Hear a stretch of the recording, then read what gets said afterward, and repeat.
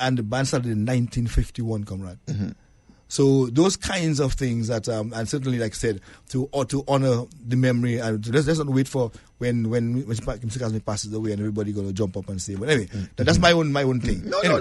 We are right. I mean, we have Old Street, we have Hanover Street. Yeah.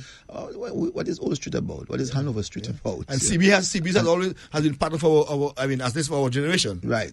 all of our generation, Sebi was there. Yep. So I'm saying that we have to, and I'd really like the central government to maybe put a committee together to see how we can identify these icons, these iconic people, and look at places and areas and buildings. I mean, the Social Security is named after, I think... Jocelyn. Yeah. We remember the DBMC building is named after Vanos. Yes. You know, so we have to start doing these things. So when someone asks, who is Vanos John Charles? We can now say Vanos John Charles was a big farmer in Dominica, prominent farmer in Dominica, and the things that he has done for Dominica. So we can have a write-up even on the buildings. I think if we think that way, I think we will have less criticism about our country. So every time we make mention of a place, we will be calling the name of a Dominican, so we'll have less criticism of that place because we're now talking about a Dominican before you talk about the building. So I see nothing wrong in the financial center being called after someone who has contributed a lot in finance in Dominica. Treasury, you know what I'm saying? Yeah. Sims or somebody. Yeah, I don't know, something. You know? Yeah. You know, So, but we can go on that there. But I'm sorry to bore you, my guess. You know, yes. But that's our usual chit chat. You know what I mean? All right, Cecil. So, how we go? Are you going to introduce him, or you want me to do it? Yeah. Yes. To our listeners at home and abroad, as Cecil mentioned earlier on, tonight we have the pleasure to have in studio with us, son of the soil, Renauld Deja. And as you know, our format has always been to ask the guests, whether in studio or outside, take them way back, as far back as they can, the school and all that kind of stuff, and then go into the work life and other things. And in this case, for Mr. Deja, I have done some research on the topic and on himself and persons who may have contributed to his development, and we will explore that as we go along. So this evening, once again, Cecil, I'll pass it back to you to welcome Mr. Deja to the studios. So let me just welcome you, Mr. Deja, for taking the time off to come in and to chit-chat with us. I like to use the word chit-chat rather than having a discussion, because, you know, sometimes discussion goes beyond our heads. If we're having a chit-chat, you know, we are open if our ideas and our discussion would have a better feel to the ordinary people out there. And so tonight we are going to talk about a number of things. According to Richo, the good, the bad, and the ugly. So we will start by you telling us your name, where you were born, your mother, your father name, any siblings, your yard, where you were raised. And when we speak about your yard, before you speak about the yard, we'd like you to tell us the schools that you've been to, the church that you've been to. And then when you get to your yard, we're going to have a nice discussion with you.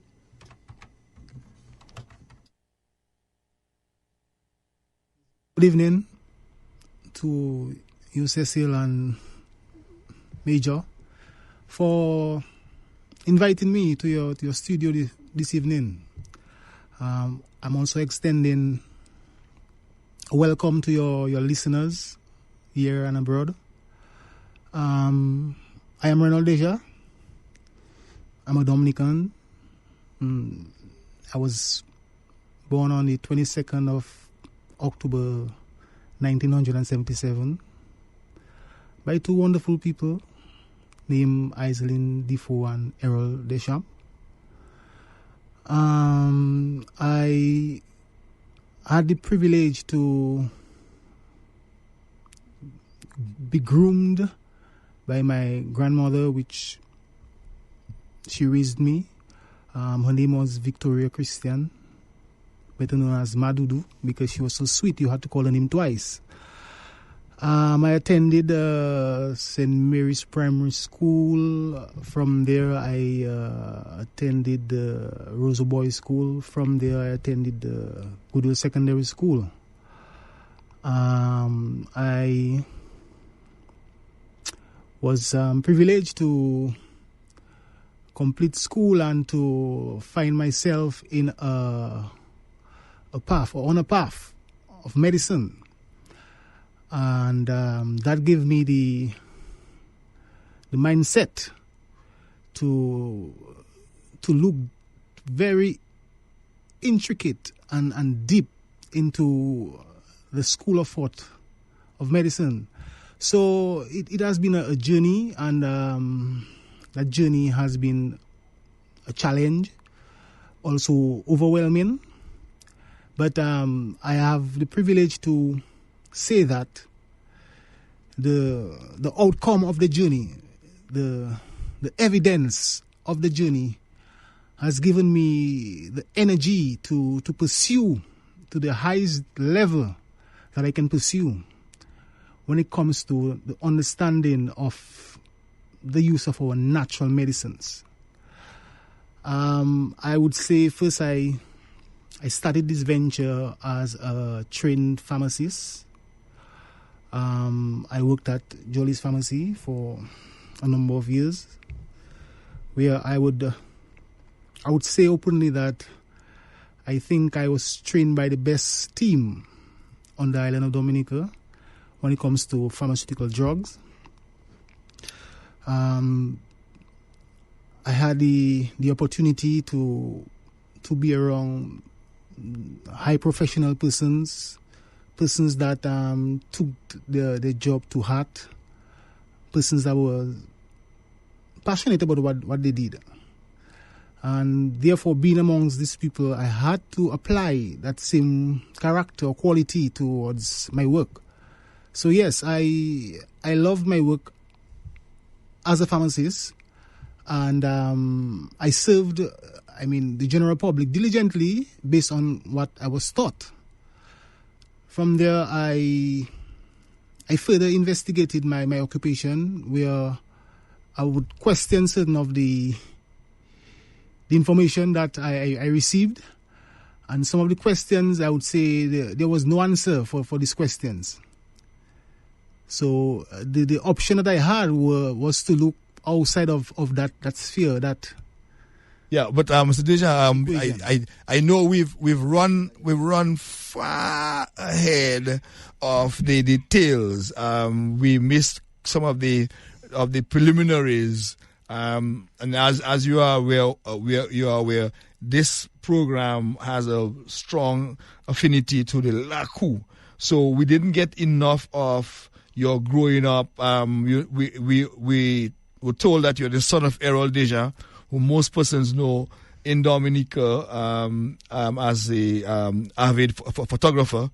And just maybe I should leave it up to you to explain where in Roseau you grew up and the popular name for the area. And we need to get more about, well, before you go into the larger community, tell us about your yard. Tell us about your Laku. My Laku, I was brought up on Hillsborough Street in this area called Lakushan.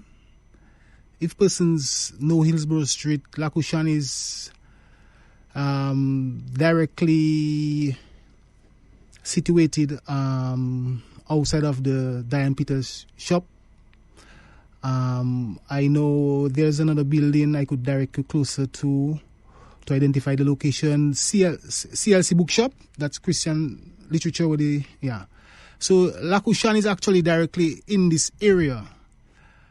And I recall... Is it in the area, or is it exactly where the CLC Bookshop actually located? The yard. Inside the yard. There's an alley. Right. So yes, because you said, based on what you were saying, it's like it's around the vicinity of that area. I just wanted to make sure that you tell us exactly where it is. Yes. Well, CLC is on the roadside, so you have to enter an alley to find yourself in Lakushan. Lakushan, as I recall, growing up, Lakushan was a place that that you could find diverse cultures, diverse personalities. And what I mean by that is that we had a fusion of persons from different parts of Dominica living in Lakushan. For example, my grandparents or my grandmother and my family, we came from Granby. We had persons that was from Monjon. We had person that was from La Plaine. So it was a fusion of persons living in Lakushan. And because of that, the experience in Lakushan was, it was a beautiful experience. Because the country life came actually to Roseau. And based on some of the cultures that I never knew growing up in Roseau, actually I had the opportunity to experience it from the persons around that came from the different rural areas. But why Lakushan? Why Shan? What is Shan? Shan, as far as I understand, that Shan was the owner of the Laku. I don't have too much information on Shan, but I knew the Shan is the name of the owner of the yard. Okay. Well, I have something there from one of our listeners, and he was saying to me that the lady, I think she used to sell ice cream in tub ice cream or something. Can you remember that? I'm not that old. Yeah. I don't think you'll ever remember that. Okay. I don't think this Deja, because I'm sure while he was growing up, wasn't their interest. They just knew the name as Lakushan. Yeah. Okay. You know? And that's the problem I have in many of our forefathers. They will not give us the history, and so generations after we lost that information, and so it becomes meaningless to us. Yes, Deja. Yeah, I mean, growing up, our socializing was more amongst groups of youthful persons. You know, you would have more respect for the elders, when it comes to good day, ma'am, or good evening, ma'am, or good night, ma'am. But as for sitting and having dialogue on our history and, where we came from and that whole atmosphere, I think that was void. So our upbringing was, we were more inclined to what we saw on television, And what we saw on television at the time came mainly from the Western influence. I recall that Michael Jackson was one of the stars in that era, of growing up. And, we saw it fit to put Jerichos, to have this tight pan doing moonwalks and all these types of influence that came, from the American culture.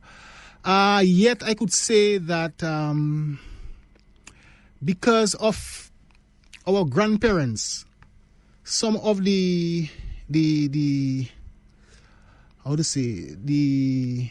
concepts, that they brought to Roseau, it remained. And some of those concepts came from the diet, the foods that they eat, And what I recall was there was always a bag of food, at our kitchen door. Because you find persons would come and spend maybe an afternoon, or some person will come to visit and they will spend the entire day, but they won't come empty-handed. So that cultural aspect really was preserved by the persons that I raised up around, the elderly persons. As young men, I had a lot of friends in Lakushan. I mean, the yard was actually, he had comprised of about 1, 2, 3, 4, maybe 6 families, living this small Lakushan. And as young men, I knew that the only option we had at that time was to involve in some activities, and these activities was mainly sports. Whether it was football, whether it was basketball. Well, Mabulol was one of the sport that we play, and most of our time we spend either at the Windsor Park or in this area. Now we call it the Olsen University. It used to be the clinic before. So because of the width and the length of this area, we used to put some stones and play some small goals. So I raise up mainly in that environment when it comes to really my remembrance of being youthful, growing up in Hillsborough Street. A lot of sports. And on a Saturday in that area, you'd remember clearly that Mr. Diane Peters would sell his fushine and his black pudding. You can tell us something a bit more of that? Yeah. Yes, Cecil, you send me back right down in memory lane there, yeah? I can actually take the scent of that fushine and that black pudding bubbling on a half drum, those iron drum, those steel drums, because Diane Peters and my father's property, there was just a wall that was separating those two properties. And, the wall wasn't like 6 feet high. You could easily stay over and see what was happening on the other side. Diane Peters was actually one of the popular hangouts at the time. And every Saturday, yes, you get your fushine and your black pudding, your pig food and whatever. And I recall the type of persons that I used to see around there were reputable persons in society. So definitely, Diane Peters definitely had a mark in those times, And while in the Lago area, which is not far from the Diane Peters residence, you would have seen in Lago a lot of characters buying their rum, their white rum, but by Diane Peters, they would actually engage in brandy and whiskey. I'm sure you'd have remembered that too. Well, I was a child, so I could see as far as my eyes could see. Because you could mingle amongst those men, as I said, was reputable men, men of high status, as we would say.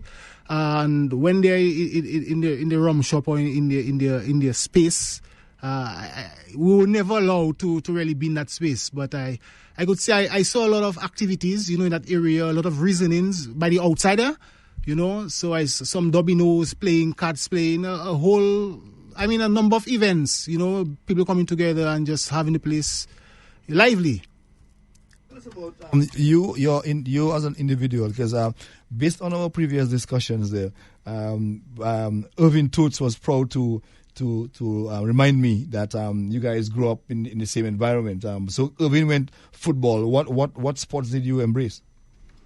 Well, I embrace football, basketball, and cricket.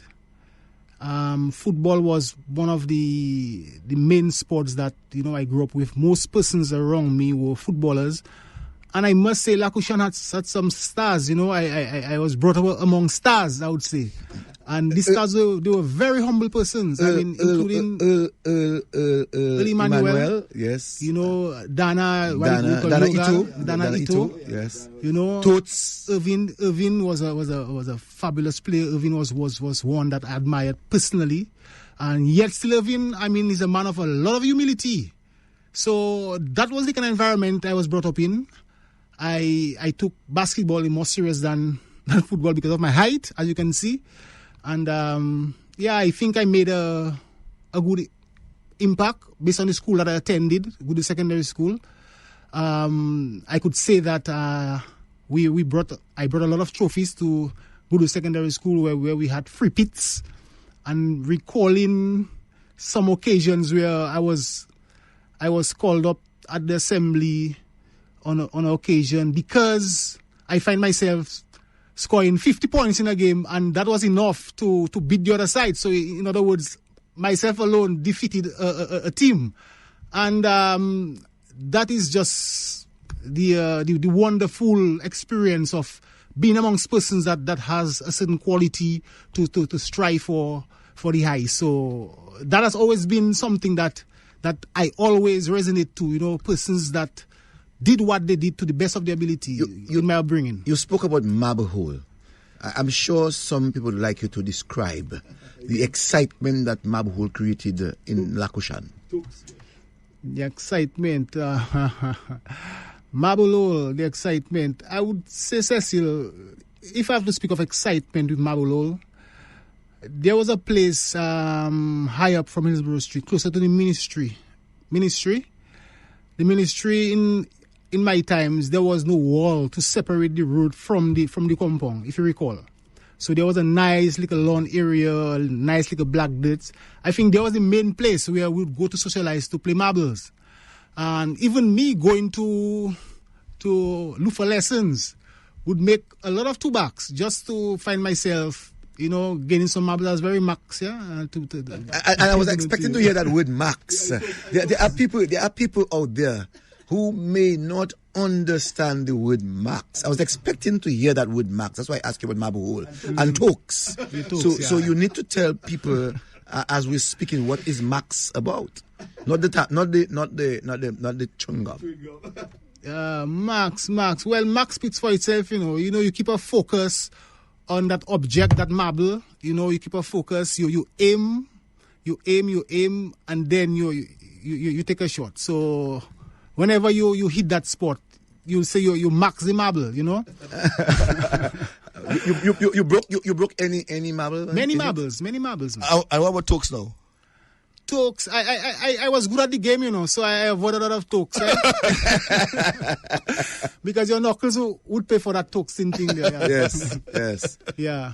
But Cecil, can you imagine? I mean, nowadays so many of our children have no idea this marble hole thing. Those 3 holes, no idea how you play it, what the game, the rules. That is something else. No, in your yard, I am sure, because you said that you lived in Lakushan. And right in Lakushan, I remember when I was going to Rosa Boys School, we played a lot of knots on the sidewalk on Hillsborough Street. Bloche? Did you play bloche? Bloche is what? Knots. Well, I was introduced to knots actually while I was posted to the country. Because the reality is that I did not raise with my mom. I guess I was seen as my grandmother as a precious child, because my grandmother, she actually brought me up, and I recall, based on speaking to my mom at the time, living the country life was a little bit hard, and my mom had the privilege to, my grandmom had the privilege to really was in a better position to take care of me. So I spent my tender age, growing up with my mom, my grandmom, and my father and my aunt. My aunt was a seamstress. My aunt was one of the only seamstress in Lakushan, named Silma Fevry. And trust me, I recall my aunt working overnight, swelling feet. And at the end of the day, she made clothes and costumes for those pageant people, those especially in carnival season, a lot of the bands. She was very, very popular at the time.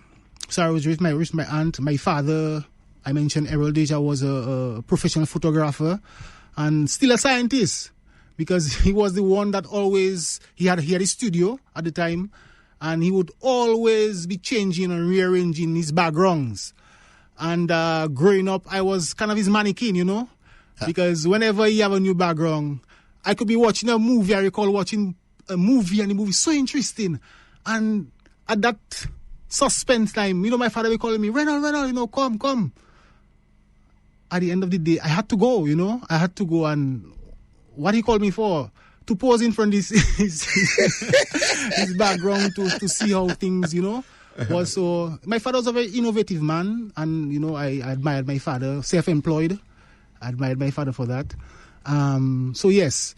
Before you go on, as you're speaking about your father, did your father by any chance mention to you about one of our leading unionists in the person of Louis Benoit Zaboka, who lived very close to where you lived?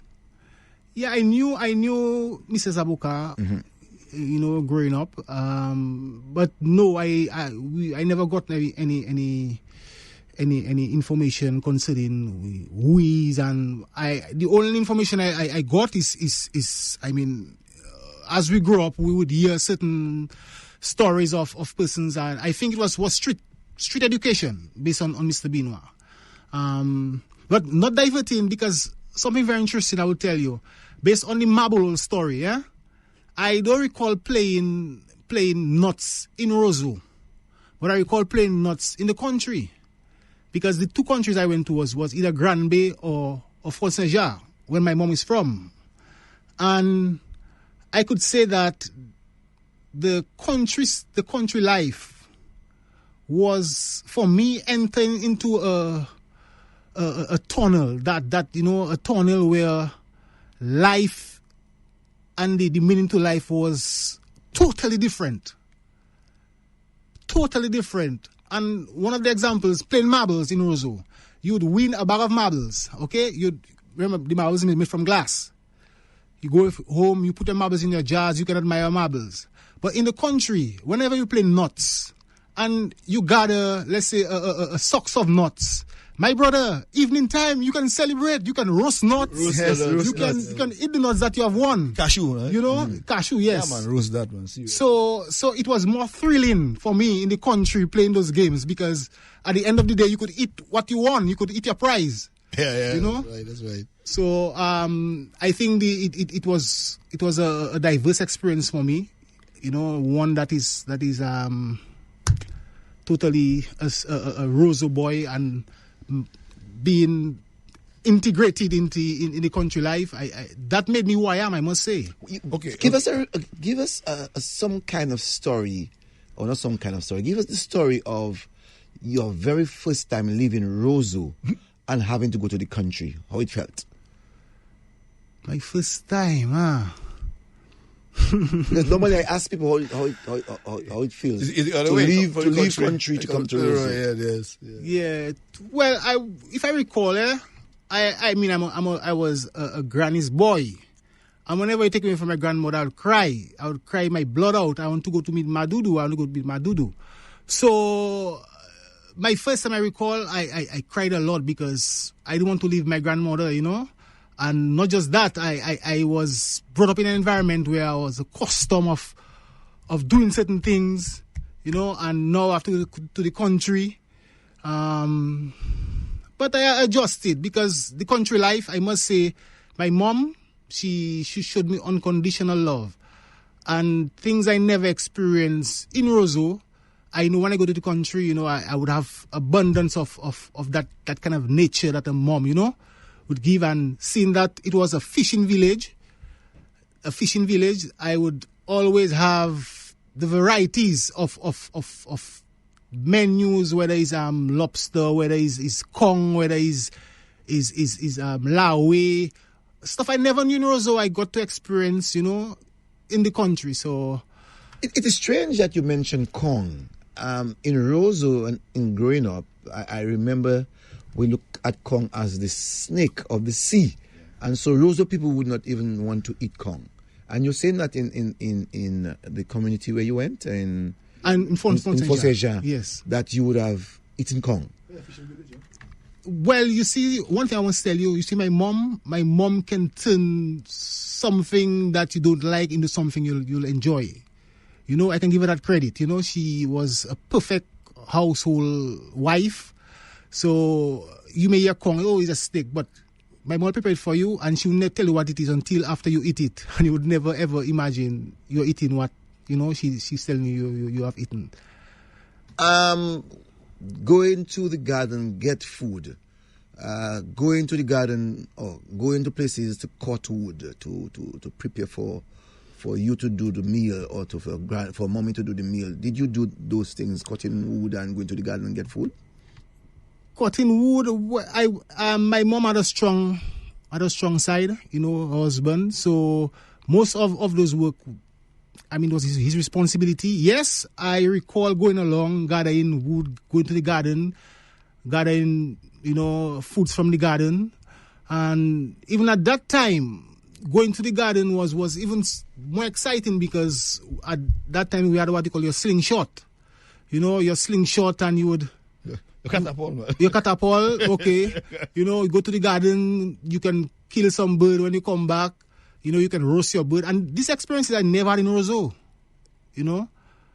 So you never sensed stone being big as then? Well, Sandstone behind Vegas, at the end of the day, Vegas right across the river, or you can get Vegas there. But but many of us knock out Vegas and we went and get Vegas and cook it by the river for our mellow cream tea, or butter team, and make our mess. No, if I had to recall, I mocked VU and crayfish, growing up in Roseau, in the Roseau River. And what about Titiwi? Titiwi, no, more in the country, I knew about Titiwi. I had my experience of opening crackers bag, in the river mouth and setting it for the next day. And next day you'd see, wow, whole heap of Titiwi. No, in Roseau, no. But in the country, yes. Yeah. All right, so well, we didn't spend too much time on the preliminaries on the creche, but we're moving on into. So now you are into high school going, primary school going into high school. Where would you have been at this time? I was at primary school. Right, so now we're going to high school. Yeah, well, tell us about that. Yeah, well, I mean, from primary school, I went to Roseau Boys School, and from Roseau Boys School, I went to Goodwill Secondary School. Yeah, I said in Goodwill Secondary School, I complete my high school education, and at that time, my main interest was sports. Sports engulfed who I was at the time. Is from school, send my bag in a corner and head up to the Windsor Park. And I would get blows for not doing my homework, After the Windsor Park, sometimes we could play football. So being in high school, it was a time where we focus not much on academics, but more on sports, Let me ask you, during the time that you went to school, we know that there was a stigma placed on the Goodwill Secondary School. During your time, was that stigma being placed on the school? And if that was, how did you go through that stigma? What stigma is that? What's that? Not as good as SME or DGS? Not good as SME or DGS. It would be people consider it as a fighting school. And you'll find that people don't want their children to attend the Goodwill Secondary School. I don't recall that stigma though, to be honest with you. But what I can say, because of sports, we elevated the outlook of the school, the character of the school. Because, as I said earlier on, Goodwill Secondary School was reputable for winning championships, whether it's basketball or football. So Goodwill Secondary School, at a certain time, the bar was raised based on the sport aspect of it. We had Jabon, Mr. Esprit, was the sports teacher at the time. But as any negative stigma, I would not say so, because I can attest that Goodwill Secondary School have produced a lot of successful persons, in our society. But question, you have no regrets of not having gone to either SME or DGS. Your Goodwill School is as good as any one of them, right? Definitely, sure. Okay, sure. No problem. No, let us get into the meat of what we are here to do. In either Fort Seja or the yard, Lakushan, did you see any interest in plants? In plants? Yes. Yes, I had a lot of interest in plants. Fruit trees. I was always a lover of fruits. So, and to my mind, one of the things that I got a lot of whipping for is to climb people's walls to pick cherries, to pick their mangoes, So my interest in plants was more fruits, because I knew the importance, of fruits. I knew that fruits would give you nourishment. I knew that fruits kept me energetic. So my interest in plants, mainly fruits, in my upbringing, I knew nothing about herbal medicines. I knew nothing about herbs. I'm not the one that can say, my grandparents, used to make X herb or whatever. The only thing I can recall as we speak, because I flashing back here, so everything wouldn't come. But flashing back, I recall my grandmom used to bring me along with her in Lago. Lago used to have a big step. And my grandmother used to make mabi, and I recall selling mabi on that big step with my grandmom. In those days, we used to call it the beer bottles, would make the Mobi at home, and there was no cock. So what we used to do is the brown paper, fold the brown paper and screw it down. And what I can recall that was amazing in comparing this dispensation. What was amazing that when persons bought the Mobi, they drank it right away.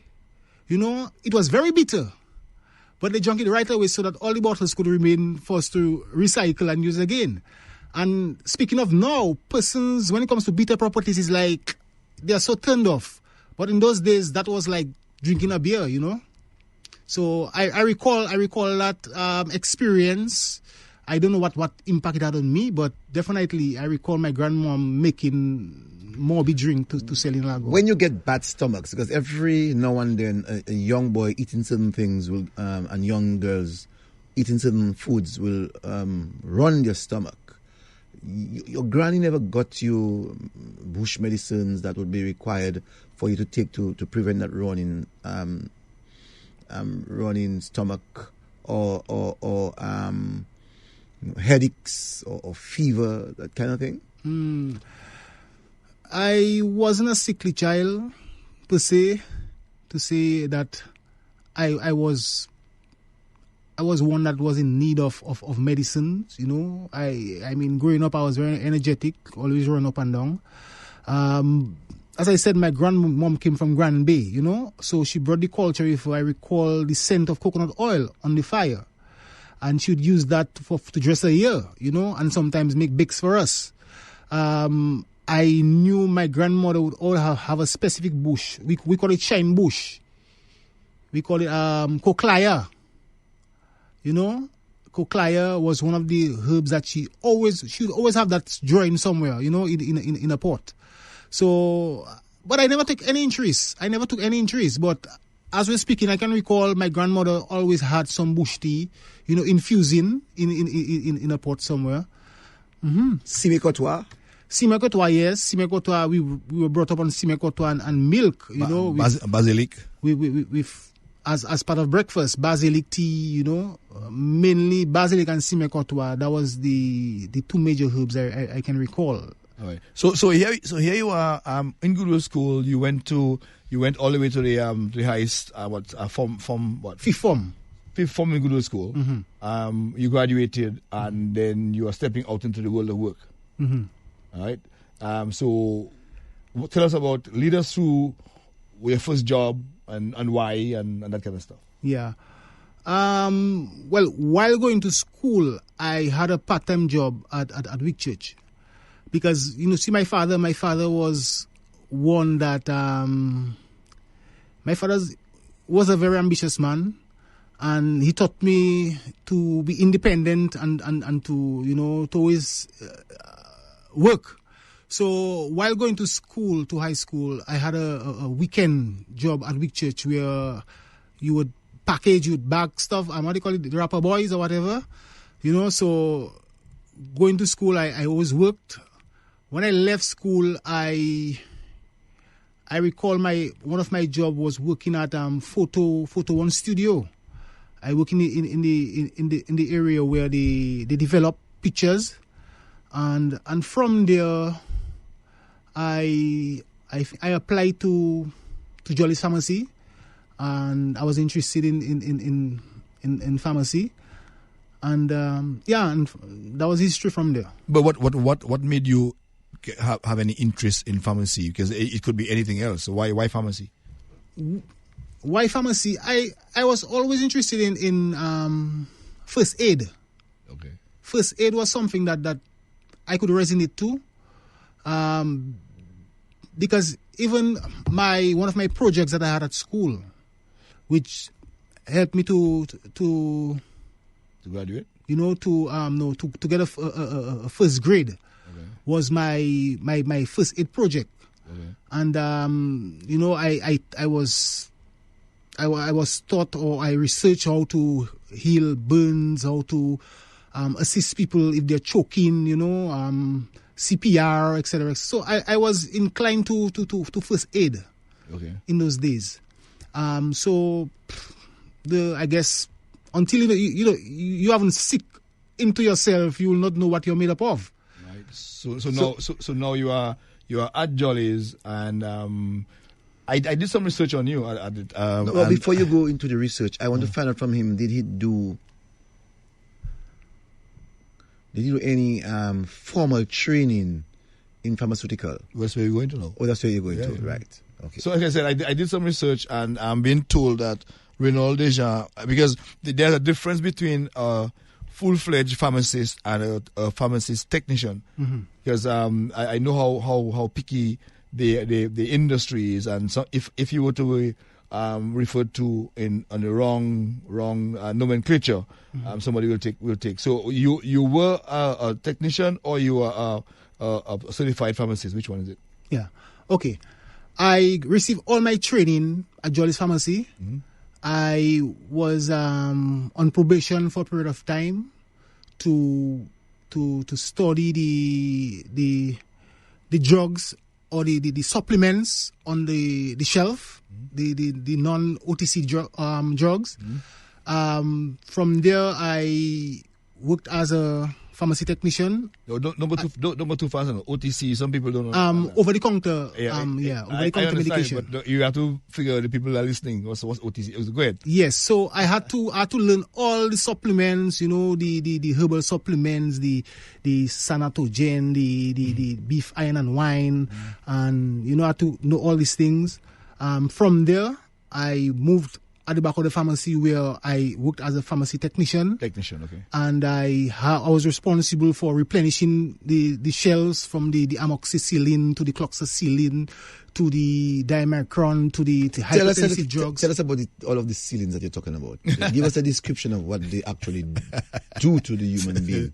So not yet, Cecil, not yet. But no, you want me to come to that right now? Because you say you're going to come to. No, as you're saying that you're from this to this, I thought you were going to just. Yeah, well, the knowledge base that I acquired to know the drugs, because at the pharmacy I knew nothing about health. I was only taught about drug medication. Health wasn't one of the fortes that I was introduced to in pharmacy. I knew about drug medication. So, yeah, as I was saying, I was responsible to replenish the pharmacy, the shelves, So I had to be acquainted with all the drugs that we had at the pharmacy. And I want to mention that one of my colleagues was Mervyn Alfred. I worked with Mervyn Alfred, Miss Bertilia Dover, Miss Jean Henry, Mr. Jolly himself. Dave James, so I work with a concoction of persons, and at the time, myself, Mervyn Alfred, and Dave James, we were not qualified pharmacists. Certified. Excuse me? Qualified or certified? We're not qualified in the sense of the certification. Okay. Yeah. So, so I was saying, so at the time, I fell in love, with medicine, and from being a technician, I guess my superiors saw my interest, so I was trained to dispense drug medication. I was trained to make concoctions, whether it's for cancer, whether it's for the skin. I recall Dr. Cooper was one of those popular doctors. We would get the prescription, and I would be the one that to go and mix the aqueous and the betamethasone and all those concoctions to make the medicine. So yes, I was trained in that field. But at the time, the interest was so high within myself and Mervyn Alfred and Dave James. So we wanted to do the course. We were ready to do the course because, as I said, I was trained by the best team on the island. I have full assurance of that. I remember myself going to Mr. Errol Thomas at the Princess Margaret Hospital, one-on-one, to make him know that I'm interested in the pharmacy program and I would like to be a qualified pharmacist. But at the time, that program was shut off. And what I understood, the reason why that program was shut off is because pharmacists wasn't getting work in Dominica. And some of the pharmacists were migrating. So because of that, I never did that official pharmacy course. My colleague Mervyn Alfred, over a period of time he did his own online. But at the pharmacy, I had an extreme decision to make. When the whole enlightenment of drug medication came to me, And, you would study the medications because you had to study the medication. Stick a pin in there. Just before we get to that, I just want you to listeners to be very clear as the responsibility of a certified pharmacist versus a pharmacy technician. So you were doing all the background work, but did you have to have an oversight and a vetting from the qualified pharmacists with what they were? Because then you are a support to the pharmacist, but you're doing all the hard work anyway, and it's like somebody up front and you're in the background. So you were allowed to do all that stuff and still dispense. I mean, isn't dispensing a feature or responsibility of the pharmacist?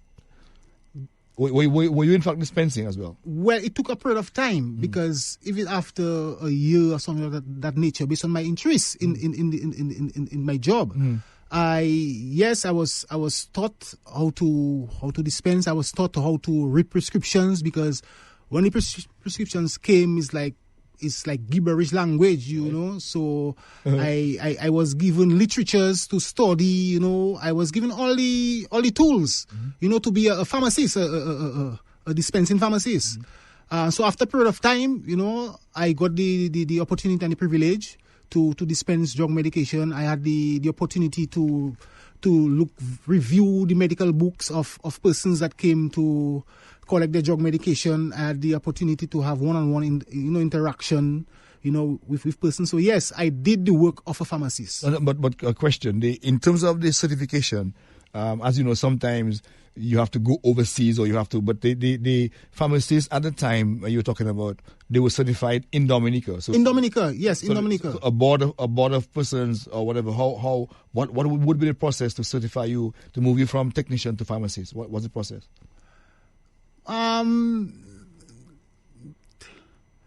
The process for me, I would say I was fortunate because of the injuries that I displayed. So there was no process where I'm not asking about you in particular. I'm trying to understand anybody else. So any other pharmacist technician who wants to get certified as a certified pharmacist, what system was already in place that would you have to go to a board of persons to question you, or an exam, or how would you move from technician to pharmacist? Well, I did the work of a pharmacy. I get that. The training came from solely on the job. I get that, but I'm still asking, because basically what Richard is trying to ask you, to become a certified pharmacist practitioner in terms of a pharmacist, that there should be a board of. I'm not certified. Oh, you're not certified. I'm not certified. I'm not qualified. So no, he's asking you: was there any what's the process? Body, any group of people that were placed together to ensure that people like you are actually doing the right things? And to examine you. And to examine you. I was examined. The persons that examined me was my superiors, my seniors. And it wasn't like I was dispensed, doing anything in isolation. I was... No, the question, I think you may be missing the point. The question is, at present, a doctor goes out there, studied in whatever university, came back to Dominica, cannot just go and practice to become a practitioner in medicine. Yeah. There must be a medical board who will certify and to say, yes, you are valid and that you can go out and work. That process in Dominica, in reference not just to you but to many other pharmacists, was that process in place in reference to a board that would have required for your supervision or for your certification? No, once again, I was not certified. Not you. Forget you. Okay, but no, as I said, that my intention at the time was to be certified, and what I recall is going to Mr. Thomas, Errol Thomas. I didn't have, yes. And to be honest with you, let's take for instance your friend James. You said that he went online and he did his course.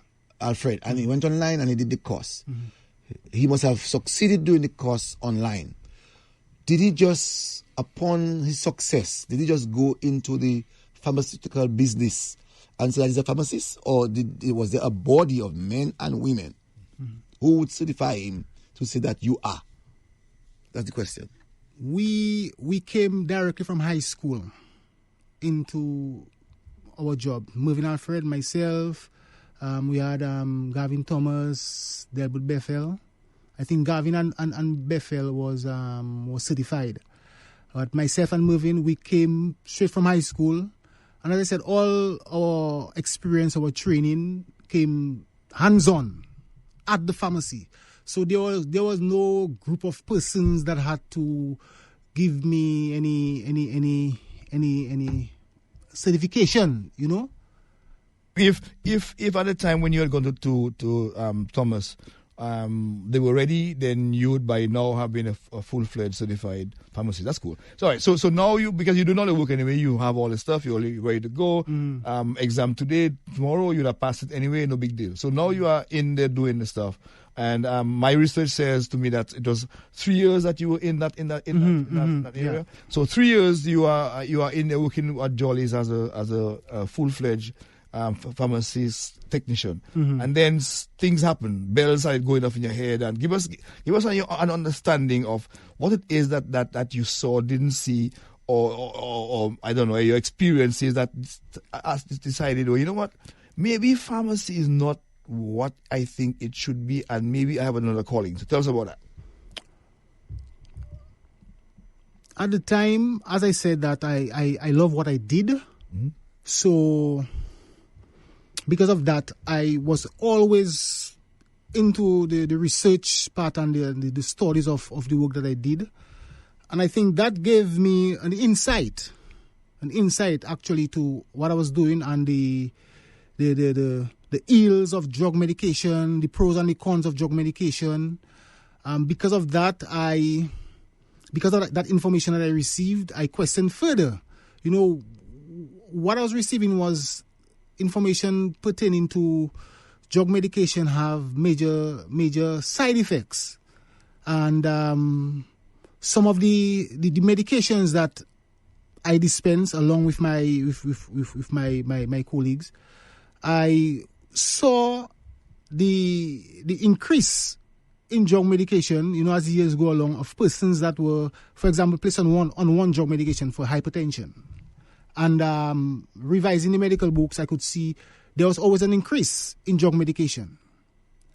This was something that I questioned in the sense of why persons, you know, started on one drug medication, and maybe 1 year and a half after, you'd see maybe 3 different medications, you know, prescribed to them along with the first drug medication.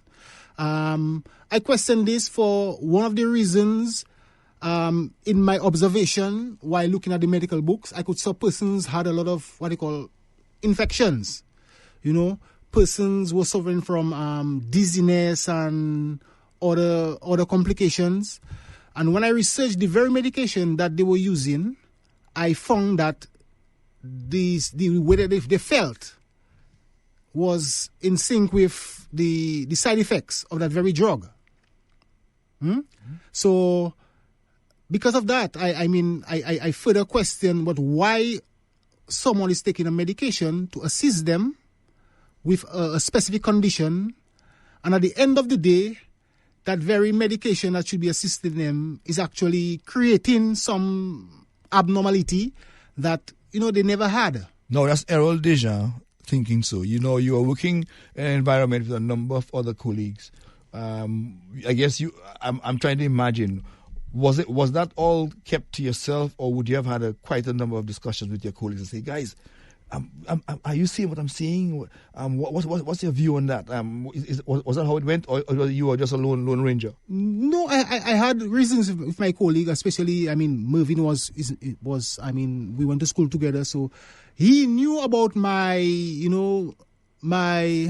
observation. I brought his attention because he, if I recall clearly, he was the one who introduced me to Delbert Bethel, who worked at 2 Days Pharmacy, because we had a connection. Persons from 2 Days Pharmacy, went to school together, would interact with persons from Jolly's Pharmacy, and I was I approached Delbert, and he gave me a book called The Scientific Validation of Medicinal Herbs. And honestly speaking, I think my drive came from the knowledge that I got from that book. Because that book actually taught me a lot of the herbs that we have in our environment. It taught me that these herbs, they did contain medicinal properties. For example, things like dandelion, herbs like blue vervein. And that book was written by Daniel Morrow. He was a PhD. And he wrote that herbal medicines may be more effective than pharmaceutical drugs. PhD saying that. And so from reading this literature, I became more curious. I get more enthusiasm to go further than where I was at, because I knew where I was at. Something, I couldn't put the finger exactly, but something was not resonating to me. Okay, but even at that point in time, anybody else in your environment that you could because sometimes you want to bounce some ideas of other people. Were anybody else in that field thinking along those lines as well? I would say no. I had no one that I could be tutored about or guided, towards what I was experiencing. It solely come from observation. Okay. And for some reason that I saw persons who wasn't getting better. That's a fact. Okay. Over the years working and dispensing drugs, I saw persons who wasn't getting better. For some reason, I had the passion to look further. Yeah. When just a quick one there. Prior to the show, we had an aside some time ago, and you were trying to relate that experience to your Laku. Because remember, this is the Laku program, and you were saying when you look back in your Laku, there were a number of persons who your elderly that you could what a why, but how come this person has been taking all these drugs, and give us that kind of connection. Well, in the Laku. Because we live not too far from what you call the Roseau Health Center, right? Okay, because there was a lot of elderlies in my yard. Uh-huh. Every morning persons would have the appointments to go to see the doctor to get their medication. Mm-hmm. Because growing up, I recall hearing my neighbor saying, well, Makume, Makume Meduva, and knowing my grandmother got up very early just to keep her appointments. So I saw the use of drug medication as part and parcel with life. That's how I thought it would be. Right.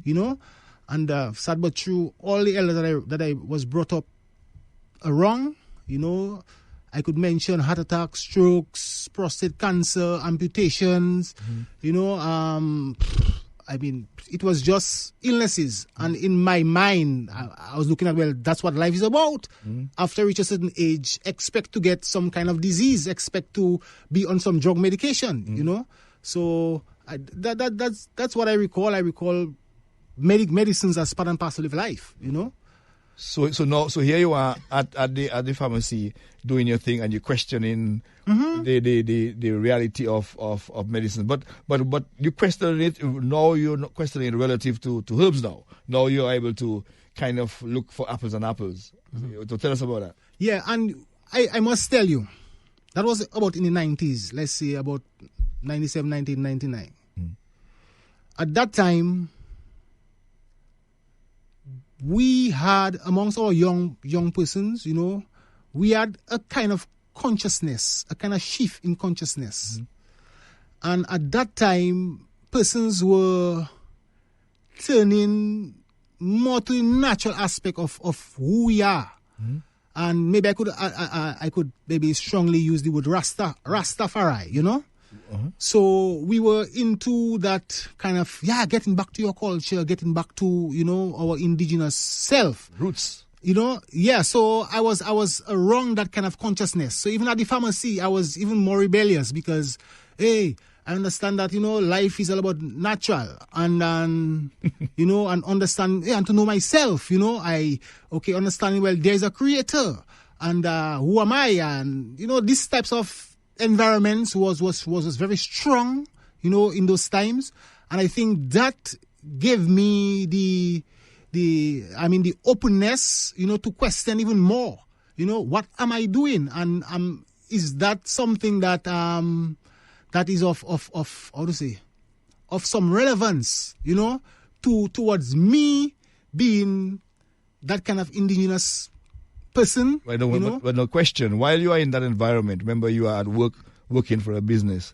To what extent the management caught on to your shift in your meditation, or did you keep it on the wraps? And anybody said to you, Deja, you can't be talking herbs and trying to rebel against the because you are at work in a particular environment. How did that work for you? Well, I took my time to learn. Okay. I took my time to learn. I was not rebellious, instantly as I found that, okay, well, there is something more to medicine, I still remain humble. I still remain to read a lot. I read a lot, when it came to that. And even now I could reveal to you that there were persons there, and I could remember one specific individual named Bashi. This guy was on cloxacillin medication, and I think he had some repeats of 3 months repeat, of cloxacillin. And I recall dispensing his first portion to him. I recall dispensing his second portion to him. When I say him come back the third time, I did some investigation into cloxacillin, and I actually left the back of the counter and went to the front to have a little dialogue with him and questioning him, what is your condition all about? You have been taking this drug for X amount of time, because the book says that there was a limited time to take this drug, and he was exceeding that time, And I counseled him and I educated him about the drugs, and he decided, okay, he's not going to take this drug anymore, So at the time, I was still kind of influencing even my immediate family, to use something alternative, use alternative product rather than the pharmaceutical drugs. So, yeah. But weren't you afraid that the establishment, your boss, the people who would have said, something, Mr. Deja, I don't think the pharmacy is a place for you. I think you should take your leave. You weren't afraid of that, right? No. No, as I said, I was very subtle. I was not in any loud, state of mind. I just gathered information. Okay. And my final decision was to resign from my job. I consciously wrote a letter, okay, stating that I'm no longer interested in that job. And even at that time, I had no idea that I would venture herbal medicines as serious as I'm doing today. But if you resign your job, you don't know where you're going. Why? I have no idea where I was going, And at the time, I recall myself wanting to buy a vehicle at the time. Right. Because, you're young. I was about 21 when I first started to work at the pharmacy. So you are, in the prime of your life. You're not thinking of giving up, the pleasures and the things that a young person would desire of enjoying. Right. But for some reason, I guess it's love, I would mention, that guided me, because I saw persons was getting more ill rather than persons getting better. How much support you got from, your father was still alive. How much support were you getting from your immediate family and even your immediate friends to say, yeah. Wow. Because at that time, it was all Rastafari and stuff. But by the way, were you into the Rastafari movement yourself? No, I was into the Rastafari movement. I was in a conscious movement. Okay, good. Where I would I never part of any Nabingi group or find myself in any group, But there was a consciousness within myself, and as I said, it was more about trying to know self, trying to know yourself. Okay. But I would say something specific to you, yeah? And up to this, I'm saying to myself, my grandmother, she instilled something into me. Mm-hmm. I would say she was a Proto-Catholic, Okay. And she taught me about Christ. Okay. And I think that has remained in me, that love for that the essence of that individual. And I hate to see people suffer. I don't like to see people suffer. Mm-hmm. So if I have to look back and reflect, I think the evidence of persons who was getting more sick was overwhelming. I could not say, okay, that's my mindset or the reality, because the medical books was what I had to evaluate whether Cecil is doing well on his medication or not. And this was never the case. The case was persons would be getting infections, person would be feeling worse rather than feeling better. So I think that was my personal observation, and I kind of kept it to myself, not being outraged about it, but rather patient to find more. But I'm going to ask, I mean, I probably have it's an impossible question to say, okay, well, here it is. Take Cecil as an example. Cecil is he has diabetes, let's say, right? And you are seeing this. He's taking all his medication. You see enough. So now he's not getting better. But then, would you have taken that sort of finding to your boss and say, boss, look here, I'm seeing Cecil. Cecil, what do you think about that? Or you kept all that information to yourself? No, I mean, I'm a junior. I cannot question my superiors, my brother.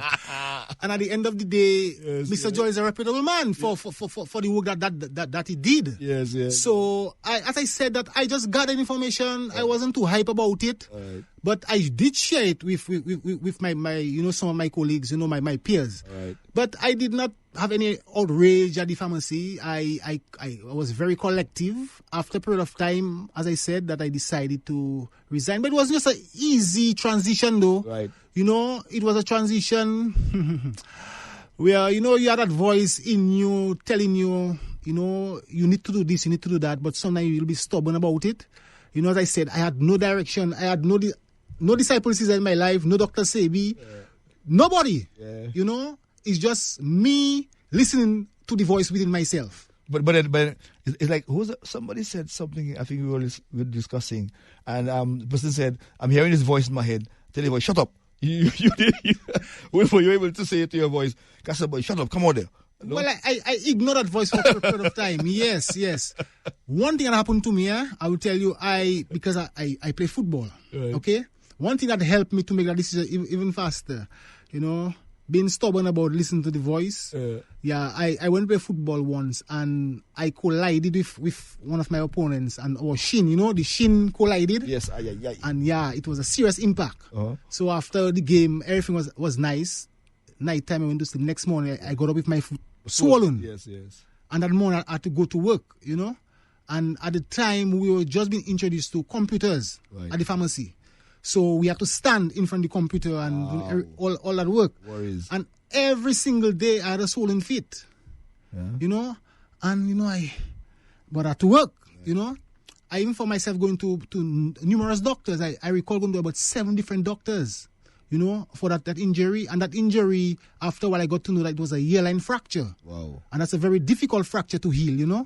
So that kind of amplified my resignation, because it's like, okay, if you're stubborn, you'll feel, So because of that injury, I got after a while, I decided, something, I need to do what the voice within myself, is saying to me. Mm-hmm.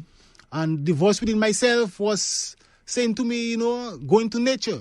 Mm-hmm. I met persons that had that impact, to make me understand that, hey, nature is alive and well, because I never knew anything of nature. I never knew anything of herbs as a medium for medicine or for healing, So my radical decision to resign from my job, gave me that image that, okay, well, I was losing it, because all of a sudden, you have no problems in your job. You have no contradiction with anybody, as I said.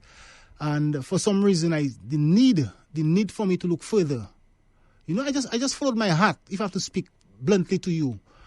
And I was surprised after a few years of not seeing Anderson Jolly Jr., after his father passed away, I recall meeting him at the Mero Beach. Yeah, long time since Andy. So I say, Andy, how you doing and stuff and this and that. And Andy said something to me I would never ever forget. In our conversation, he said to me, Deja, I always saw you looking for more, And And it's like he took me in awe because I wasn't expecting that from him. And even in that, I must say I have a lot of respect for this Jolly's family, you know. I was never really ostracized or looked at as anybody that is incompetent to speak that way, you know. So yes, I desired to look further than where I was at, because if I had to say it bluntly, there was an error in that position. There was an error. But as you moved on, you were saying that here you are, you have left your job, and then society now is beginning to formulate some ideas as to who this Deja fellow is. And you were saying to me prior to now that person decided to decide that you're not too well upstairs. Tell me about that. Yeah, and you're brainwashed, like somebody put something in your head and blah, blah, blah, But the good thing is that at that time, my father had migrated, My father was in the US. So that burden wasn't too heavy, My grandmother had passed, I was with my aunt. Yeah, so I recall writing a letter to my father telling him that I'm going to resign from my job and, blah, blah, blah, blah, blah. And from there, to make a long story short, it's a very in-depth story, me resigning from my job. But to make a long story short, I went back to the land. Okay. I went back to the land. I went back to Mother Nature. Before you go to Mother Nature, what did your dad say to you when you resigned? When you wrote him the letter that you I didn't wait for a response. I didn't wait for a response because you already committed. It was not he telling me yes or no. I just tell him what I'm about and I move, Yeah, you're committed. Yeah, so I remember, I went to nature. I went to actually experience for myself what that was in my head, what was in my mind, and what I understood, when it comes to gardening and to the plants and to, the fresh air and the fresh water. I was kind of, so curious about that life. Yeah, that I totally exile in nature for... But you were also labeled, as a result of that, you were labeled by the society a certain kind of way. Labeled, not per se labeled though, because I showed no evidence. I showed no evidence of whatever person perceived that was happening to me. I showed no evidence. And I was a person, I was always loved by persons because my character is always warm and friendly to persons, and I was most respected in my community, especially being a pharmacist. People call you doctor, and before they see you, it's like in their prescription, tomorrow we have a da-da-da-da, and da-da-da, and have that interaction with you. So I got a certain level of respect in my community. So when I moved, I had no one seen in my eyes. To where? I went to the country. I went to the south side of the island. I went in the bosom of Mother Nature in a place called Pedita. Pedita, okay. I was how to say? I was immense and immersed in the love of Mother Nature, and I could tell anyone that we have no idea. We have no idea how rejuvenating our beautiful lush, green, untouched, mountainous areas of Forest of Dominica. We have no idea the energy. But still not a Rasta. No, I always trust in Christ. Christ is the center of my life. No, okay, I get that. No, you're a city boy from Lakushan, now in Zion. How were you able to make that transition? Survive in the Zion from the concrete? You're concrete, Yeah, concrete, I know, but let me tell you something, my brother. I can't explain everything. But there's a spirit in each and every one of us. Right. And when that spirit speaks to you, if you obey, you will find strengths within yourself you never knew you had. Okay. And as you're saying that, I'm reflecting on Pedita. I've been to that place in that mountains, passing 7 rivers and getting into that flat land on the mountain. It's so much beauty, so much peace. You're so right. Definitely. But even speaking to you right now, it would be a very shameful transition if you have to look at the norms of society and how people will characterize you, how they characterize you. Because don't believe my transition was like 1 and 2, It was a bittersweet transition. Yes, right. My mom wept. My father raged, etc., etc., you know. So it was not like all is well. So that is why I think Rachel needs to pull it out from you. So I could hear Errol saying, because Errol used to love his pato sometimes. So I could hear Errol saying, Gasa Zafa moving the foo. Exactly. And I can hear him telling his domino partners on the die. And you see that child I make there, Mrs. Yabuk foo. Well, my father, let me tell you, my father, when he came from the US, I went to visit him, you know. And it's like he's checking, but, you know, what is going on? I say, well, Daddy, I find that pharmaceutical drugs, they're poison. Blatantly, my family, immediate family was the first set of people I was blatant about my decision. I found that they were poisons. They were not healing people. And people was not getting better. You know, my father told me, but it's like, who you think you cannot save the world, you know, even as far as saying, you think you're a prophet? You know, but I said, Daddy, why I can't, where then can I shoot here? You know? So, I recall he telling me, Reynold, one call Mr. Joel and tell Mr. Joel, you make a mistake.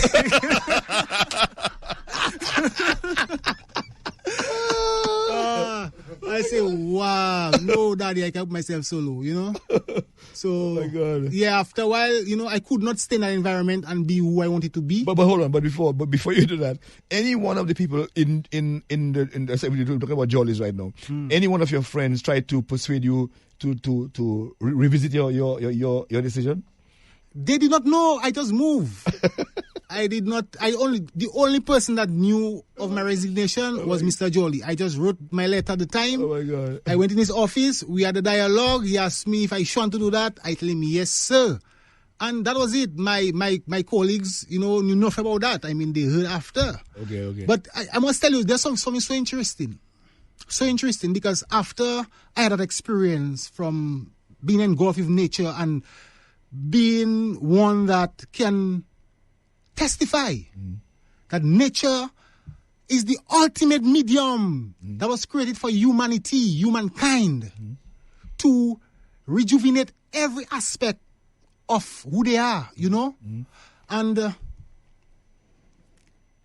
because of that today, I'm certain it was not an error. If it was an error, I want somebody to bring that to my attention and let me understand why it wasn't an error. Because being in that environment, it was so limited with the amount of persons that lived, you know, that way. And being in that environment, I got to know more of our history, you know, as Dominica. And even as far as the 70s, you know, the dreads.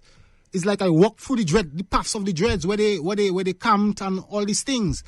And I knew that there were certain dreads that were very violent, you know, that was instigating evil upon society. I can imagine. I can imagine the lesson that Pom gave to you.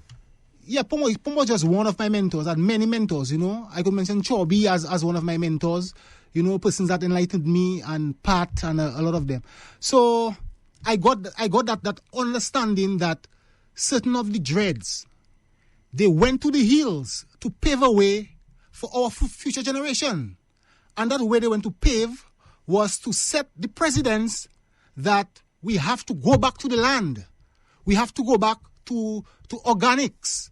We have to go back to be self-sustainable. So I got that education on from the horse's mouth. So understanding that, hey, but there was a movement, you know, and that movement got kind of sidetracked along the way, you know, and it was never interpreted. But tell me, to the general public, you as a movement to preserve. I know, but tell me, but you're in Zion right now, right? You are up there in Penita, experiencing all this peace and tranquility and harmony. But was it at a time in your head the ultimate to actually find a way to pass that on to because all these medicines and stuff that you would subsequently pick up at the time, you didn't know anything about that. So no. Okay, so you spent all this time in the Zion, is eating natural and stuff, but then every day you're getting older, every day things are happening. But why were you doing this? Living that environment, I saw transition. My family saw transition. My friends saw transition. Being that environment alone, my skin glowed. Okay. You know, being in that environment, my energy level, it skyrocketed. Though I was a young man, I was still full of energy and vibrancy. But I saw the transformation of self. I saw the transformation of my mind, because here you're in an environment, raising in Roseau, you know, is totally concrete. Chicken. You know, the diet is in sync with the norm that we know, chicken, rice, bread, whatever. And here you are in the bosom of nature. You have to pick from the tree to eat. You have to dig the yam for it to eat. You know, you have to light the wood fire. You know, you have to... No meat? No meat. And the no meat is really stem from a biblical law, you know. So it's not like you... Because you have agouti, you have manikou, you have all these wild animals all over the place, you know. But the consciousness really was about, you know, a Christian life. A life of peace and tranquility. A life of dependency on your creator, you know, a life to be sustainable, a life to be free, you know, and that's one of the things I wanted to be. I wanted to be a free man. I mean, I was not feeling bound by the term bound, but I was feeling suppressed because, you know, you have to, you know, the story about the system life. So I wanted to be free from that life and find my true purpose. And in nature taught me my true purpose. No, you're up there in the Zion, you're up in Predator. Money and clothes and all the standards, shoes. I mean, how often would you have come to Roseau to buy concrete stuff? I'm just trying to imagine your life up there. Yeah, life was not like a bizarre transition. Okay. The only thing that in that transportation, you have to walk more. You have to work. So the norm of living, survival, you have to be armed with the norm of survival. You have to work. You have to plan your day. You have to go to do shopping when you have to do it. But it was more like going back in time, you know. But the mindset of survival was practically the same, you know. Yeah, but the shopping that you go into to let's say you go down to Granby, right, down to Lally to buy stuff in the shops.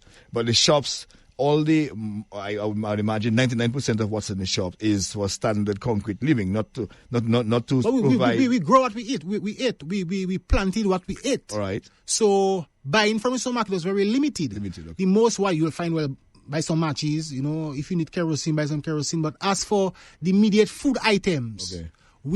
I had the privilege to understand what is wawa, you know. Okay. Wawa is one of the wild yams we have growing in our forest. Right. So you could go and harvest the wild foods, you know. It was sustainable. Everything that you needed based on food. So while now you were at that transition, at what time did you look at herbal medicine to have it as a business in your life? My first look at herbal medicines was not in the business aspect.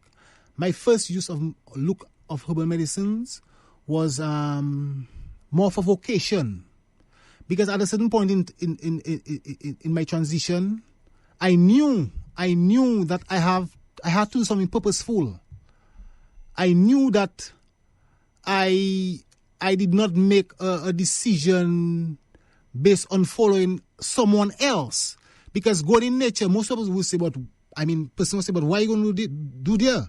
But I knew in myself that I had to find something in that environment. I had to find something, and I found what I was looking for in that environment. So there's a certain point that I had to dedicate my life to doing something. And it came down to studying and the using of herbal medicines. So after a period of time, I had another transition. I lived at Granby, Lally, for a period of time, because there was an appointed time in all cycles of life. So my cycle changed. I had to go. I stayed in Granby for a period of time. I did a lot of gardening. You know, as I said, nature was what I wanted to know, and I got to know what was nature. I had a lot of books at the time, because there was no one I could look towards to teach me the things that I wanted to know. Fast forwarding, I got to know about Ferdinand Charles, who was a master herbalist. As I said, there's a period of time you would need a teacher, you know. I was self-taught for a period of time, you know, a lot of books, Back to Eden and etc., etc. I encountered Ferdinand Charles, I remember, on Kennedy's Avenue. If you know directly from across the ministry, there was this wooden building, there was a wooden structure. And that wooden structure... By the hills? I don't know the history, but that wooden structure, that is where we had our center, Carl Basilin Center. Mm-hmm. So that's right there. Carl Basilin Center. Yeah. So there was once I was going up to Kennedy's Avenue, but I knew I wanted a teacher. I knew I wanted to learn from somebody because I didn't have the answers, you know. But I started my journey by being on the ground, identifying the plants, using the plants vibrating back to me, whatever. So once I was going up to Kennedy's Avenue, and I saw this man painting a wall, you know, in some rainbow colors and stuff. And when I see Disciple Cecil way, in my mind I say, but it's like, what is he doing? You know, doing that kind of work? I know him to be a herbalist, you know. So when I went, I approached him, you know, asked him what is going to happen in that spot. Then he explained to me, tell me, yes, that's going to be the center. I say, wow, and I told him I have interest in herbal medicines, you know. So what do I have to do to work with him or to be part of the team? So there was two other individuals, Prevost and Burnett, two, I think from Marigot. You know, they were in collaboration with Dr. Disciple Cesar. So he had to speak to them, had to come in, you know, we had an interview, and at the time they say, oh, well, we don't have money to pay an employee, you know, so we don't know how we're going to make it for you. I told them, no, I mean, I have interest in that field. So for me, just getting the experience is desirous enough for me. And from there, I got employed, you know, at that place.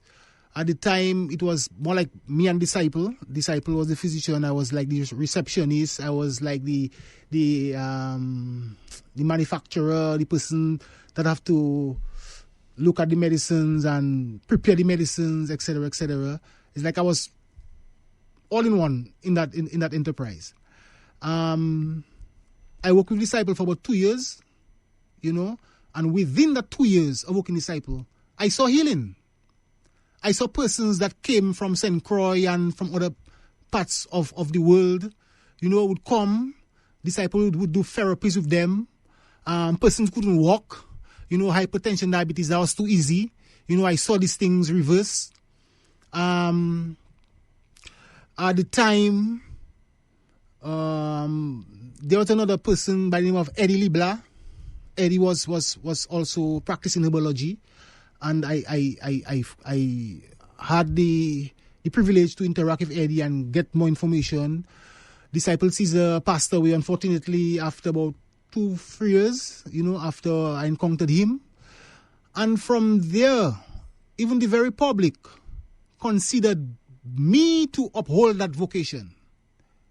Even the very public person was telling me, yes, it's like you can't let go. And that's why I'm saying to you this evening that I felt that a baton was passed over to me, and it was my duty to make sure that this race, you know, it has to be a race of endurance, and this race has a destination. Question. Now, given this is happening, people are talking one way or the other, successes, some people are doubting. How much pushback would you have received from the conventional, the pharmacists or the doctors or the people that are doubting what it is that you're doing? How many times did you have to prove or to have somebody to testify that what you did actually happened? I don't really get the question. Okay, no. So you're doing all this thing because you are running you're flying on the sleeve of Disciple Cesar. Mm-hmm. While he was there, you're working with him. Mm-hmm. When he left, then you are taking over. Mm-hmm. But even in that transition, my question is how much pushback would you have gotten from the system, either the pharmacists or the doctors or whoever doubting Thomas's for your work? Was it easy? Did you always have to justify what you were doing? Well, there was no pressure per se because of you. I mean, you work in isolation, you know. Because when I left Disciple or Disciple Pass, I had the opportunity to open my own shop. But at the time, I knew that I still lacked relevant information. So I work in a very isolated way. But what I could say to you, that person accepted me for who I was. So I always had persons coming in asking for different remedies, and that gave me the privilege to even use persons as guinea pigs, to say, you know. But after a period of maybe 2 years after Disciple Pass, I was still in search for knowledge. I never really say, oh, I'm this or I'm that. No, I was still in search for knowledge. 2 years after, I decided to, you know, be part of an entrepreneur group, you know, because I knew that if I have to take the vocation to the next level, and I also knew that I wasn't one that would go by the roadside to sell herbs for people. I knew that I wasn't the one that would have to go to beg persons to buy herbs. I knew that I had to be the best of what I was doing. So I decided to do a course with the DYBT. I think I was one of the first set of entrepreneurs, because I want this thing to be recognized. I want it to be recognized. So I did this with the DYBT. Fortunately, I excelled in that program as a herbalist, the only herbalist in that program. I think there were 32 participants, you know. And most of the teachers and the persons I shared information with was very impressed. So doing that, being in that, being on that program, you know, I graduated from that program. I got a second runner-up for business innovation. And at the time, I recall Mr. Roach, John Roach, two instrumental people, John Roach and Reggie Savre. I think Reggie is working in the Prime Minister's office right now. Right. Reggie was, I think, working in the Ministry of Agriculture at the time. Right. And I also was a part of the Youth in Agriculture, what they call NAYA. I was part of NAYA. So when I was graduating from the DYBT, there was an international conference on herbal medicines in St. Lucia. I think that was the 7th international conference on herbal medicine in St. Lucia. So I was interested in it. So I had a dialogue with Mr. John Roach, and he and Reggie made way that I could attend, you know, that first conference in St. Lucia. But at the same time, there was an organization called the Dominica Herbal Business Organization on the island, which I knew nothing about. So I got to know about them at the time. And my first travels was to St. Lucia in that international conference as part of the delegate of the Dominica Herbal Business Association. And from there, it's like it skyrocketed, you know. From there, I saw the outside arena. I saw how herbs was considered, you know, in the region to be something of great interest, because I was amongst scientists, researchers, you know, entrepreneurs, persons that had that interest in that field. I had the opportunity there to be part of the Caribbean Herbal Business Association, where I became a member. And from there, I took an interest in the scientific, you know, insight. No question. How different? Here you are coming out of Dominica. You're there trying your stuff in your own little way. Very few persons you can ask for help and stuff. And now you are in St. Lucia in that environment. Were you surprised at the level of progress that St. Lucia and well, maybe other countries, but St. Lucia had already made in the herbal sphere? Definitely. You were surprised. St. Lucia, I've been to St. Lucia, Trinidad, Jamaica, Barbados, and definitely they were more open-minded, they were more knowledgeable about the indigenous plants, You know, I met some wonderful people, you know, Dr. Seaforth, Dr. Dan Robertson, you know. I met a lot of persons that you know, inspired or gave me that drive to really see, hey, what you are about, it's of significance. And it's of great significance, you know. So attending this conference, being in Dominica, you know, I became part of the Herbal Association. It was not an association of practitioners only. I was the only practitioner there. Because we had persons like Albert Gallian, which is a senior forestry officer. Yeah. You had persons like John Robin, who is an entrepreneur. Yeah. You know, you had people like Iker was the secretariat for the Herbal Association. You had people like Kevin Stevenson. Yep. You know, so I was around these people, and these people were wealth of knowledge, you know. So being amongst these people, like, you had to take what you do seriously, you know. I stayed a member for about 3 years. After 3 years, the members saw it fit to make me the president of the Herbal Association. And from there also, my experience even became wider, because I had to represent Dominica on the herbal levels, you know, on going to Jamaica, doing workshops, doing conferences, you know.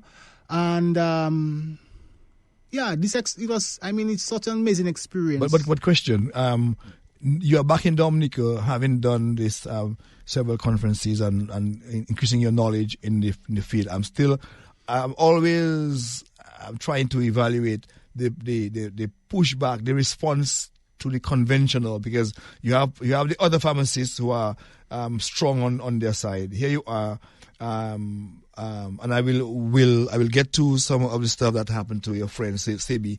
But here you are in that area, and I'm sure, I'm guessing now, that the formal people, the pharmacists, would not have recommended anybody to you, even if they were seeing things that wasn't quite happening for their patients. But they would not say, you know what, go to Deja as an alternative. Did that ever happen? No, because I at the time, I was not one that presented myself as a physician as I'm doing today. Okay. At that time, I was gathering information. I was looking for more experience, because even at that time, I took it upon myself, you know, to go to certain, I'd call them indigenous or traditional healers, you know, or persons that use herbs, elderly persons. I'll take it upon myself to go to Casibros, to go to certain parts of Dominica just to meet certain people. And one of my experiences that I had here, it was with a Gadezafe, you know, a Gadezafe that use herbs. Explain that to the public, because everybody understands. Gadezafe, well, he called it a sidekick, you know. So someone that sees what I guess the ordinary eyes cannot see. Clairvoyant, okay. You know, so part of my journey was to meet certain elders, you know, that was practicing herbal medicine. And one interesting journey I recall was going to Casibros. At that time, I didn't have a vehicle, so I had to hitchhike ride to go to Casibros. And I went to this man called Mr. Banis. And how did I find myself there? At the time, I was, I had a little shop, at my herb shop, and Mr. Macmillan, Arab, Marcus, I'd mentioned Marcus Macmillan. He was a person that trusted in the work that I did, you know, and I recall giving him certain herbs for a particular condition. And I met him, and he told me, boy, you know, some old man give him some combination and some herbs to use for XX. So I said, who's that old man? I wanted to know that person, because at the time I really wanted to meet persons that are practicing herbology. So I decided to go down to Casibros. I went there. I followed a secluded area. I find myself in a yard. When I went there, you know, they asked me what I want. I tell them I came to see Mr. Banis. So anyway, I was directed to go to the front of the house, a nice little house. Yeah, when I went there, the door was open. I went in. I sat on a chair, like in a little room, yeah. And when I watch around me, I seen candle wax, like candle burning. I seen a statue of Mary. I seen prayers on wall. I checking, but where am I, you know? That is affair. But anyway, I sat down. Nice little table. I sat down. Mr. Banis came. He sat down. When he sat down, he pulled out his drawer. Yeah, and he put a a kerchief on the table. Wow. He opened the kerchief, and here was a deck of cards. Cards, man, cards. You know? So immediately I say, sir, no, I didn't come for you to. No, he asked me, what did I come to do? You know, what did I come to see him about? I tell him in a little scared voice, you know, because I see, but what where am I, you know? So he tell me, what is my purpose for being there? I told him, well, I am a herbalist, and someone told me that you give them some herbs for a particular condition. Yeah, he tell me, well, he's not no herbalist, he's not no physician. So I say, so what are you? You know? He tell me he's a sidekick. Mm-hmm. And from there I say, thank you, sir. And I left. You're lucky.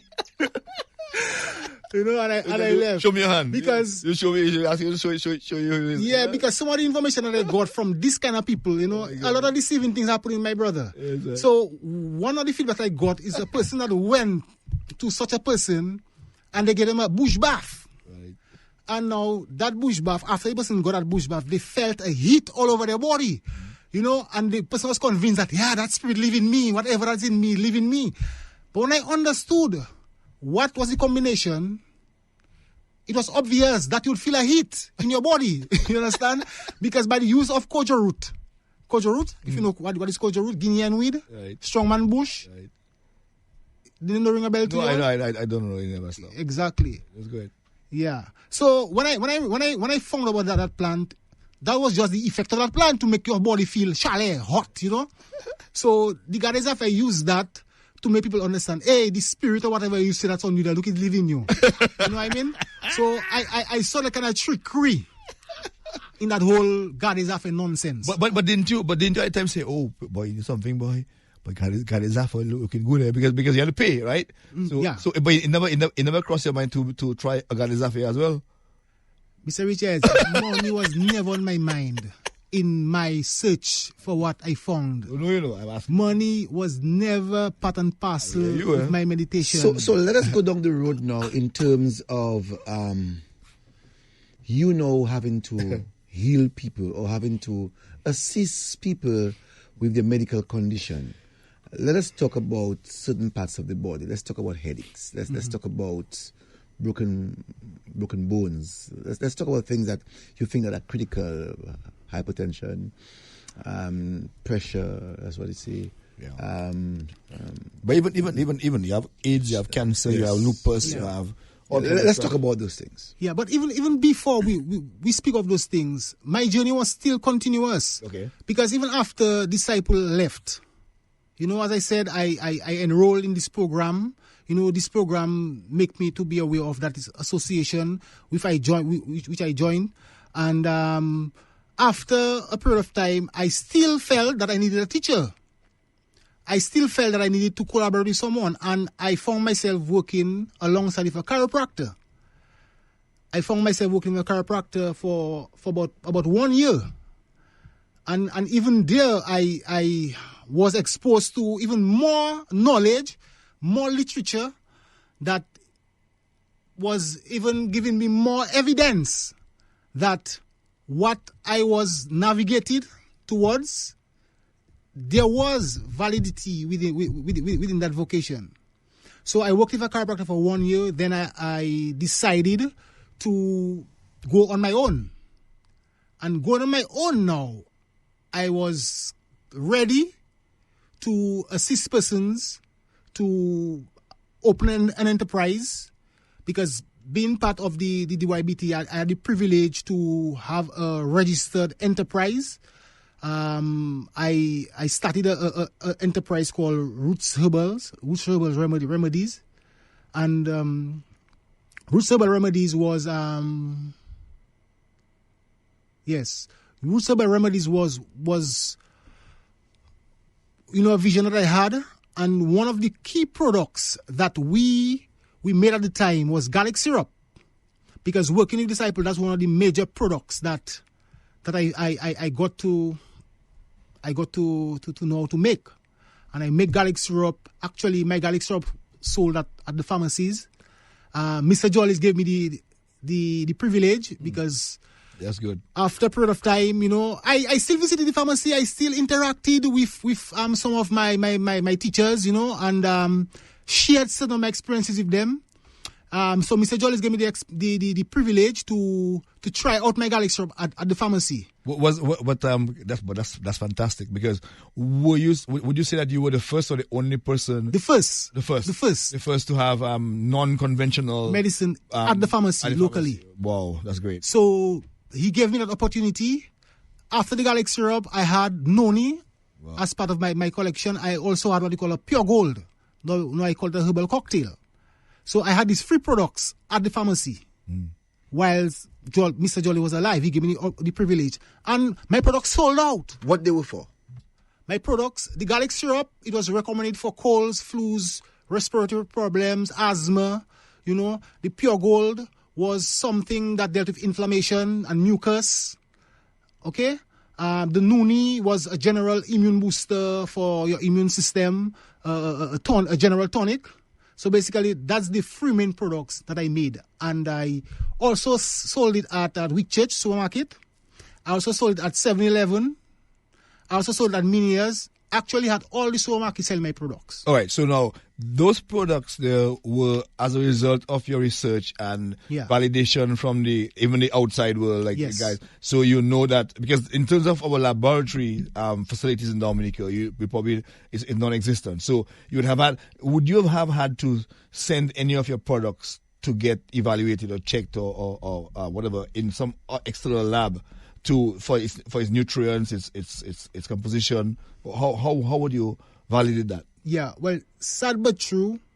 In all my experience, whether it's in the region or whether it's locally, one of the cries that we always had is that we have no laboratories to test our plants, the efficacy of our plants. Right. And that was the norm of hearing, whether it's in the region, places that are well developed like Jamaica. Like you would not hear about these laboratories where you can go and test your plants to find out what are the efficacy, what are the active ingredients. Everything I knew was done in the West, in the first world countries. So that information was not there. But the base in understanding that we are people that once upon a time thrive on herbal remedies. So I could tell you that a lot of our persons still have faith in that approach. Yeah, but you are now in the supermarket selling products that, because the public accepted it, and there was results. There was results. At the end of the day, scientific or not, if you have results, you have results. There was results. Facts are stubborn things. Yes. Yeah, you have results. Yeah. All right. Okay. Go. Yeah. So I mean, for myself, the people make me who I am. Because I don't want to be nothing that I just out of my own mind want to be. The people supported, the people, requested of what I was doing, and I had to do to the best of my ability. So let us now talk about the alternative medicine. Let us talk about the plants that you use that would help certain conditions.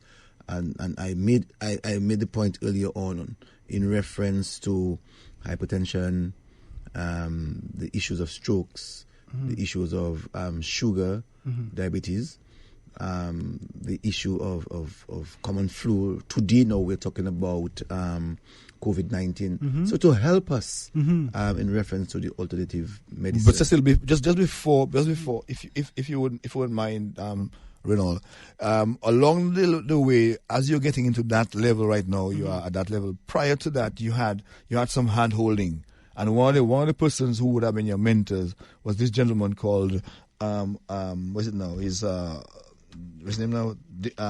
I need to get his formal name. His formal name was Alfredo Dr. Sebi Bauman. Yes, that is. I'm sure this gentleman made a significant impact on you while he was here in Dominica. Alfredo Dr. Sebi Bauman. Tell us about that. Yes. Dr. Sebi is one of my mentors. I got to know Dr. Sebi while at my time with Ferdinand Charles, Doctor's disciple Cecil, because Dr. Sebi visited Dominica in the 80s. And while Dr. Sebi was on island, Dr. Sebi attests to Dominica that every single herb that he saw on the byways, on the side of the road, were medicinal herbs. I also understood that Dr. Sebi sparked the flame to enlighten persons like even Bobby Olivache and other herbalists, herbal practitioners, to see the need, to study herbology. Because at the time, from my research, Dr. Sebi healed a lot of persons that were maybe scheduled to die, persons that doctors have already given up on. Dr. Sebi brought these people to life, and that created some kind of turmoil within the medical establishment. So I got to know about Dr. Sebi while working in Disciple Caesar, because one of the things I wanted to know what is the root of this vocation. I mean, we are natural people, we are natural environment, we have herbs all over the place. Were there any persons or any group of persons that actually saw the need to preserve that knowledge? So that was basically my interest, find information, and getting to Dr. Sebi. Dr. Sebi led me on that scientific path to understand herbology from a scientific perspective, understanding that you need to know the human autonomy, you need to study, the human physiology, you need to know what works from what that does not work, you need to know what the body is made up of. So with that introduction to that level which Dr. Sebi showed me, I had no other choice than to be very scientific with this work. And I know you had a couple outside interventions, certainly into Curacao, and there's actually a video online with you interacting with the persons in Curacao. And when I looked at the video there, there are a couple quotes that you said that I took note of it, and one of them says, "Getting old does not make you sick. Mm-hmm. Getting sick will make you old." And then you have another one that says, "You need more education rather than medication." Definitely. Yeah. Definitely. So now on Dr. Sebi's situation, for those persons who are not aware, the research seemed to indicate that Dr. Sebi was invited to Dominica by a prime minister. Now, I tried to research which prime minister, and I think it looks like it was under O.J. Serafin, and that was prior to the 1980 elections. After 1980, whatever happened in that time while he was in Dominica, and maybe I don't know how much you know about it, he was eventually asked to leave Dominica, deported under the reign of Dame Eugenia Charles. What do you know about that? Well, what I know is that the outrage from the Ministry of Health, the pharmacists, the doctors, the outrage came, as I said already, because Dr. Sebi was healing persons from diabetes and other conditions. Mm-hmm. He also advocated to persons to avoid eating animal products, avoid eating processed foods. He used to go to the schools, as far as I understood. He was actually educating persons on returning to nature. Mm-hmm. For some reason, I cannot conclude that reason, but he was denied to remain in Dominica. And further investigation taught me that Dr. Sebi had a plan to develop a natural clinic in Dominica. Right. He has one in Honduras. Yes, big time. And Dr. Sebi had given up a lot of stuff to be in Dominica, and he was denied that opportunity. Yes. Well, you know what? I want us to go into. I understand it. We're talking about Dr. Sebi, but I'm very much inclined in trying to know much more about the herbal aspect of it and some of the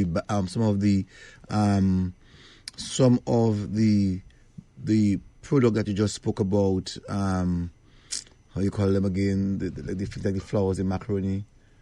Produce. Hold on. I know I want to get to, because I think we prolonging this thing about other. I want to talk about personally. Mm-hmm. I want you to tell me about eating a flower. I want you to tell me, because that's what people are now looking towards to now. Yes. I want you to tell me about eating of flowers, flour, eating of macaroni, eating of foods that are produced, mm-hmm. Rather than food that is actually done in the plant. But Cecil, just a little. My brother, I think we're talking for a whole time. Listen. I want us to move away from this, right. Dr. Sebi. I don't need to know about Dr. Sebi. That is significant. I don't know about the significance of Dr. Sebi at this time. I'm saying that we have, no, don't feel no way, Richo. Okay. I just think I need us to know, because I'm sure there are people out there who wants to find out some healing process of what they are going through. All right? Processed food, that's what I was looking for. So there are processed foods that we are actually using. And I know herbalists like you would be able to help us to tell us what does the processed food does to our inside in terms of digestion versus eating our foods that we have grown. Sorry about that, Richo, but I think we need to go. I need to go that way. Yeah, but I will still take some control, because Dr. Sebi, we're underlooking Dr. Sebi and undermining Dr. Sebi. Dr. Sebi is one of the only black man that dedicated his life to educating black people on their origin. I'm not Dr. against Sebi that. was tried in the Supreme Court of the United States of America. I am not against that. After many physicians. I'm just saying what I'm saying to yes, us. Cecil, what I'm saying. Hold on. What I'm saying is, you can tell us about Dr. Sebi and tell us to go online and read about Dr. Sebi. I'm saying that it's already 20 to 11. Okay? And I'm talking about the fact that it would be, for me, if you will leave here tonight and not tell us about the things that we need to do right, all right, that for me, I would not get a conclusion to the program. I really, truly would like you to talk to us about some of the things, because we're talking about the yard. We're talking about the yard and the things that we are doing in the yard today compared to the things that we did in the yard yesterday. And there are people out there who might be going through the medical condition and would want to know and have an understanding that if you are to eat bread, I'm not using that, I'm not saying that's the fact. If you eat bread made of flour, that is a product that will prevent your diet or prevent your digestion to take place, you have to explain to us, help us to have a better understanding on that. That's what I personally interested in. Dr. Sebi, fine. Go on website, tell us where you can get Dr. Sebi's information, and let's read it. Well, I'm speaking of my personal conviction in Dr. Sebi. Eh? I mean, you may read, but I'm speaking my personal experience with Dr. Sebi and how he has impacted my approach to the work that I do. And Cecil, I want to make it fundamentally clear. This vocation which I choose, it was never, and it is not about Deja. It is not about my business. It's not about my company. It's about Dominica. And Dominica has a lot to offer to this world. That is what I'm talking about. That is what I'm talking about. When it comes to health and healing. So that's what I'm talking about. I'm saying let us talk about the health and healing that Dominica has at this time. Yes, sir. And I understand about Dr. Sebi. I understand all what Dr. Sebi has done. I understand that he's a black man. I understood what he has been doing for black people. But I'm saying that we're talking about health. Yeah. And I don't want to take it away from you. I don't want to take it away from you. But I'm just saying how I see it. You know? Because we have people out there that really, as you said earlier on in the show, that there are people that are suffering and you don't like to see people suffer. So let us help these people to see how, we can go through this process. Sorry about that, Richo. I didn't say it to mean anything bad. I'm just saying that I think we need to maybe expand. Yeah, but Cecil, we need to put the horse before the cat. We normally put the cat before the horse. And the reason why I'm saying that, because we have been miseducated. We have been misled. That's why, for me, over a period of maybe 15 years of this vocation, you know what I did? Lectures, public speaking, presentation. I went to a lot of the villages in Dominica, holding presentation and lectures in community centers, community halls. I gave you a DVD in 2008 after being invited to St. Lucia in a national symposium on health and wellness. I decided in 2008 I was going to do something for Dominica. If you see I gave you a copy of the DVD because it was documented. It was a collaboration with the Dominica Business Trust and Roots Herbal Remedies, which is my company. As you can see on the DVD, I brought persons that were biochemists. We had agriculturists. Let me mention names. Dr. Mario Kazimi is a person I have high respect for when it comes to agriculture and the organic world. I had persons like Dr. Gail Defoe at the time. I had person like Dr. Collins Harper from Barbados. We had teachers, we had poets, we had musicians. We had our cultural icon. He has passed away now by the name of, he's a drummer, Ras Algi. So one of the things that I focused on was the educational aspect of herbology and the use of natural plants and natural healing. So to jump into what you can use for hypertension and diabetes, that came further along in line after I felt that, hey, I am prepared to take that step. So for me, you can ask one of my clients. I make sure that I have a consultation to make persons understand what are the steps and what are the information we need to know before you venture into drinking a bush tea. So yes, person would desire the quick fix. But you know what I found out? That we have been indoctrinated. Our mindset has been altered by our colonial masters. We have grown to hate what is ours and appreciate what is out of our realm of existence. For example, as black people, we look more to the US for some kind of salvation rather than to look at ourselves as individuals that can be sustainable and be able to take care of their own.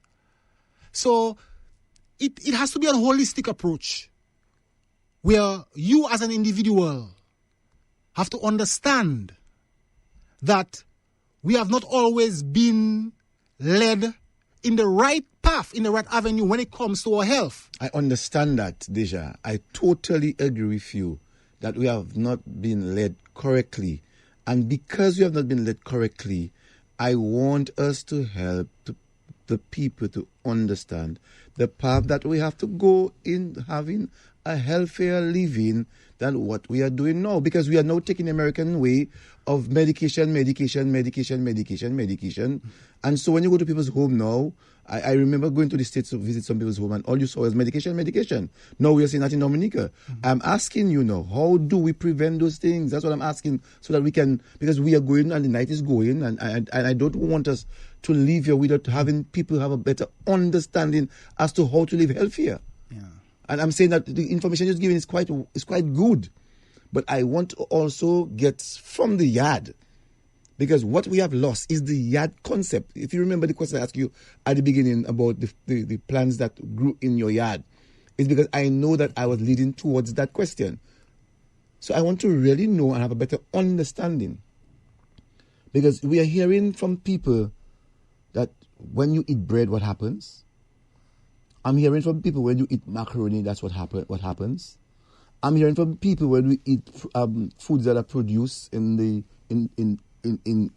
factories, that's what happens in terms of digestion.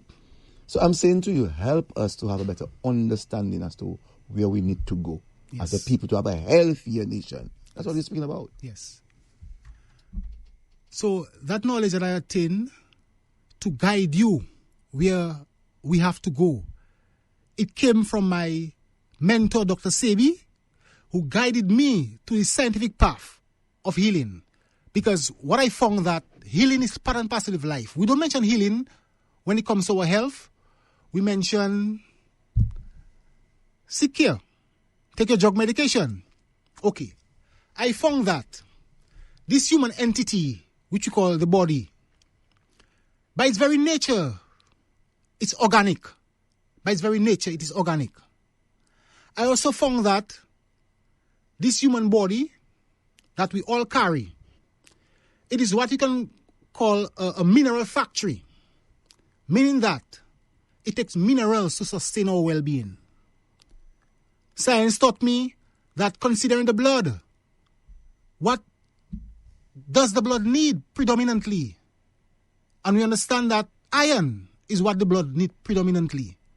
So when you come to me as a person suffering from anemia, lack of iron or deficiency of iron, because I comprehend the composition of the blood and understand the nature of the plants, therefore I can identify what is the suitable plant for such condition.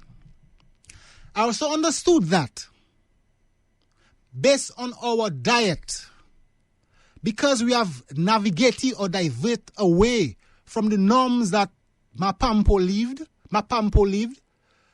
so that she could be 128 and the other centenarians, I found that we have left that cultural identity when it comes to nutrition, and we had inculcated into our lifestyle a Western approach, what you would call an SAD diet, meaning a standard American diet. So that is one of the areas I saw an error. Okay? Also, understanding the nature of the plant kingdom, the nature of processed foods, I got to understand that every single natural plant we have in our environment, by its very nature, it is what they call alkaline. I also found that every single processed man-made food contains starch. It is considered to be acidic. Scientifically speaking, it is said that disease can only thrive in an acidic environment.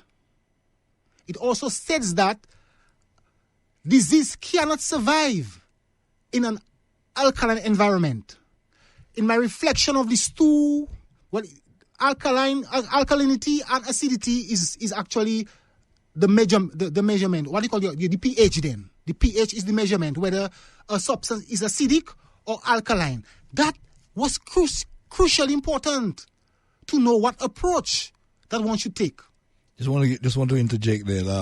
One of the doing the research on the subject there, he say, again, Dr. Sebi, he says he was dealing with somebody who was blind, and he says when your eyes are blind, something is wrong with your stomach. You see, I found that was seriously profound, and he went on to explain your foods. Imagine you're blind, and something's wrong with your stomach. You got to cleanse your stomach, and your eyes will. And then he also said that a chemical cannot assimilate with the human body. Because the herbs are electrical. Now, if we go into the herb side and even right now into this marijuana thing, take us into that area of the healing. Well, we have herbs. I don't know if you want to mention, like Cecil is trying to get the particular herbs, a particular problem, but this marijuana, the THC and the PCD, where we are in all of that stuff. Mm-hmm. Well, what I found, that generally our food made us sick. Mm-hmm. Our foods are one of the major culprits for the predisposition we are in right now. You said our foods. You have to identify the foods. I'm going to identify the foods. Okay. Our foods, and mainly our processed foods. Mm-hmm. Because let's simplify it, and that's what herbs have done for me. The complexity, it have simplified it. Because if I have to tell you, Cecil, that the approach that I take is 1, nutrition, 2, herbology, herbal medicine, and free therapy. And I've seen healing. Not temporary healing, total healing with these free modalities. So what I understood that we eat processed foods with a lot of starch, a lot of foods high in sugars, a lot of foods high in salts, a lot of food high in cholesterol. You know what this thing does to our body? It creates deficiencies. It also clogs our system. So most of the conditions that I have been fortunate to assist person in their healing, because I am not the healer. Okay, I am the servant of the healer. In most cases where I've seen healing, fundamentally, I did detox this body. Okay? And just by detoxing your body alone can help to rejuvenate you on a cellular level. What is the process of detoxing? Detoxing, I can give you an outline of the methodology in which I use for detoxification. So a lot of the illnesses that we encounter, sad but true, is because our system are clogged. And we knew once upon a time, indigenously, our parents there was a norm of you're much older than me. Every summer, after the summer, you'd get some purgative or some kind of remedy to help you to pass off, But sad but true, we have left this approach. And as far as I'm seeing right now, obesity, clogging of your system.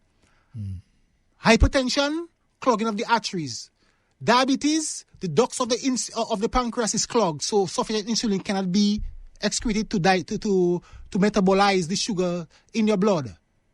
So the foods that we're eating, these are some of the most, horrible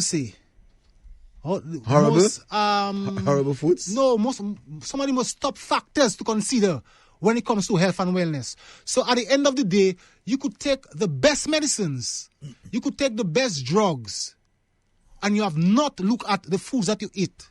It is not going to make much of a difference. Yeah, but okay. No, I get that on the food side.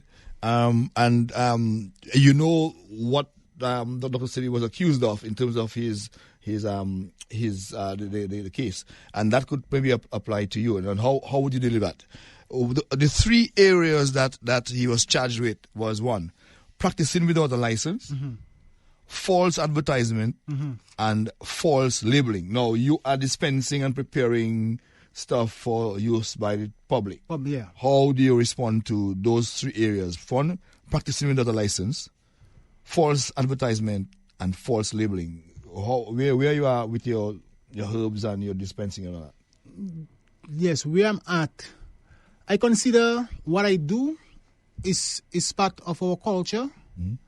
I'm fully aware of, even in the Laku, there were specific persons you could identify when you have certain illnesses to go and get a bush by. There are specific persons that were reputable in your community to uphold that vocation. I consider myself to be one of them. Okay. So my vocation is really stem from our indigenous knowledge. In my mind, I know that that's a knowledge that has been eroded. That's a knowledge that we no longer consider. And I've seen the benefits and the reason to preserve our indigenous knowledge. And basically, that's the position that I'm at. Because one of the areas I'm passionate about is to share the information. No, I'm hearing the detox part of it. Now, is there and maybe I'm a victim of that. Remember, we have spoken about this, and I'm supposed to be trying some of that stuff as well. But I've fallen short by the wayside. The detox remedy or position is kind of radical in terms of doing what we all know what we have to do, but it's hard.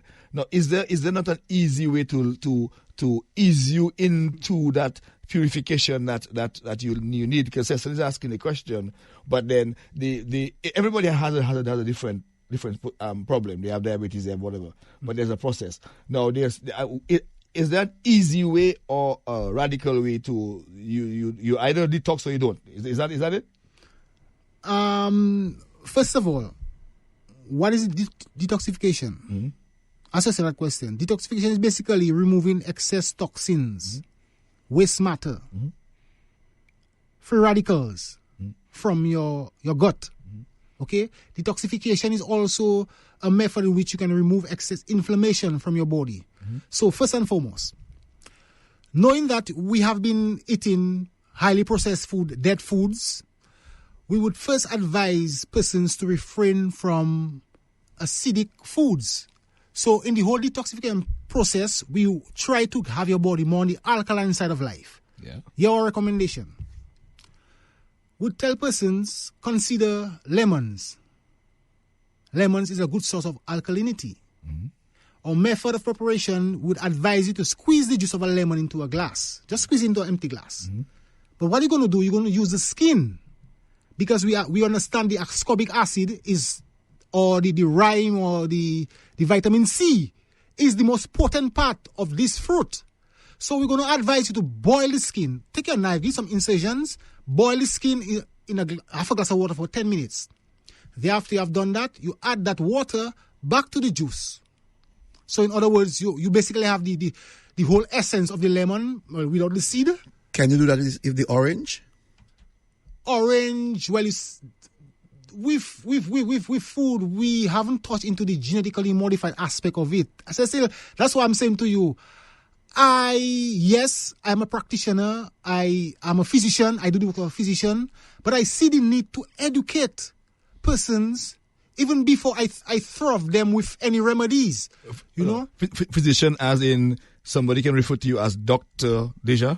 Persons call me Dr. Deja, accept they call Deja.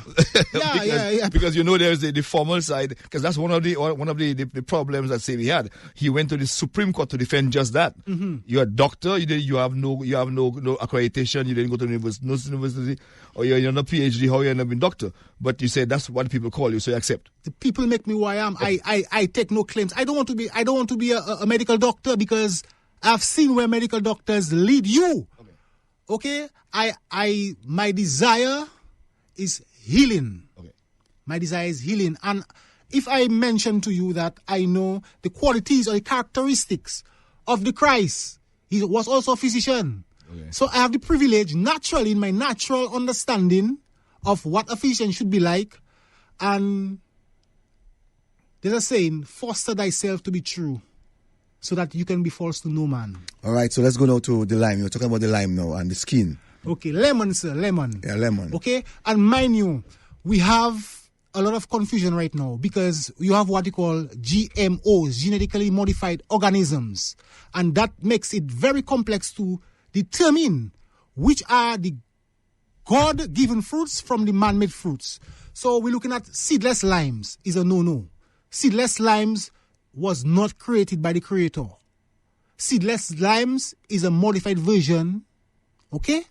So the lemons, and when we speak of the lemons, we speak of this rugged, original lemons that we are fortunate to have in Dominica. So hold on. So even if it is acidic, even if it was done in the local form like we would have done with the lemon with the seeds, you're saying it's a no-no? It doesn't. It either has seeds or it doesn't have seeds. Is that the distinction? It is. Well, the distinction is to understand that the fruits with seeds, it's original. The seed without seed is modified. Now, hear this now. With the modified fruits, it went through a process called sterility. It had been sterile then. Mm-hmm. And science will teach you, when a man or a woman eat those fruits, it can also make them sterile. And thus, they cannot have babies. Because one of the things we have plaguing our women is infertility. I mean, we'll come to this. I know Cecil want me to come to that point, but I really like to go step by step, because I didn't rush to be this person that I bring into you right now. And to just jump into, drink this bush tea, and I never take this approach. It's a journey. And I would really like us to understand the journey and the persons that influence this journey. Because I've seen healing. 2 weeks ago, Cecil, I received news from my patient, a cancer patient, free from cancer. And this is maybe my sixth patient. Both breast cancer and prostate cancer. We can jump into that. But I feel that I have to give you step by step the journey and the influence, and where this man that's saying he heal people, where did he come from? You know, it wasn't overnight. And I take no credit. It has been happening. And I was fortunate to be courageous enough to walk the walk. And I could tell you, my first patient, I'll call names, you know, was from Portsmouth, because you can do your investigation. Rosie Letousse. This young lady had fibroids.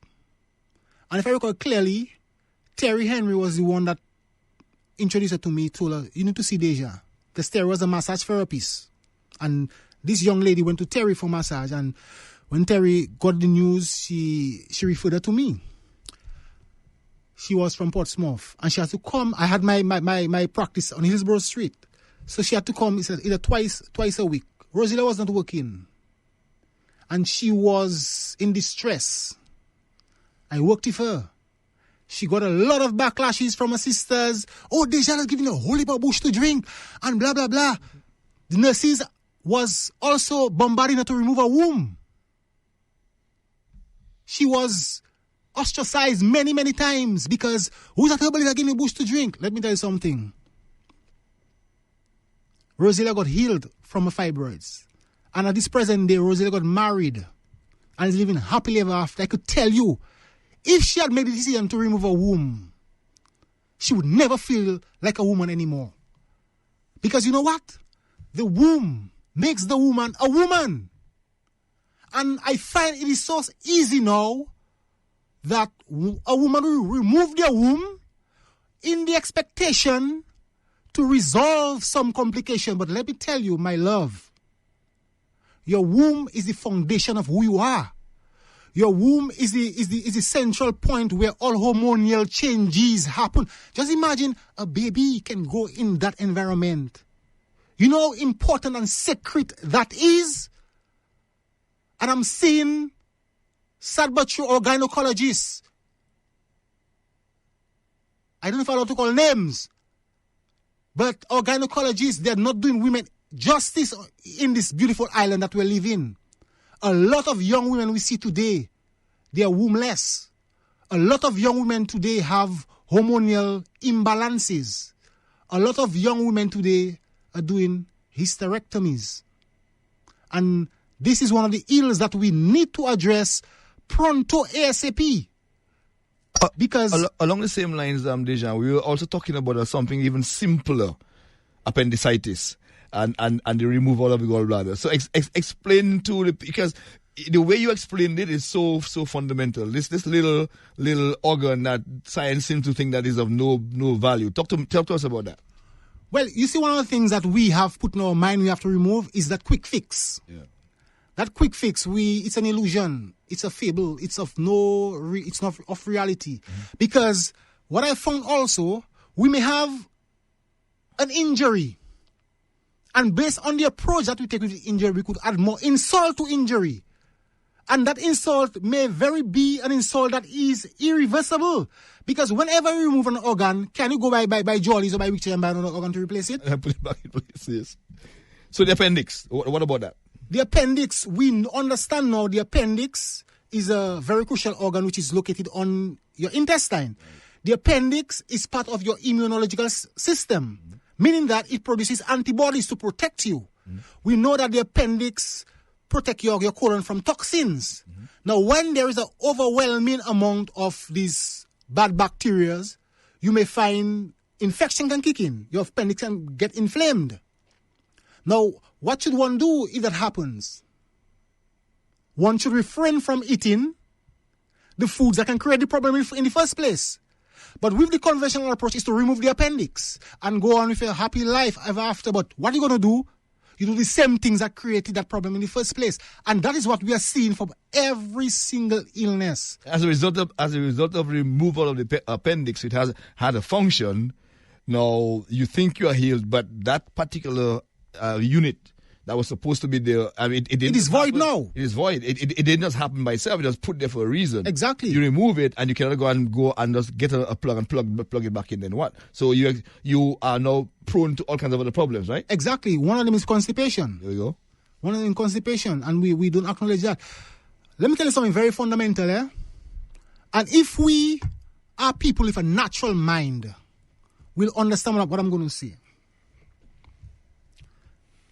There is no way, and I say it forcefully, there is no way you're going to work against nature and win that battle. There is no way you're going to work against nature and resolve a natural problem.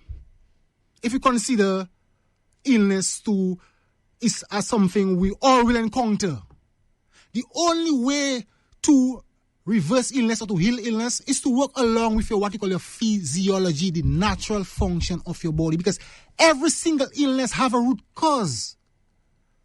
We can speak of genetics.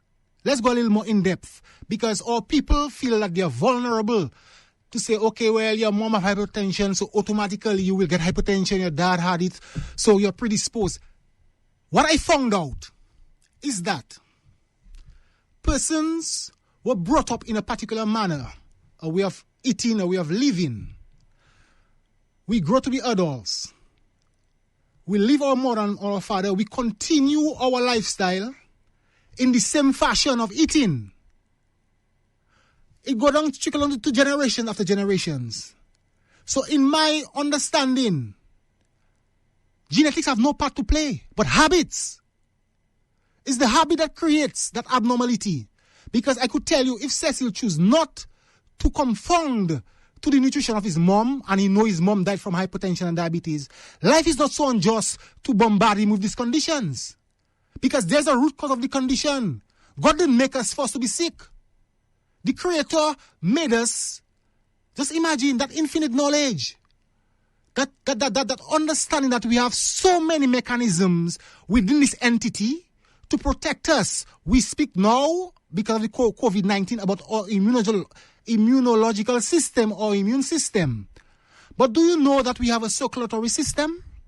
Do you know that we have a nervous system? And all the system were designed. Do you know we have glands, our thymus gland, our thyroid gland? Do you know all these mechanisms were created to keep us to the best that we can be? How you respond to this particular, and he said it's not a theory, it's a fact, that Dr. Sebi says that there's only one illness on everything. And he at that court hearing in the Supreme Court, he challenged them. He says there's only one illness, and that illness is mucus. I totally agree 100%. One illness, and you can trace that mucus on all, whether it's AIDS, whether it's now you have COVID, you name it, respiratory. It's one illness that So talk to us about that. Yeah. So we understand that mucus can compromise your system. Mucus can clog your system. If one have asthma, what is the culprit? Mucus clogging the airways, the pathways of breathing. Okay? If one has, what do you say, high inflammation, mucus compromising the cells of the body. Because at the end of the day, what mucus does, it solidifies. And continuously using foods that are filled with these MSGs and these high corn syrup, corn syrup, and this high level of cholesterol and this high level of acidity. That's all it does. It compromises your system. Even cancer. Cancer is part and parcel with all what we mentioned. That is where cancer stems from. Yes. From utilizing foods your body cannot metabolize. And utilizing foods, and mind you, the foods that we eat, the very pharmaceutical drugs that we may try to avoid, it's right there in your foods. Break down the term metabolize for the public. Metabolism is the rate in which your body breaks down food. So I'm going to come. Digestion.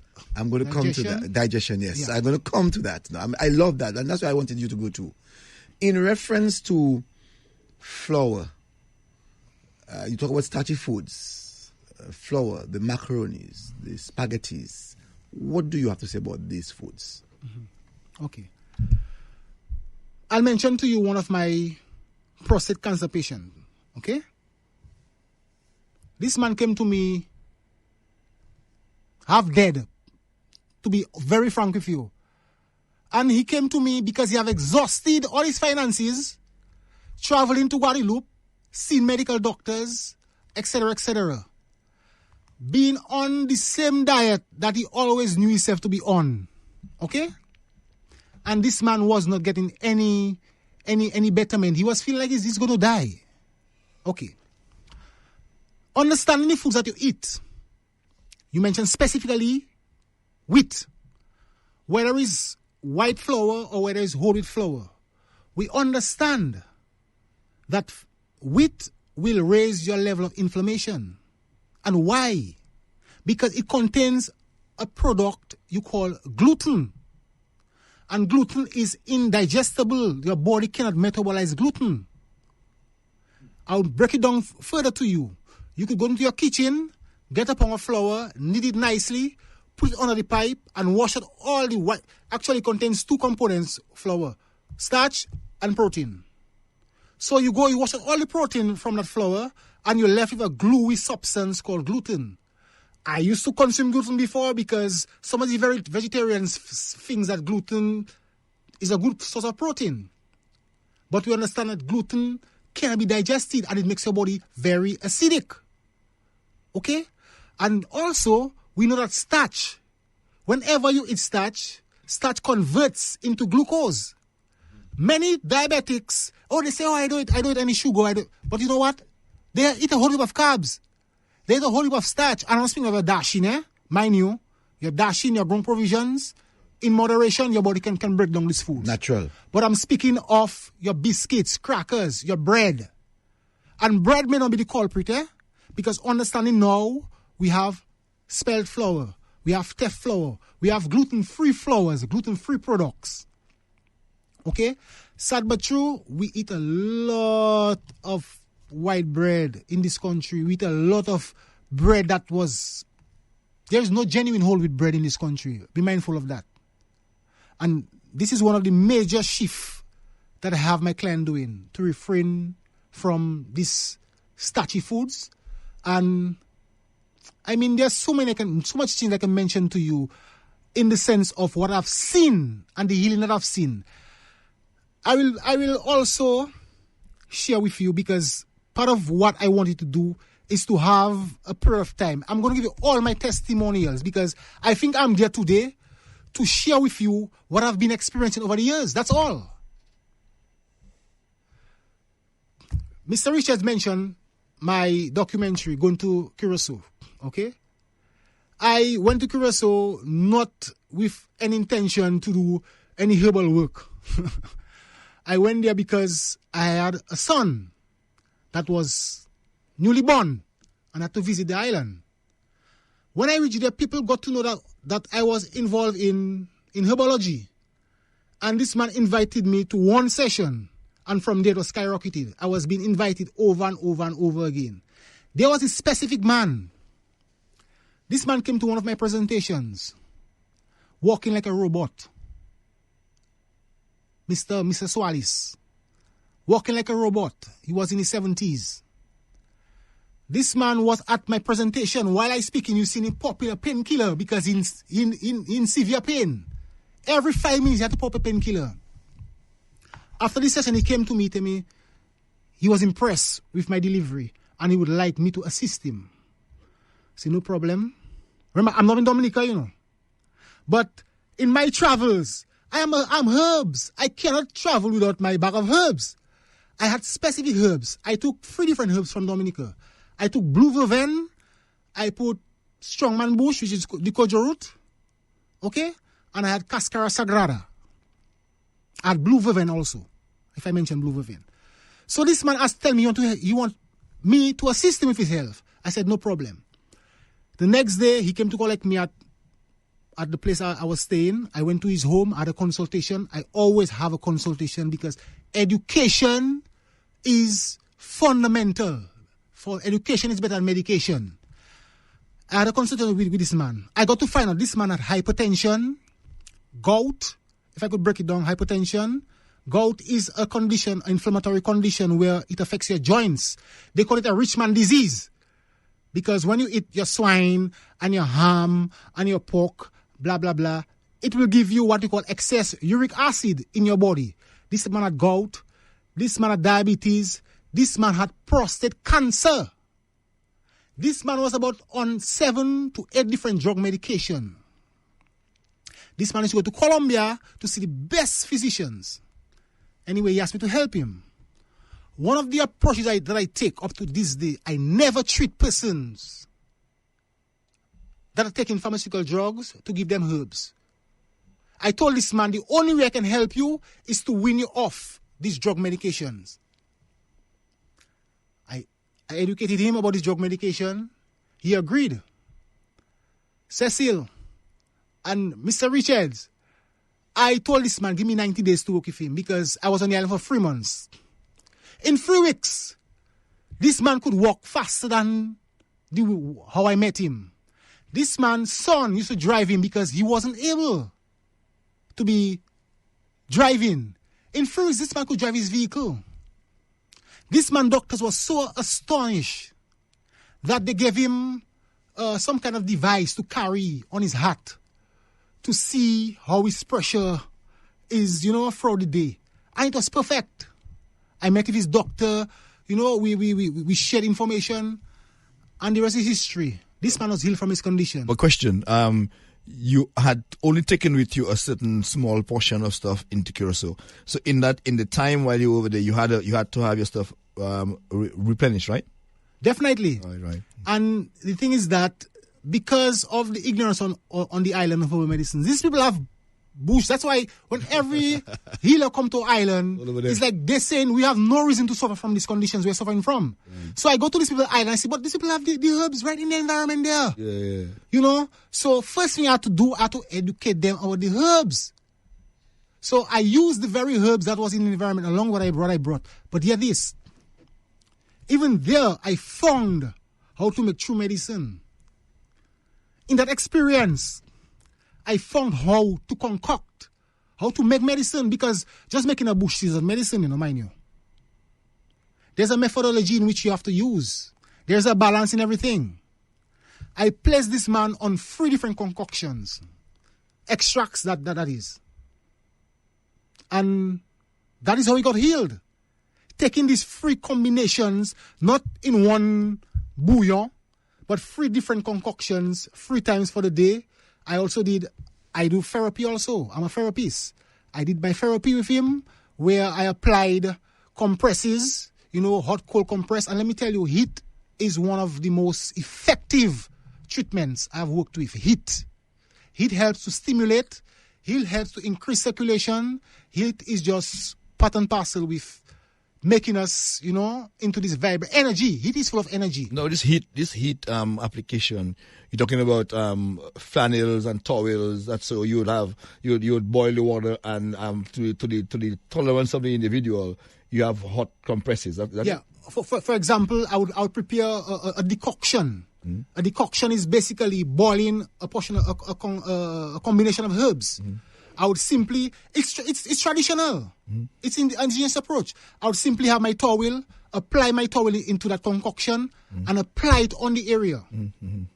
Likewise, I use oils, or castor oil. That's a very superior oil. And I would tell you, one of the most amazing oils I've used, and I'm still using, is the cannabis. And I hope I have the privilege to enlighten you on the cannabis. Explain that. So this man was the cannabis.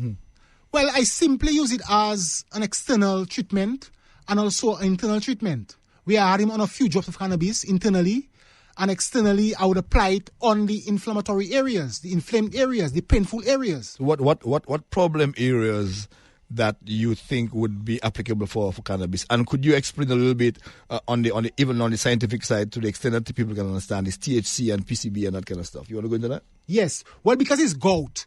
Gout is a condition, it affects your joints. So this man, by his ankle area, it was always swollen. Remember I told you he was walking like a robot, very stiff, This man, inflammation in the knee, basically every part of your joints, would be inflamed or very painful. So I had direct heat applied to these areas, and then I used the cannabis oil as a closure to that treatment. Cannabis. We were taught that cannabis is a monster. Cannabis will demonize the human entity. We were taught that cannabis is a highway to bring you on the higher way. We were taught that it was a gateway drug. We were taught that, we never experienced that. Okay? So, understanding cannabis from a scientific point of view right now, because clarity has come forth in this 20th century.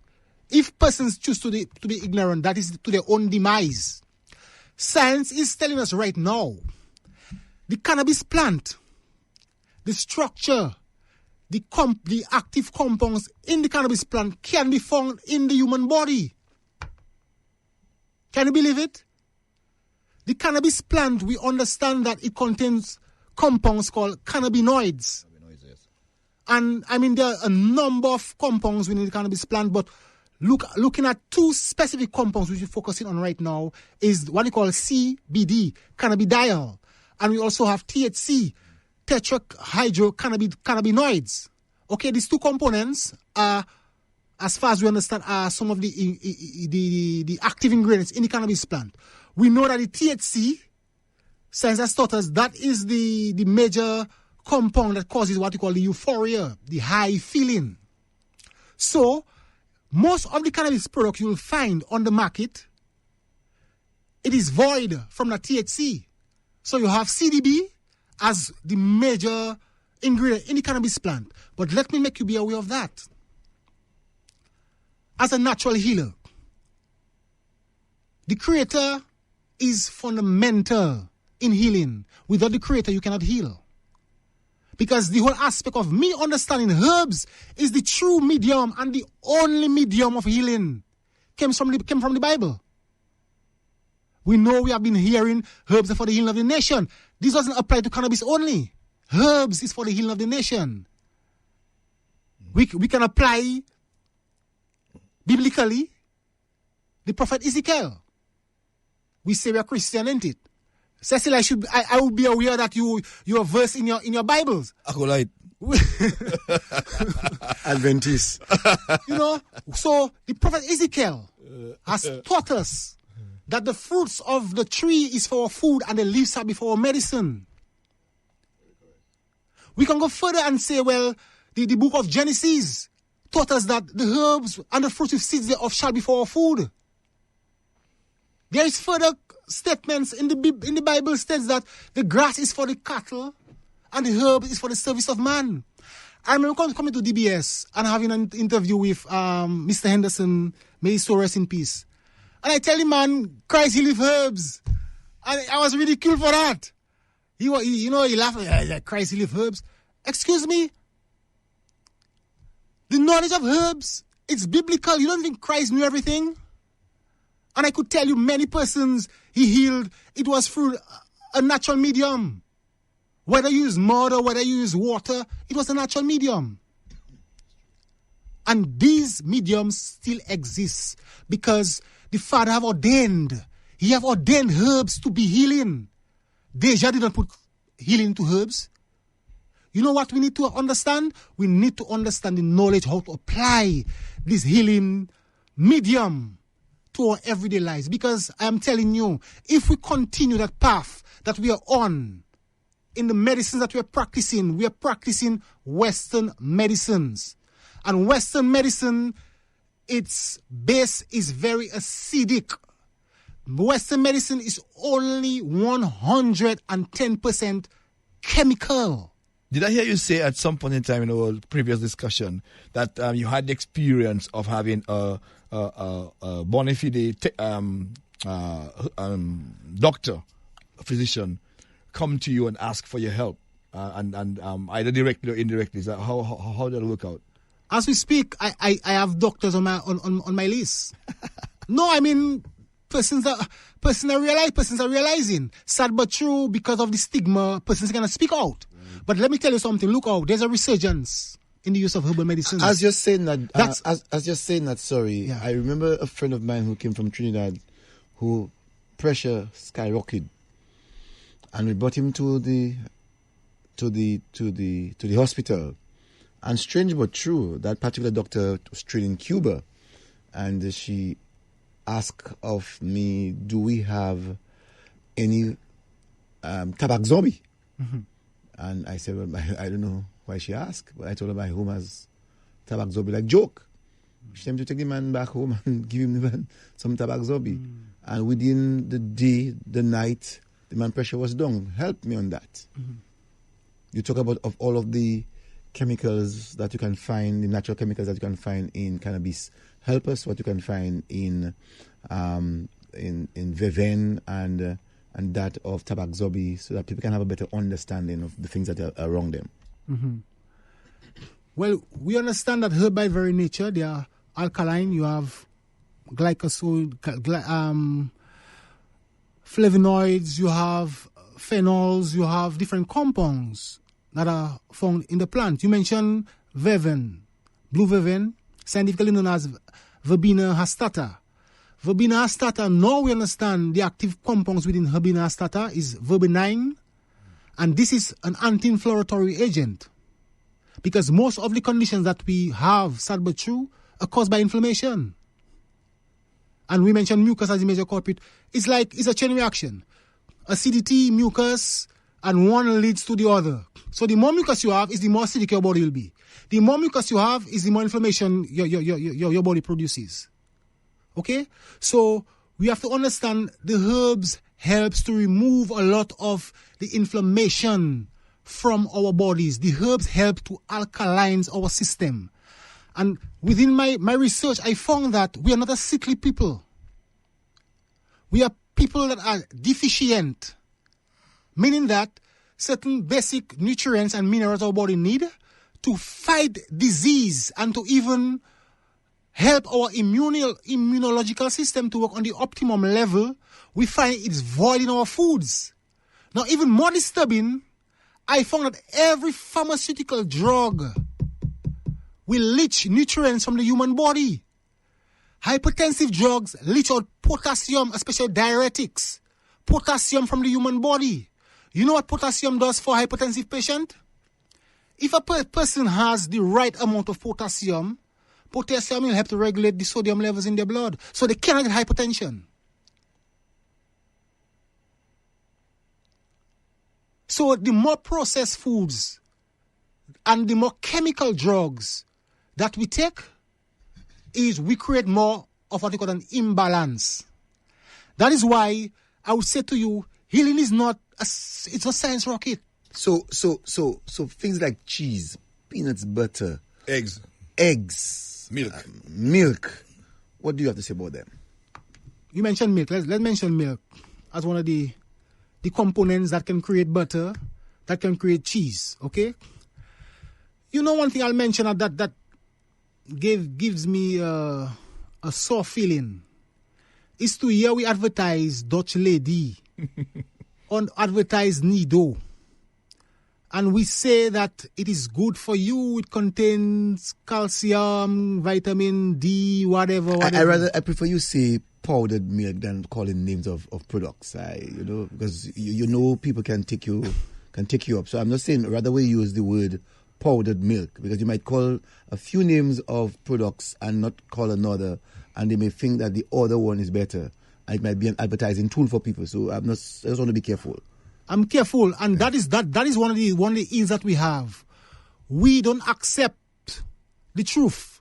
No, sometimes we choose to remain in ignorance, maybe to safeguard our own. No. I'm saying our own position. I'm saying all of what you just called there, they are all powdered milk. So I'm saying rather we use the general term powdered milk rather than calling, like, you know, when we say toothpaste, we talking about, we say Colgate, but we know we're talking about toothpaste. I'm saying, and you know, we say Coke, and we're talking about Fanta. Mm-hmm. So I'm saying rather we just say, you know, powdered milk, and people don't have an understanding of what we're talking about. Cow's milk, whether it's carnation liquid, whether it's powder, the information I'm going to give you, it stems from the industry.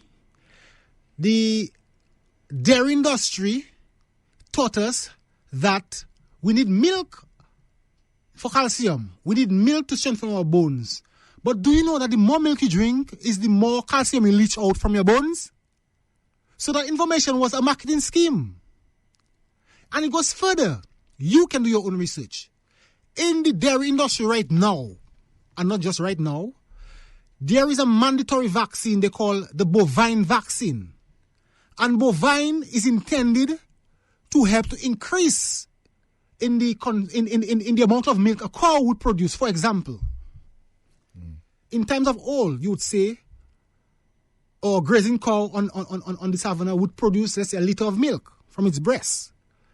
The pharmaceutical industry or the dairy industry finds that is not enough because of the demand for milk. So now a cow would produce 20 gallons of milk. Can you imagine what that does to the breast of the cow?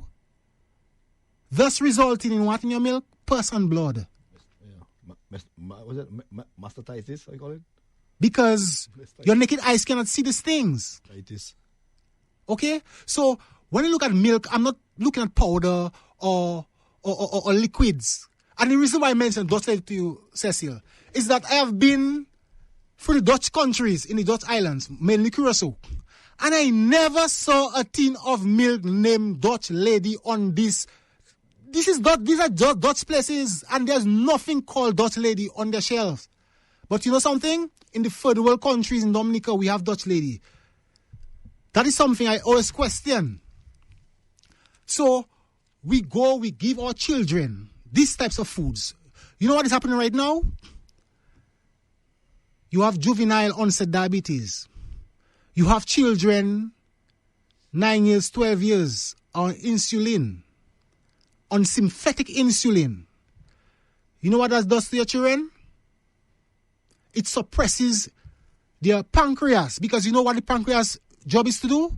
Is to secrete insulin. Insulin is one of the hormones we have. So the more synthetics you take, compromising your physiology to do that work, continuously altering your physiology, you're going to disturb the very mechanisms to protect you from illness, thus creating a secondary and a tertiary stage of illness, and that's where cancer kicks in. So milk in general is highly mucus forming. And I could tell you, if you have to go back to the Laku, I remember when we used to get a ration, you know, I used to go to the social center to get my bag of Klim. But let me tell you, my brother, I have never seen more green mucus from young boys, especially when, you know, their parents is not taking care of them. You will find... We had a name calling it, you know. Well, Lawim. Yeah. Lawim. And Lawim. The color is green. I also recall that we were constipated. I find myself forcing as a young boy. Your stool very dark in color. Oh, you have what they call a chololo. Sorry for the term. Yes, chololo. And understanding it's because of all those poisons, the ration that we got, the milk that we got. But I said to you that our body was so wonderfully formulated. I mean, if you work in sync with nature, we're going to experience life, whether you're in your 50s, but you're going to feel like you're so youthful. Once you work along with nature, you will get some form of clarity and resolution. So how many working against nature, you can't be resilient. You have to be resilient to work with that entity you're part and parcel of. So how many times someone in a day must excrete? It is said that after every meal, after a period of time, we know that the norm is 3 meals a day. So we would say if you're having 2 meals, you should have 2 bowel movements. So between 2 to 3 bowel movements is considered to be healthy. You know that some people skip many days not going to the washroom, and we say that's normal. Whenever you are constipated, you can find yourself getting condition, or you can find yourself experiencing what you call auto-intoxication, meaning that your stool can be reabsorbed back into your system, creating some kind of environment for bacteria and infections. So would you say that can be also the cause for cancer, the increased number of cancer that we are having? It is the increased number of cancers. But let me tell you, one of the major culprits for cancers is fungus. Even in women with cervical cancer, even women with what they call candida, even women with in what they call yeast infections, we found that cancer thrive when your system is high in fungus. Cheese will encourage fungus. Milk will encourage fungus. So it is critical to understand that every disease that we encounter, there is a root cause. There is a root cause. There is no silent disease as we were taught. Oh, you can just get hypertension and just fall. That is so irrealistic. Not realistic. But tell me, with that kind of information that we are now talking about on the radio, I don't know, for the persons who've been around you or who know of you, they know of that name, Renauld Deschamps. To what extent have you ever been invited to speak to? Because at the end of the day, is the children.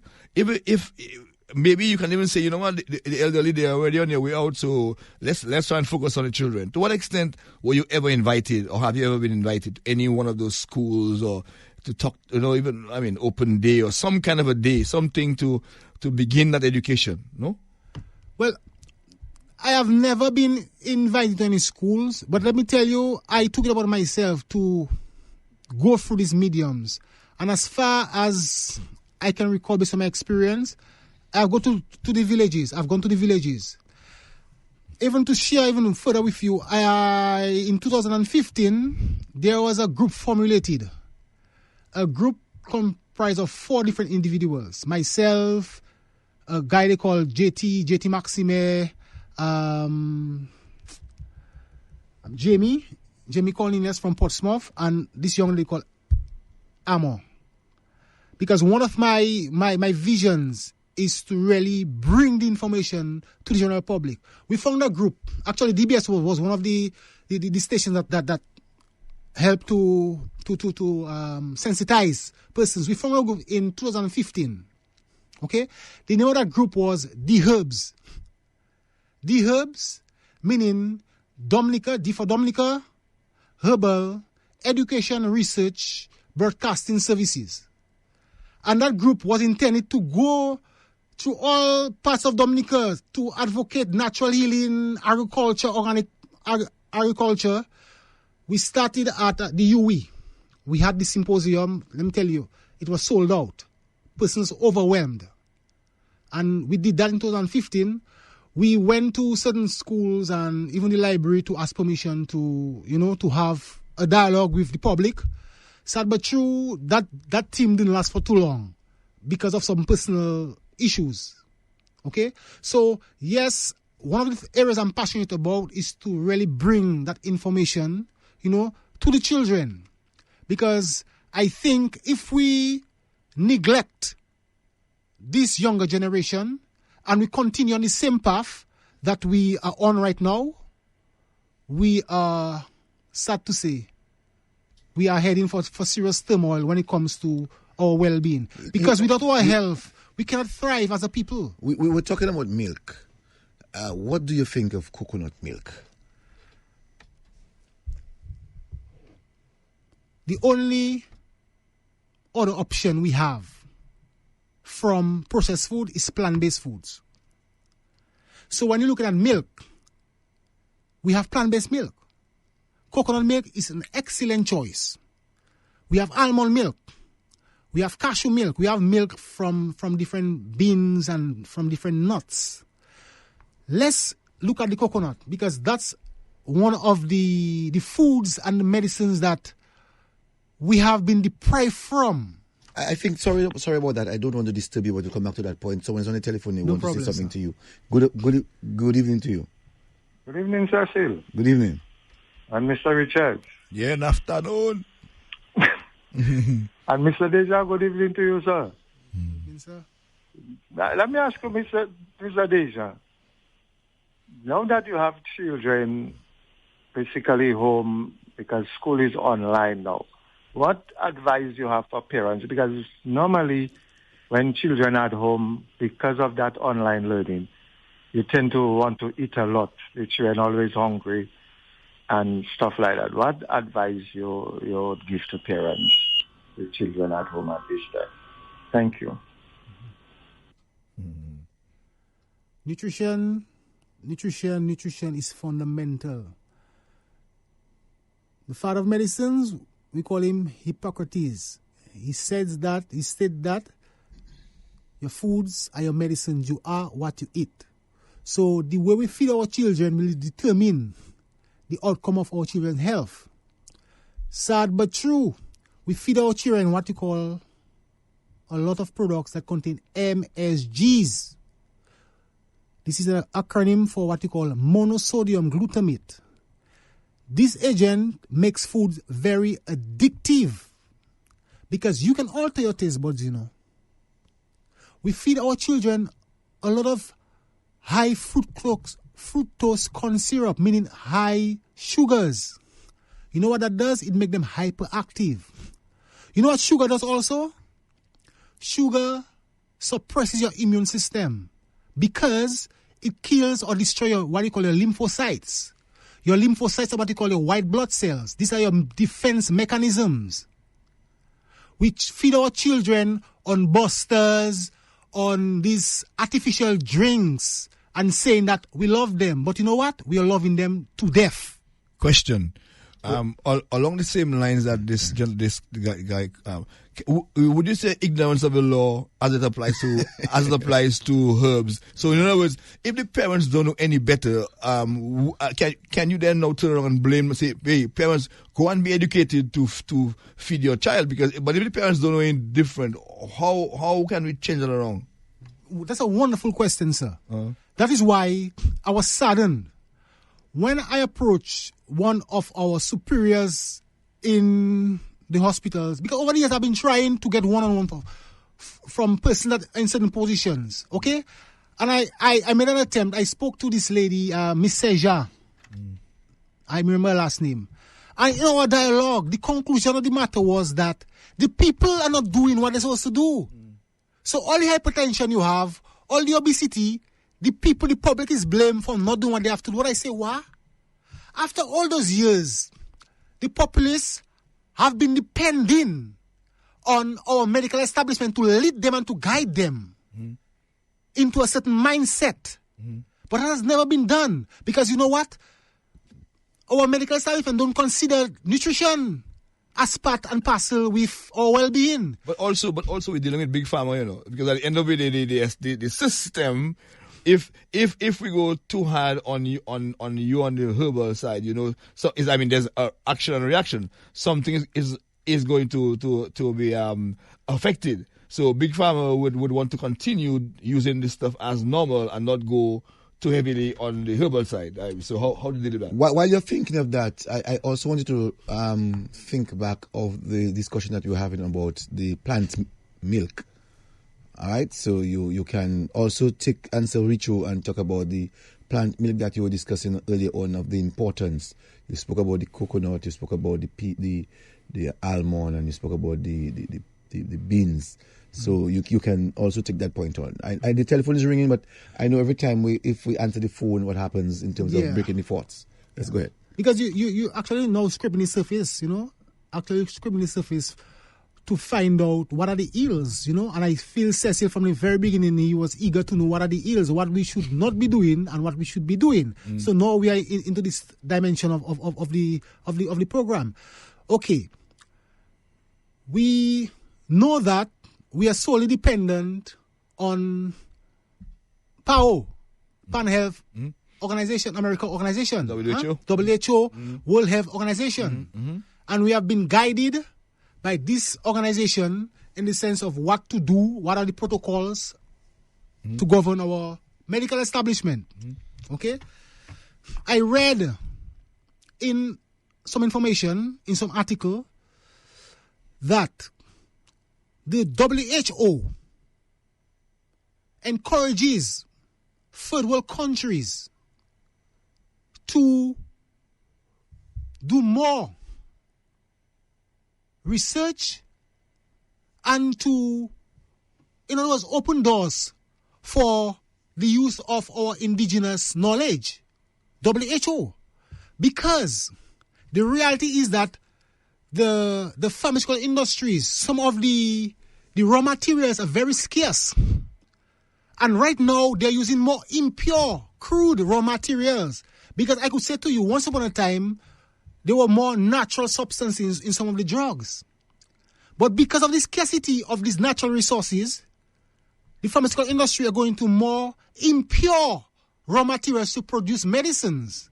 Deja, okay? So it's our... Yeah, you said something to me, and I don't want to forget that earlier on. You said, in our outside discussion, while you were in the pharmacy doing your stuff, you came across the unfortunate occasion where you had to dispense drugs that were written not for dispensing in the country of origin or something like that. Yes, because drugs come with generics. Right. Okay, so you'd find now, for example, we have Pfizer, Moderna. These are top pharmaceutical industries. Big boys. Yeah. Okay. Likewise, in India and China, you'll find companies making generics of such drug medication. Okay, I've seen some of these drug medication can be exported to the third world countries, but it's prohibited to be used in the country of origin. Wow. And we have to question why. But we don't question. That's one of the things we just follow. When I'm seeing that we have all the potential to be leaders. Someone's on the telephone. Let's hold that thought. Good evening to you, caller. Good evening, caller. Good evening to you, caller. I'm sorry, you'll have to call back. Yes, go ahead. Yes. But Deja, put the callers back on the line. Let's see what happens. Wow. Good evening to you, caller. I'm sorry, caller. It's really, I don't know what's going on. Yes, Deja. Yes, we. How would the average client or person out there know about what you just said about this particular drug is not to be used, not to be sold in the country of origin? Yet? Before you answer, Richo, sorry about that. Good evening to you, caller. Good night, sir. Good evening. How are you? I'm fine. This is a very interesting program. I should have been in bed now, but because I had a program, I had to stay listening. I mean, this is fantastic. This is great information from this guy, and I wish personally I would know him. And I think people are eating too many processed food in this food, and that is quite true. Too many processed food, and maybe talking about taking medication. But you're taking the medication and at the same time you still continue the processed food, within the bakes, within the fried chicken, within the macaroni and cheese. So if you're taking medication and you keep on eating those processed food, it doesn't make any sense to us.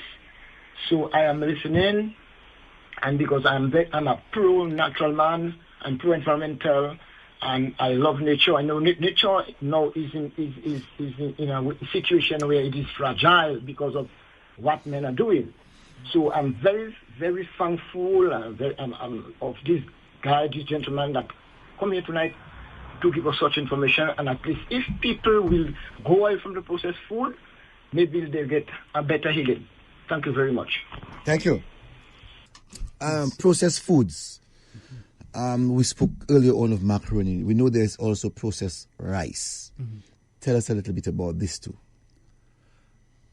The processed rice, we have, mind you, we are not so vulnerable as we think we are, because we have varieties of rice. We have wild rice, we have black rice, we have different types of rice.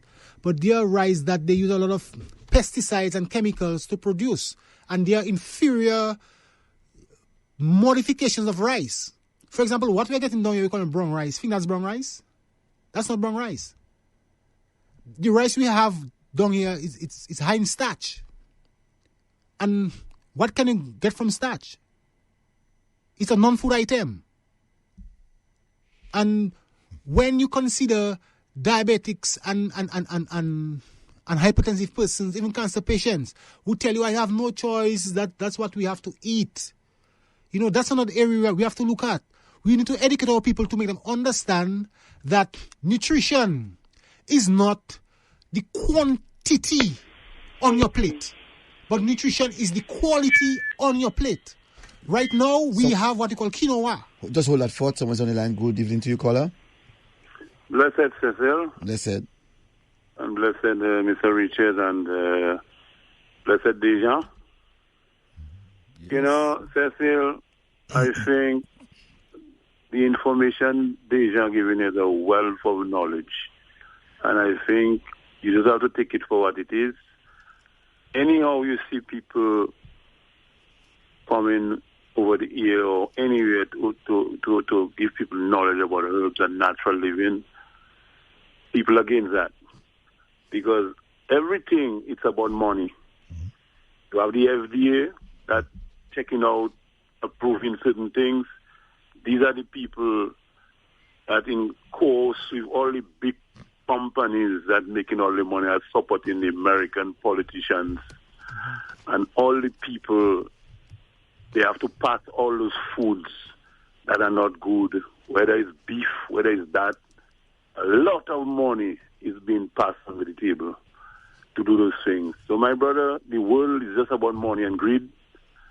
And I believe with people like Herbalist, even though the Bible said the herb is for the healing of a nation, God wanted good things for people. But the whole world, the World Food Administration, is just about money. If you look about, we're trying to fight diabetes, but at the same time, we're not telling the people, hey, look, it's our habit. All the natural foods there for us to fight diabetes. But look at that. They create a machine for you, the testing machine for diabetes? No. To test the sugar, man. Oh, you're talking about that little, what do you call it? This little stick that they use to test your blood? Is that what yeah. Yes. So in other words, Cecil, you know every year, they change in the machine that you cannot use the same machine for 4 years or 5 years. Because what? It's about money. Yes. Okay. They create insulin. The needles, the manufacturers that creating the needles for you to inject yourself for the insulin. They have several of them, companies.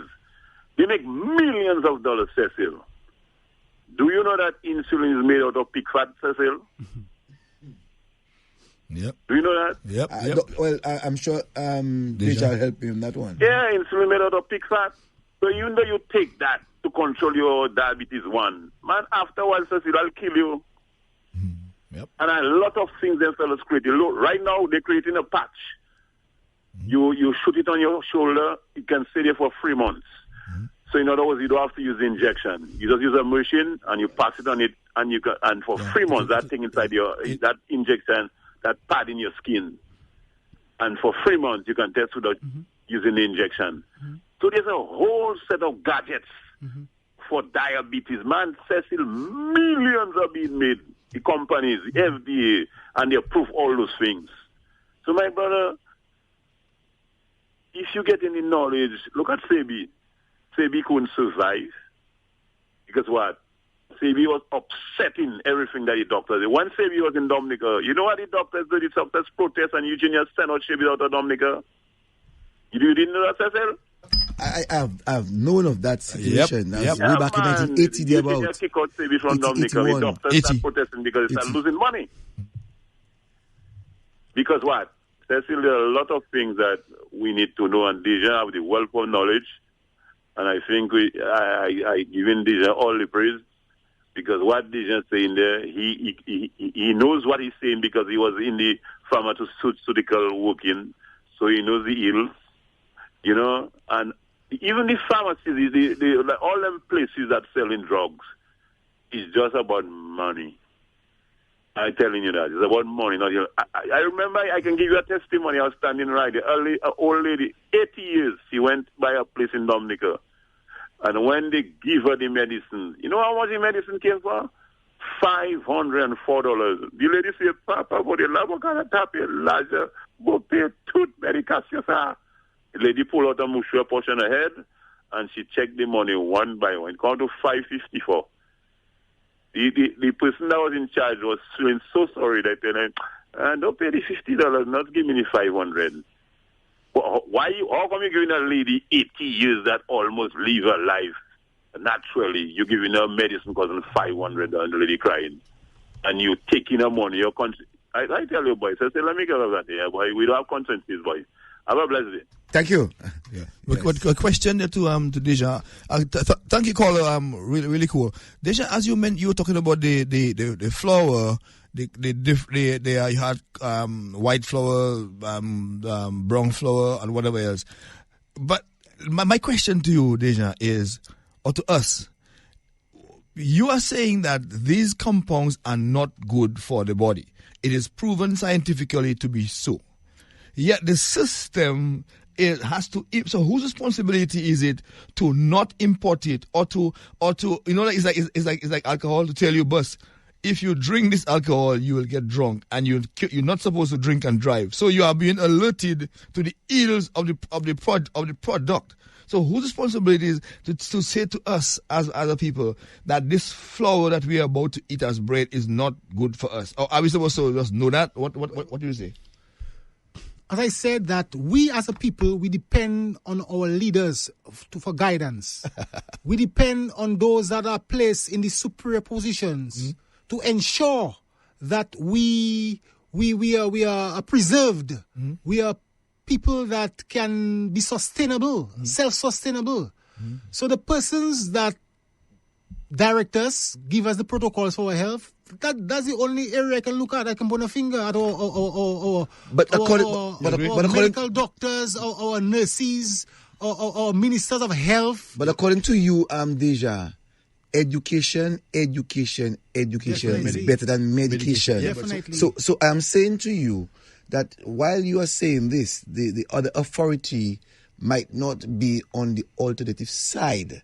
So they'll take the scientific side, and so you have to understand that the job that you're now doing by sensitizing people of how to go about doing it will not end. So while it is true to say that it is the authority, we too have a responsibility. Right. For instance, I heard you talk about milk. I'm a lover of milk.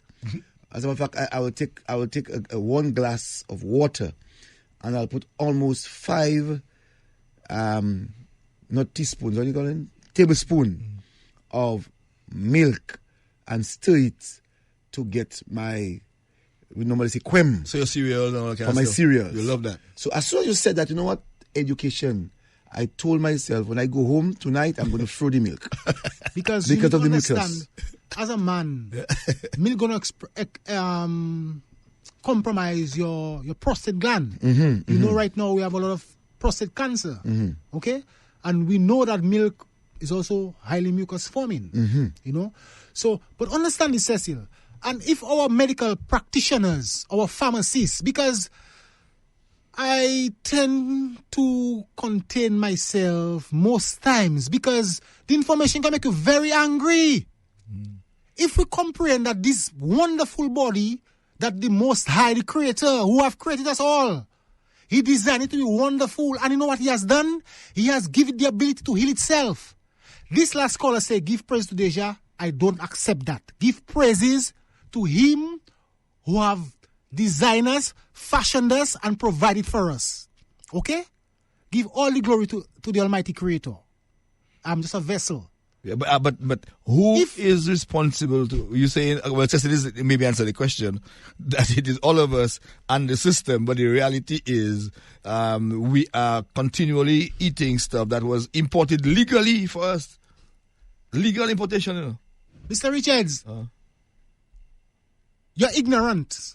You know, being ignorant can be of benefit to persons. Okay. And just to talk about the whole natural thing, I happen to be planting my own food. So I planted bananas and so on. And you wouldn't believe I took down a bunch of bananas, about 3 weeks to be exact. And I put it to ripe. And you know it has not ripe. It has not ripe yet.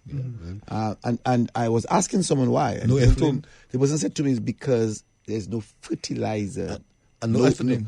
None of what the market would have given me to make my banana ripe in a few days. And it's still there. What the market so in other words, effluent is a chemical, right? That would turn the So I worked in mineral agriculture, so I know effluent. Yeah, but go ahead, Deja. So it's in other words, your bunch of bananas stayed youthful for a longer period. Still there. Okay, it is youthful. Okay, yes. It stayed green and nice. Yes. Cecil, imagine. Just hold that thought. I'm sorry, I really have to telephone calls, and that's why. Good evening to you, caller. Yes, sir. We have some systems we call zinc. We have copper, potassium, magnesium. Well, I know potassium is potassium from banana, right? But that's one I know. But could you please, Mr. Deja, tell me exactly where you can get zinc from, copper from, and magnesium from, in the way? That's the question I'm asking. Because I know about potassium, but zinc, copper, and magnesium, where we can get that from? This is called minerals. So could you please answer this question? Thank you.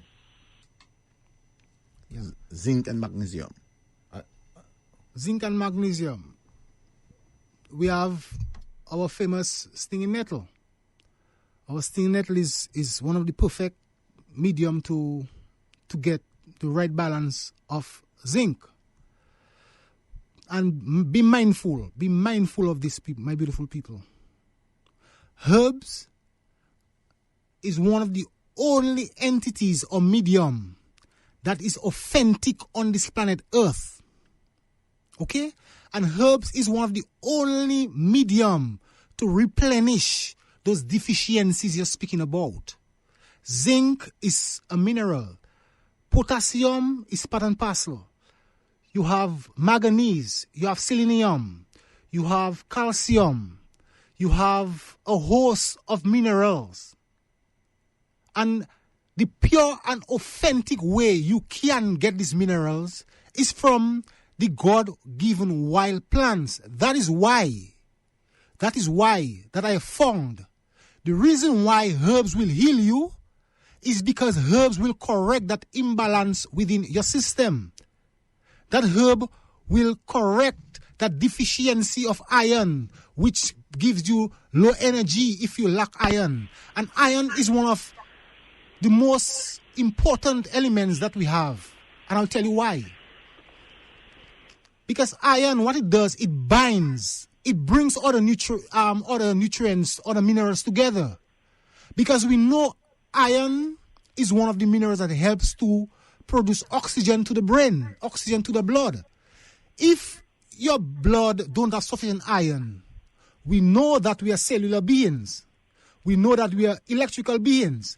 If there's not sufficient oxygen in your blood, you'll find your cell will sickle, meaning that your cell will deform, thus creating disease. Let's go to the telephone. Good evening to you, caller. Good evening, Cecil. Good evening. Cecil, let me tell you something. You see, we have several supermarkets here. Huh? Yes. Right.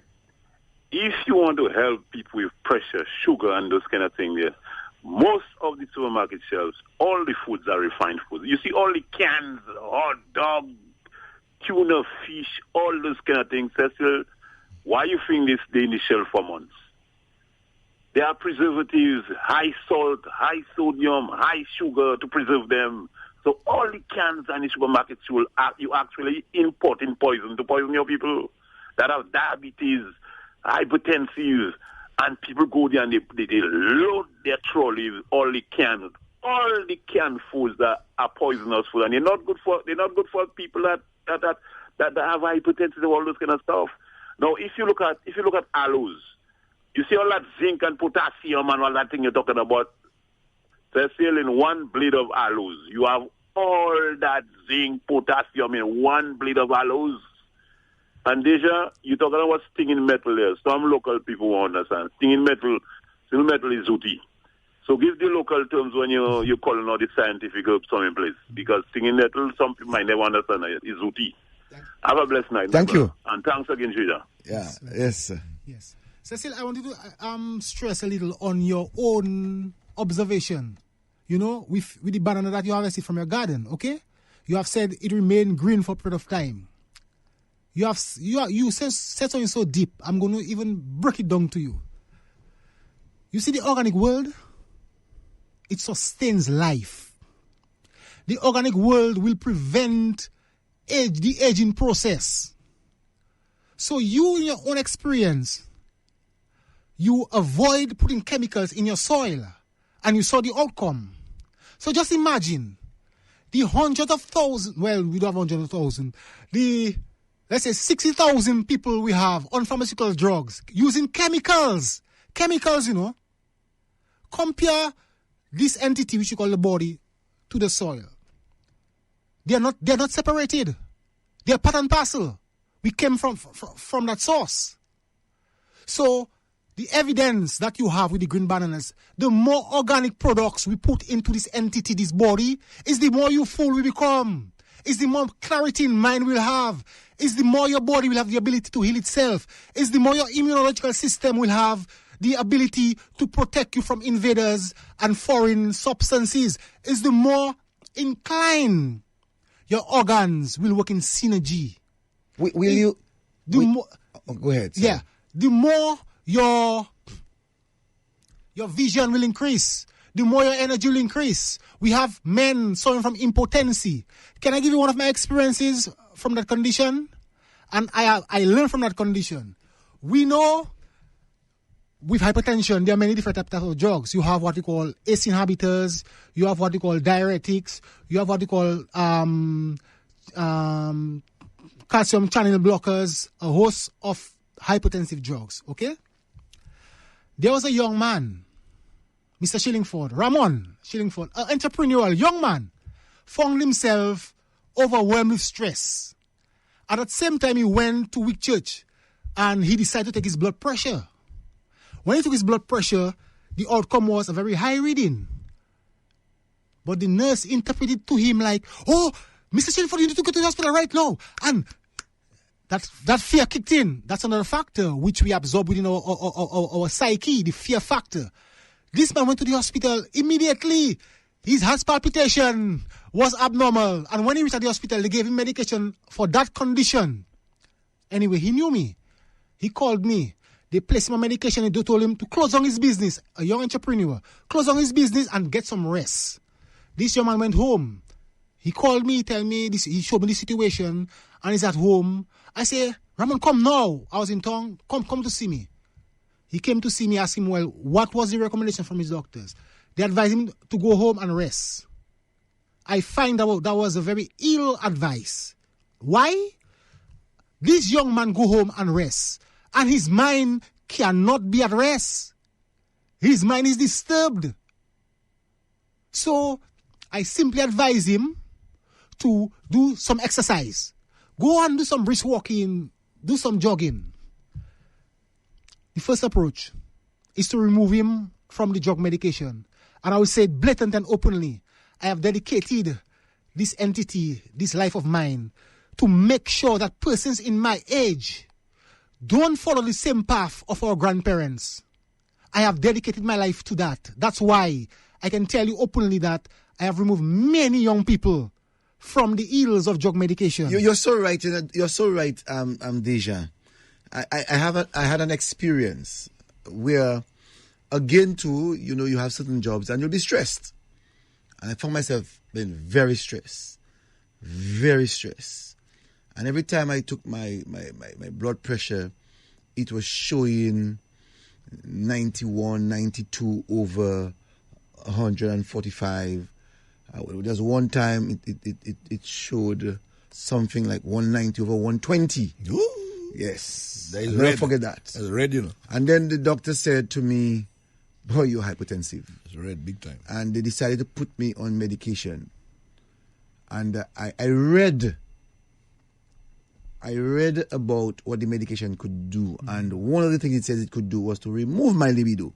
I said, Pala, Cecil Joseph. I said, Pala. Impotency. And impotency. So I immediately decided on my own, doctor can say what they want. I am not taking no more tablet. And I only took it for 2 days. And to this present day, the doctor, if he's listening, he can call and tell you the truth. Up to this present day, I've never taken, and I went to the doctor some time ago, and he took my pressure and he said, wow, that's normal. I said, this has been normal for a long time. But what did you do different? What did I do different? Yeah. Was simple, rested on time, drank water, and I stayed away from, I don't eat meat, I don't eat processed, I eat some processed foods, and stop eating bread. Okay. I'm saying, basically that's what I did. And also, I went to the sea and do some jogging. And that was it. Yes. And if I could conclude with my experience with this young man, hear what I learned, Cecil, exactly what you mentioned. This man was put on a hypertensive drug. I had to remove him of the hypertensive drug. First thing I did, I detoxed him, because there's a process. And people need to understand that, yes, you want healing from herbs, but there is a method in which you need to follow. And consistency is the most important aspect of this modality. So this young man, I detoxed him.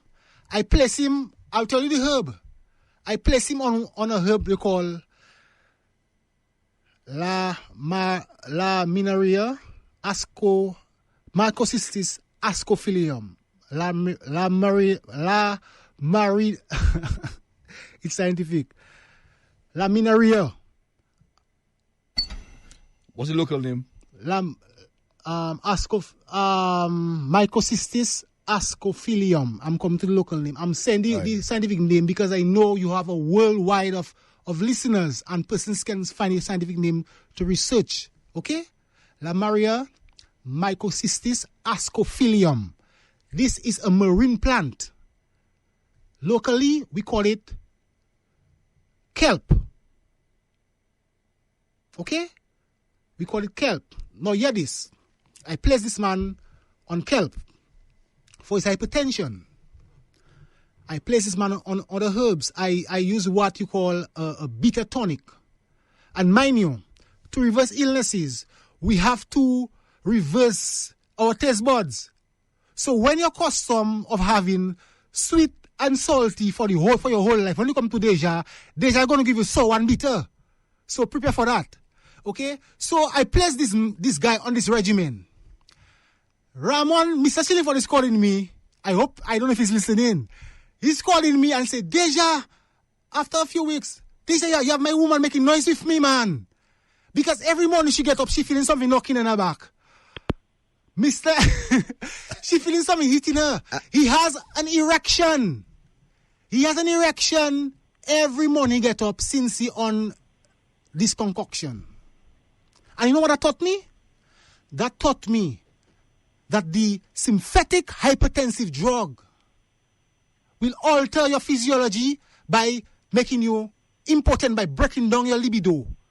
Versus the natural hypertensive drug will increase your libido. But Deja hear you, but it's totally I think someone's on the line. Opposite. I think someone's on the line. Good evening to you, caller. Good night again. Yes, good night.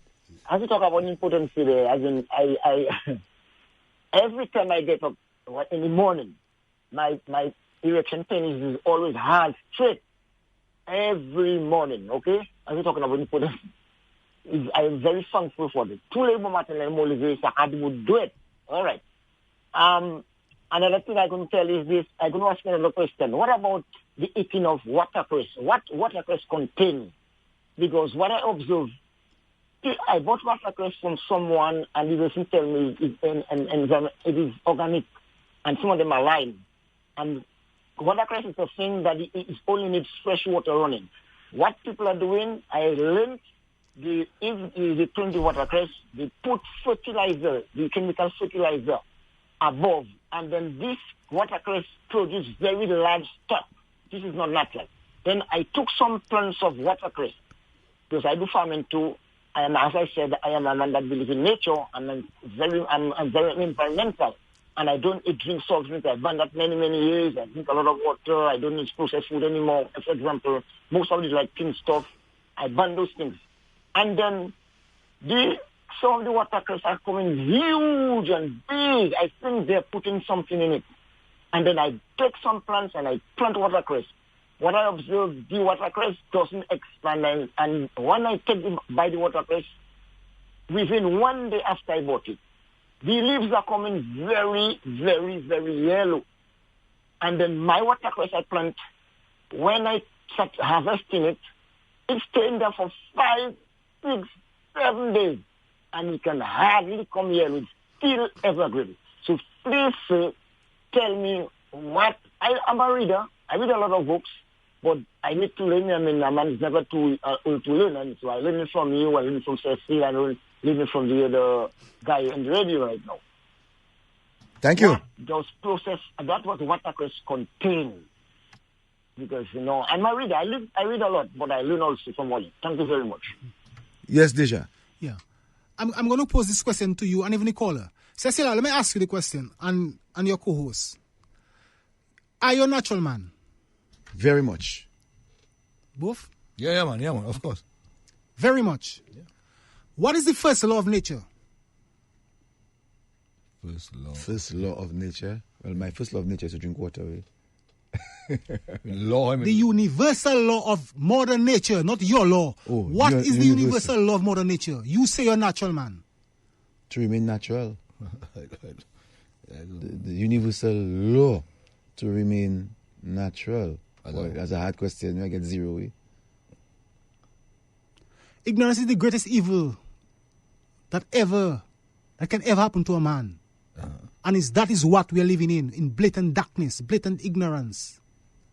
So we say we are natural people, but we don't understand the very premise on which nature thrives. The first law of nature is self-preservation. Nature will sustain its inhabitants and itself by itself. First law of nature is self-preservation. So, whenever you use the organic foods that very process will preserve that food. Whenever you use inorganic chemicals to put in our foods, it alters the whole chemistry of the food. So this man that speaks of the watercress, organically grown, it remains fresh, green, and thriving. But whenever you add chemicals to it, it deprives it, it makes it deficient. And if we apply that to our general well-being and understand that nature, my beautiful people of this world, nature is the ultimate medium for our well-being. Without nature, you cannot go against nature and get results. At present, we haven't mentioned it, but we are in the season of COVID-19, huh? Yep. And we are being educated about our immune system. I've been told that our immune system cannot recognize this foreign COVID-19. Excuse me? I mean, how can I resonate to that misleading information and not question it? But you know what? No, don't question our scientists. No, don't question the doctor. But it doesn't make sense to me. So what do I do? Stay ignorant and take my job? Or stay ignorant and do things that I have no assurance and clarity about? Whenever we work along with nature, we will be the resilient people that we claim to be. And we also spoke about alternative versus conventional. In our original essence, we are a natural people. Dominica used to be a place where it was impossible for persons to get sick. It was impossible for persons to get cancer. It was impossible for persons to get hypertension and diabetes. Dominica. And why was that so? Because Dominica once upon a time depended on the soil, depended on Mother Nature for our well-being. Dominica should be the impetus to others or the example to others because we have a lot to offer, and that's why I'm here. I'm not here to speak of my enterprise about Deja. I am here to say what Dominica had offered to me and have to offer to the world. And unless we don't maximize and preserve that of which belongs to us, because the recommendation I'll make to us in our conclusion, I've always brought that to the attention. Our medical establishment, the leaders, the persons that are responsible for our well-being, to educate us. As a herbal practitioner, I'm asking, I don't want to be in any sort of division because we know a divided state is no state. A united state can thrive. I am saying to us, let's have more collaboration with our natural healers. Let's not shun the information because it is not profitable to us. As far as I've been seeing, it's all about dollars and cents. It's not about genuine health. We have pharmacists coming and acting like they're gurus, before they speak of a product. Oh, all the product is sell off the shelf. But let me ask you this question. If this pharmaceutical product was so effective, why are we having more hypertension? Why are we having more diabetes? Why are we having more cancer? Why are we having more lupus? Why are we having more of so many myriads of diseases increasing?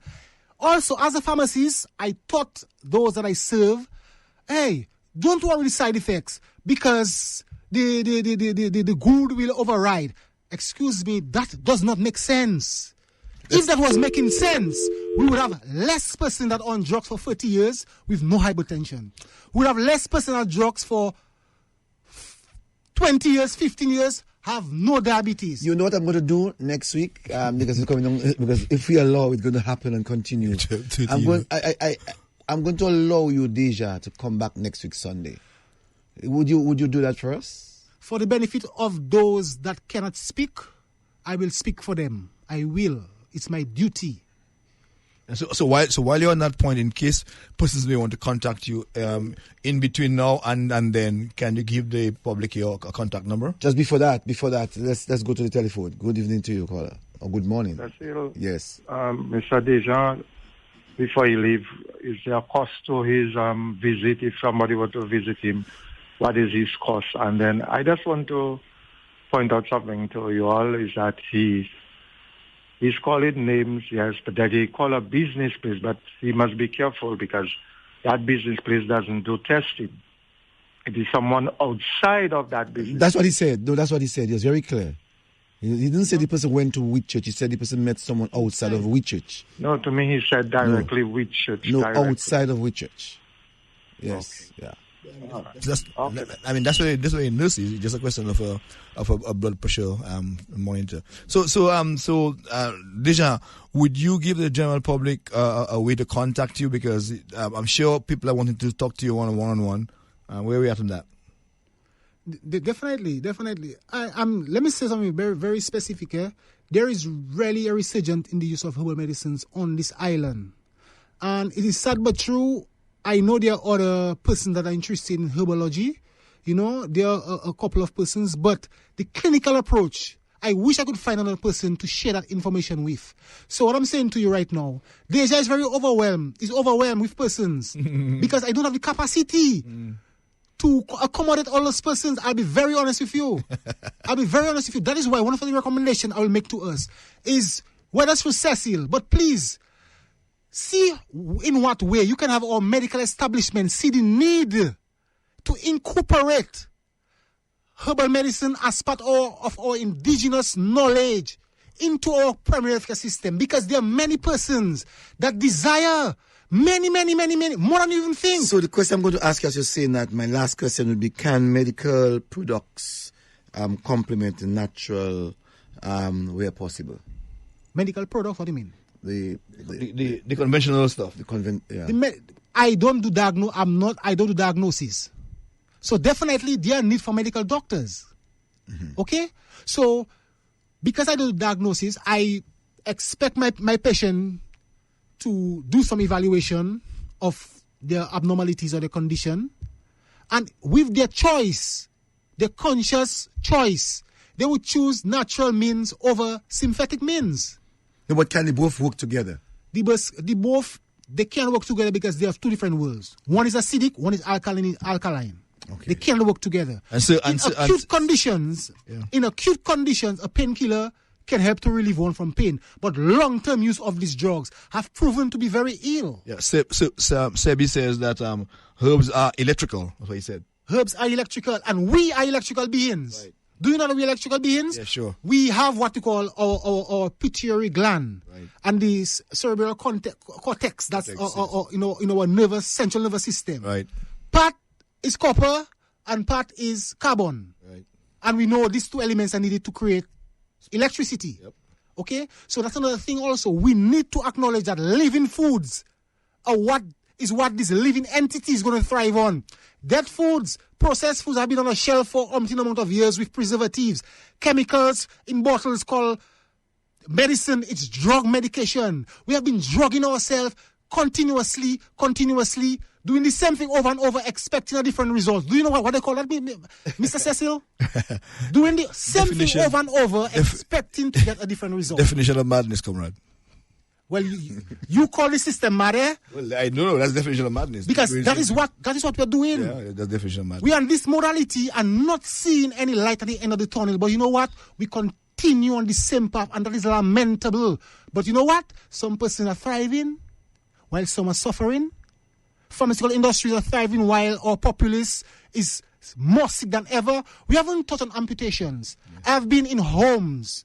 There are persons that so I'm saying have to you, been injured severely because of. So I'm saying let's hold that for next week, because I have given you the invitation. You're the first person who has gotten a direct invitation to come and do part 2. Yeah, part 2. Because it's an interesting part. I also believe that I will also request of the other side to come in and to give their side of the story, so that the general public can determine where do they lead to. I don't want to preempt the others. I don't even want to bias the minds of our listening public, because what you have said there tonight is very vital. I've gone through some of the experiences. I know tonight for sure. When I go home, I'm going to throw the tin of milk at my home. That I know for sure. I'm not asking the question about that. And one of the things, I don't always eat bread, I should have said. I don't always eat bread, but whenever I eat bread, I see my tummy expands. and it stays so for about 2-3 days. Before it break down, yeah. You know, before it break down, and that's one of my worries. So making me not eat flour. I normally tell people that I love cake, and I say cake doesn't have flour because I love it so much. But listening to you tonight, you know, also too, someone asked me to ask you in reference to meat, which one is the better one, stew meat or?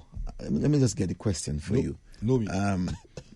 They wasn't asked whether it is where is it? Whether the difference between bake and stew meat, bake and stew meat. Both of them, man. So it's just the method of preparation. That's all. Yeah. Yes. Yeah, both of them. Both of them, man. It's still, it is what it is. It's just a different taste, a different texture of preparation.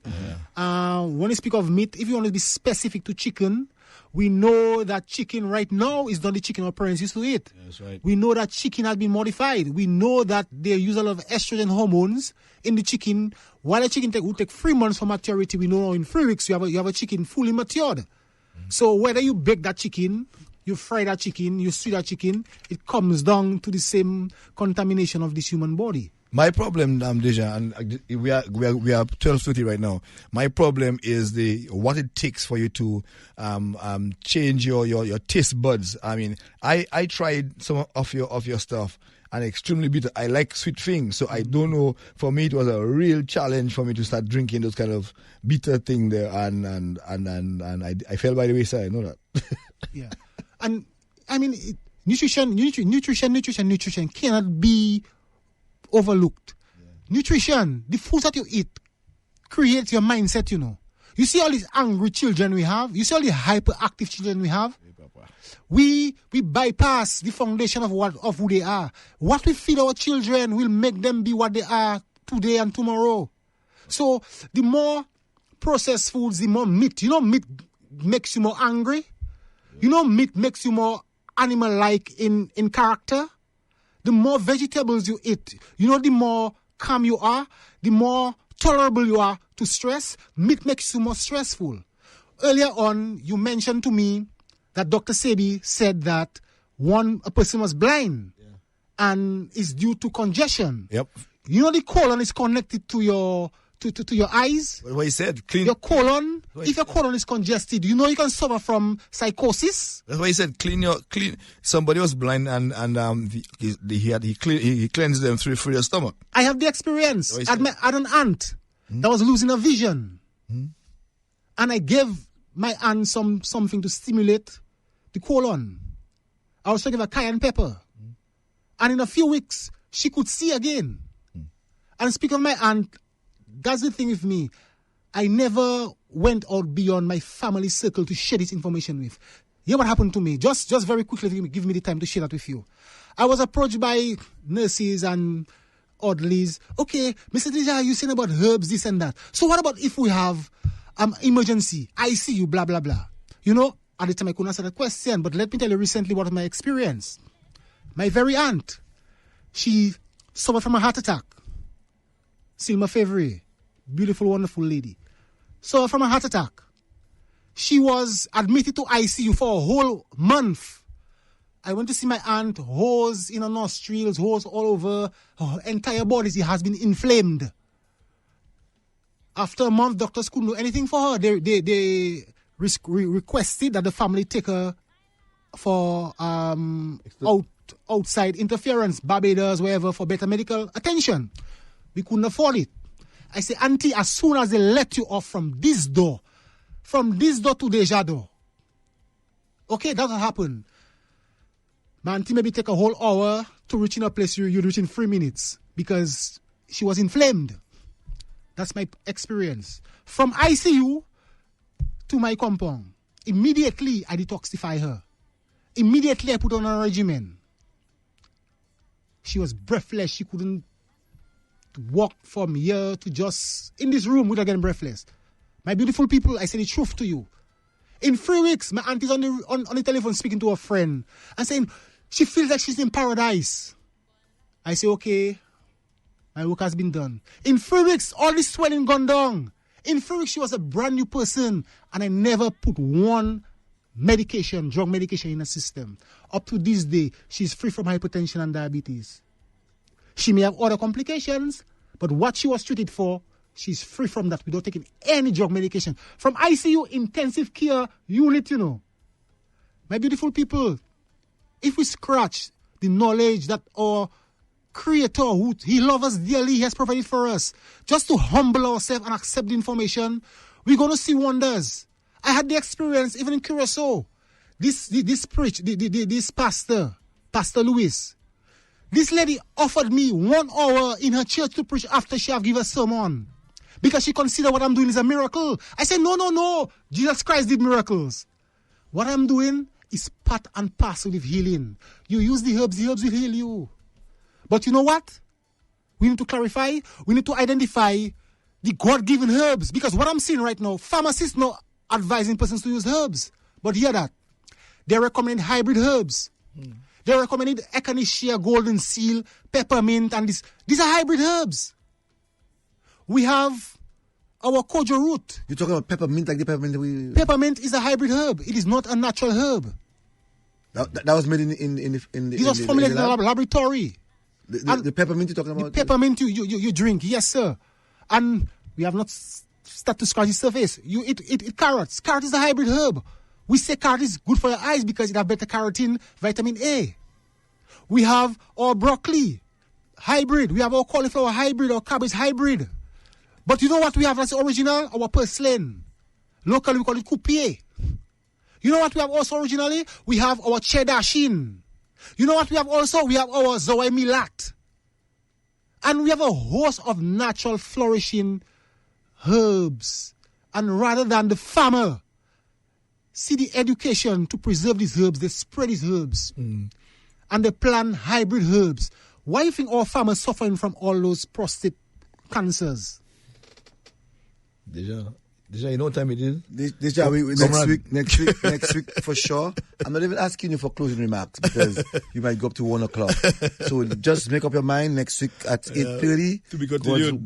God's willing, we'll have part 2. Yes, I. Okay? So thanks again, Deja, and we will see you next week Sunday. To God be the glory. Great things He has done.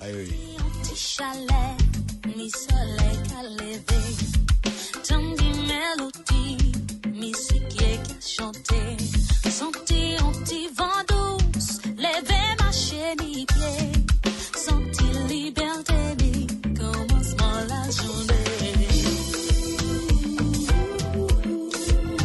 La journée.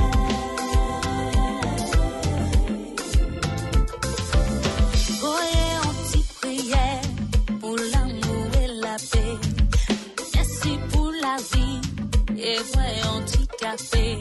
Sorti un petit kaila, paraît pour commencer. Fais un petit sourire pour commencement la journée. Commencement la journée.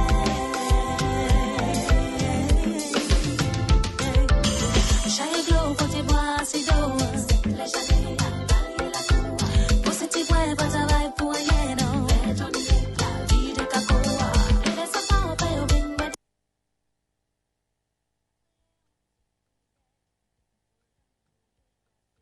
All right.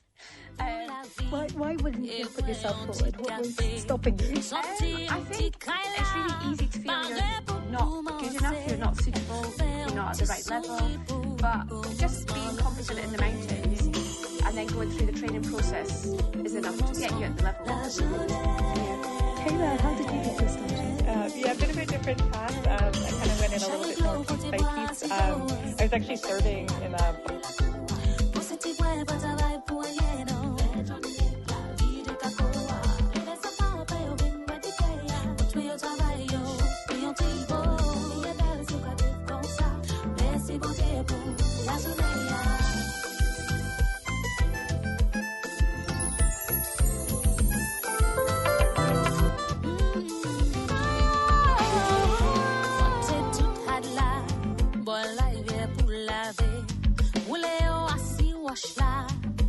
Yeah.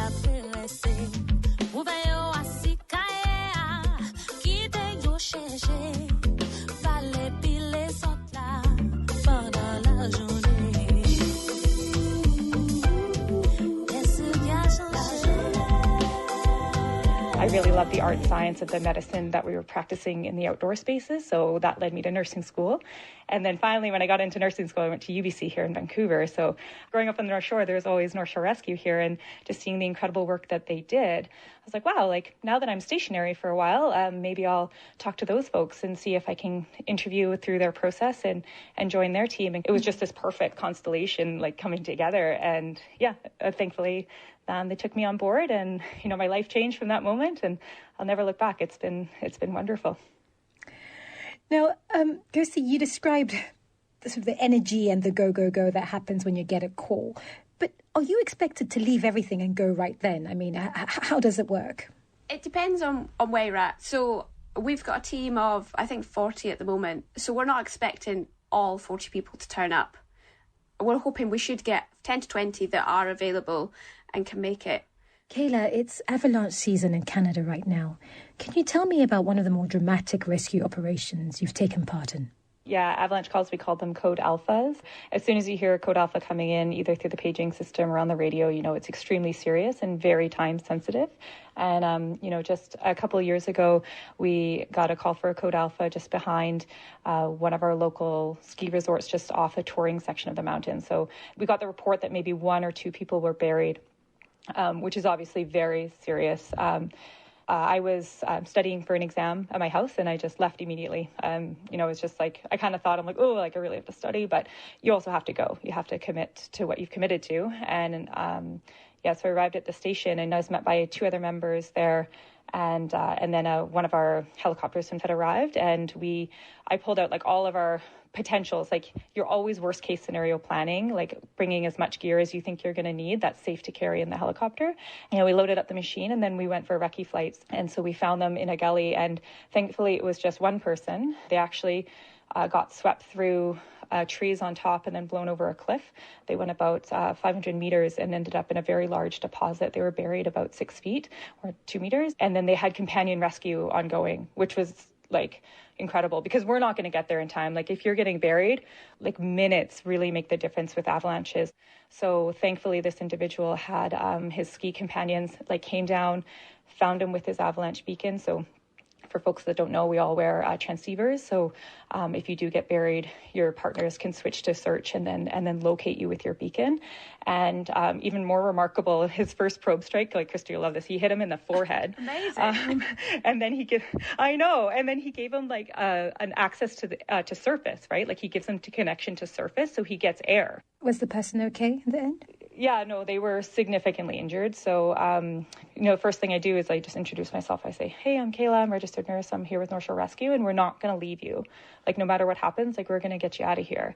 And just to try and provide some sense of safety, and then just started a head to toe assessment, and just did a couple interventions, bound his pelvis, checked an IV in, started warming him with our hypothermia kit, and then we long lined him out of there. So you put him on a platform, it's called an aerial rescue platform, in a bag, and then I think it was a 200-foot long line. So pilot comes in with a kind of a hook at the end of a long rope, and you clip into it, and then you leave with that patient. So you're accompanying them, and I'm just talking to him the whole time. I'm like, I'm with you.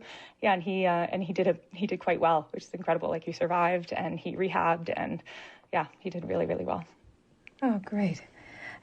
Kirsty, have you had any similar experiences, any tricky rescues?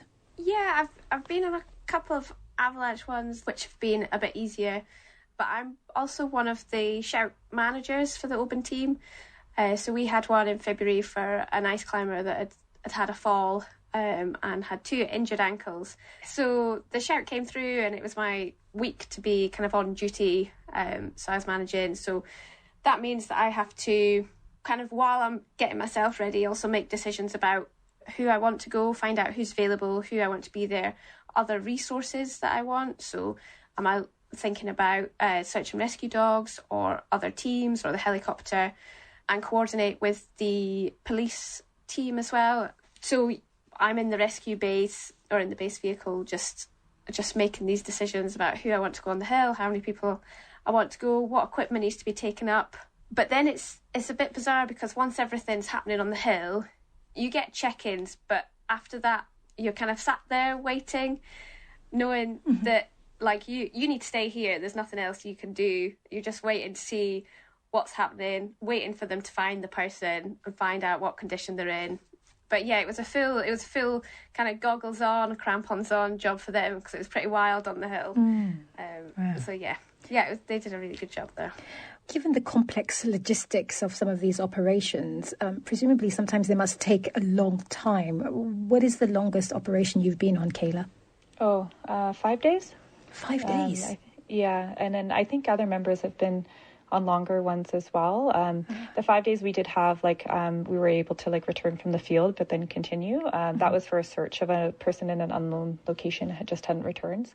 We've also had multi-day, major trauma. They're snowed in and we can't move them. So, or they're kind of stuck in a location, and you build a shelter with them and you stay with them for 3 days to try and maintain their injuries and keep them alive until the weather clears and you can get them out.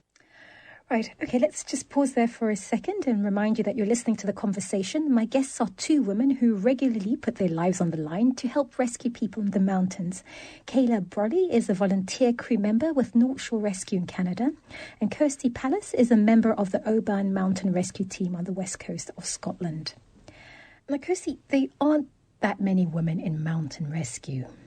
Why do you think that is? I think historically it's been a very male-dominated space, and I think that image is still out there. Most people think of a mountain rescuer, they think of a man, certainly in Scotland, usually with a beard, kind of coming up a hill with a big rucksack on. Something as well that I see a lot kind of in my professional life as well is women, you kind of get a bit of a drop-off as women start to have families, and I think once women have had families, it's harder to get back into it, whether that's because, your body's been through a whole load of changes and you've had a couple of years out, but also you've got to decide about the risk, and if you've got young children, is it what you want to do? We're really lucky in the Oban team in that we've had a kind of history of really supportive team leaders who have made sure that we're encouraging as many women at the recruitment stages. So we tend to stick around about a quarter to a third of our team are female, which is quite unusual. Another thing that maybe doesn't help is that maybe some of the attitudes by some folk in teams, there can be still some sexism, or they refer to it as banter, but it's not a comfortable place to be especially if you're the only woman on a team, so you maybe don't want to be there. Kayla, how do those numbers compare? We just heard Kirsty outline what her team looks like in terms of the gender breakdown. Yeah, Kirsty, that's amazing. There was a couple years where I was the only female field team member. We had a couple other women that were in more kind of supporting roles. They weren't in the field for a bit. Now we have 7, which has been incredible over the last number of years, because they're all amazing. They're some of our best members too. And so I know I've had female friends approach me about the team and ask about applying. And there is sometimes this, I don't know if I'm good enough for this. And it's I know you, we climb mountains all the time. You would be amazing. You would kill it. Just apply. And as soon as they do, they are incredible. So I think there is a little bit of that hesitation, because it has been a male-dominated space, that it might be intimidating somewhat, that there's somehow this magical, mystical thing that you have to be 6'3" and just this giant mountain dude in order to do this work. And it's not true at all.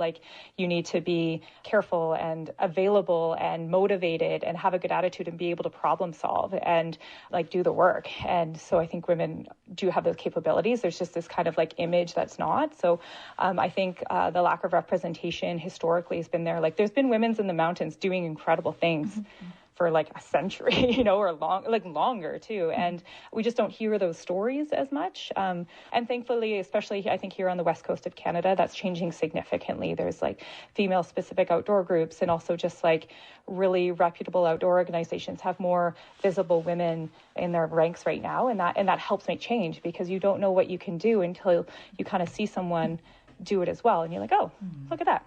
We can go too. Just like any organization, diversity really increases your capacity to respond and be effective in all realms. And that's really important. And especially in mountain rescue too, where you need different lenses on how to solve problems, because the problems are complex.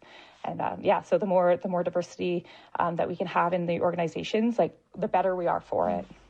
Yeah, absolutely. Once you start to see more kind of underrepresented groups coming through, it's great because you're getting more ideas. There's differing experiences of how folk got into the mountains, not just on a rescue, but I think it helps the team, because a big part of it is the social as well. You know, it's like this core group of people.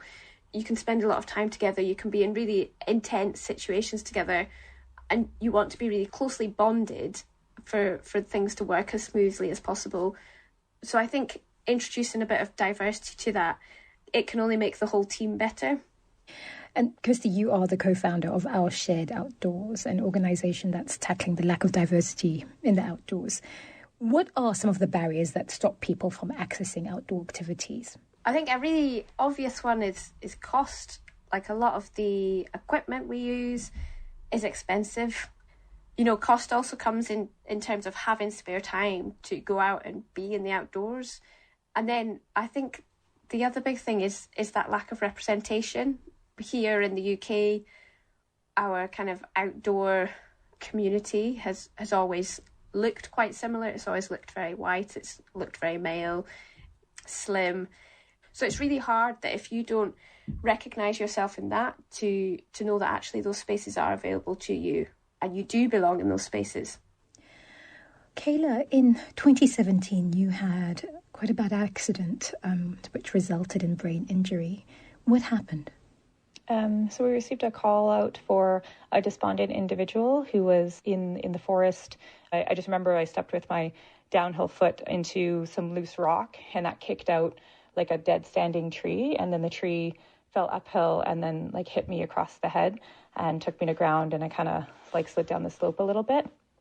Thankfully, I was wearing my helmet at the time, so that probably saved me a lot of grief there. And I just kind of sat there and did a little systems check, and I was like, I'm not paralyzed. I can think, I can speak clearly, all this kind of stuff. And I was like, well, something's wrong, but I can still function. Like, we can still make this call go, because we were obviously very concerned for this person. And then not long after the call resolved, she was actually found at a different location. So I just came out of the woods and I was like, oh no, like I've had concussions before, like from rugby and wrestling and things. And I was like, oh, I hope this doesn't last. And then unfortunately, like it was really devastating. I had like 6 full months off of work and then like a 9-month gradual return to work with like lots of failures. And it's extremely frustrating and isolating and scary because you're just not yourself and you're aware of it and you don't know if you're ever going to get back to the things you love. And it's really, really scary. So, that was a really hard time in my life, and it really changed the course of my life significantly. Like all of my, career goals and financial goals and relationships really, really changed. How has it changed your approach to rescue work? I think like I know the risk when we do that. Like when that happened, I wasn't mad. When your world is so big, when you're living your life and then you have this brain injury, it becomes tiny, like the smaller than your room. And you're just, you really focus on what's important to you. And if I could have anything, what would I want? And I want to contribute to my community and my society. And so it just kind of like reinvigorated me for rescue. Like once I was safe and well enough to get back in the field, it is motivating because you're like, this is that outlet that I have, these skills to fill that drive that I have that I think is important. So, I always wear my PPE. I always wear a helmet. People always laugh at me because sometimes we're like on these easy walks and I have my helmet on and we're on like a flat surface and I'm just, I'm not messing around. But, it makes me like see my teammates differently too, because they all take that risk too. Yeah, it just makes you grateful that you get to be around people that still make that choice actively, like every day. You both are exposed to some very traumatizing experiences. What type of support do you have, Kirsty? So within our team, we have a subgroup of, we call them like the wellbeing team. So after call outs, they'll check in with the team and just make it known that they're available to speak to if someone wants to meet up or whatever. And they're also mental health first aid trained as well to support that. Because we're kind of affiliated with the police service as well, we have access to some of their helplines for not just for ourselves as well, but for our family members. Because if we've been on particularly traumatic call-outs, that can also affect our families. So that support is there. With the pandemic, we saw people fleeing crowded cities for national parks and re-examining their relationship to the outdoors. What impact did that have on your work, Kayla? Yeah, we saw a significant increase in calls with the pandemic. Certainly, 2020, we had 151 calls, and our previous record had been 140, and that was also with 3 months of complete shutdown. And then this past year, we had 226 calls, which is a 50% increase from our record-breaking year last year. So it is quite significant. We're seeing massive volumes in our local hills, and it's also province-wide. Like our teams across the province are seeing the same increases as well. And we had a lot of brand new users, sometimes lacking a lot of experience too, kind of getting into difficulties. And as I mentioned before, the North Shore Mountains are quite treacherous too. Like if you go off trail, you're in the rhubarb and you're in the steeps really quickly. On that note, then, what are the 3 key things hikers should have with them? Or what are the main precautions, perhaps, they should take when they venture out into the mountains? I'll start with you, Kayla. Yeah, I think number 1 is leaving a trip plan. Like that is so key, that you leave a trip plan. And by that, I mean writing out what your intended objective is, how long you think you're going to be able to complete it, and when you expect to return. I do it all the time. I write it out on a little note. I put it on my fridge. I take a picture. I text it to someone I care about, and I'll tell them like, oh, I expect to be completed at this time. Start to try and contact me 2 hours later. Call the police at this time. And then I know that when I'm lost, if I have an event, I'm like, someone's going to come for me. And then having appropriate footwear is really, really important. Like, we call them the 10 essentials, but I'll keep it to 3. And another one big for us is a light source. Like the amount of people, like we're in a heavily treed area. We don't have a lot of true alpine. So it gets darker much earlier than sunset. And so people go for these walks in the morning, and then it gets dark really early, and they just have like a light on their phone, and it's not sufficient, and they lose the trail very quickly. So appropriate light source is really, really key too. And it's so easy. It's so small. You can put it in your pocket, Wow, those are very simple but very sensible suggestions. Thank you. Kirsty? A map and a compass and how to use it is pretty important. On a nice summer's day, you might be able to get away without it, but certainly at the moment in these winter conditions, without it, you'd be really struggling. The weather comes in really quickly, and a lot of folk have maps downloaded on their phone, which is great as a backup, and it's still worth doing, but the cold totally kills your battery, and it doesn't take long for you to be stuck somewhere high on a mountain with no map because your phone has died. And then once your phone's died, it means you've also got no way of calling help either. Here in Scotland, the weather's really changeable really fast, so a set of waterproofs, because if you can stay dry, then you're going to stay warmer for a bit longer. If you get soaked early on, the wind can get up, you can be in cloud, and hypothermia can set in relatively quickly. And I think it's easy to get bogged down in always having the newest and best gear, but if you just have something, it doesn't matter where you've got it from. It doesn't need to be the best. It doesn't need to be the best brand. It's good just to get out, just try and get out if you can. So you don't need to have the most expensive thing of everything to be safe and have a good time, but just making sure that you've got it. Kirsty and Kayla, thank you both very much. Thank you so much for having me. Thank you. It's been great. I was talking to mountain rescue volunteers, Kayla Brolly and Kirsty Palace. That's all from us today. I'm Kim Chakanetsa. The conversation will be back next week. This is the BBC World Service. In Zambia, smoking is on the rise. One woman wants to change that. 70-year-old Brenda Chitindi has a mission. I have that passion to let the people know about the dangers of tobacco. We're telling the story of her fight for tough new laws in her country, and we'll look at the growth of smoking across Africa. Fighting tobacco in Zambia, Tuesday at 9 and 20 GMT. And at bbcworldservice.com, it's World of Wisdom. I am Sana Safi, making friends and keeping them. Sharing what you have without being exploited. Sometimes these feel like very challenging issues. We will be hearing from Jacob as he gets a wise perspective from Sister Dank McKeon. This is the BBC World Service, the world's radio station.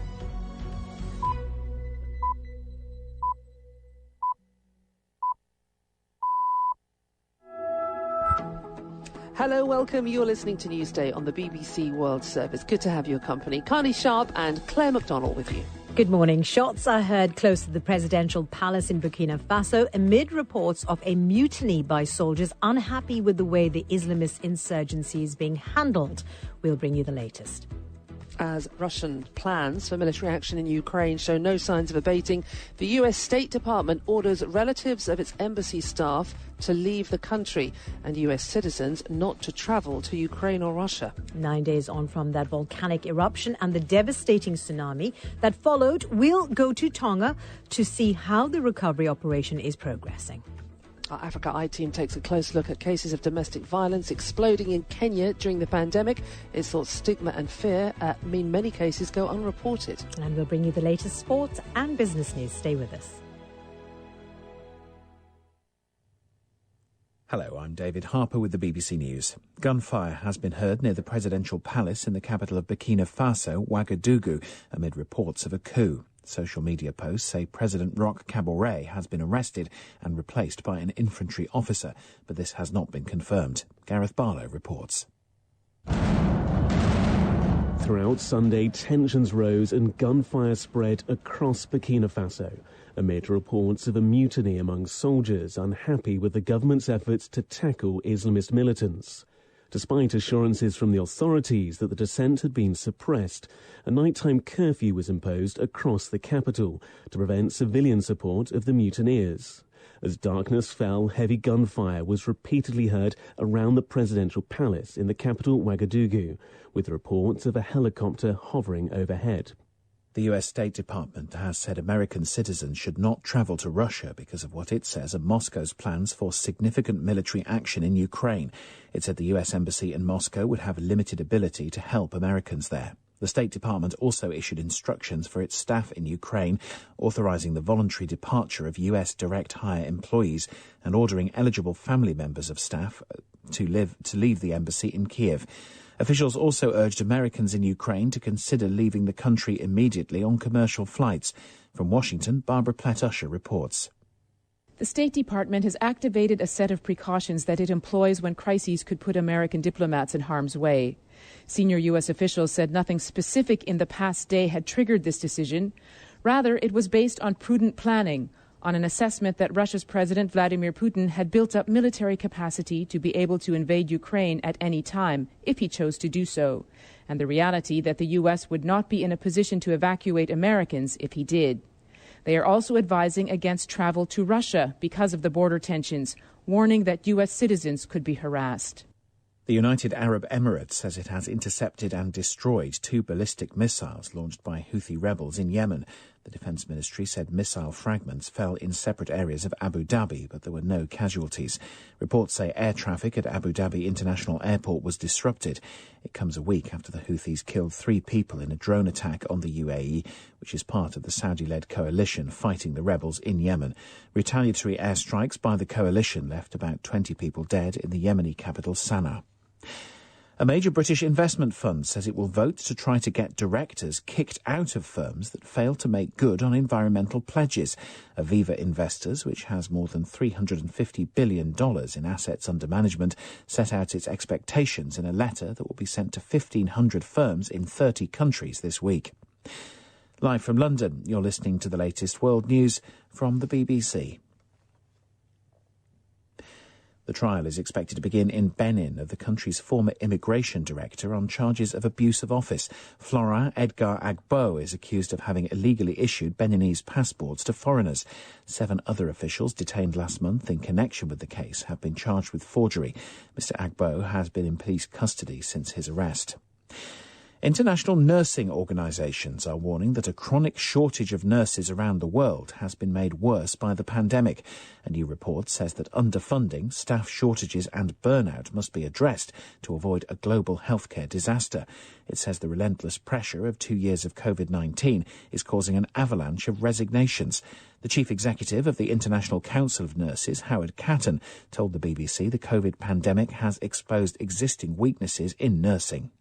We knew that before the pandemic, the world was short of 5.9 million nurses. We think that the health workforce was fragile before the pandemic, But based on this evidence, we believe that the situation has deteriorated and we face a global healthcare workforce crisis.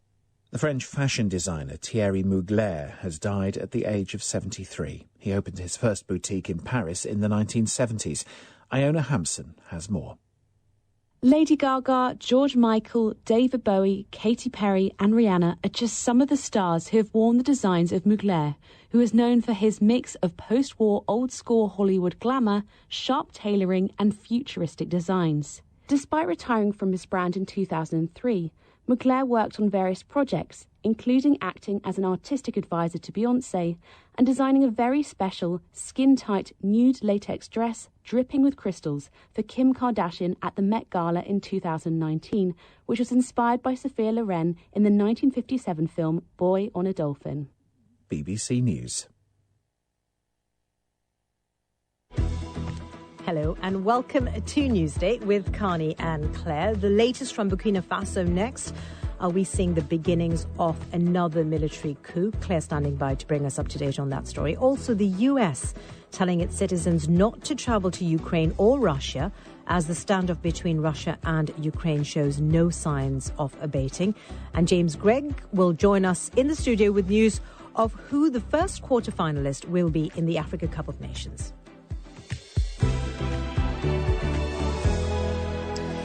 Yes, let's start in Burkina Faso with reports of a coup there. It comes after a dramatic day of unrest on Sunday with gunfire heard near the presidential palace in the capital, Ouagadougou. Gunfire has also been heard at several military barracks in the capital, with soldiers demanding the sacking of military chiefs and more resources to fight militant Islamists. President Roch Kabore has come under growing pressure from civilians and the military, who said his government was incapable of dealing with the Islamists. Let's talk to Sam Mednick, a journalist for the Associated Press in Ouagadougou. She's been inside one of the bases and been speaking to soldiers involved in this mutiny. Sam, welcome to Newsday. You've managed to go to the heart of this story. Tell us about your trip to one of these bases. What did you see there? Who did you talk to?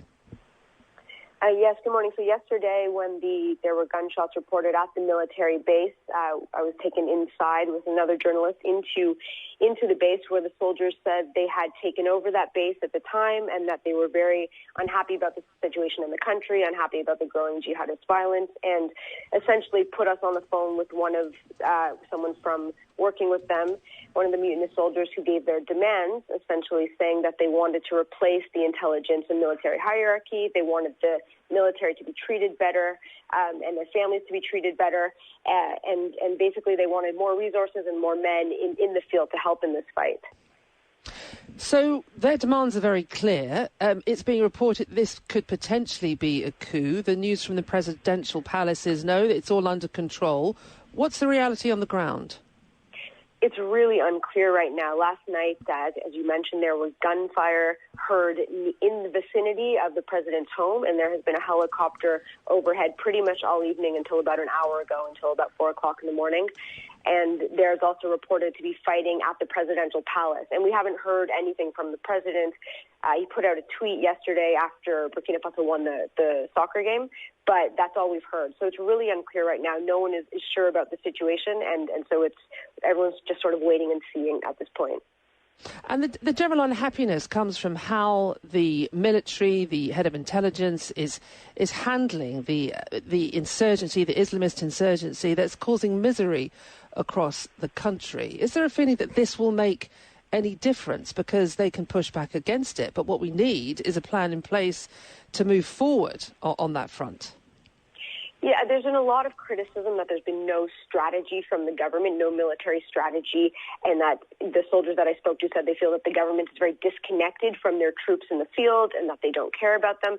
I mean, this was a very peaceful country up until 5-6 years ago, and so there's a lot of frustration. And I asked the soldiers, do you think this is going to change, you taking over? And they just said to me, we want military rule. We need us to be in charge, younger people who know what's happening, and we will learn to govern. Is what some of them have said to me. But yes, people do question if Roch's not in power, will it change anything? And this is the unusual situation here, isn't it? Because when we often report on military coups across the continent of Africa, the public aren't behind the military. This is a different case, isn't it, Burkina Faso? There's people who are supporting what they're trying to do.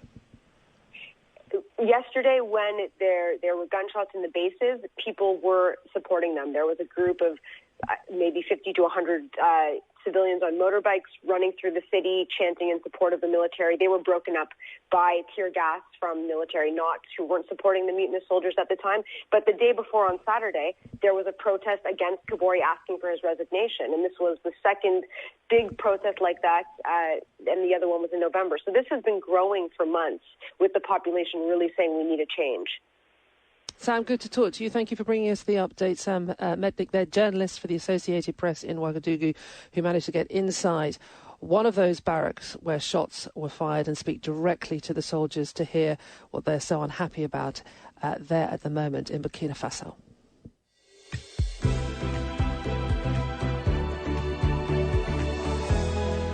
Let's now turn to the growing tension between Washington and Moscow, citing Russian plans for significant military action in Ukraine. The U.S. State Department has ordered the relatives of its embassy staff there to leave the country and warned its citizens not to travel to Ukraine or Russia over the potential for harassment against U.S. citizens. Russia has denied claims that it is planning to invade Ukraine. So how much of a destabilizing effect will this have on Ukraine and other U.S. allies in Eastern Europe and the wider region? For more, I got the opinion earlier of Amy McKinnon, national security reporter from Foreign Policy magazine in Washington, D.C. This is clearly a very significant move and a sign that, the U.S. government is increasingly concerned about the Russian buildup near the borders with Ukraine. My sense is that also perhaps at the back of their minds is also the situation that we saw in Afghanistan in August of last year. And, they'll be no doubt wanting to avoid a repeat of those horrific scenes that we saw at Kabul airport. And that's really interesting what you said, because you used Afghanistan as an example, and the U.S. was right then. So, are we close then? Or is the U.S. basically saying between the lines here that it almost expects Russia to cross over militarily into Ukraine, and that's imminent? Well, President Biden said as much at his press conference last week that he does fear that Russia may go in, as he put it. Certainly, what we're hearing from U.S. officials is that they hear that, a Russian attack on Ukraine really could be imminent. On Friday, Secretary of State Tony Blinken met with his Russian counterpart Sergei Lavrov in Europe, and that was seen as kind of the last high-profile meeting, the last shot to try and find a diplomatic resolution to this. And there doesn't seem to be a whole lot of that's come out of that meeting. And of course, Russia's shifting troops and military equipment into neighboring Belarus for military exercises there, unannounced exercises. They're beginning at the beginning of February and will run for a couple of weeks. And that will, of course, set them on edge, because the border of Belarus is just under a 3-hour drive from Kiev. And so Russia now has several very critical points, close to Kiev, the eastern Ukraine, but also Crimea and the Sea of Azov, several points from which it could launch a potential attack. And clearly U.S. and Ukrainian officials and officials in Europe are, I think, trying to do their best diplomatically to try and find a way out of this, but also planning for the worst as well. How do you think this move, what the U.S. is saying about the relatives of the embassy staff, how will this then impact on the government in Kiev and other U.S. allies in the region? Because it doesn't sort of instill any confidence, does it? It comes off the back of several months of the U.S. really sounding the alarm. And what has been kind of interesting to watch throughout of this is that it was actually, it was the U.S. that began to sound the alarm about Russia's buildup and what Russians' intentions were. We know from speaking to Ukrainian officials that it was actually Washington that had to kind of tell Kiev, this is what's going on. We have an intention that this may be more than it appears on the surface. And Washington's really been trying to kind of rally allies and partners in Europe, and perhaps with some mixed results, as Biden hinted at in his press conference last week, when he suggested kind of off the cuff that there may be some disagreement if Russia does something which is beyond an all-out military invasion in Ukraine. So I'm sure that this will not be building the confidence of the Ukrainian government, the fact that they're evacuating US officials from the embassy, but it's hardly the first warning that they've had about what may be to come. And talks are taking place between EU foreign ministers in Brussels today. So this statement will likely be quite high on the agenda of areas of concern, surely. Absolutely. I mean, I think what the kind of things that are going to be on the agenda is what do they do? What's the response? What kind of sanctions packages will certainly be one of the first ports of calls for the European response. But also what ways can they support and bolster the Ukrainian military? I mean, the US and NATO have already ruled out the thought of sending troops to support Ukraine in the event of a Russian attack. But we're already seeing individual European countries, the UK, but also EU members as well, and the Baltic states, sending military equipment to Ukraine to help them bolster their defences in attack. So I imagine these are the kind of things that are going to be on the agenda there. National security reporter with Foreign Policy magazine in Washington, D.C., Amy McKinnon. You're listening to Newsday on the BBC World Service. Here are your headlines. More shooting has broken out in the capital of Burkina Faso amid unconfirmed reports of a coup. And as you've just been hearing, the US State Department has advised Americans against travelling to Russia and ordered the departure of families of diplomats from its embassy in Ukraine. James Gregg is here with the sports headlines. Hello there. Good morning to you, Connie and Claire. We now know who's going to contest the first quarter-final at the Africa Cup of Nations, with Burkina Faso beating Gabon on penalties and Tunisia knocking out Nigeria, by the way, the three-time champions, who were the only team to win all three group games this time around as well. But they were beaten 1-0 on Sunday. AFCON debutants Comoros will have to play an outfield player in goal for their last 16 tie against the tournament hosts and top scorers Cameroon today after a COVID outbreak in camp. More on that in half an hour's time and throughout the programme. What about Moroccan Hakim Ziyech's goal yesterday? A stunning strike for Chelsea yesterday in the Premier League as they won 2-0. A win for Liverpool as well on Sunday, but Arsenal only managed a 0-0 draw against Burnley. South Africa's cricketers beat India 3-0 in their ODI cricket series in Cape Town yesterday. And Tom Brady and the Tampa Bay Buccaneers won't be going back to the Super Bowl this year. The Bucs were beaten by the LA Rams in the last few hours. More from me with a more comprehensive sports roundup in about half an hour's time. James, thank you. Let's update you on all the business news now and cross live to our business desk in Hong Kong. Andrew Wood is standing by. Andrew, welcome.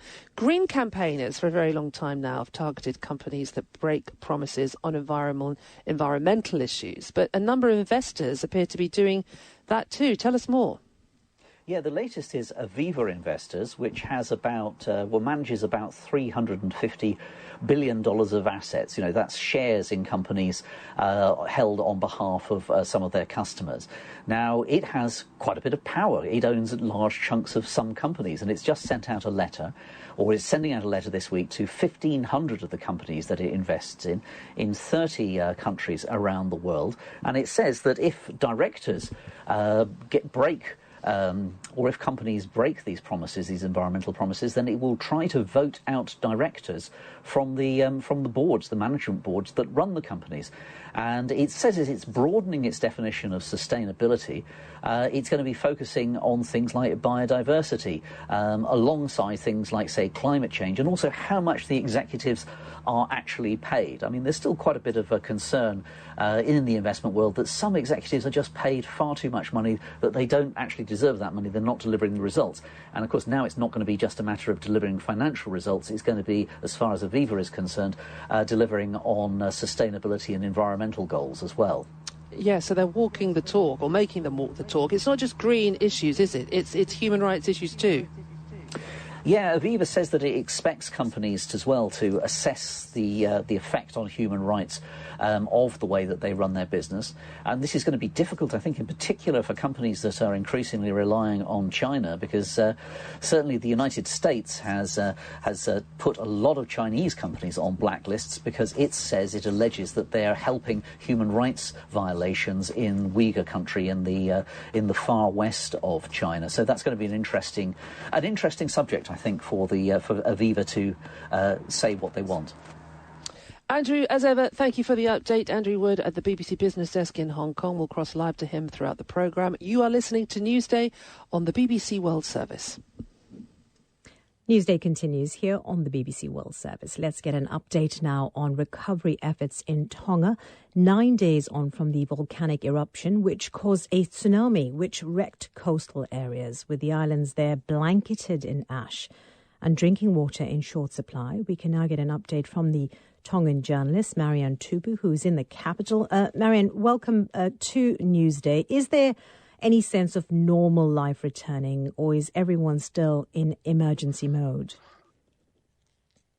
Thank you. When you're saying normal, we're far from normal as of now. We've just got off from a press conference with the government updating us on the aid that we've been receiving, and also aid that we're looking forward to be receiving tomorrow and onwards. I'm talking about aid coming into our airports and also to our shores. At the meantime, currently held here in Nuku'alofa, one of the places where the refugees from Hawaii, from the Mango and the Nomuka Islands are staying temporarily. Ministry of Health is conducting a counseling program to the victims, mainly based on mental issues, mental health, physical health, and also environmental health, because we have to keep them, because they're still shocked, and their livelihood, what they've gone through and everything. Well, just the Ministry of Health has this special program just for these people. We're not only talking about just the people of Hawaii, but they're also continuing on to the places and the villages here in Tonga which were affected by the tsunami and by the eruptions. Yeah. Their main concern is their mental health. And, Marianne, I just want to pick up on that point, because I was reading earlier, just before I got on air, that families have stopped children from playing outside due to the psychological impact of what happened, especially with the tsunami. What do we know? I mean, the fact that it sounds extreme, but then, as you said, people are in a desperate state mentally. Yes. I believe the reason why the children are stopped from playing outside is because of the dust. There's dust everywhere. Like I've been repeating myself over and over. There's just dust everywhere. And this is just because Ministry of Health have advised the people to keep indoors. And if they go outside, to wear a mask. We do not want to have a respiratory disease or problem in the near future due to breathing the dust. I can also confirm from my own experience, after a few days after the eruption, I've had problem breathing due to this new air we were breathing. But as of now, I'm sure our lungs are used to this air now that we're breathing, but we don't know what's the long-term effect that we might have here in the country. And I hope you do feel better, Marianne. I just wanted to ask briefly, if you could, do you have enough drinking water on the islands? As of now, with the water here in the island, I am not sure how it will last. When would it last? With the aids coming in, with the drinking water bottles coming in, the main priority of the government is to distribute to the people that were badly affected by the tsunami. Marianne Tupu, thank you very much. Tongan journalist speaking to us there from the capital.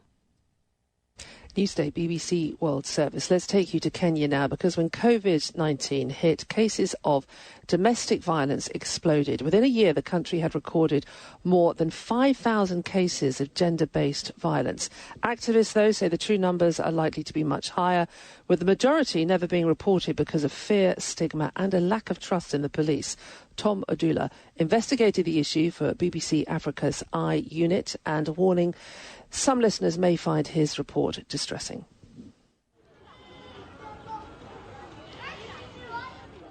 In early 2020, much of the world went into lockdown as governments tried to control the spread of COVID-19. But behind closed doors lay another threat: domestic violence. In Kenya, there was a 300% increase in reports of violence against women and girls during the first 2 weeks of COVID lockdown, according to a hotline run by Health Assistance Kenya. It's become known as Kenya's hidden epidemic, and thousands of women like Mary Mugambi bear the physical and psychological scars. She says that in April last year, her ex-husband showed up at her house late at night, armed with a machete.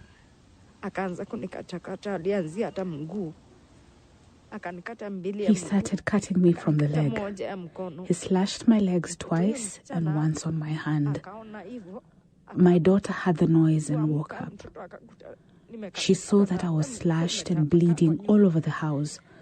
When my daughter raised her head, he struck her with a machete, cutting her head, and she died immediately. The couple's daughter was just 6 years old, and their young son witnessed it all. During our interview, the boy is sitting on her lap, asking her who we are. She tells us he's scared to see men near his mother. He thinks you're going to hurt him because he saw it and can't forget. Mary's ex-husband was arrested. He denies the allegations. Charities say they've been inundated with cases because the government isn't providing enough support. If you spend the day with me, you'll see the number of calls we receive.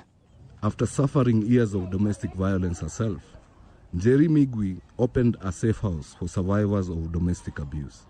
Since the start of the pandemic, she's worked on more than 450 cases. You know, right now as I'm talking to you, I can tell you have over 10-15 missed calls.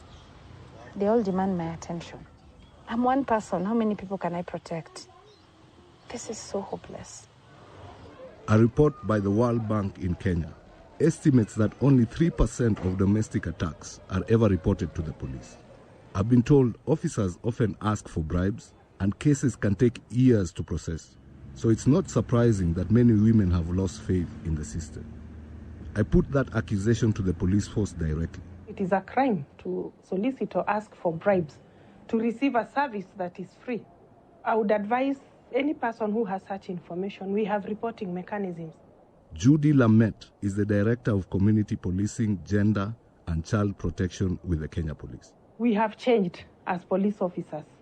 Do not suffer in silence. Come out, put your complaint forward, and it will be taken care of.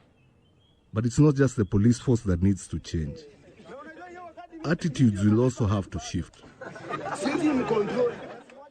And when I spoke to one group of men in Nairobi, I was shocked to hear so many admit to using violence in their homes. In an African culture, wife beating is like an initiation ceremony. When you are newly married, when you're newly married, you slap or hit her with a belt so that you get respected. Unless you do that, an African woman will not respect you. There are many reasons for this hidden epidemic. But one thing is clear. While these attitudes persist, there will be many more victims. Tom Adula there, investigating for the BBC's Africa Eye unit. You can get more on that investigation from the BBC Africa Eye team on the BBC News website. You can watch the full version of the film on BBC Africa Eye's YouTube page. You can search for Kenya's hidden epidemic. But as you heard from Tom's report there, just a warning that much of the content in that very crucial investigation, many of you may find disturbing. You are listening to Newsday on BBC World Service. Carly Sharp and Claire McDonald with you today. Good to have your company. We'll take you to Burkina Faso next, where reports of a coup are underway. We'll take you there to bring you the latest. Stay with us.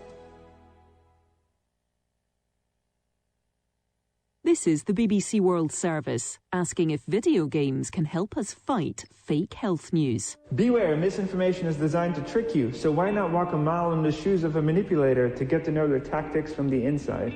A lab in the UK has designed a video game that aims to help people more easily recognise medical misinformation. As you progress through the game, new scenarios challenge you to use different misinformation techniques The aim is to make these kind of strategies as predictable as a badly written film. It taught me a lot more of how to identify these different tactics that they use. We'll also dip into a debunking radio drama from Sierra Leone. I feel weak.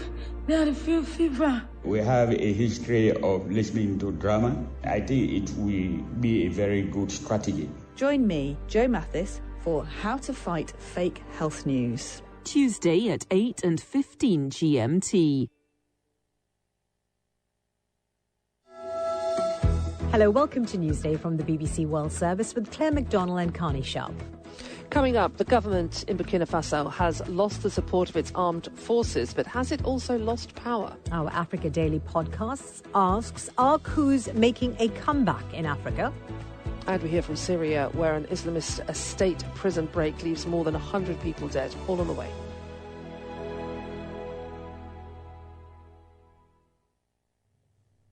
BBC News with David Harper.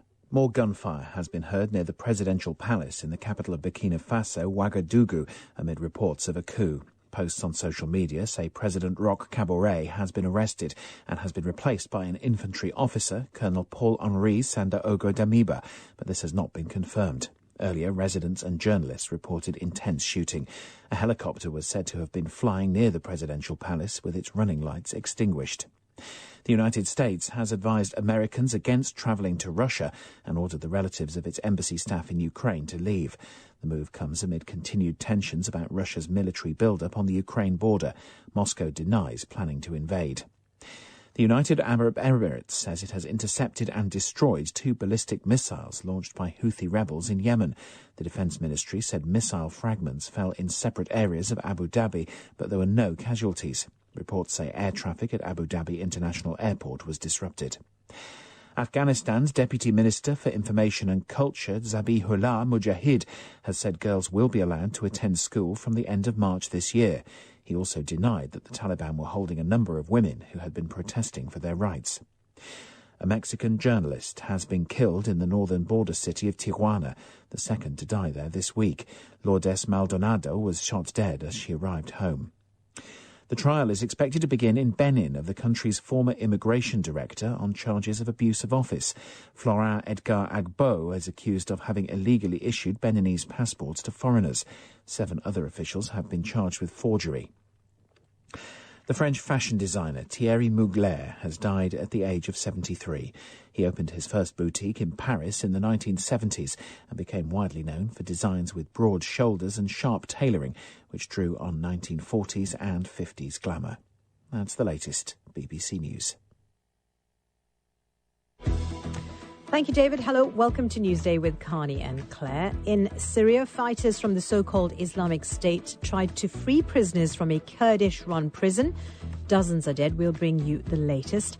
How mobile phone usage in sub-Saharan Africa is set to surge. We speak to an app provider who's rather happy about that. And with a potential coup underway in Burkina Faso, the Africa Daily podcast looks at the rise of coups across Africa in recent months. Let's take you back to Burkina Faso first, though, where gunfire was heard late on Sunday near the home of the president after soldiers staged mutinies at several barracks and took control of a military base. The fate of President Roch Kabore is unclear, but social media posts suggest he has been arrested and replaced by a military officer. Burkina Faso has been struggling for 7 years with jihadist insurgents who control swathes of the territory and carry out frequent attacks on the military and civilians. Let's talk now to the BBC's Lala C, who's in the neighbouring Ivory Coast. Lala, tell us the latest then. Social media posts saying the president has been arrested and replaced by a military officer. What are you hearing? I don't think we're going to hear from Lala at the moment. I think we are going to go to an interview that I did earlier, and if you bear with me, I will just try and find the script into that interview, which is not there at the moment. So apologies. We will cross to Lala and hopefully get an update on that situation. But as we are just hearing, reports on social media say that the president in Burkina Faso has been arrested and replaced by a military officer. Claire, I think we do have that interview, Claire. I'm going to read it for you. You spoke earlier to an Africa security and intelligence analyst, Michael Shirkin. Let's hear from him now. The state of play is that the Islamist insurgency is just going from strength to strength. A very large portion of the country is now basically a no-go zone. I mean, it's either under direct Islamist control or it's just violence. And I think at this point, 1 out of every 20 Burkinabe is now internally displaced. The situation is terrible. The military is struggling in order to keep up. You have a situation where both the government and the military are really out of their depth, and they don't have the means to actually deal with this insurgency. And under this pressure, they're lashing out and they're angry and they're kind of pointing fingers at one another.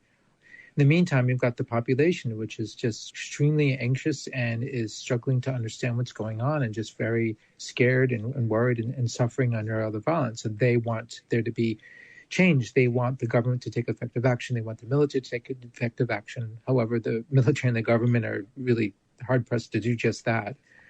And so in this sort of horrible situation, it's really not surprising that these institutions would crack, that parts of the military would want to rebel, and that the populace would turn on the government, and that the system is really kind of in crisis mode. And very often when we hear of military coups, it's rare that they get support from the general public, but protesters are protesting in support of the military in this case. Part of the problem here is that the government has acted very harshly to public discontent and has been acting to shut down protests, both sort of banning protests, shutting down the internet, and doing all sorts of things. And I think it's fair to say that that's really only made matters worse. So it's not clear if people support the military per se, or they're just sort of fed up by this regime, this government that is both kind of feckless and appears to be digging in its heels and turning on the people in lieu of actually taking action, which, again, it's not entirely fair, because the government, while it has been acting harshly, the government has been kind of trying to do everything that it can in order to deal with the insurgency, but always coming up short. But you have to wonder whether or not they could actually do any better. So again, there's this terrible situation where the grievances on all of these sides are really very understandable, and it's hard to know what kind of solution there possibly can be. That's the million-dollar question, isn't it? The insurgents control huge parts of Burkina Faso, and the government seems unable to stop them. Is there a way through this? There's no silver bullet here, but there needs to be a very clear conversation among both the population, but also the government and the military, in terms of strategy, in terms of coming to terms with all the problems that the country has and trying to come up with what to do about it. And I think the problem is that in this kind of crisis, it's very hard to have a clear conversation about how to move forward. I think that conversation could be had, and I think there are a lot of things that the government and the military could be doing in order to move forward to deal with the country's massive problems. But I fear that in this environment, which is like right now, they're all sort of in this pressure cooker created by the insurgency, that I don't know if they're going to be able to do this. I mean, just a few years ago, Burkina Faso had this wonderful flowering of democracy where they through street protests and civil society, they managed to push aside the longtime autocrat Blaise Compaoré and have real democracy. And that democracy was always very fragile, but was moving along fairly well. And the real pity is that if it weren't for the insurgency, this fragile democracy had a good chance of success. Right, that is Africa's. Intense fighting has been going for days, for 4 days in northeastern Syria after fighters from the so-called Islamic State tried to free prisoners from a Kurdish-run prison. Kurdish-led forces backed by U.S. airstrikes have been battling militants in and around the prison in the city of Hasaka. More than 100 people have been killed. The assault on the prison, it seems, is seen as the most significant IS military operation in 3 years. I'm joined now by the Kurdish academic Hesham Dastpesh. He's a lecturer at Salahuddin University in Erbil in Iraqi Kurdistan. Good morning to you, sir. This seems to be an ambitious assault on the part of Islamic State group. What does this tell us about IS capabilities now? Well, it is actually a good sign to see that reemergence of ISIS or Daesh in the region. and not in Syria, in Iraq as well. In recent days, Daesh attacked Iraqi forces in Diyala province. So it seems that Daesh is rebuilding and reorganizing itself to another round of conflict. But the main problem comes from the security gap in the region in both countries. And it's also coming from the two failed states, which so far not able to find any political solution and any long-term stability project for their own country. On the other hand, there is the big problem with Arab Sunni communities in Iraq and in Syria as well. They are frustrated, they are humiliated, displaced and destroyed, and there is no actually any political solution for their own dream and own identity in Syria, in Iraq as well. As far as we have a problem with Sunni Arab communities, there will be more conflict rather than peace, because as you can see in Hasaka, this big attack, if there will not be any support underground, because you need logistic, you need a lot of people to be engaged. But it seems there is still some people who are supporting this kind of attack, and ISIS or Daesh still have some underground people. And it sounds, you paint a very bleak picture there. Islamic State group members had predicted for years exactly this scenario, a mass prison break in Syria. How serious, should the international community be taking this operation? Well, it is serious, actually. It is serious regarding to international peace and regarding to overall in the Middle East. But there is plenty of actors in the region who are benefiting from this situation, and most particularly those who are pro and against of the Shia and Sunni conflict. So that means, as far as we have a Shia and Sunni conflict in the region, it would be the international issue to deal with. So there is a lot of things to do in order to not allow to emergence of Daesh or any other radical groups.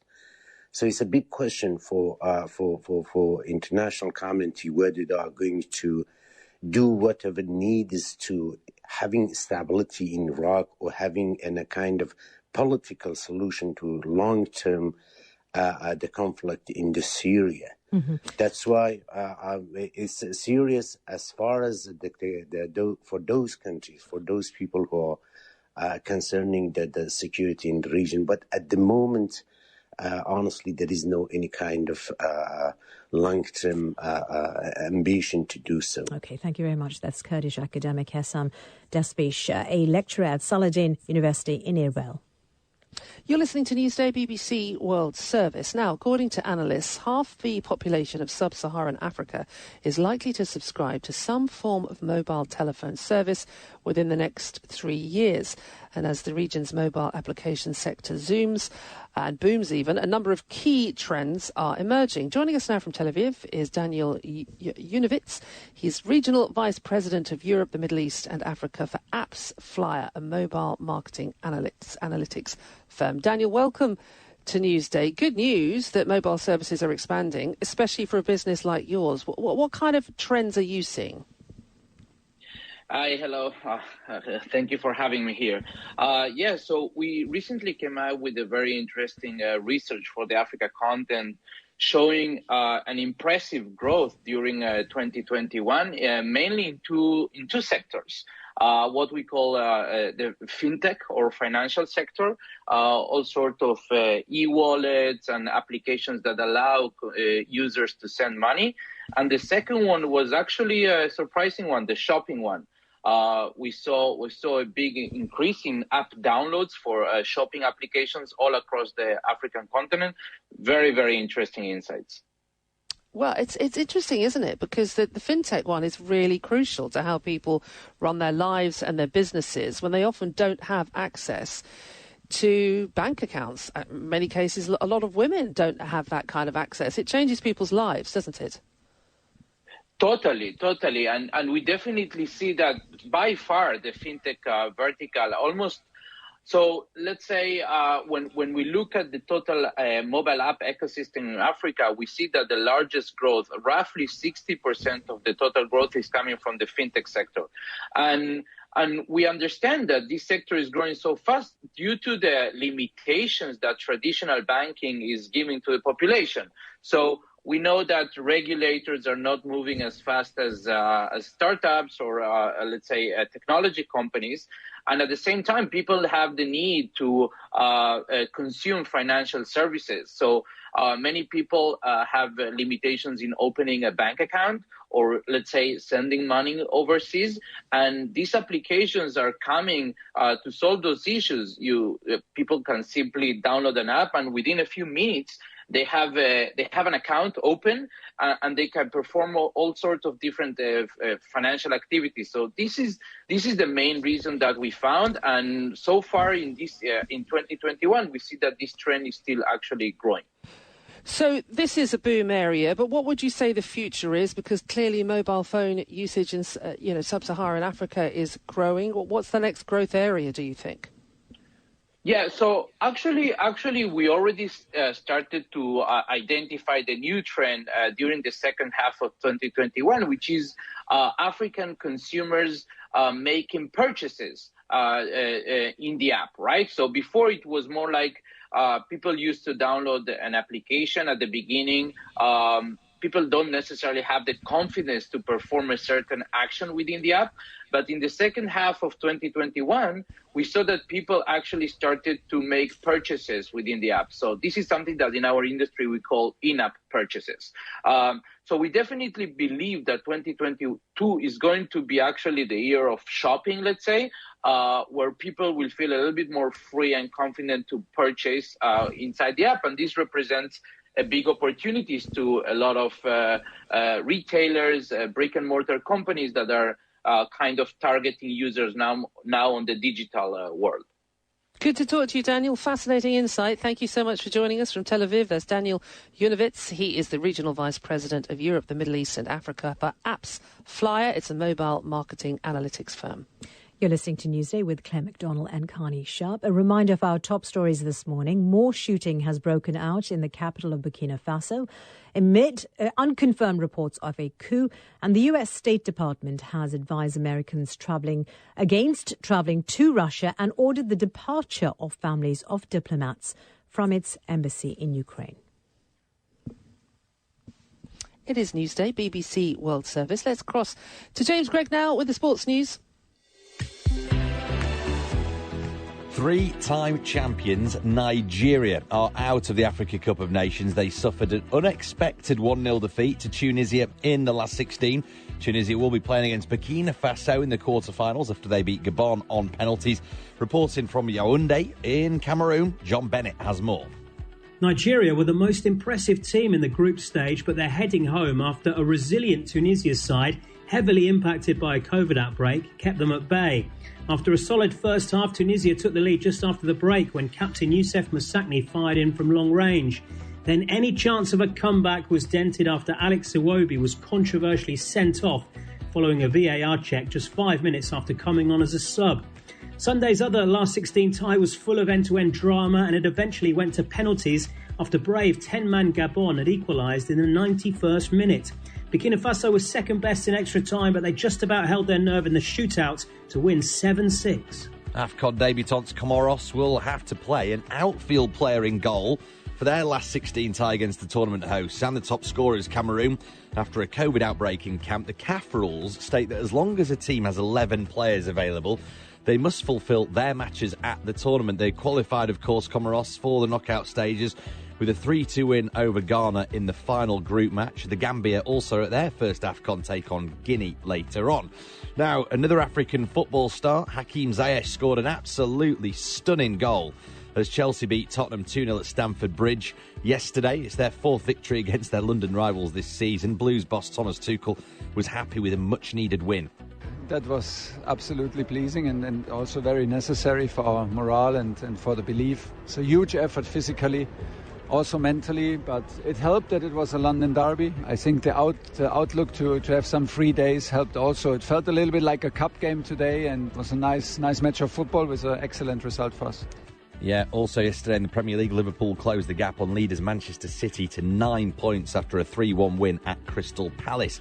In cricket, South Africa won a thrilling third one-day international against India by 4 runs. It seals a series clean sweep. It also completes a really disappointing tour for India, who lost a 3-match test series 2-1 earlier on this month. Elsewhere last night, England beat the West Indies by 1 run in the second T20 in Barbados. Over the weekend, you may have missed this, Cameroonian UFC star Francis Ngannou produced a stunning comeback to earn a unanimous decision victory over Cyril Gane of France and retain his heavyweight title at the UFC in Anaheim in California.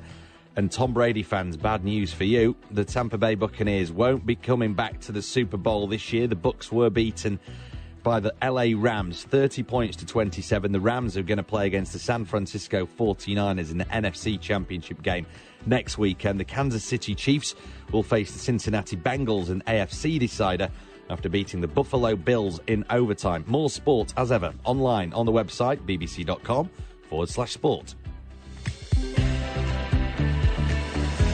James, thank you. Now, as we've been hearing this morning, unconfirmed reports of a coup are circulating in Burkina Faso, with social media postings claiming President Kabore has been detained. It all follows calls for better resources in the fight against jihadist violence in the country.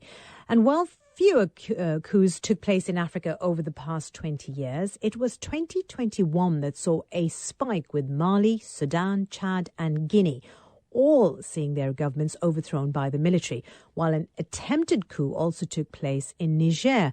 So are coups making a comeback in Africa? On this week's Africa Daily podcast, Alan Kasuja has been exploring that question with BBC Reality Check's Peter Mwai. It depends on the period you're looking at. When you look at the 2 decades before last year, what was happening is we had a period when it was relatively quiet on the continent, with very few coups happening in an year, an average of about 2 each year. But then last year was an odd year where you had 6 coups being reported. And this was what raised concern with, for example, the UN Secretary General saying that it appears that the coups are back.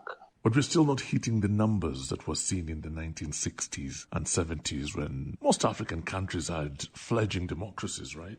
That's right. Analysts always say that at that point, there were a lot of factors that were contributing to the relative instability in African countries. Globally, there was the Cold War that was going on. So there was some interference from outside countries.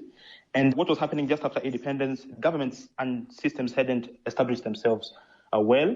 And then you also had groups that were sort of becoming disillusioned with the independence dream. So that contributed to some instability in most of the countries. Would you say there's a difference in the type of coup that was happening back then when new democracies were being set up and now? Yes, I would say so. There has been a shift in the factors that are contributing to the coups that we are seeing now. When you look at most of the countries, most of them normally come in after you have had unrest or protests where people have become disillusioned with the government. These protests, they could be triggered by the economy not doing well, or they could be triggered by a diminished democratic space, or it could be as a result of leaders who have been in power for long, trying to control the system to make sure that they continue staying in power.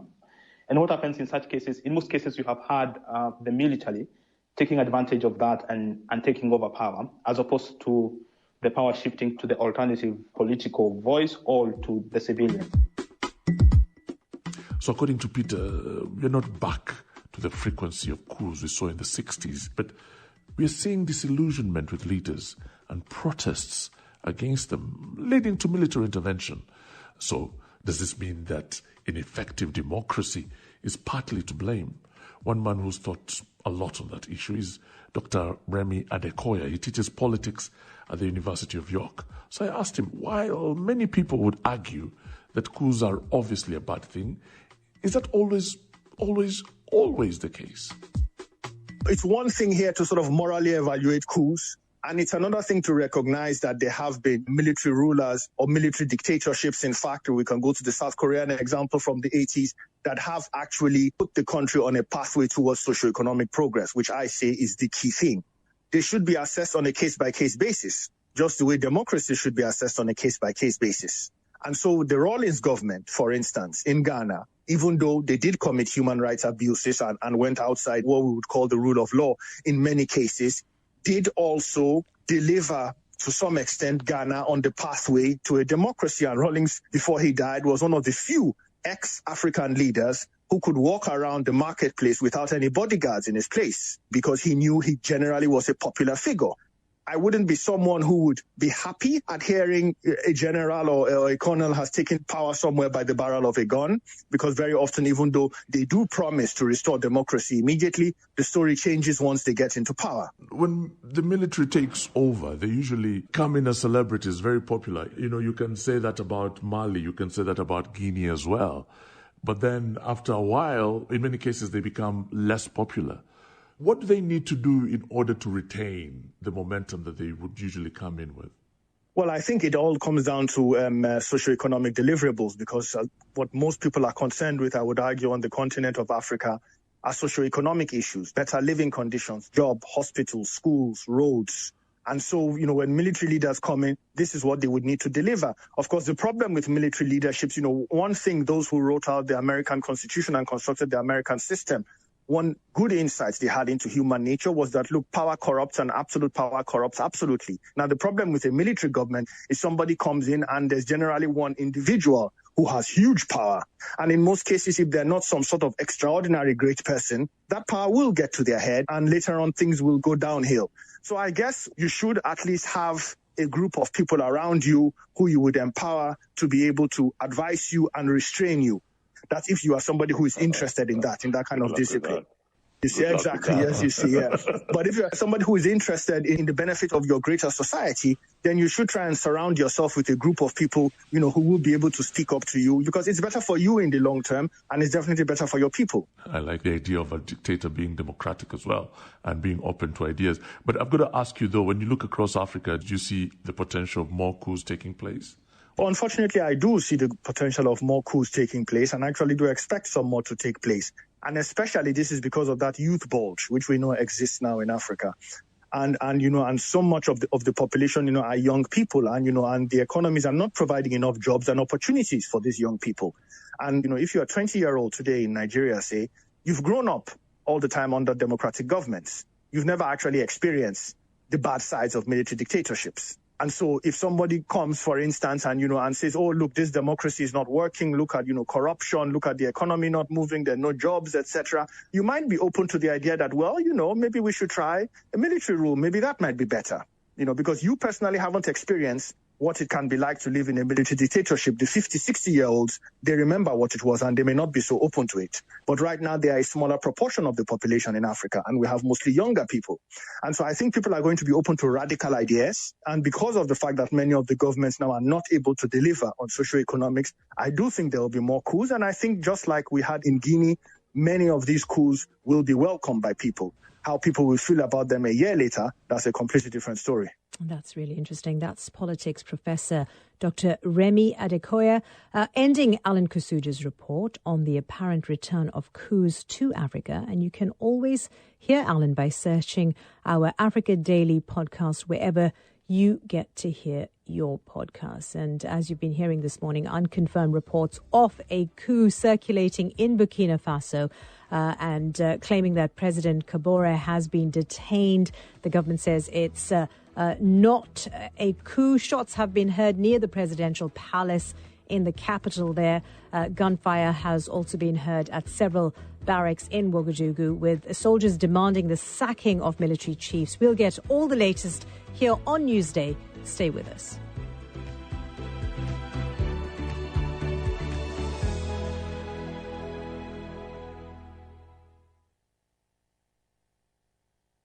This is the BBC World Service, where our series, Women Building Peace, continues. We're hearing from women trying to make a difference in conflict zones, In episode 2, we look at post-war Bosnia and Herzegovina. I think the political activism of women did change the landscape of Bosnia. But tensions in the country are rising again. The situation is dangerous for Europe as a whole. Women Building Peace. Sunday at 10 GMT. And at 8:30 GMT, Business Daily. We're looking at beauty treatments, small changes to your appearance as opposed to full-on face-changing plastic surgery. The pandemic's taken its toll on many of us, and hours spent on video conferencing has forced people to constantly scrutinise their appearance. So what exactly are people having done, and how much does it all cost? This is the BBC World Service, the world's radio station.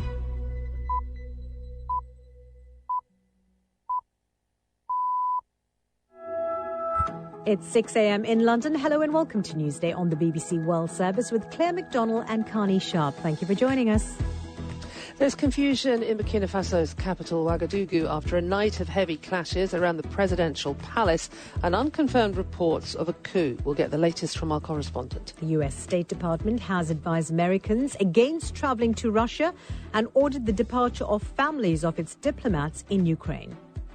We'll bring you the latest from Tonga as the island slowly recover from the volcanic eruption just over a week ago. Members of the Taliban are meeting with Western officials in Norway for the first talks in Europe since the group took control of Afghanistan. And we'll closely follow the African Cup of Nations as we've been doing the last few weeks. James Gregg will bring you news of the latest quarter-finalists and the rest of the sports news too. All coming up here on Newsday. Stay with us. Hello, I'm David Harper with the BBC News. The situation in Burkina Faso remains unclear amid reports of a military coup. Shooting was heard overnight near the presidential palace in the capital Ouagadougou. Posts on social media say President Roch Kabore has been arrested and replaced by an infantry officer, but this has not been confirmed. Sam Mednick, a journalist for the Associated Press news agency in Ouagadougou, spoke to the BBC in the past hour. It's really unclear right now. Last night there was gunfire heard in the vicinity of the president's home, and there has been a helicopter overhead pretty much all evening until about an hour ago, until about 4 o'clock in the morning. And there's also reported to be fighting at the presidential palace. And we haven't heard anything from the president.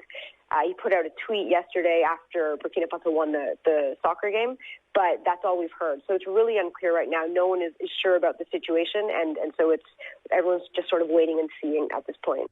The US State Department has said American citizens should not travel to Russia because of what it calls Moscow's plans for military action in Ukraine. It said the US Embassy in Moscow would have limited ability to help Americans. The State Department also issued instructions for its staff in Ukraine, authorizing the voluntary departure of US direct hire employees and ordering eligible family members of staff to leave the embassy in Kiev. Barbara Platt-Usher reports. The State Department has activated a set of precautions that it employs when crises could put American diplomats in harm's way. Senior U.S. officials said nothing specific in the past day had triggered this decision. Rather, it was based on prudent planning, on an assessment that Russia's President Vladimir Putin had built up military capacity to be able to invade Ukraine at any time, if he chose to do so, and the reality that the U.S. would not be in a position to evacuate Americans if he did. They are also advising against travel to Russia because of the border tensions, warning that U.S. citizens could be harassed. The United Arab Emirates says it has intercepted and destroyed 2 ballistic missiles launched by Houthi rebels in Yemen. The Defence Ministry said missile fragments fell in separate areas of Abu Dhabi, but there were no casualties. Reports say air traffic at Abu Dhabi International Airport was disrupted. A Mexican journalist has been killed in the northern border city of Tijuana, the second to die there this week. Lourdes Maldonado was shot dead as she arrived home. She had recently said she feared for her life as she had a legal problem with a former governor of the state of Baja California. France is introducing yet more stringent coronavirus rules determining access to public places. From today, everyone over 16 must prove they've been fully vaccinated against COVID-19 in order to board intercity trains or visit cafes, restaurants or the cinema. Unvaccinated customers could previously show proof of a negative test. Less than 10% of France's population remains totally unvaccinated. World News from the BBC. Afghanistan's Deputy Minister for Information and Culture, Zabihullah Mujahid, has said girls will be allowed to attend school from the end of March this year. He He also denied that the Taliban were holding a number of women who had been protesting for their rights. Witnesses told the BBC that one of the women, Tamanna Payani, had been abducted by armed men from her home along with her sisters on Wednesday. On the second day of a meeting in Oslo, representatives of the Taliban are due to hold talks with Western diplomats about the humanitarian crisis in Afghanistan. The international powers are expected to press for a more inclusive government and respect for human rights. A UN official in Tonga has told the BBC that overseas workers will eventually need to enter the country to speed up the process of delivering aid in the wake of last week's volcanic eruption and tsunami. Shaima Khalil reports from Fiji. The UN's country coordination specialist in Tonga told the BBC that international organizations had made requests to the Tongan government to allow aid workers on the ground to help with disaster relief and technical advice. Sione Hofanga said that an assessment of the full magnitude of the disaster was currently underway, after which he said the government would decide whether to allow outside help. He added that this was expected to happen eventually, and that it would help the aid process be more efficient and effective. So far, all aid to the volcano and tsunami-hit Pacific nation has been delivered without contact and using distancing measures. The French fashion designer Thierry Mugler has died at the age of 73. He opened his first boutique in Paris in the 1970s and became widely known for designs with broad shoulders and sharp tailoring, which drew on 1940s and 50s glamour. One of his best-known creations was the black dress worn by Demi Moore in the 1993 film Indecent Exposure. Thierry Mugler sold his brand 4 years later. BBC News.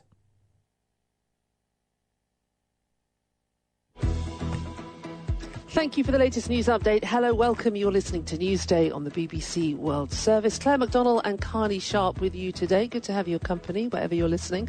We'll take you to Burkina Faso next for the latest on the beginnings of a coup there, we understand. Also, the US State Department orders families of all American staff at its US embassy in Kiev to leave Ukraine as Russian troops continue to amass on the border with the country there. We'll also bring you the latest from Tonga in the clean-up operation after the volcanic eruption and subsequent tsunami. All coming up in the next 20 minutes. Remember, you can message us on anything you hear on the programme, and this is the number you need, +44 77 86 20 50 85.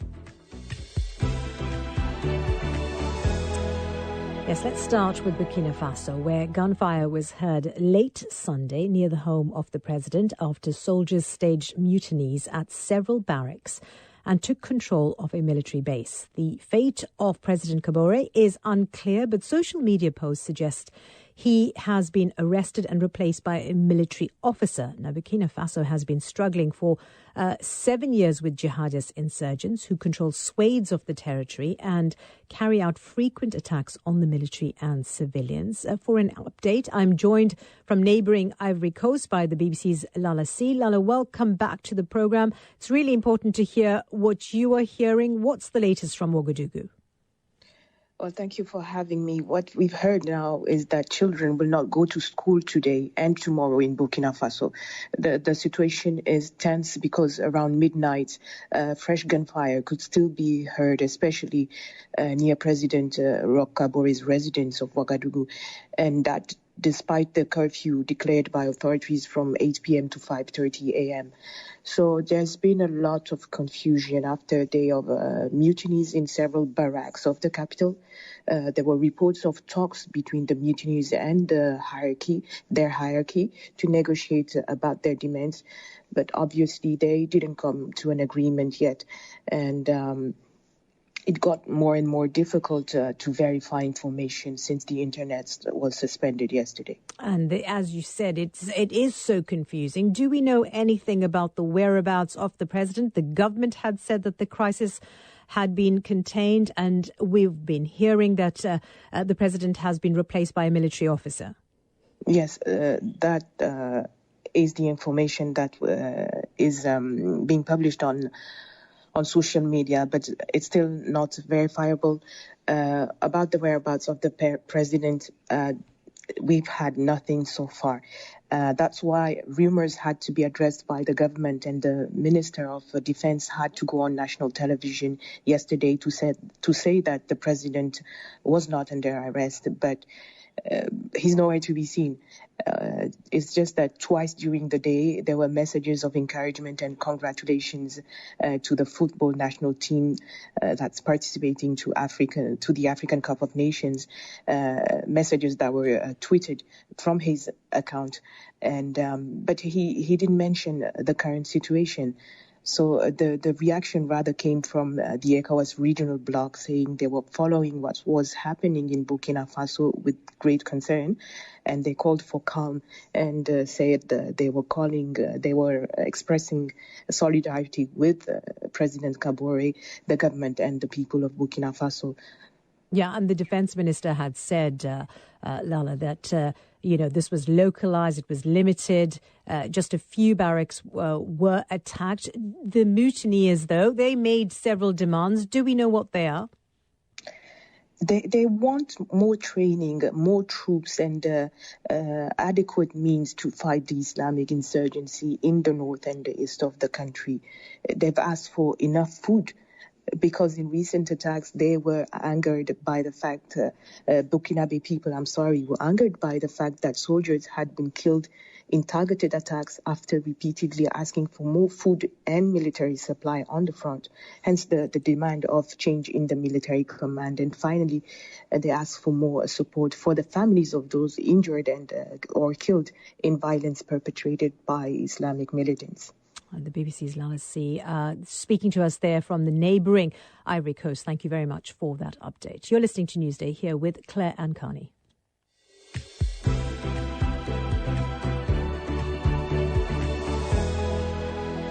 Now let's update you of these big developments regarding tensions between Washington and Moscow. The US State Department is ordering relatives of embassy staff in Kiev there to leave amid rising tension in the region.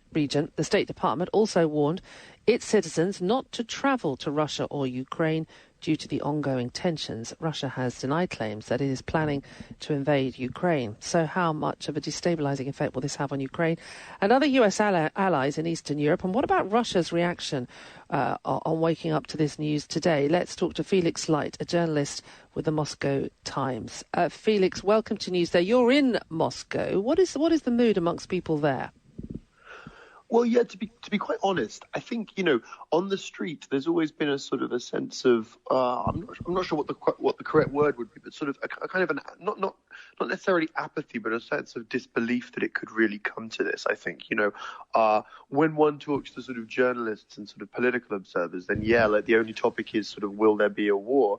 But on the street, it seems sort of like, people are still sort of preoccupied with their daily concerns and haven't really sort of made that leap to even entertaining the full-scale war with Ukraine, which is a country that I think many Russians still do feel very, very close to culturally and historically, is possible. So there's a strange kind of dissonance, I think. And these warnings are kind of the diplomatic chess pieces that get moved around, and America is saying to its citizens, don't go to Russia, don't go to Ukraine, ordering relatives of embassy staff to leave Ukraine. What do you think the idea is behind that? I mean, is it genuine concern, or is it just another kind of move in their armour? Yeah, I certainly think the concern does appear to be genuine. I think from the start of this crisis in sort of October or November, there has been a sort of almost the sort of the people driving the narrative have very much been on the American side. I think, while there is clearly a sort of a Russian buildup on the Ukrainian border, I think that, the Russian state media has almost been curiously muted in sort of in covering the crisis. It's not really been broadcasting its intentions. And so I think, yes, it very likely is, sort of genuine concern that is driving the US to act in Ukraine and in Russia right now. But, there's an interesting contrast with the Russian side, who furiously denied a Reuters report that they had withdrawn the families of diplomats from the embassy in Kiev, which still does function under a sort of a very particular regime there. And so there's an attempt, I think, by the Russian side, in a limited way perhaps, to sort of pour a little bit of cold water on the situation and sort of not sort of fan the flames, as they would see it. If there is no invasion, and nobody wants that to be the case, but where does that leave President Putin? What does he need to get out of this to save face? Yeah, I think that's really the $1 million question right now. It's really hard to imagine sort of what sort of concrete action could be undertaken after all these months of sort of tensions, of military buildups, of really high stakes negotiations with very provocative demands made by the Russian side. It's hard to imagine sort of what concessions could be enough, because at this point it does seem rather difficult to imagine Putin simply calling the troops back, sending them back to base, and sort of just moving on and sort of water under the bridge, as it were.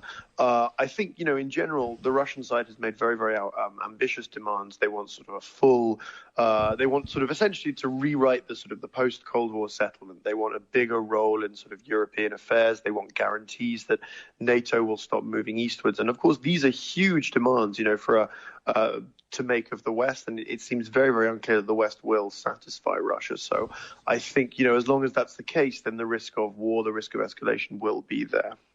And do they have a backstop demand? Is there anything else that Blinken and these EU officials could come up with in talks today that, might be a halfway house?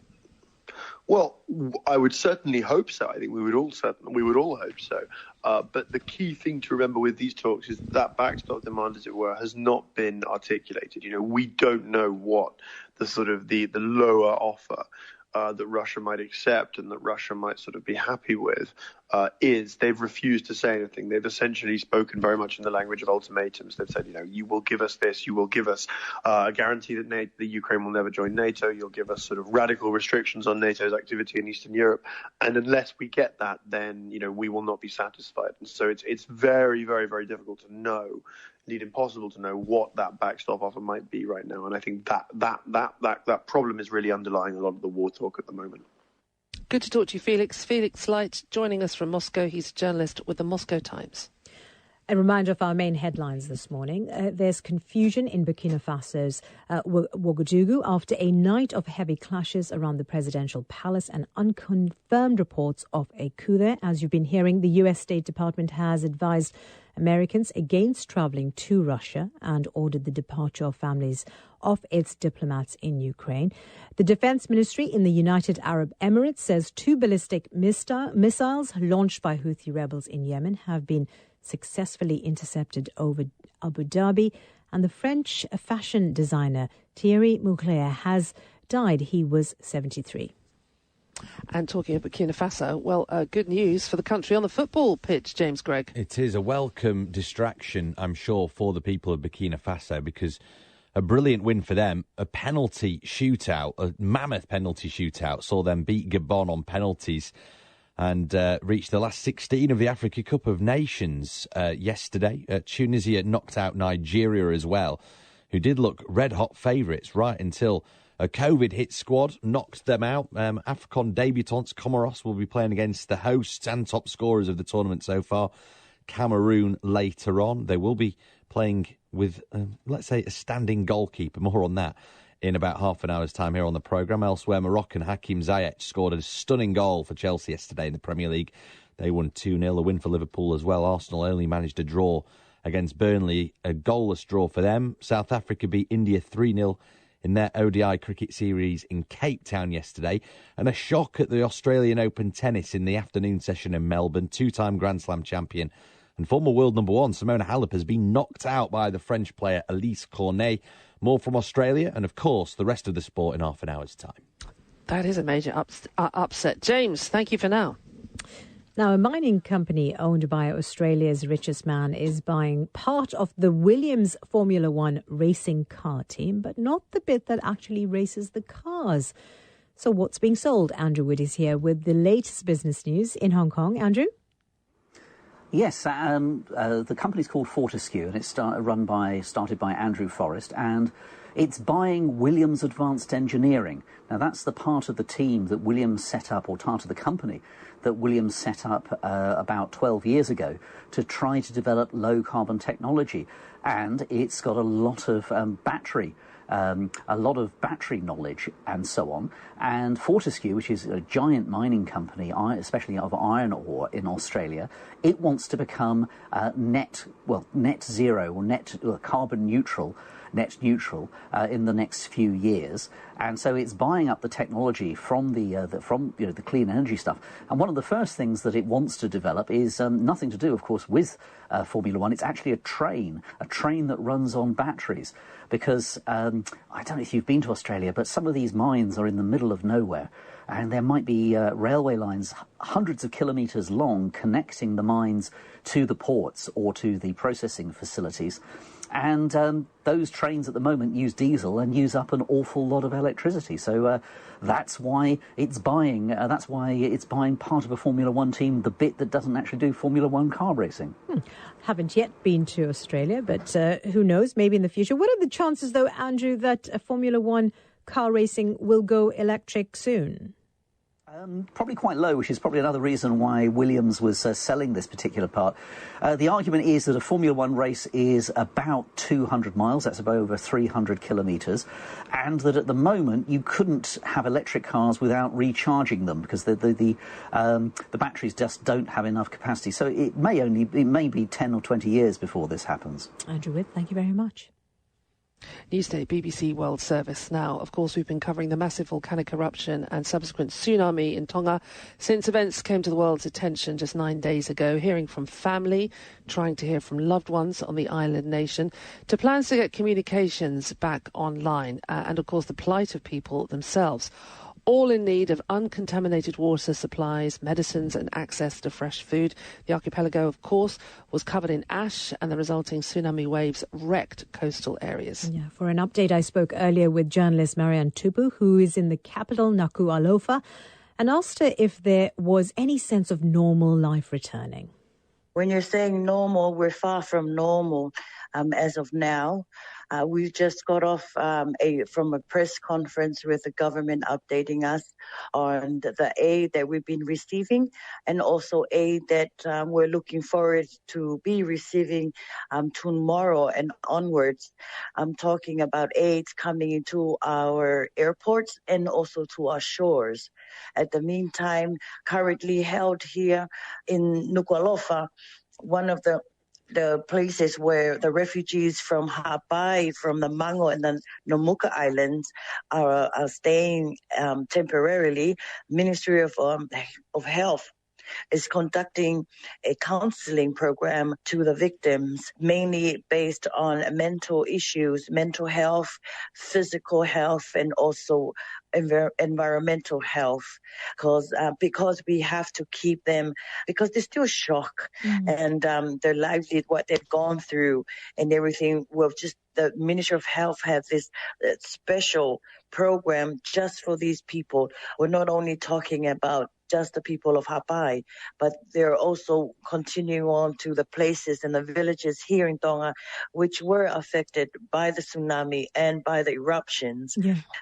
Their main concern is their mental health. And, you know, Marianne, I just want to pick up on that point because I was reading earlier, just before I got on air, that families have stopped children from playing outside due to the psychological impact of what happened, especially with the tsunami. You know, what do we know? I mean, the fact that it sounds extreme, but then, as you said, people are in a desperate state mentally. Yes. I believe the reason why the children are stopped from playing outside is because of the dust.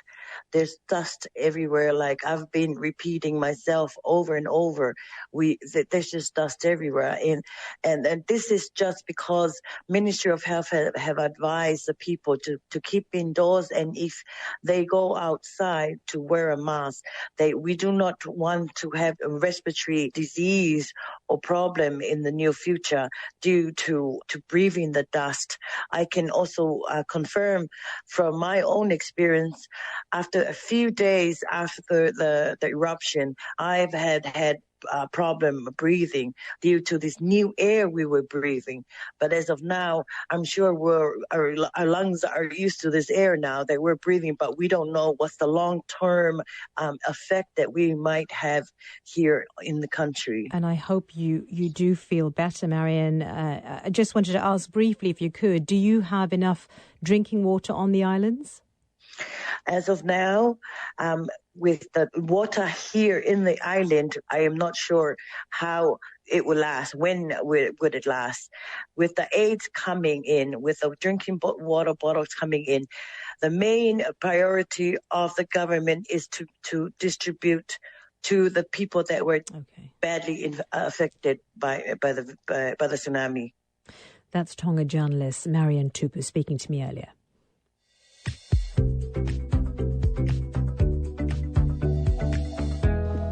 Newsday, BBC World Service. Claire McDonald and Carly Sharp with you today. A senior Taliban delegation led by the acting foreign minister Amir Khan Muttaqi is in the Norwegian capital Oslo for 3 days of talks with Western diplomats. Today the Taliban delegation will meet diplomats who are expected to press for a more inclusive Taliban government, one that is prepared to sign up to respecting human rights. These meetings are the first in Europe since the Taliban seized power in Afghanistan last August. Since then, international aid for the country has largely dried up, and now the United Nations says famine threatens more than 95% of the population. For more, we can talk to Afshin Ismaili in Oslo, a journalist with Aftenposten, Norway's largest printed newspaper in circulation. Welcome to Newsday. Understandable, given the current economic situation, that the Taliban would want to make this visit. They're in desperate need of foreign aid, but it's got to be hugely controversial. What is being said in Norway? Yeah, that's correct. Taliban is here now, and the talks started yesterday for the first time. And the Taliban has raised a lot of reactions and critics in Norway because of the first thing is that the flights and everything is paid by the Norwegian government, which is about $700,000, and it raised the reaction between the people in Norway. And another thing is some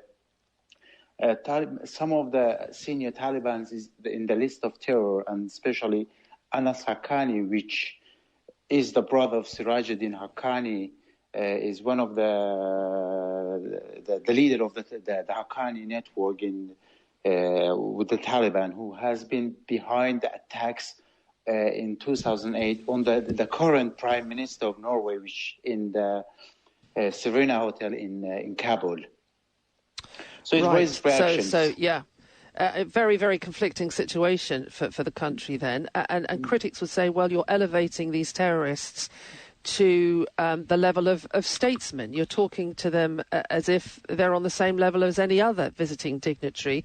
What is the Norway government saying about why they've decided to host this delegation? Because of the current condition, as you mentioned, the current condition of Afghanistan is really bad. The funds is dried up, and the hunger is everywhere. I was visiting Afghanistan 3 months ago, and I visited a lot of places which sees hunger is everywhere. People are starving, and I saw kids are dying because of the starvation. So the condition is really bad. And the Norwegian government, what they said, and the foreign minister of Norway, Annika Holfid, she mentioned that that's not a recognition of Taliban, but we want to have talks with them. We want to push them to accept the women's rights, to let the women to go back to the school, the freedom of expression, that the journalists can work in the country, and human rights, which is a big issue with the Taliban now in Afghanistan. We have seen lately a lot of people got arrested, journalists, human rights activists who got arrested, especially last week, some of the girls from the Kabul demonstration, which has been arrested, and still not clear what happens to them. And the issue here, Afshin, is trust, isn't it? Because clearly the Taliban want Norway to be the catalyst in opening up the flow of money back into the country. But we know their stated aim is not to allow women and girls back into school, back into the workplace, to allow freedom of conversation. Very briefly, if you can, how can they trust them? That's the main point, because I talked to the Huda Khamush last night, which is one of the representatives of Afghan civil society in the delegation last night, and she mentioned that there is no trust. The Taliban accepted all our points about the human rights, but how should we know that they practice it on the ground?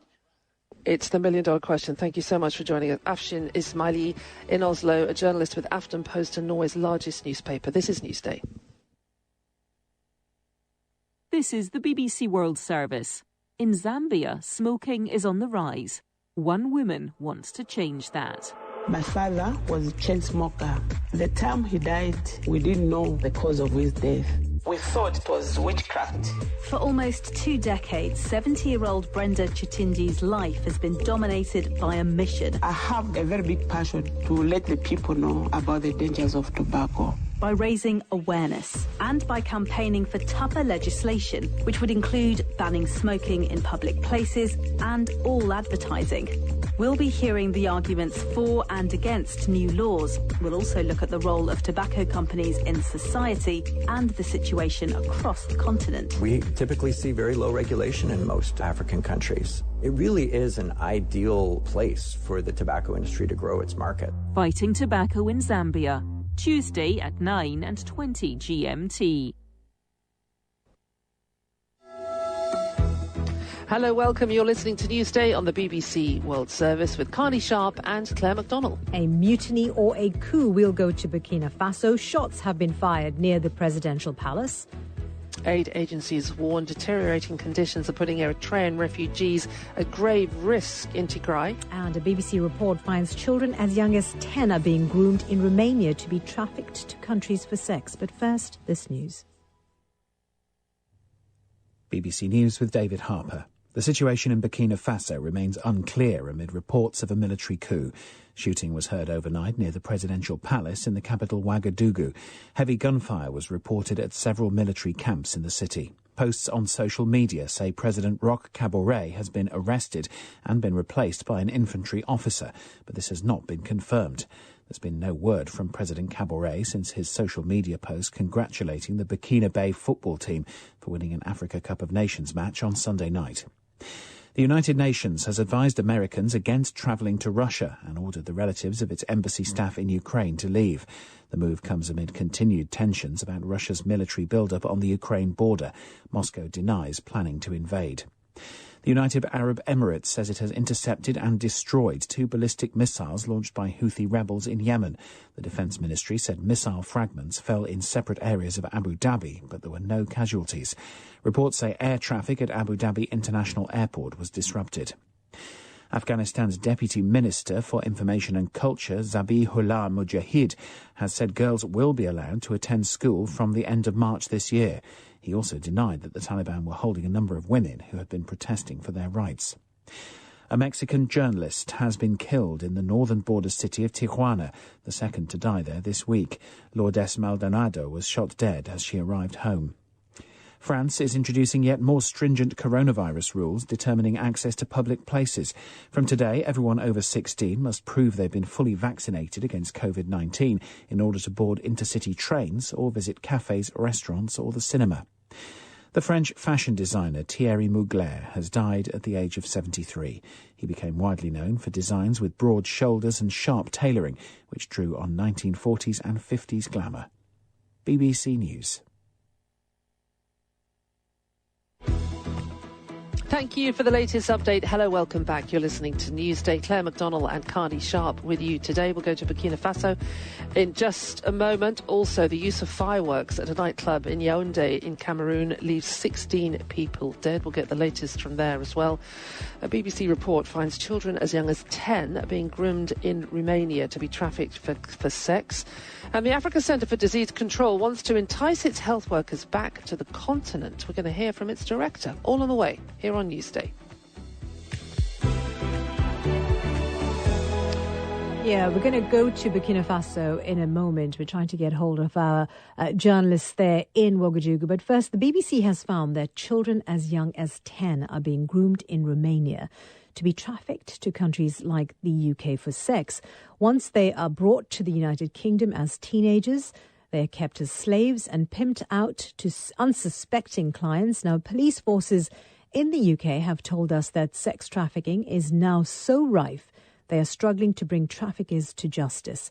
Exclusive figures from the Modern Slavery Helpline, part of an anti-slavery charity set up here in the UK, show that last year, more suspected victims in Great Britain came from Romania than anywhere else. The BBC's correspondent Jean Mackenzie has travelled between Romania and the United Kingdom to expose how this brutal trade is being allowed to thrive, and a warning, some listeners may find the following distressing. It's Friday night in Birmingham and police are on a rescue mission. They're at a house they think has trafficked girls inside. Have you got some clothes? Where's your clothes, more importantly? They found 4 young Romanian women. And there's a mattress in every room, littered with condoms, bottles of alcohol and cuddly toys. But the girls say they're not under any control, meaning police have no choice but to leave them here. This is an increasingly familiar story. I want to understand why so many Romanian girls are being trafficked and why they're often reluctant to accept help. And so I've come to a safe house in a remote part of Romania. It's hidden away, and it's for children who've been rescued from traffickers. Okay, you come in, you have a seat, and then we release the dogs. Looking after the girls is in Iana's bones. She's been running this place for 20 years. They're getting younger and younger. Now we have girls as young as 12. When they get to us, they started at 10. All the girls here have been tricked into prostitution by traffickers pretending to be their boyfriends. They call this sinister method of recruitment the lover boy.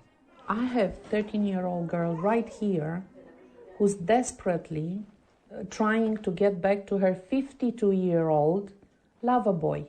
When she runs away, she tells the police, I want to go to my lover boy. He's 52 years old. After dark, Jana's son Stefan drives me through the rundown streets where the girls are pimped out. And there's one to the left right there. I mean, I was hearing a trafficker talk and he's like, man, stuff drugs. Drugs are so hard. You need capital, you need infrastructures. With girls, all you need is a big mouth. You tell them a few things and these dumb girls, they fall right into your bag and you can make tons of money off them. So that's a pimp's explanation. It's easy money. The girls are groomed for export. Often they're brought to the UK where there's more money to be made. Hi. How are you? I'm meeting Elena just months after she was rescued from a flat in the West Midlands, and I can see how traumatised she is. I had to do the same thing every day, sleep with different men. I was spied on from every angle. A day I was making £1,000 and all the money I made I gave to him. Elena was starved and eventually left for dead. When paramedics found her, she was covered in wounds and burns. Sex trafficking is rife in the UK. I don't think we've got anywhere near the true picture of how many victims there are there. People will have neighbours who are victims of sex trafficking. Hey, okay? Detective Colin Ward from Greater Manchester Police is visiting houses where he thinks women are being held against their will. We're actually police officers. Don't worry about it. He tries to get the women to talk to him. It's his best chance of catching the traffickers. We just want to make sure you're okay, so we just want to... But it rarely works.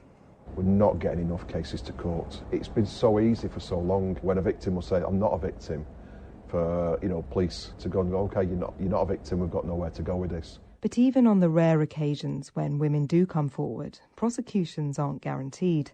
I'd come back to see Elena. She told police everything, but they've decided to drop her case. There wasn't enough evidence, they said, and her trafficker has fled back to Romania. I feel frustrated. I feel angry. Do you think you can go back to Romania? No, I'm afraid of being killed. I'm scared for my life.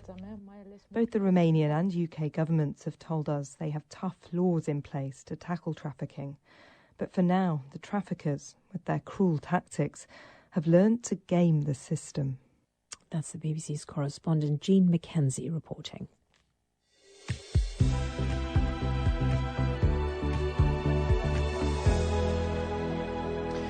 Now, more than 25,000 people who live in refugee camps in Ethiopia's troubled northern Tigray province are having to survive without adequate food, water and medicine. That's according to the UN's refugee agency, who say those present within the camp are from neighbouring Eritrea. The UNHCR says the blockades in place because of the war, of course, in Ethiopia between the government and the Tigrayan rebels are making life extremely difficult for aid agencies trying to get supplies into the camps. They want guarantees of safe passage for aid convoys in order to get those supplies through. Let's talk to Faith Cassina, who is regional spokesperson for the UNHCR. This sounds like a very desperate situation that these people are in, Faith. Tell us a little bit more about them. It is a very desperate and dire humanitarian situation for the refugees in the camps in the Tigray region. And this has been ongoing for several months now, just because of the security situation. We're looking at a situation where there's lack of basic services, food stocks and stocks of other supplies are dangerously low. We're looking at a situation also where there's lack of basic medicines and people really struggling to survive after so many months of not getting the necessary assistance. The blockades then are stopping the aid getting through. Where are we with that? I mean, what actually happens? Where is the aid? Where does it sit? So, as you know, there has been a blockade that humanitarian partners have not been able to enter Tigray for a few weeks now. And, just because of the dwindling security situation, there's only one supply route that was previously accessible by humanitarian partners to get into Tigray region and also into the refugee camps, but that has since been compromised because of the security situation.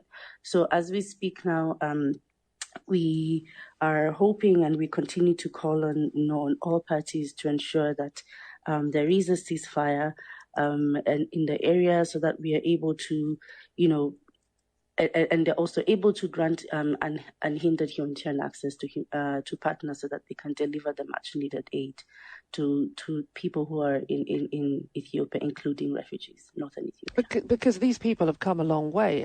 They've fled to these refugee camps because they feared for their lives where they were. And now once they think they've reached the safe haven, they can't even be given adequate food and water. Who are you appealing to step up and do as much as they can to get safe passage for the aid?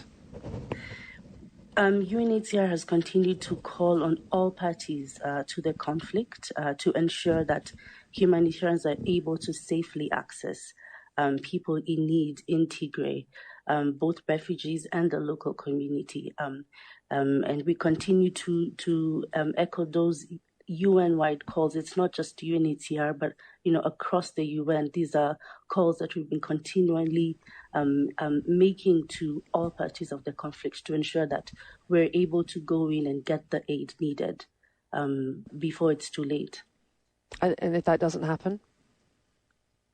If that doesn't happen, then we're looking at a situation where more people are going to lose their lives. The situation is going to continue to deteriorate, and humanitarian partners are going to be found in a situation where they have to work, which is currently the situation now, where we have to do our utmost to ensure that we actually reach the people who need the aid before time runs out.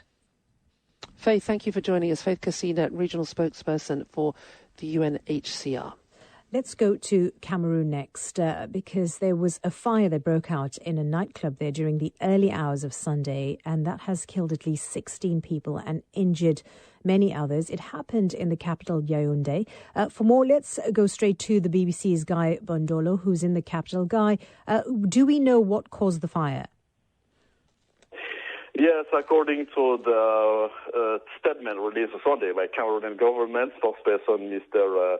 Reynold, the fire was caused by the fireworks. Fireworks was brought, and after consuming the setting, it caused too high amplitude explosions, is what the press release said.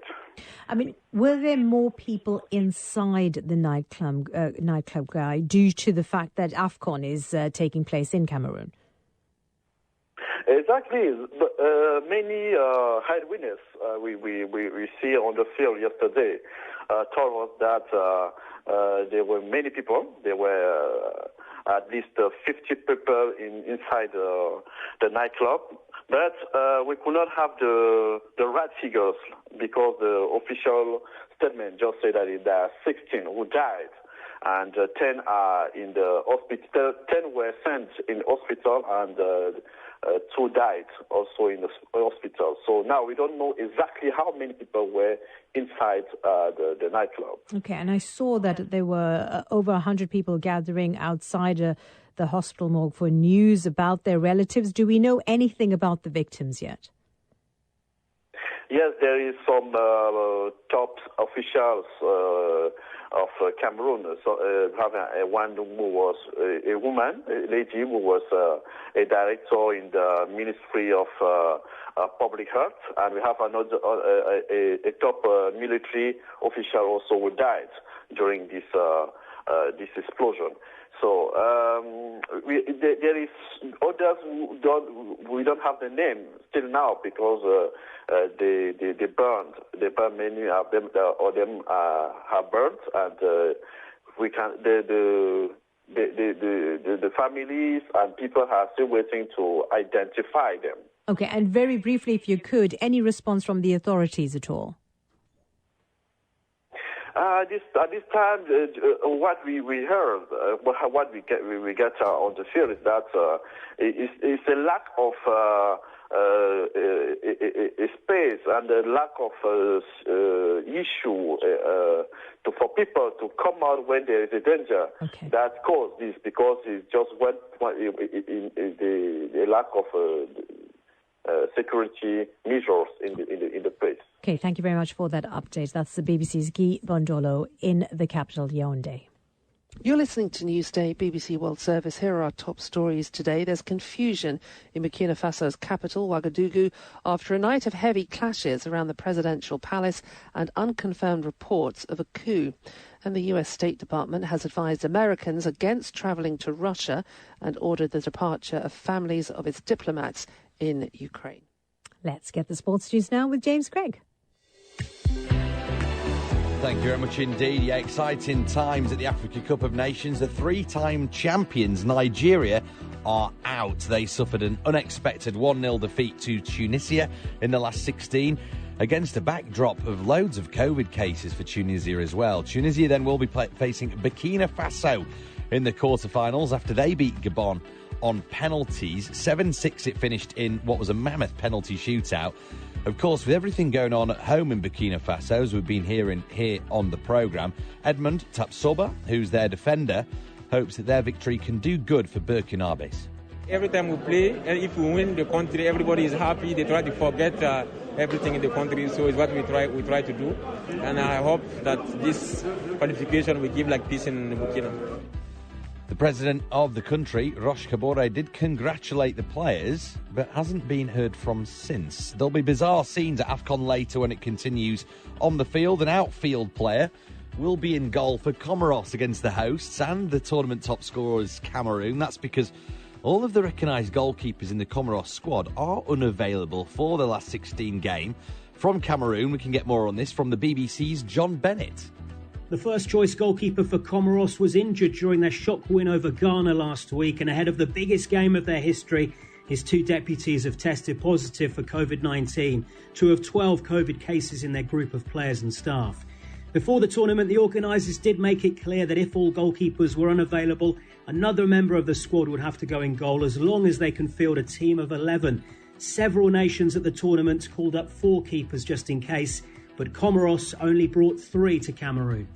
Also today, Guinea against the Gambia, and we'll have plenty on that right here on the BBC World Service from Sport Today, which airs at 7:30 GMT. In the Premier League, Chelsea's title hopes have been fading a little bit lately, but Thomas Tuchel's side beat Tottenham for the 3rd time in 3 weeks yesterday. Moroccan star Hakim Ziyech with an absolutely belting goal just after half-time to put Chelsea in front. Spurs had a goal disallowed in the first half. Harry Kane couldn't believe it, and Thiago Silva rubbed salt in the wounds to make it 2-0 which is how it finished. Yesterday, Jurgen Klopp's Liverpool side took advantage of Manchester City dropping points on Saturday. Virgil van Dijk gave them an early lead before Alex Oxlade-Chamberlain made it 2-0. They had big players missing at AFCON, injuries, COVID, but they keep churning out results. Here's Klopp.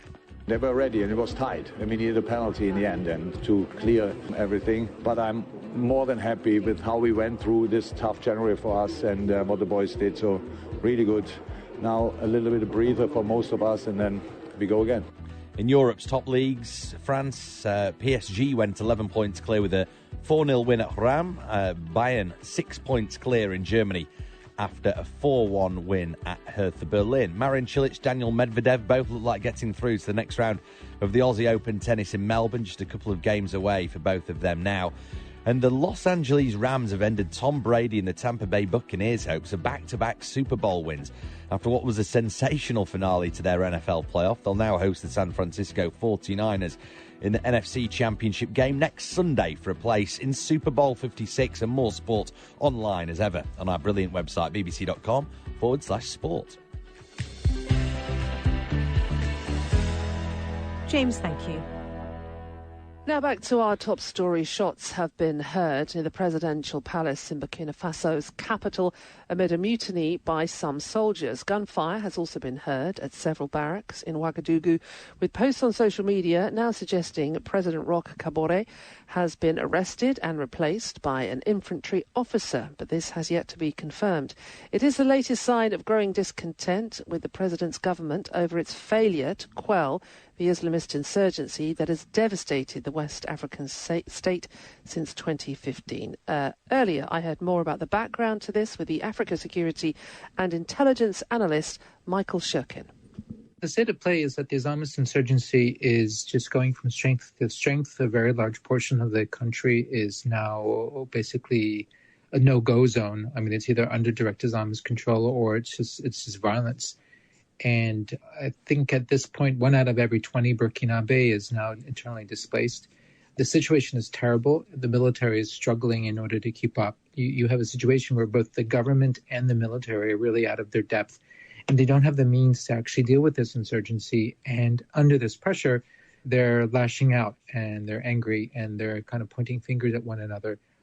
In the meantime, you've got the population, which is just extremely anxious and is struggling to understand what's going on and just very scared and worried and suffering under all the violence. And they want there to be change. They want the government to take effective action. They want the military to take effective action. However, the military and the government are really hard-pressed to do just that.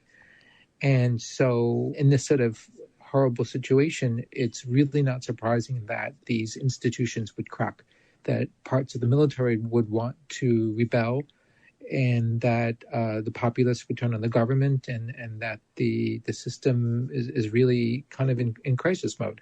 And very often when we hear of military coups, it's rare that they get support from the general public, but protesters are protesting in support of the military in this case. Part of the problem here is that the government has acted very harshly to public discontent and has been acting to shut down protests, both sort of banning protests, shutting down the internet, and doing all sorts of things. And I think it's fair to say that that's really only made matters worse. So it's not clear if people support the military per se, or they're just sort of fed up by this regime, this government that is both kind of feckless and appears to be digging in its heels and turning on the people in lieu of actually taking action, which again, it's not entirely fair, because the government, while it has been acting harshly, the government has been kind of trying to do everything that it can in order to deal with the insurgency, but always coming up short. But you have to wonder whether or not they could actually do any better. So again, there's this terrible situation where the grievances on all of these sides are really very understandable, and it's hard to know what kind of solution there possibly can be. That's the million-dollar question, isn't it? The insurgents control huge parts of Burkina Faso, and the government seems unable to stop them. Is there a way through this? There's no silver bullet here, but there needs to be a very clear conversation among both the population, but also the government and the military, in terms of strategy, in terms of coming to terms with all the problems that the country has and trying to come up with what to do about it. And I think the problem is that in this kind of crisis, it's very hard to have a clear conversation about how to move forward. I think that conversation could be had. And I think there are a lot of things that the government and the military could be doing in order to move forward to deal with the country's massive problems. But I fear that in this environment, which is like right now, they're all sort of in this pressure cooker created by the insurgency, that I don't know if they're going to be able to do this.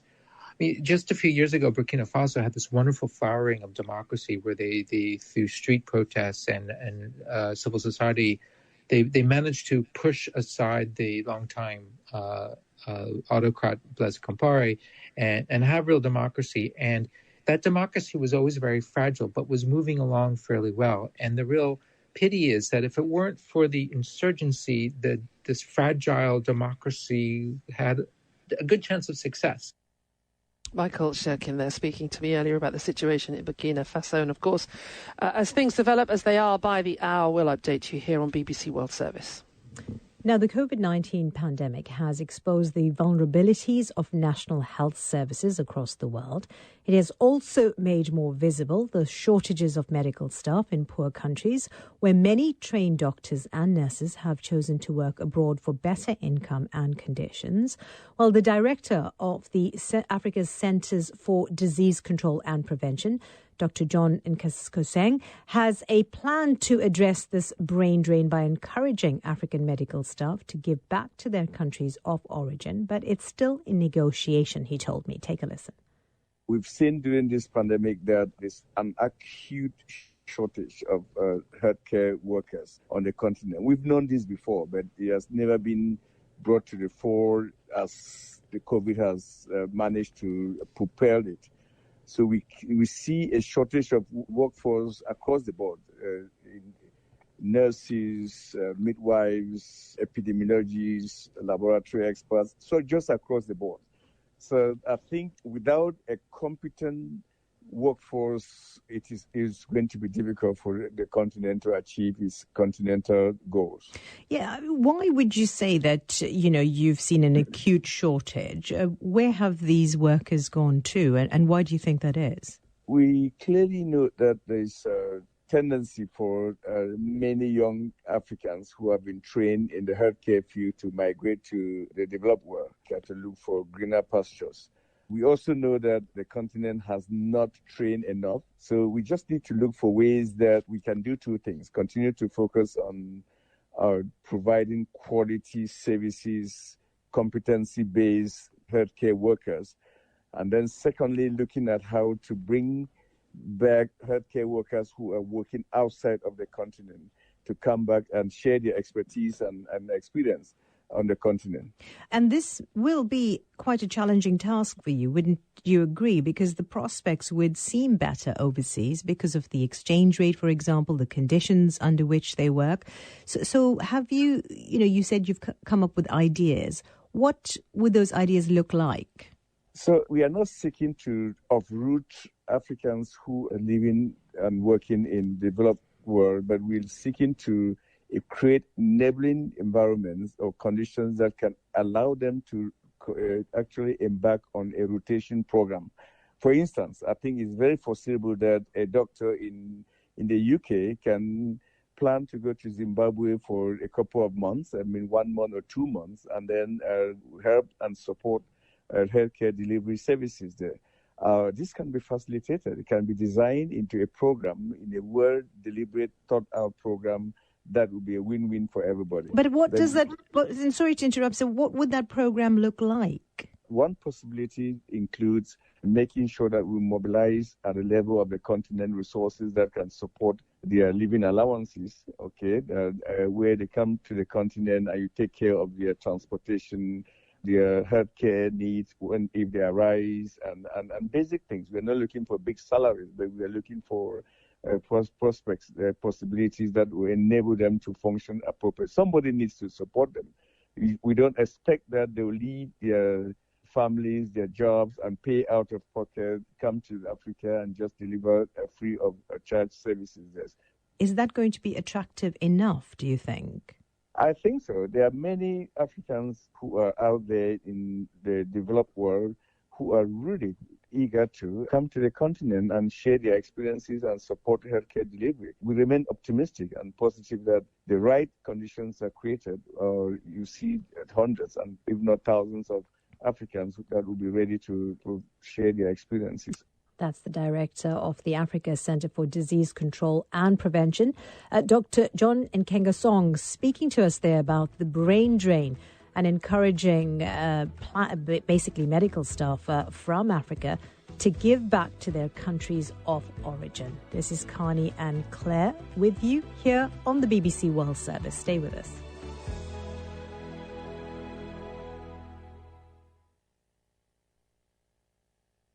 This is the BBC World Service, where we're uncovering the music and songs almost lost from history. After the outbreak of war in 1939, music continued to be created by Jews and others all across the Reich. Forged amidst death and destruction, that music is a unique legacy that was almost entirely destroyed. Music that survived the Nazis continues Saturday at 12 GMT.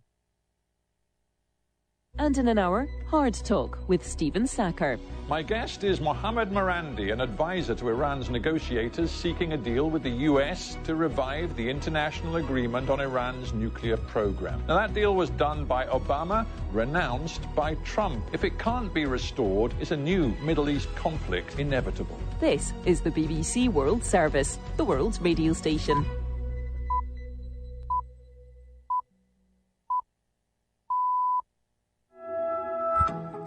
Hello, welcome. You are listening to Newsday on the BBC World Service. Great to have your company. Carney Sharp and Claire McDonald with you. There's confusion in Burkina Faso's capital, Ouagadougou, after a night of heavy clashes around the presidential palace and unconfirmed reports of a coup.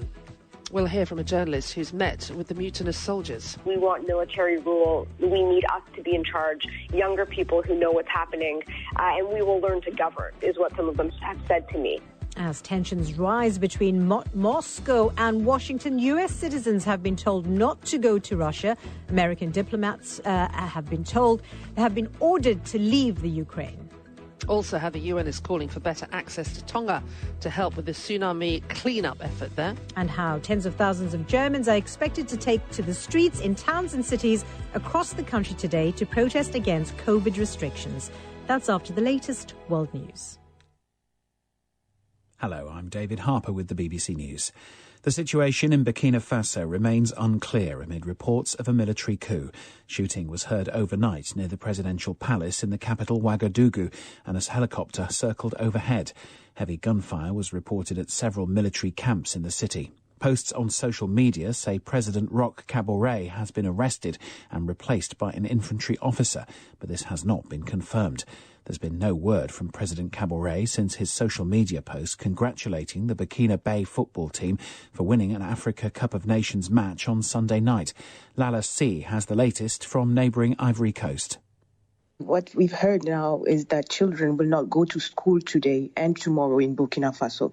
The situation is tense because around midnight, fresh gunfire could still be heard, especially near President Roch Kabore's residence of Ouagadougou, and that despite the curfew declared by authorities from 8 p.m. to 5:30 a.m.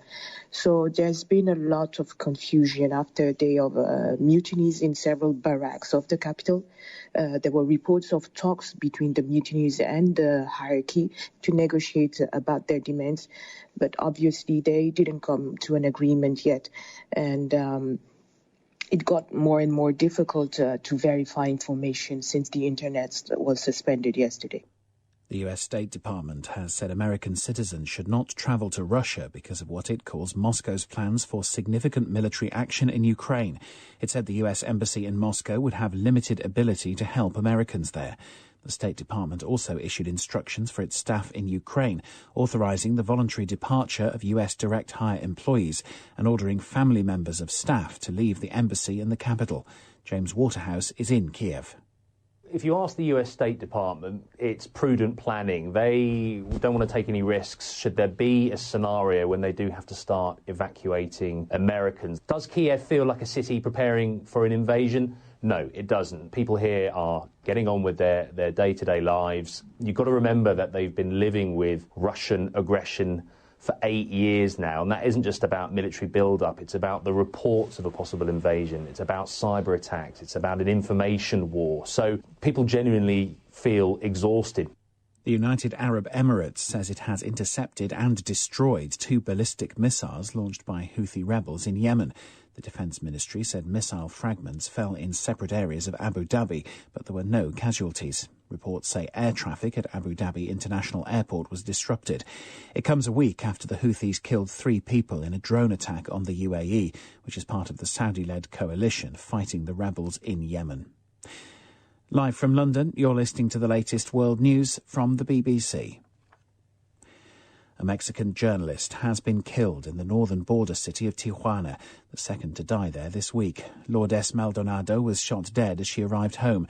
She had recently said she feared for her life, as she'd had a legal problem with a former governor of the state of Baja California. France is introducing yet more stringent coronavirus rules determining access to public places. From today, everyone over 16 must prove they've been fully vaccinated against COVID-19 in order to board intercity trains or visit cafes, restaurants or the cinema. Afghanistan's Deputy Minister for Information and Culture, Zabihullah Mujahid, has said girls will be allowed to attend school from the end of March. He also denied that the Taliban were holding a number of women activists. Quentin Somerville is in Kabul. Zabihullah Mujahid said that all girls in Afghanistan will be able to attend school in the Afghan New Year. However, the group has made similar promises in the past and failed to deliver. Since their takeover of the country in August last year, the Taliban have stripped most women of their basic rights, including the right to work and to an education.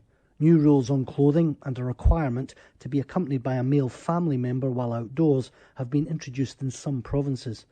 Mr Mujahid again denied that the Taliban had arrested 2 missing women's rights activists. He said they'd faked their own disappearance in a bid for international attention and in an attempt to gain asylum. But neighbours told the BBC that one woman, Tamana Pariani, had been abducted from her apartment along with her 2 sisters by armed men. The French fashion designer Thierry Mugler has died at the age of 73. He opened his first boutique in Paris in the 1970s and became widely known for designs with broad shoulders and sharp tailoring. One of his best-known creations was the black dress worn by Demi Moore in the 1993 film Indecent Proposal. In later years, the brand concentrated on perfume. BBC News. Thank you for that news. Hello and welcome to Newsday with Claire McDonnell and Carney Sharp. An update on Burkina Faso in a moment. Claire standing by to do that interview.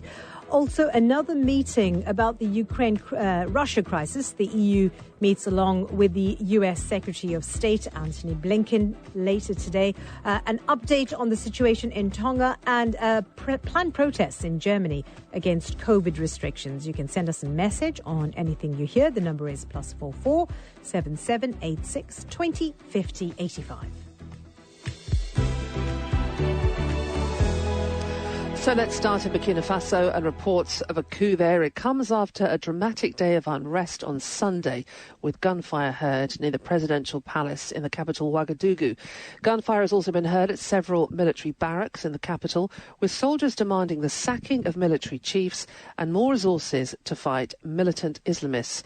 President Roch Kabore has come under growing pressure from civilians as well, and the military, who said his government was incapable of dealing with the Islamists. I've been speaking to Sam Mednick, who works for the Associated Press in Ouagadougou, and she's actually been inside one of those bases where gunfire was heard and been speaking to soldiers directly involved in this mutiny. When there were gunshots reported at the military base, I was taken inside with another journalist into the base where the soldiers said they had taken over that base at the time and that they were very unhappy about the situation in the country, unhappy about the growing jihadist violence, and essentially put us on the phone with someone from working with them, one of the mutinous soldiers who gave their demands, essentially saying that they wanted to replace the intelligence and military hierarchy. They wanted the military to be treated better and their families to be treated better. And basically they wanted more resources and more men in the field to help in this fight. So their demands are very clear. It's being reported this could potentially be a coup. The news from the presidential palace is no, it's all under control. What's the reality on the ground? It's really unclear right now. Last night, as you mentioned, there was gunfire heard in the vicinity of the president's home, and there has been a helicopter overhead pretty much all evening until about an hour ago, until about 4 o'clock in the morning. and there's also reported to be fighting at the presidential palace. And we haven't heard anything from the president. He put out a tweet yesterday after Burkina Faso won the soccer game, but that's all we've heard. So it's really unclear right now. No one is sure about the situation, and so everyone's just sort of waiting and seeing at this point. And the general unhappiness comes from how the military, the head of intelligence, is handling the insurgency, the Islamist insurgency that's causing misery across the country. Is there a feeling that this will make any difference, because they can push back against it? But what we need is a plan in place to move forward on that front. Yeah, there's been a lot of criticism that there's been no strategy from the government, no military strategy, and that the soldiers that I spoke to said they feel that the government is very disconnected from their troops in the field and that they don't care about them. I mean, this was a very peaceful country up until 5-6 years ago, and so there's a lot of frustration. And I asked the soldiers, do you think this is going to change, you taking over? And they just said to me, we want military rule. We need us to be in charge, younger people who know what's happening, and we will learn to govern. Is what some of them have said to me. But yes, people do question if Rock's not in power, will it change anything? And this is the unusual situation here, isn't it? Because when we often report on military coups across the continent of Africa, the public aren't behind the military. This is a different case, isn't it, Burkina Faso? There's people who are supporting what they're trying to do. Yesterday, when there were gunshots in the bases, people were supporting them. There was a group of maybe 50 to 100 civilians on motorbikes running through the city, chanting in support of the military. They were broken up by tear gas from military knots who weren't supporting the mutinous soldiers at the time. But the day before, on Saturday, there was a protest against Kabore asking for his resignation. And this was the second big protest like that, and the other one was in November. So this has been growing for months, with the population really saying we need a change. Journalist Sam Mednick there at the heart of the story. She works for Associated Press in Ouagadougou, and she has been inside those military bases where gunfire has been heard, talking directly to the soldiers involved.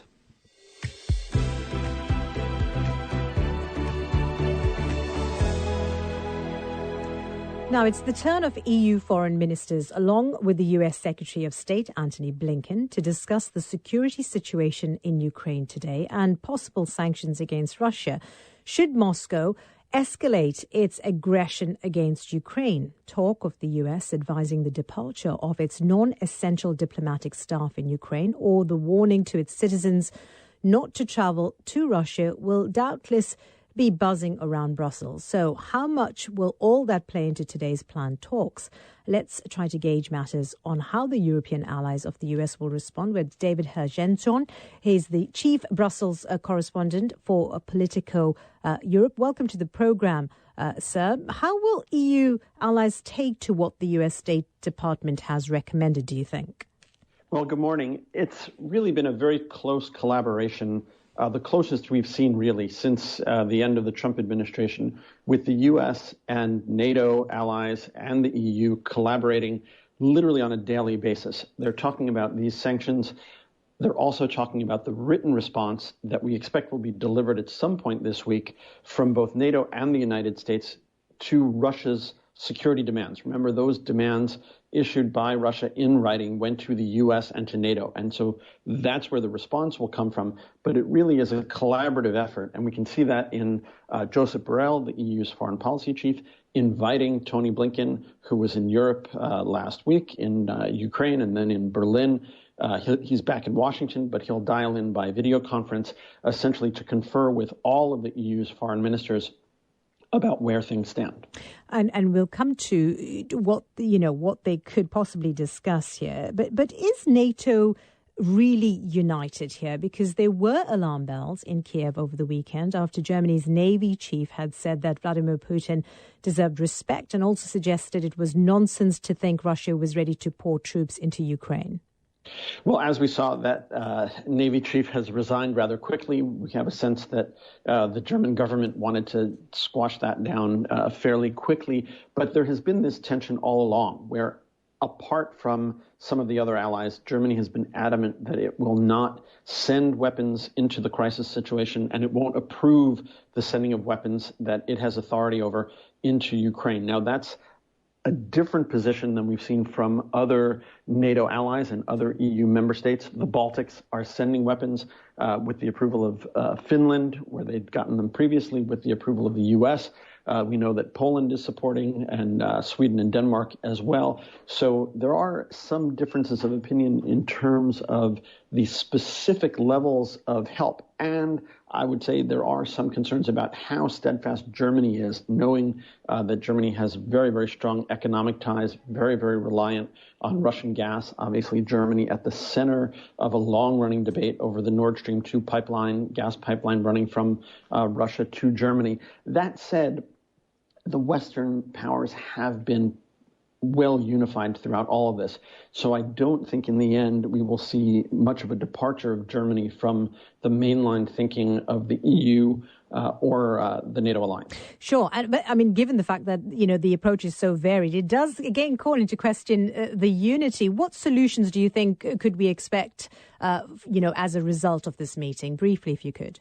Well, from this meeting, there won't be concrete solutions. There'll be a reaffirmation of that unity. We know they're preparing a very big sanctions package. They're trying to keep that under wraps, but I suspect you'll hear an endorsement of that approach, that if there is another military attack, remembering that Russia is already in Crimea, already in eastern Ukraine, that there will be a very, very strong response from the West and a movement to protect NATO allies who are covered by the collective defense clause of NATO. Ukraine not being an ally, NATO won't necessarily go to war in defense of Ukraine, but it will go to war in defense of the allies who are already covered by Article 5.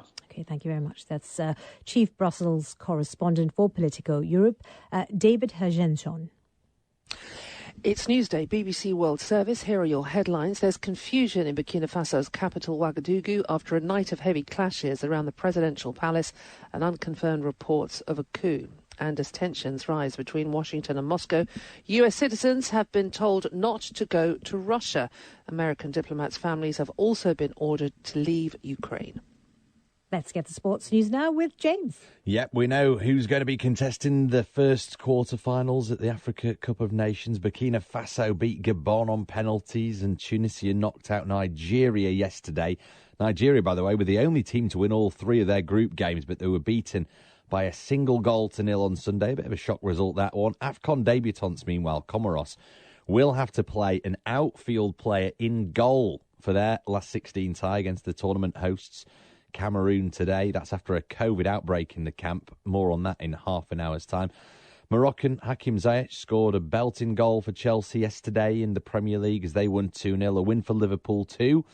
But Arsenal could only manage a 0-0 draw at home against Burnley. South Africa's cricketers beat India 3-0 in their ODI series in Cape Town yesterday. What a great month that's been for the South Africans on the field. And Tom Brady and the Tampa Bay Buccaneers won't be going back to the Super Bowl this year. The Bucs were beaten by the LA Rams in the last few hours. More from me in half an hour's time on Newsday. James, thank you. We're going to be looking at Germany in just a few moments' time. Protests planned across the country because of vaccine mandates. France is introducing them today as well, to go into cafes and bars and to travel on intercity trains. So taking a look at that shortly here on Newsday. But as we've seen over the last couple of years, people have been forced to make radical lifestyle shifts. A recent report says this motivated consumers to become more intentional, more mindful and ambitious last year. Let's find out more about this with Andrew Wood, who's over at our business desk in Hong Kong. Morning again, Andrew. Good morning. Yeah, the market research firm Euromonitor has done this report for its top 10 global consumer trends 2022. Let's talk now to the head of lifestyles at Euromonitor, Alison Anglis. Good morning to you, Alison. Now, what would you say is the most significant trend that you've identified for 2022 out of those 10? There are, but I think one that's really exciting is the metaverse movement. The metaverse movement? What on earth is that? Really starting to take hold in the year ahead. So it's coming up fast and furious, and it's where it's where we start living in virtual spaces. So it sees consumers embracing immersive digital worlds for socializing and experience things. So they're replicating themselves in alternative spaces. We're just losing you, actually, Alison. But let me just ask, the metaverse movement that you're talking about, who actually is supplying the metaverse for us to have that metaverse moment in? What companies are adapting quickly enough? Well, a lot of companies, it's everything from maybe acts and sports being online within games. So things like Ariana Grande within Fortnite, Nike having Nightland on Roblox. But then we also have companies creating their own spaces. So Samsung, for instance, had a virtual space, metaverse platform called My House, where consumers could go in via avatars and literally experience the products, test the Samsung Home products. We have things like P&G doing Beauty Sphere, again, another sort of immersive, gamified space that consumers could experience their products. And we're seeing a lot of that happening now, much faster than we thought we would. Okay, Alison Angus at Euromonitor. I think the technology is against us today. Not a great indicator for metaverse in the future. But thanks for joining us on Newsday. There is no escape, Andrew. Thank you, Andrew. Andrew talking to us from our business desk in Hong Kong. Now, the cleanup effort continues in Tonga after the devastating volcanic eruption and tsunami there. The largest volcanic event to occur in the region for 30 years has left the island nation covered in thick ash, which has polluted drinking water. And while aid has started arriving, the United Nations has told the BBC that aid workers should be granted access to the disaster zone to help. For more, we can hear from our correspondent, Shaima Khalil, who's in Fiji. Shaima, what's the issue with regards to the aid efforts in Tonga? Well, essentially, supplies have now reached the ground into Tonga, but aid workers are not allowed in. And this is because the Tongan government is adamant that no one is allowed into the country because they simply want to avoid a COVID-19 outbreak. Tonga has recorded only one case since the beginning of the pandemic, and they want to keep the country COVID-free, especially when dealing with a disaster of this magnitude. Today, we've been able to get in touch with the UN country coordinator, Sione Hufanga, and of course, communication is still very, very tricky, but we were able to speak to him, and he said, we are now in talks with the government, and it's not just the UN, it's the UN and other aid organizations who are basically saying, look, as this magnitude and as the picture becomes fuller of the level of devastation around Tonga, that aid workers are eventually going to be allowed in, or will have to be allowed in, because the need for assistance is just too huge. We've also spoken to the Red Cross, who already have people on the ground, and they tell us this is going to be a long-term process. And even though they have people in country, more people are going to be needed. And it's not essentially just for physical distribution of aid around the islands. It's also for technical advice as well, whether it be water purification, whether you need other specialists for mental health support as well. So the consensus is, while aid organizations understand that the government wants to keep Tonga COVID-free, they also feel that it's important that people are on the ground eventually. Yeah, it's really interesting you mentioned the support for mental health issues, because we were speaking earlier on to a journalist there who said that is the psychological impact of what has happened is tremendous. The aid is needed. This process now, the fact that the United Nations is saying that aid workers should be granted access, it's urgent, isn't it? Otherwise, delaying access could actually affect the relief efforts. Well, exactly, and remember, we're talking about Nuku'alofa, the capital. We're talking about the main island. There are other islands, and there are other bits of the main island that are hard to reach, that you have to reach by boat. And of course, boats and the water itself has been affected by the amount of ash that has landed in it. So, aid as it stands is reaching people, but it's still quite limited. Remember, the scale of the destruction is still becoming clear. So yes, it is quite urgent. But also what the government is saying is that inviting people in could risk COVID-19 coming into the country. And how do you deal with that in light of the aftermath of the volcanic eruption and the tsunami? So it's a very, very difficult balancing act. And I think this is exactly what the UN and other organizations are talking about now. How do you get people in? Is it going to be controlled?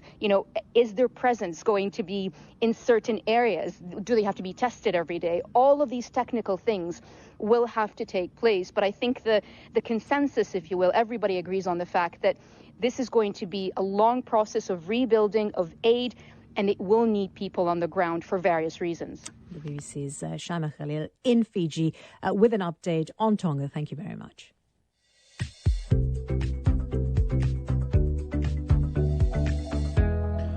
So there are new vaccine mandates coming in France today. You'll need to show proof of double vaccination to get on an intercity train, to go into cafes, bars, restaurants. In neighbouring Germany, tens of thousands of Germans are expected to take to the streets in towns and cities across the country to protest against COVID restrictions and those kinds of plans to introduce vaccine mandates. The authorities are increasingly concerned about the radicalisation of some of the protesters who are spreading conspiracy theories and hate speech online. Jenny Hill has this report.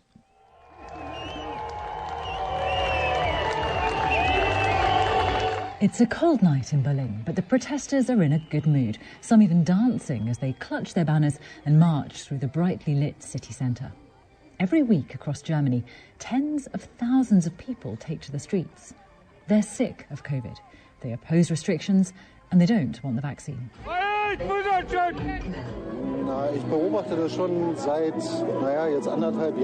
It was developed too fast, says Björn, who's here with his partner and little boy. The discrepancy between what we know and what the media tell us makes me suspicious.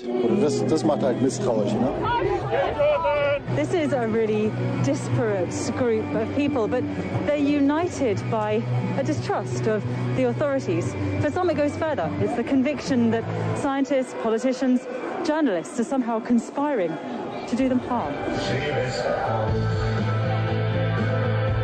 At the head of the protest, a van blares out anti-vax songs and a recorded voice speaks of conspiracy. Sie werden überrascht sein, was Ihnen unsere Politiker und die GEZ-Medien verheimlichen und warum. You'd be surprised, it says, by what our politicians and public broadcasters keep secret from you and why. COVID's divided German society. The unvaccinated are banned from restaurants, non-essential shops, leisure facilities, and politicians are considering compulsory vaccination.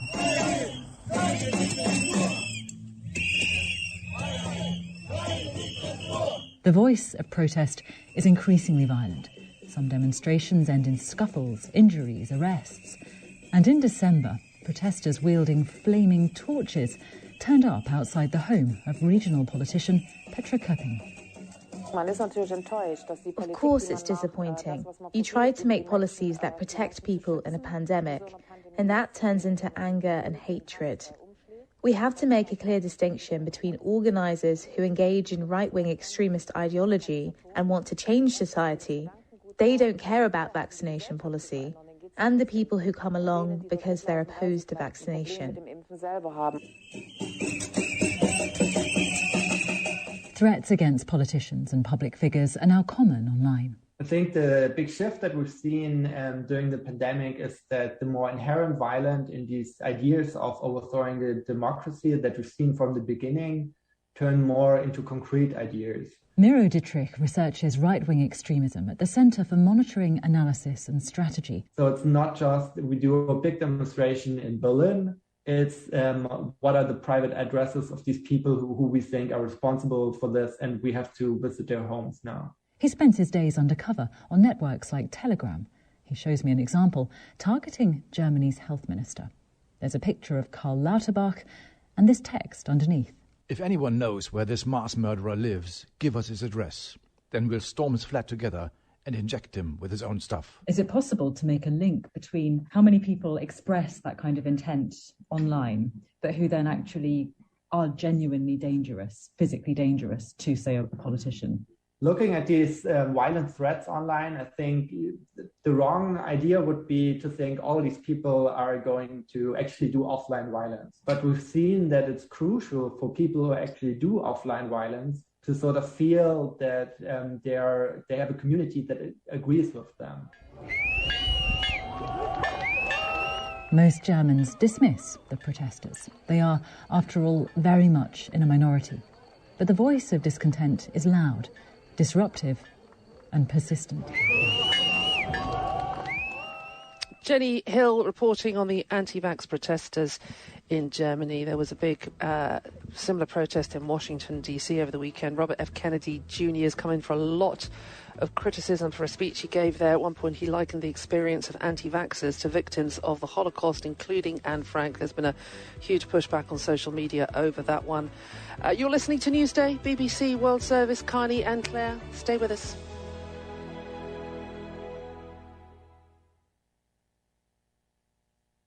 You're listening to the BBC World Service. Join Hazel Healy as she explores women's role in West Africa's fishing industry. In Senegal, tens of thousands of women work as fish processors or transformatrices. They dry, salt and smoke sardinella, small fish that are one of West Africa's most important sources of protein. Carrying fish, it's never been an easy job. But mostly, their work is unseen and uncounted.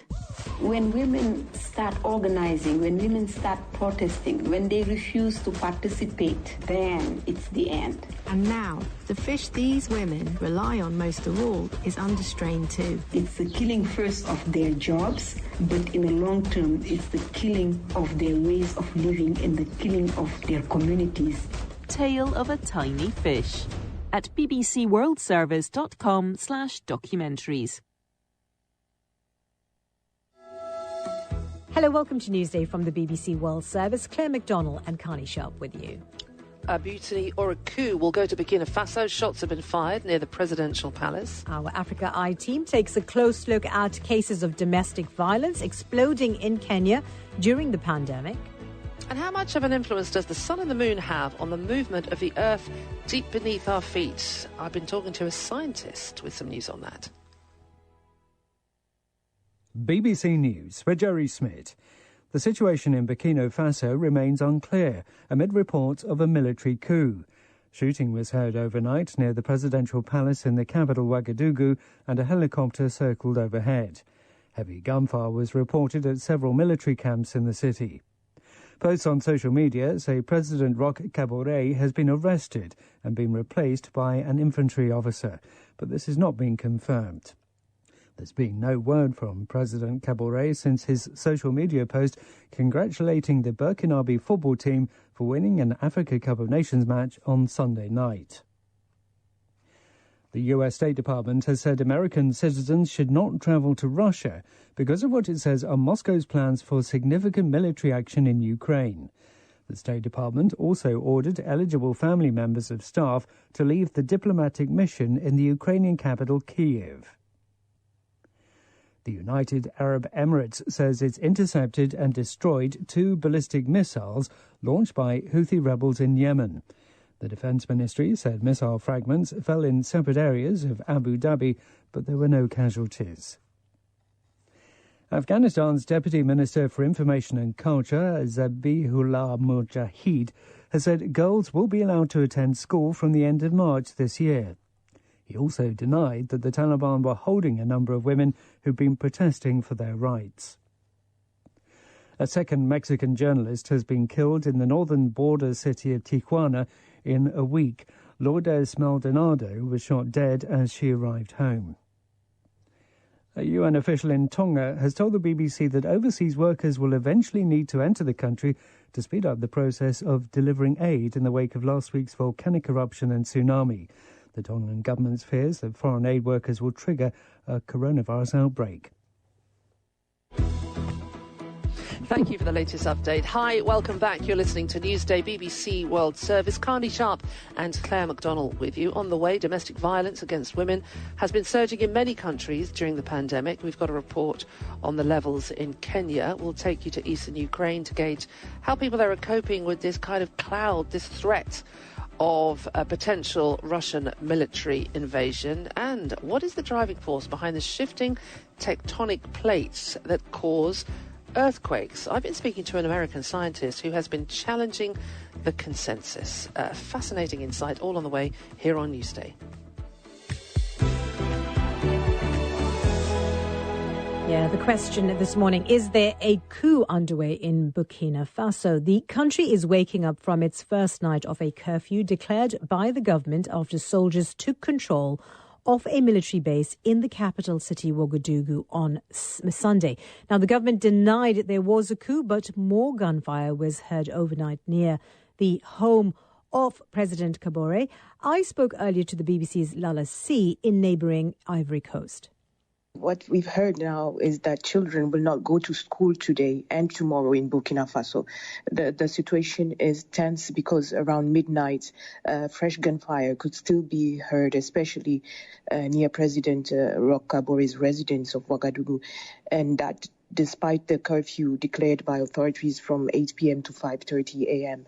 So there's been a lot of confusion after a day of mutinies in several barracks of the capital.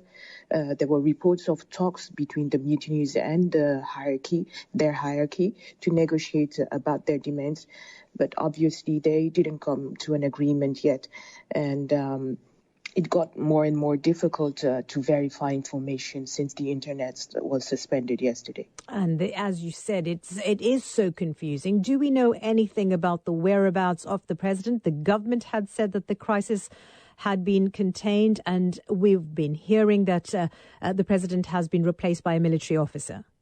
Yes, that is the information that is being published on social media, but it's still not verifiable.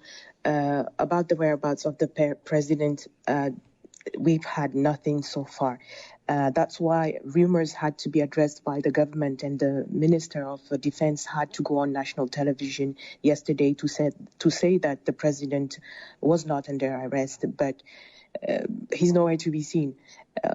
It's just that twice during the day there were messages of encouragement and congratulations to the football national team that's participating to the African Cup of Nations, messages that were tweeted from his account, and but he didn't mention the current situation. So the reaction rather came from the ECOWAS regional bloc, saying they were following what was happening in Burkina Faso with great concern, and they called for calm and said they were expressing solidarity with President Kabore, the government, and the people of Burkina Faso. Yeah, and the defense minister had said, Lala, that this was localized, it was limited. Just a few barracks were attacked. The mutineers, though, they made several demands. Do we know what they are? They want more training, more troops, and adequate means to fight the Islamic insurgency in the north and the east of the country. They've asked for enough food, because in recent attacks, they were angered by the fact, Burkinabe people, were angered by the fact that soldiers had been killed in targeted attacks after repeatedly asking for more food and military supply on the front, hence the demand of change in the military command. And finally, they asked for more support for the families of those injured and or killed in violence perpetrated by Islamic militants. That's the BBC's Lala C in neighbouring Ivory Coast, bringing us up to date with that story in Burkina Faso.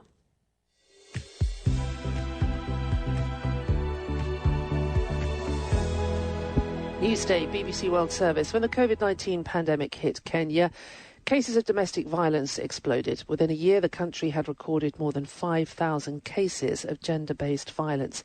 Activists say the true case numbers are likely to be much higher, with the majority never reported because of fear, stigma and a lack of trust in the police. Well, Tom Adula has been investigating the issue for BBC Africa Eyes unit. And just to warn you that some listeners may find his report extremely distressing. In early 2020, much of the world went into lockdown as governments tried to control the spread of COVID-19. But behind closed doors lay another threat: domestic violence. In Kenya, there was a 300% increase in reports of violence against women and girls during the first 2 weeks of COVID lockdown, according to a hotline run by Health Assistance Kenya. It's become known as Kenya's hidden epidemic, and thousands of women like Mary Mugambi bear the physical and psychological scars. She says that in April last year, Her ex-husband showed up at her house late at night, armed with a machete.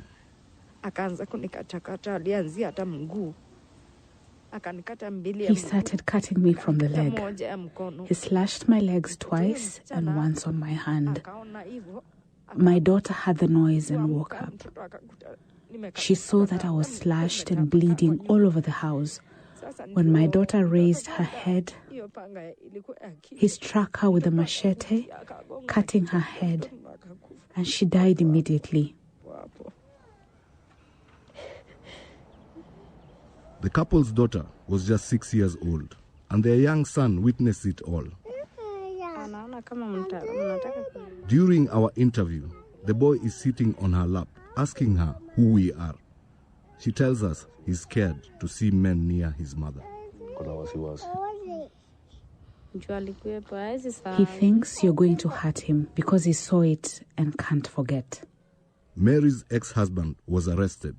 He denies the allegations.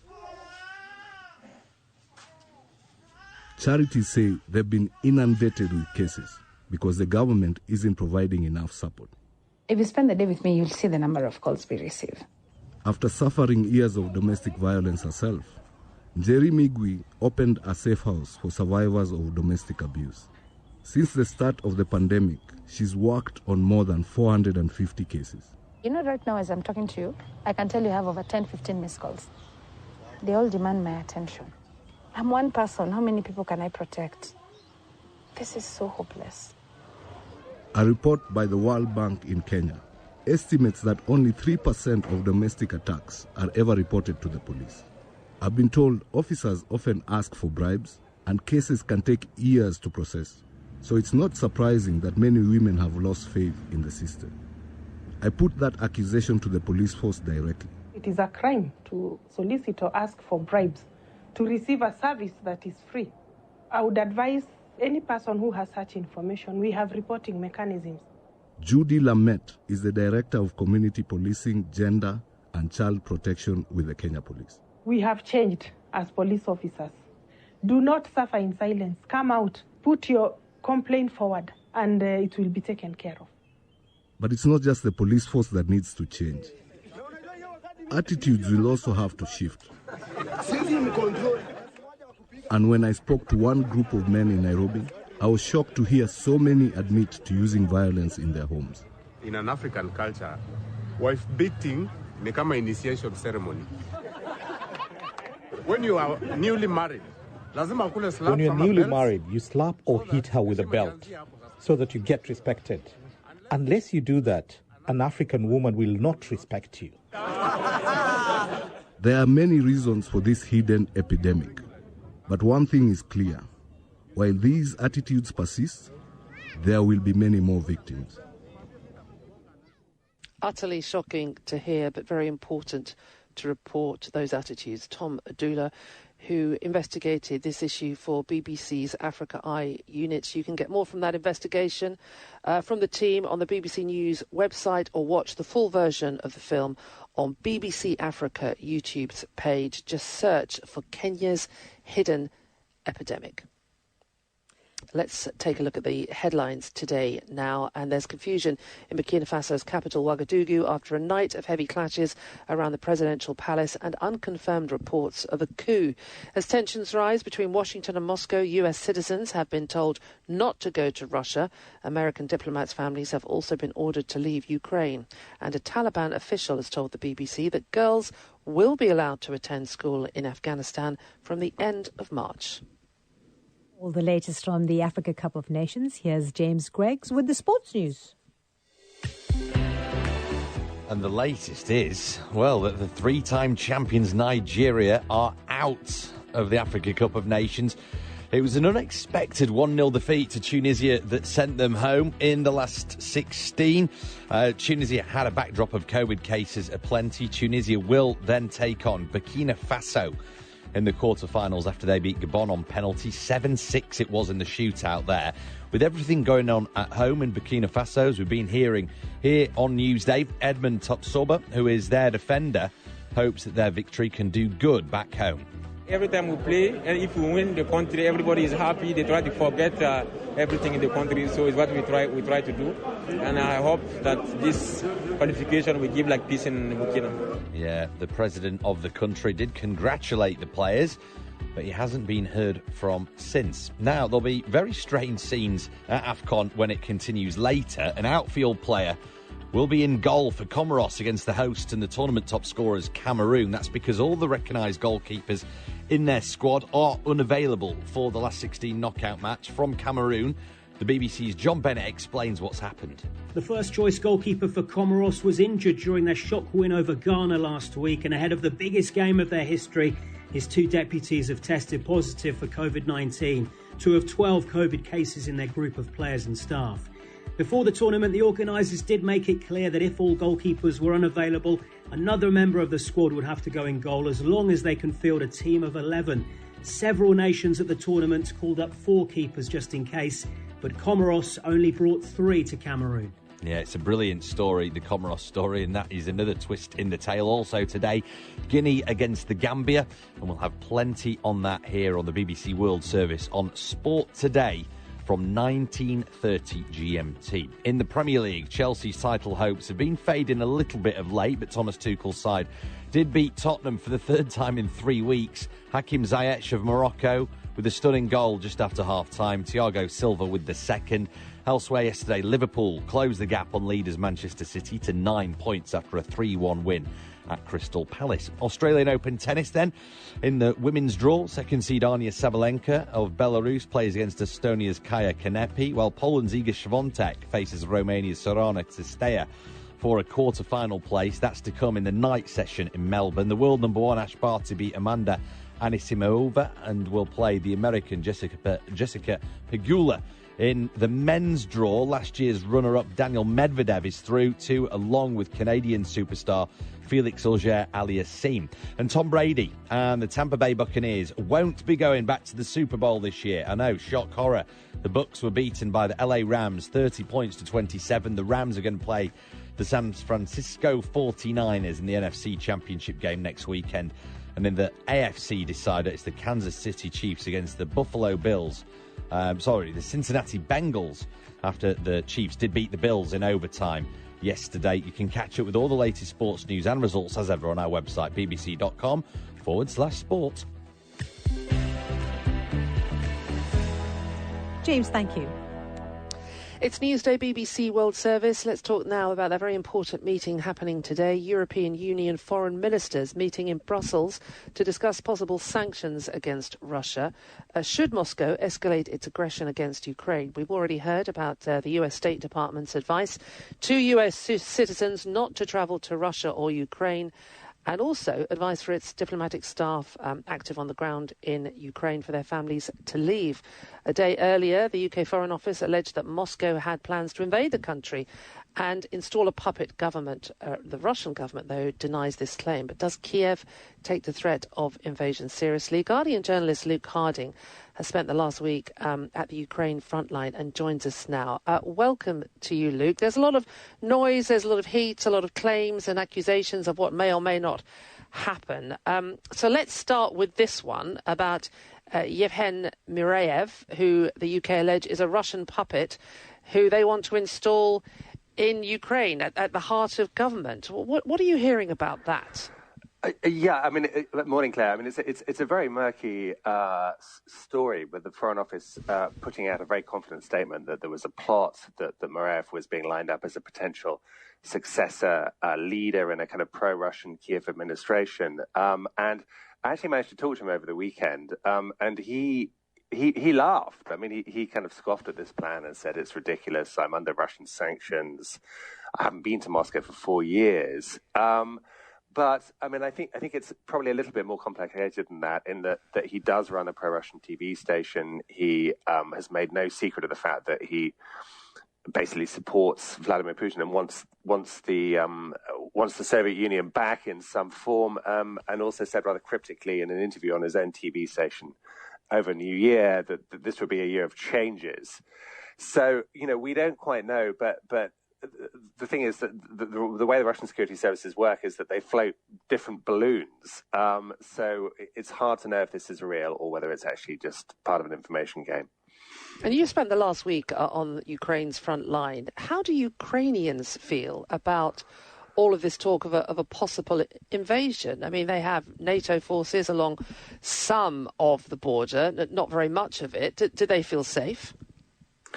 Sorry, NATO forces alongside that. I mean, they've got NATO trainers. I mean, there are no NATO forces that I saw. I mean, apologies, that's what I meant. Yeah. I mean, there are plenty of... Ukrainian soldiers all along the front line. I was both in the east, around the port city of Mariupol, and then on the border with Crimea, which is Russian occupied. And what was interesting was, I mean, first of all, they say, look, actually, we've been at war for almost 8 years, ever since 2014. About 14,000 people have been killed. And when I was in Mariupol, there was firing going on. There was the sort of boom in the near distance from a grenade launcher. So this is an active conflict, quite a brutish one already. But they are highly motivated, and they acknowledge that they are weaker, that the Ukrainian army is weaker to sort of superior Russian forces camped all around the borders. But I think they'll fight. I mean, they say they'll fight, and I actually believe them. So I think any kind of military action by Russia would not be straightforward. It would be long and brutal and would involve many, many casualties. And there's this very important meeting going on. There's an awful lot of saber rattling going on from both sides, and yet we think, another kind of chip in the attempt to ward off this aggression from Russia is the threat of sanctions. Does anybody there think that will have any effect? I don't think so. I mean, there have been a lot of sanctions imposed on Vladimir Putin's regime ever since he annexed Crimea. And the reality is the Russian economy is quite buoyant. The Russians feel that the West is divided. They think the American administration of Joe Biden is weak. And from their point of view, if they were to do something in Ukraine, actually the circumstances are quite good for them. On the other hand, what we have seen in recent days is more and more military aid being shipped to Kiev. The British government has sent anti-tank weapons. There's been a delivery from the Americans, and the Baltic states too have been sending in missiles as well. And I think the bill were Russia to invade is getting higher and higher, but the situation is tense. We just have to see what happens in the next few days, and I would say the next probably 2 to 3 weeks. Luke, thank you for joining us. Guardian journalist Luke Harding there, who spent the last week on the Ukraine front line.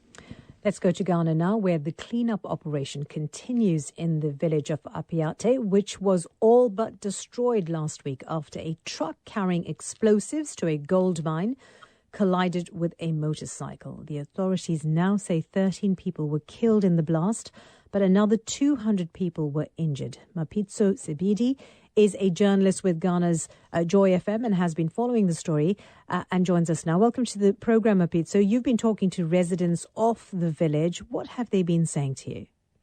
All right, before I tell you what the residents have been saying, right now the death toll is at 14 because a man that was in the hospital died Friday afternoon from his injuries.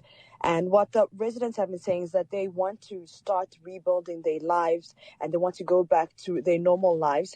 And that's why the Vice President did talk about a state housing that they're trying to, figure out a state housing so that the residents can go back to their houses. Because right now, the male population is living in a hotel and the female population with the children are living at a Catholic church. But the residents are really complaining that they want to go back to their, work, jobs. They want to go back home. But unfortunately, there is no home to go back to. Yeah, absolutely. I mean, those pictures, when you look at them again, they look absolutely awful. It's just basically been flattened, the houses there.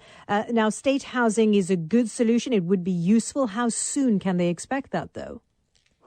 Unfortunately, it will take time, but what the government is doing is trying to talk to the mining companies around the town.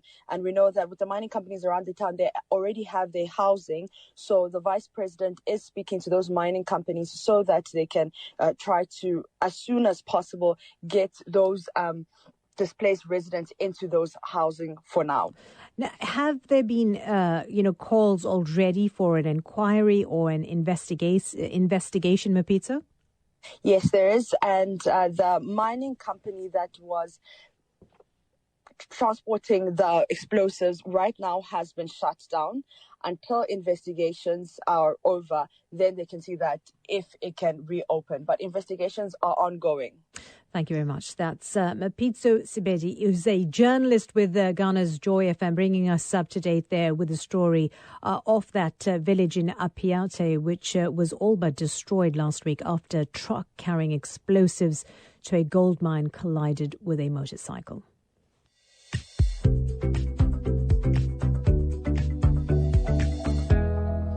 Now let's hear about a new theory about what controls the movement of the earth beneath our feet. The world's tectonic plates, which sometimes shift, of course, creating earthquakes, or volcanoes, like the recent one in Tonga, have until now been thought to be controlled by heat from the Earth's core. However, a new theory has been put forward by our next guest. She says that it's the gravitational pull between the sun, moon and Earth which control the movement of the plates.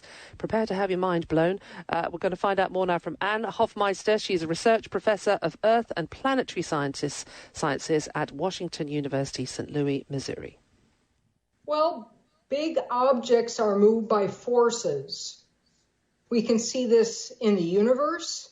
I mean, Newton explained the motions of the planets, the moons, the sun, and it's all gravitational forces. So heat isn't good at moving things. If you heat a solid up, the heat goes from one end to another, but it doesn't move, make the atoms in the solid move very far. I mean, they may wiggle because they're hot, but it doesn't make the solid itself move. Well, the Earth is the only planet that has plate tectonics.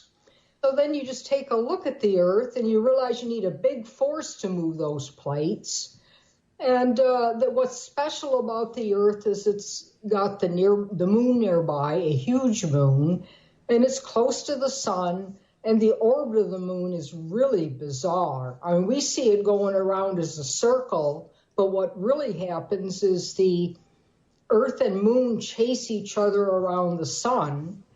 And it's not like it's in a plane. The moon goes up and down out of the orbital plane. So there's some very strange forces going on over time as the Earth and the moon chase each other around the sun. So we looked at that closely and feel that's a much better explanation of the plate tectonics than heat moving solid rock deep in the Earth. I feel like if we were next to one another now, you would have objects, 3 objects that you would be using to demonstrate your theory. Objects that would help. And that would be amazing. I'm trying to visualize it in my mind. Well, I think it's a more sensible explanation. I mean, the down-to-earth example I'd like to give is a broken down, say you're driving along the freeway and your car breaks down. Well, you got to get it off the road. You got a disabled car. So do you light a fire under it? Do you apply a blowtorch to the bumper? Or do you get out and push the car? Well, you need force. You need someone with a strong back. Lighting a fire, heating up the bumper isn't going to move the car. So this is a mind-blowing theory you've come up with. When does this shift into an accepted way of thinking about how everything fits together? Talk us through the process. You come up with this paper, then what happens? Well, what happens with new ideas is people argue about them. Sometimes they get ignored. People will go back and forth. So some ideas take 50 years to catch on or longer. So you could be the new Isaac Newton. Oh, no. Well, we say yes. We say yes, she possibly could be. She's Anne Hofmeister, Research Professor of Earth and Planetary Sciences at Washington University, St. Louis in Missouri, USA. So there you go, Carney. Yeah. What we had thought for years, well, she thinks, it's not the heating up from within the Earth's centre that causes the shift in tectonic plates. It's how the push and the pull of gravitational pull between the Earth, the Moon and the sun affects us. And that is a seismic change in thinking. I understand, and I understand all of it. I've been up since 2. Yeah, totally. Listen, I've got my 3 objects here and I still can't understand it.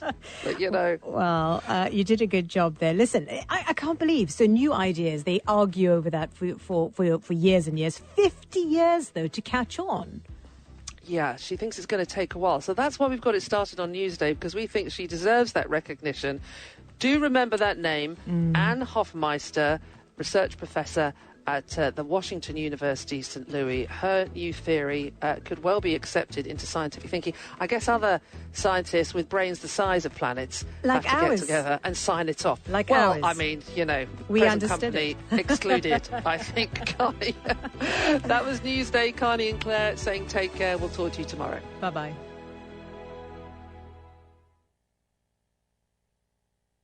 This is the BBC World Service with Harriet Gilbert to tell us about the next World Book Club. I'll be talking with Chilean author Isabel Allende about a dazzling novel that shows the power of the imagination to create a better world. Eva Luna is an orphan who beguiles those she meets with her wonderful stories, triumphing over adversities and bringing light to a dark place. World Book Club from the 5th of February. And in half an hour, it's Business Daily. We're looking at beauty treatments, small changes to your appearance, as opposed to full-on face-changing plastic surgery. The pandemic's taken its toll on many of us, and hours spent on video conferencing has forced people to constantly scrutinise their appearance. So what exactly are people having done, and how much does it all cost? This is the BBC World Service, the world's radio station.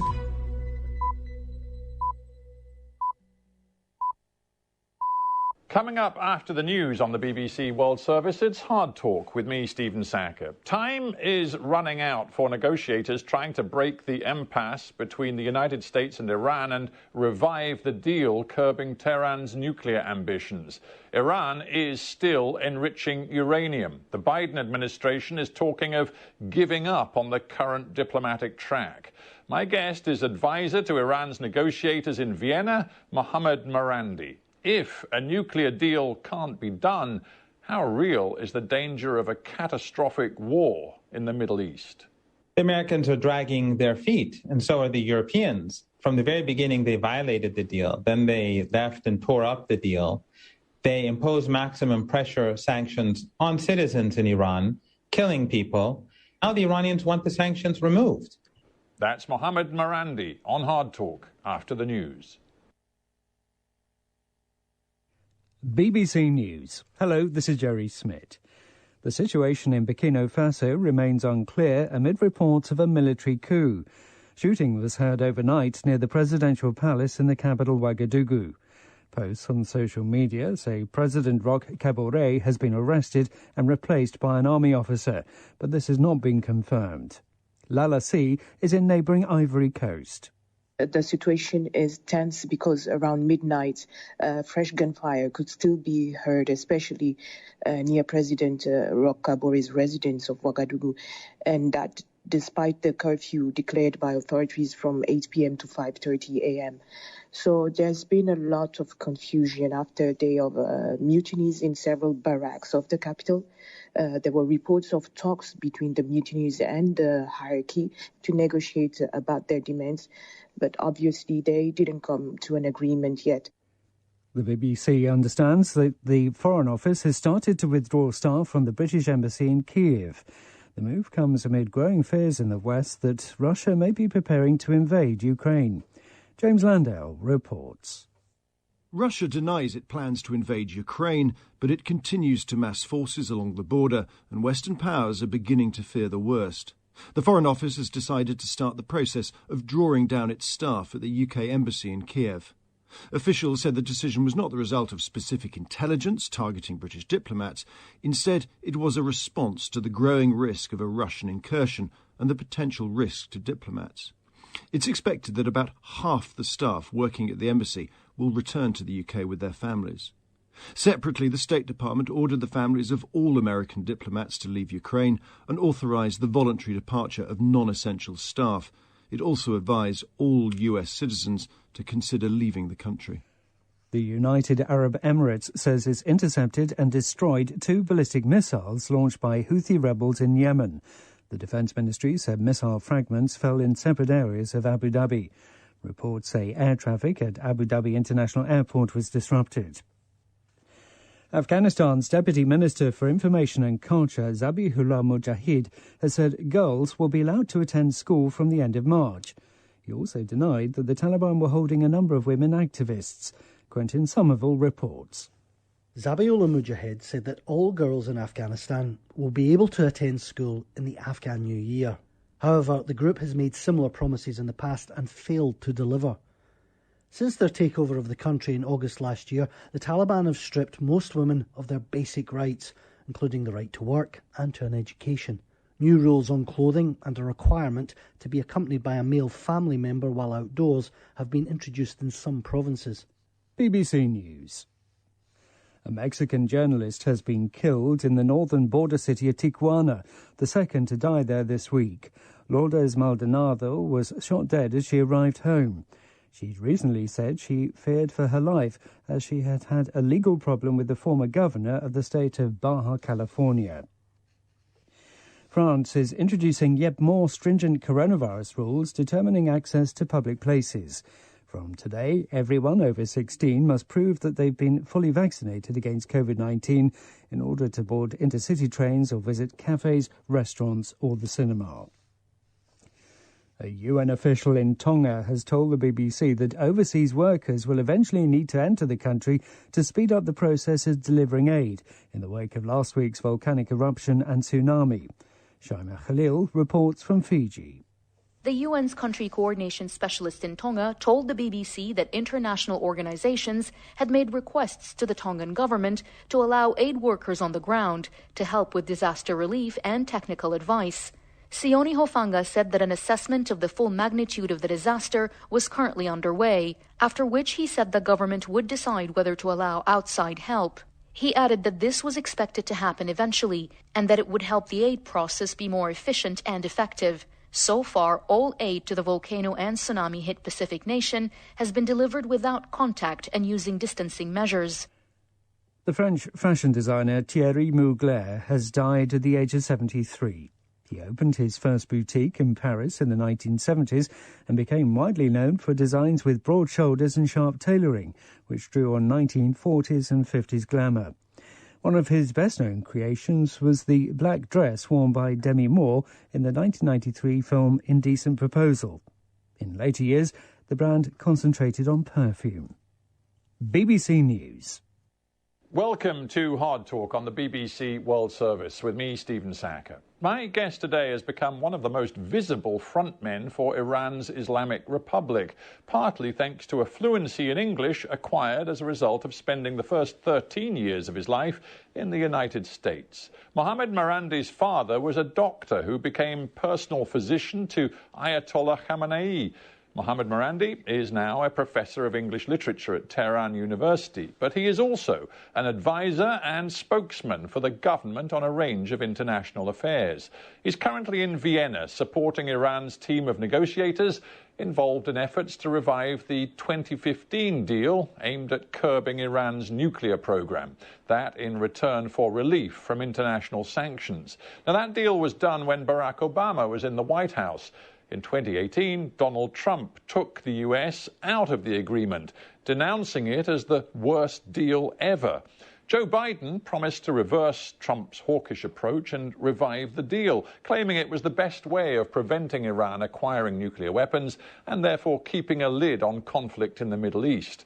But more than 6 months of indirect negotiations with the Iranians in Vienna hasn't yet yielded a new agreement, and patience appears to be running out. This promises to be a pivotal moment for the Middle East region. If a deal can't be done, is a major new conflict inevitable?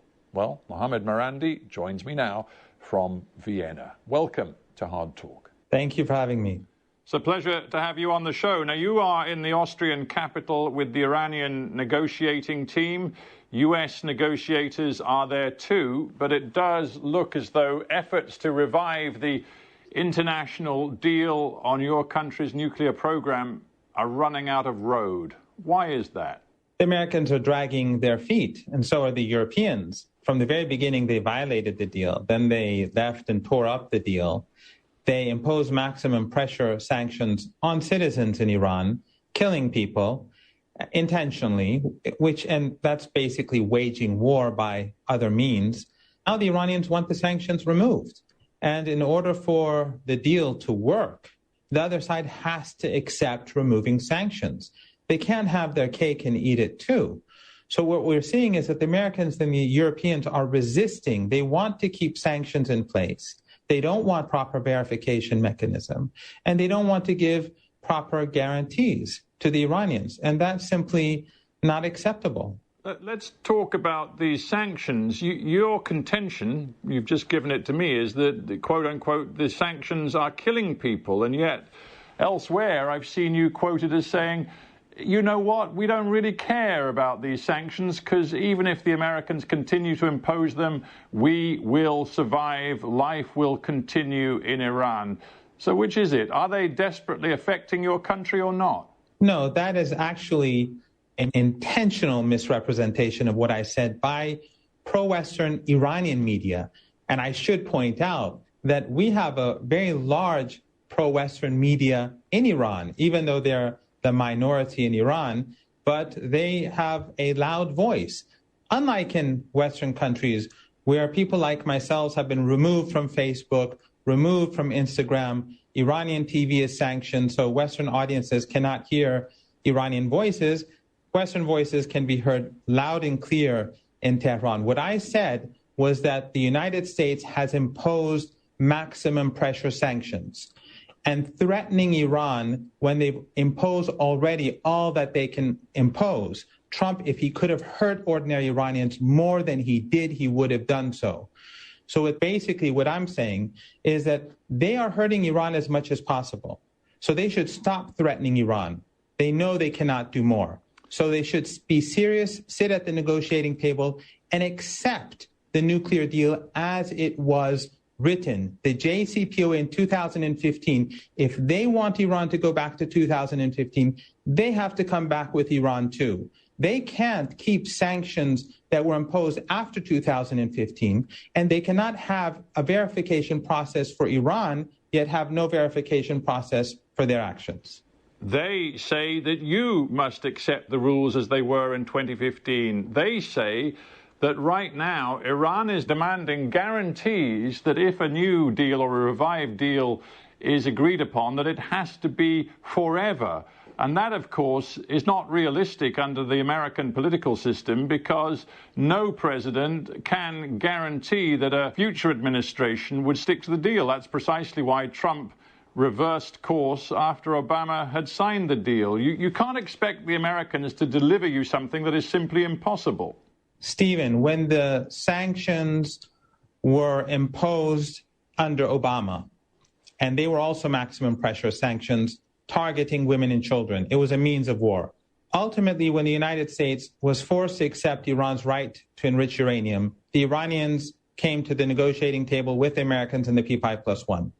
An agreement was signed, good or bad. In that agreement, Iran agreed to do a number of things, and they did them. The International Atomic Energy Agency verified that Iran was in complete compliance of its obligations.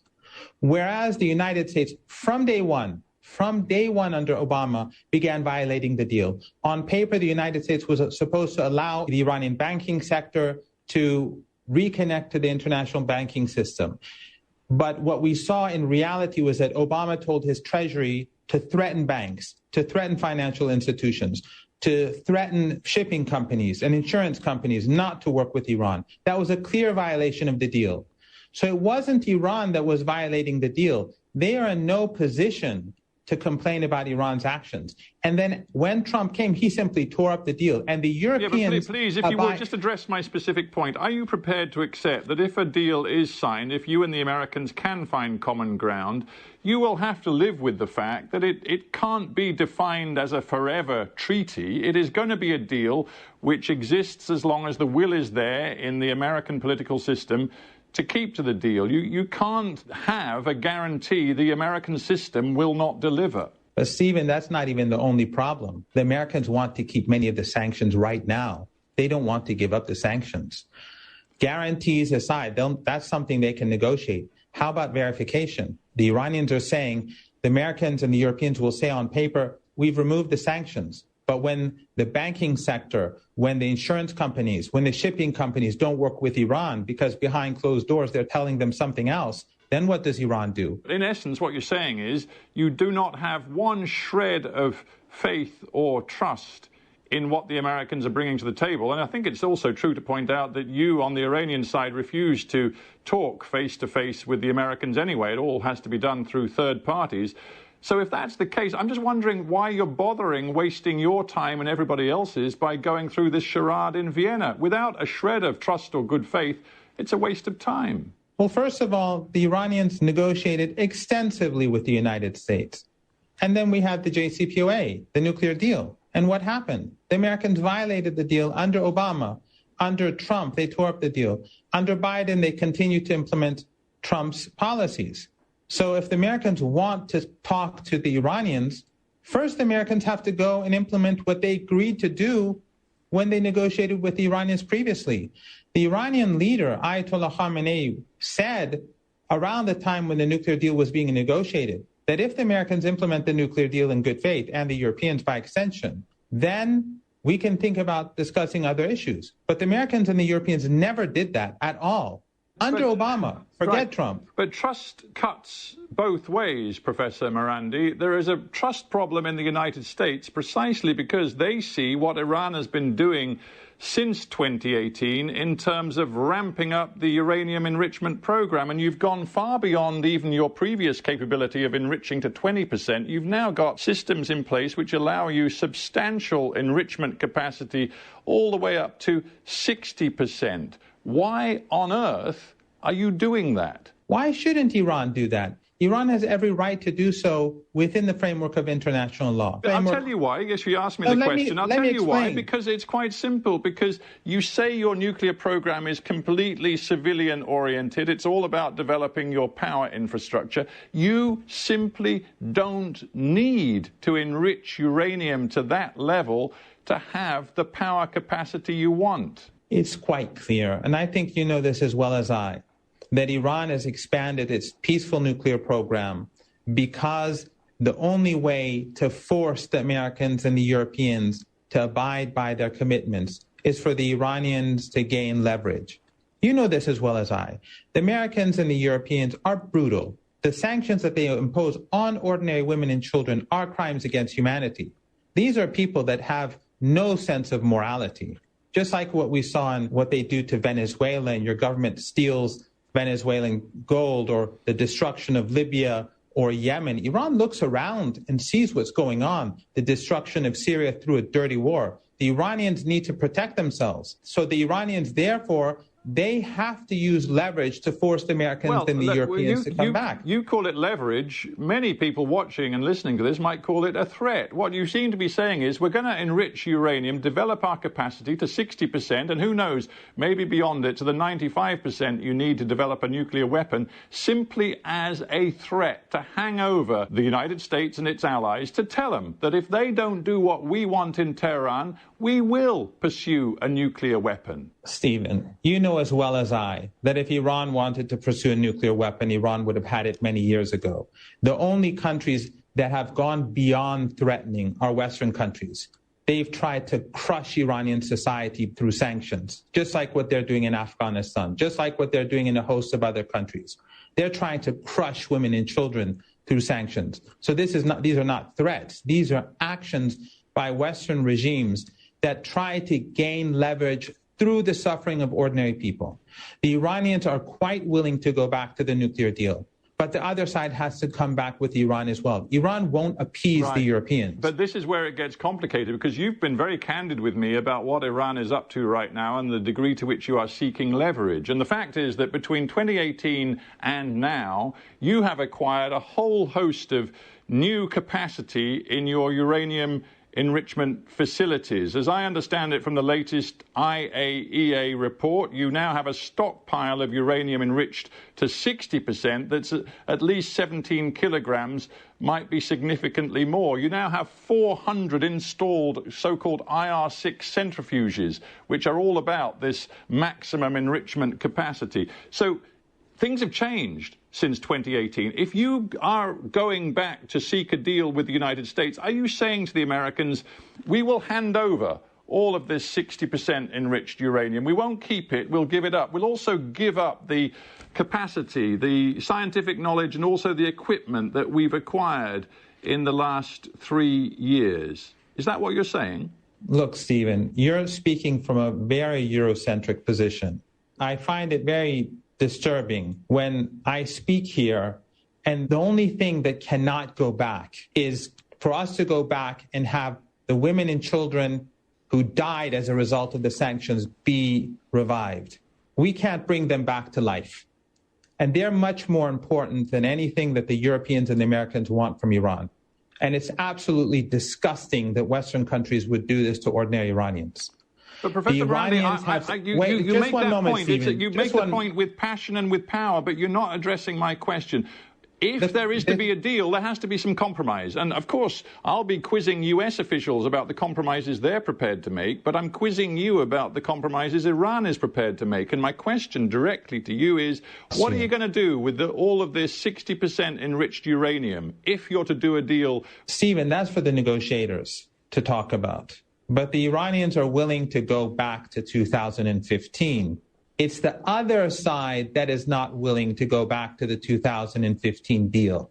The Iranians are willing to do everything that it was supposed to do when the JCPOA was signed, and it did so back then. It would be also good to remind your viewers that when the United States violated the deal under Obama, the Iranians continued to abide by their commitments.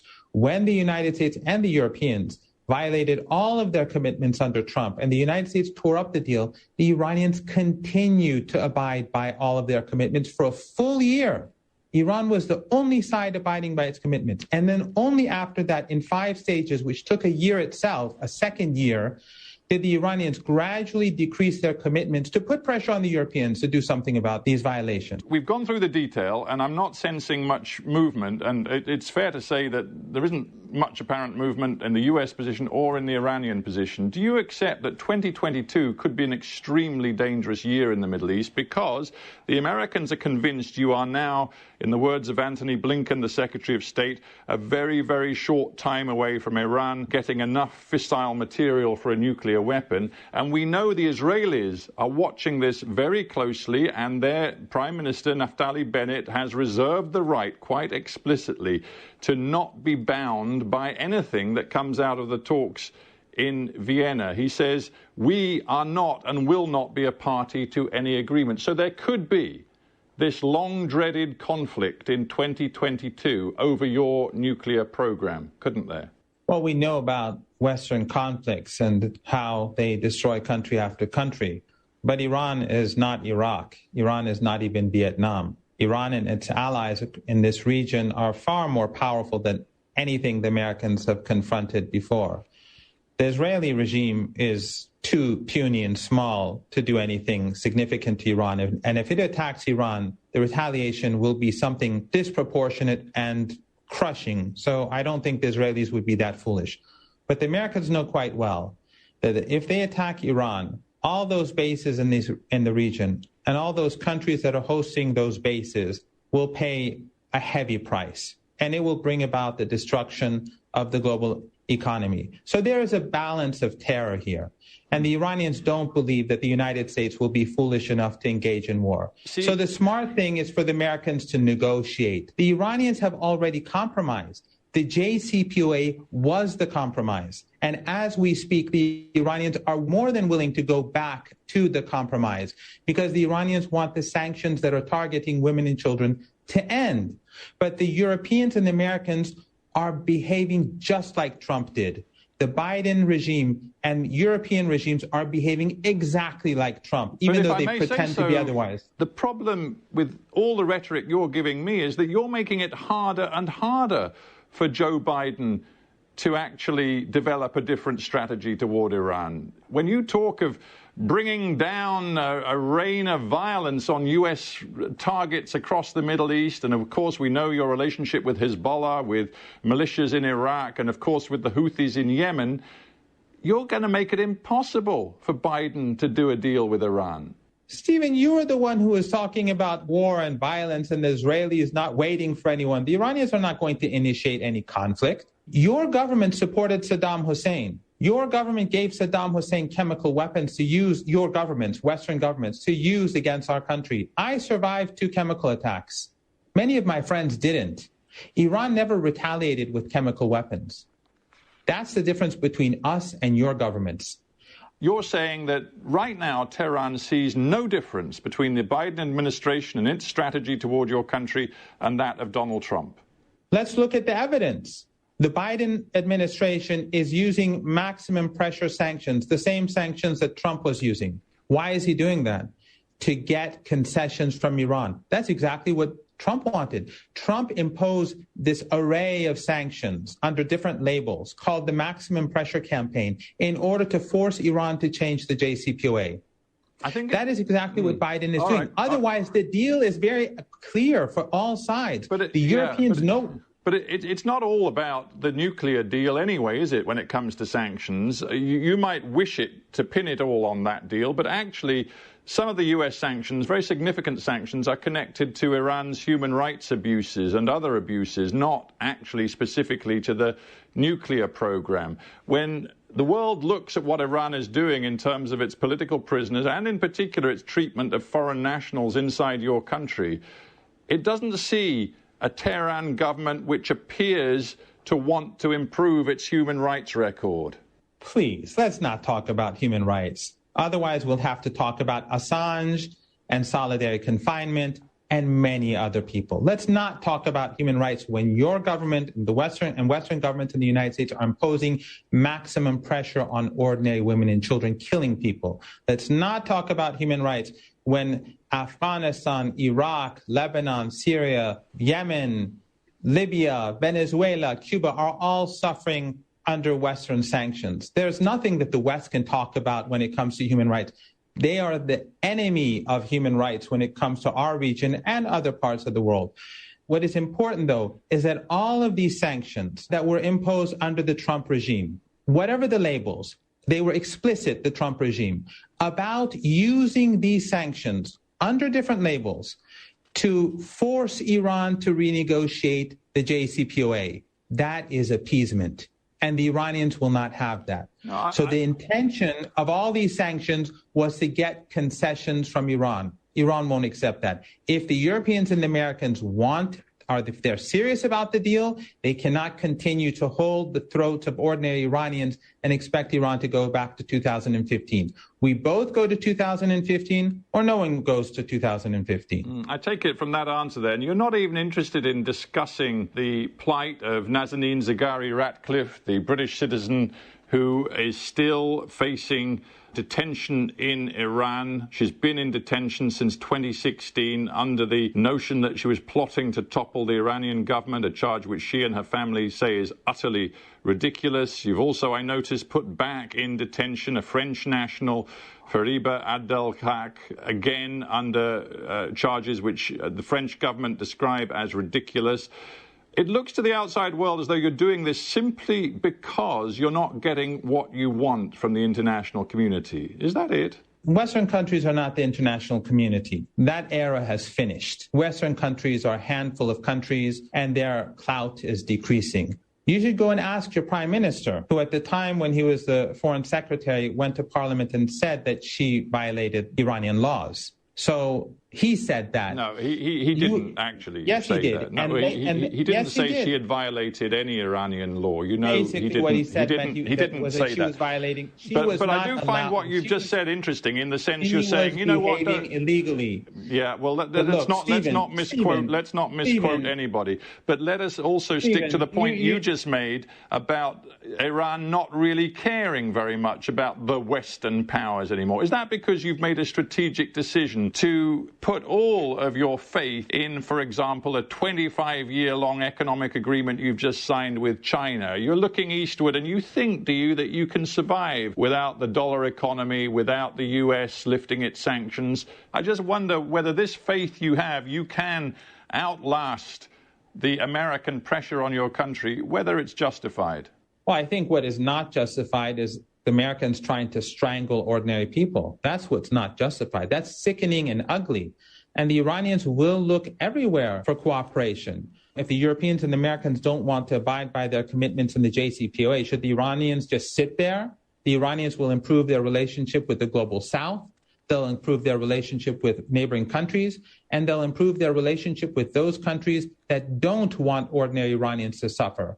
So if you don't want Iran to have greater relations with the Chinese, if you don't want Iran to improve their relations with the Russians, then start behaving normally. Start behaving like normal countries instead of being exceptional and calling your countries the international community and expecting Iran to abide by its commitments, whereas your countries do not have to abide by theirs. The greatest human rights violation, Stephen, is making ordinary people suffer, and that is what Western governments do. Mohammed Marandi, sadly, we're out of time, but I thank you very much indeed for joining me. Thank you for having me. Coming up next on the BBC World Service, it's Business Daily.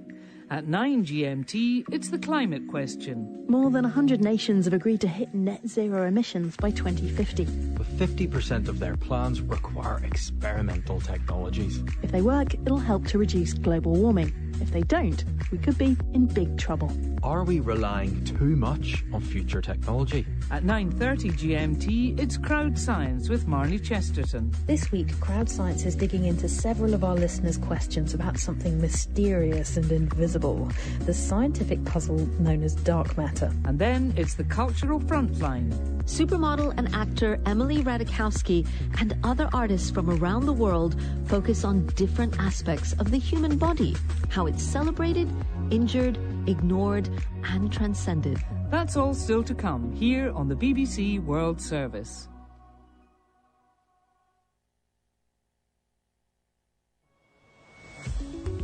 You're listening to the BBC World Service with me, Elizabeth Hotson. In Business Daily, we're looking at beauty tweakments, small changes to your appearance. The pandemic's taken its toll on many of us, and hours spent on video conferencing has forced people to constantly scrutinise their appearance. So what exactly are people having done, and how much does it all cost? That's all coming up after the latest world news. BBC News with Jerry Smith.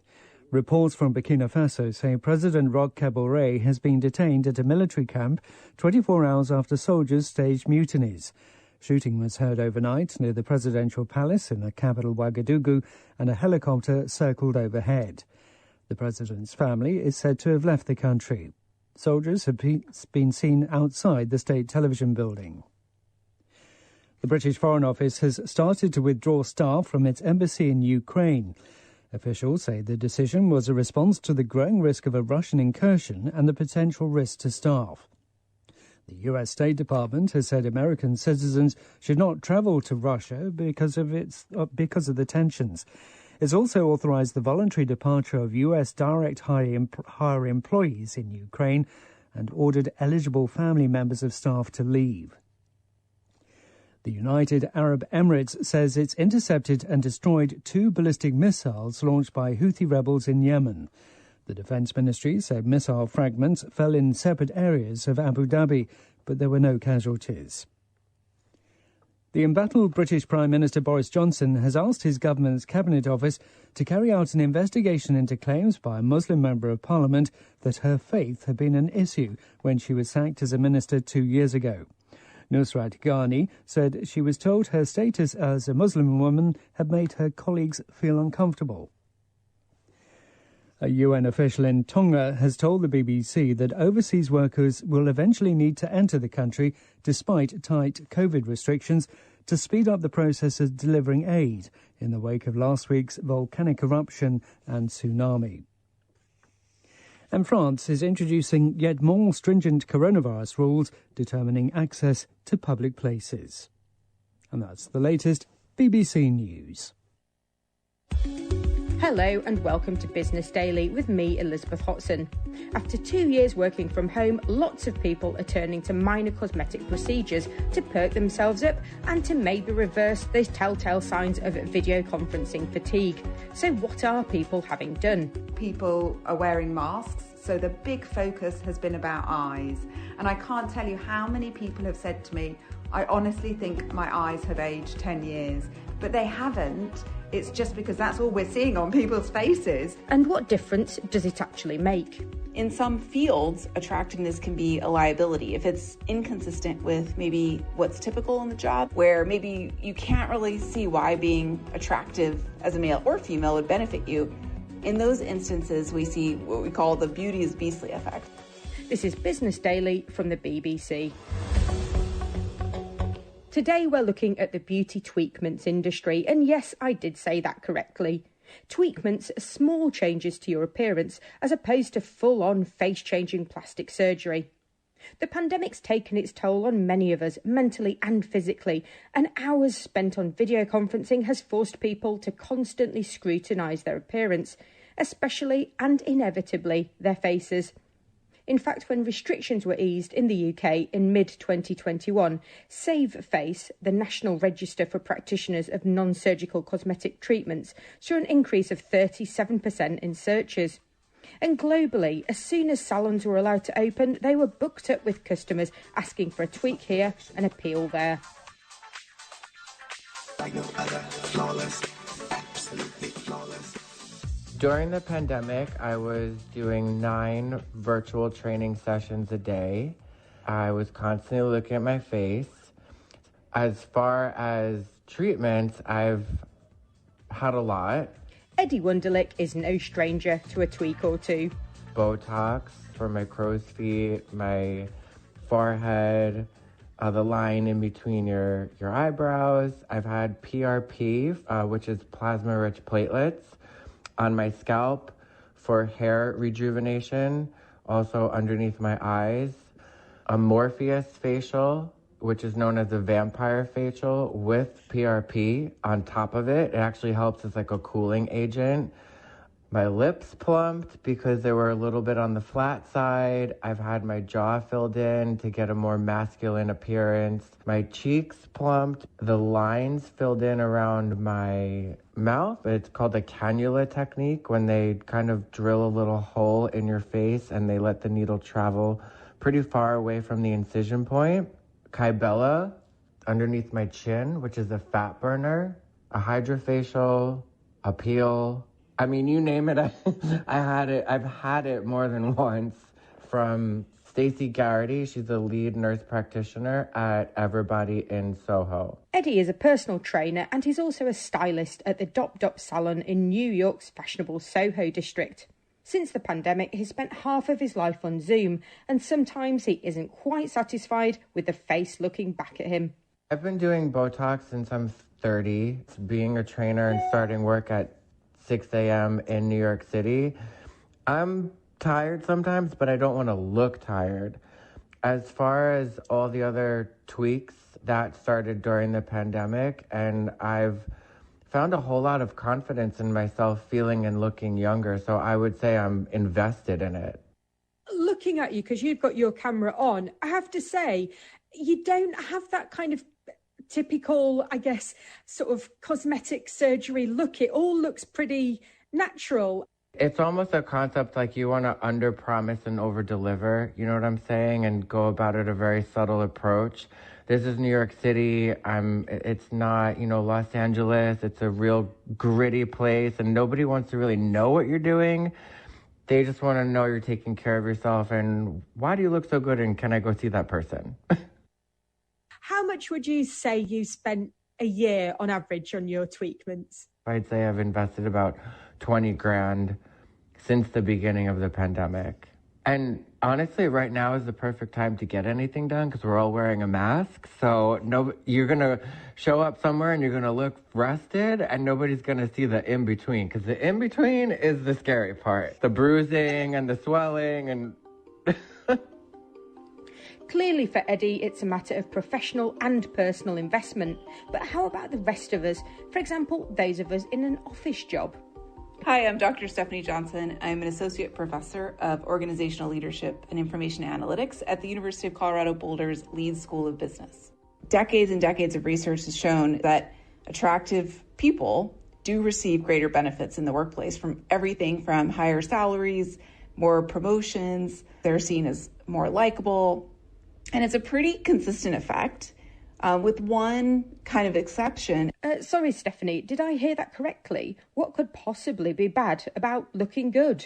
In some instances, for women, being too attractive actually has a negative impact on how they're evaluated by others. I'm intrigued by this. In what way would it be detrimental for someone to just be so beautiful that it harmed them? The so beautiful can create a problem with what my colleague and I called the femme fatale effect, that if you are a woman that is just so attractive that people actually trust you less. You might be conniving or cunning or be using your looks to get ahead, the femme fatale idea, and people can be manipulated by you, and therefore they find really attractive women to be less trustworthy.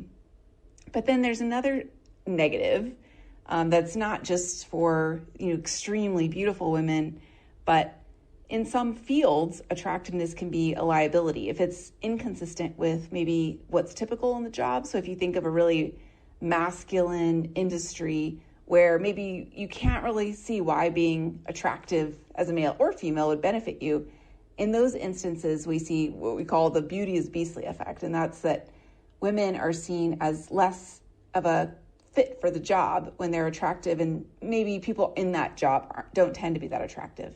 When we're talking about those kind of industries where it's seen in a way as being detrimental for a woman to be beautiful, would that be in technical careers? For example, scientists, lab work, engineers, that kind of thing? Yeah, you nailed it. You can think of any job where the majority of people in that field are men. There tends to be this beauty is beastly effect. And jobs that you don't see looks being beneficial. So if you think of a job like car salesman, it's actually pretty masculine if you look at census data that shows maybe more men do that job. But on the flip side, you can actually see the benefit of being good looking as a car salesperson, right? You are trying to engage people, customer service, stuff like that. So maybe being attractive is still a benefit. So you wouldn't get the beauty is beastly effect. But if it is, you mentioned, scientist, if you're in a lab running samples all day, it's a masculine job, and, well, who cares how you look, right? And so in that case, you would find this beauty is beastly effect for women. How would that manifest itself in a practical way? Would you, for example, expect a woman who was beautiful, very attractive, to be passed over for promotion in a traditionally masculine job? Let's take, for example, engineering. Yeah, well, we've seen that their hireability and promotability is lower. So yes, people would choose to hire a less attractive female of equal competence. So why is it then that for many people it's unacceptable to show a frown line or a few wrinkles? Dr. Hazel Mycroft is a senior lecturer in social psychology at the University of Exeter in the UK. And I asked her what was wrong with your face telling a tale of endless hours on video conferencing. Absolutely. Why are we not representing the true reality of what it's like to spend a whole day in Zoom meetings? It's exhausting.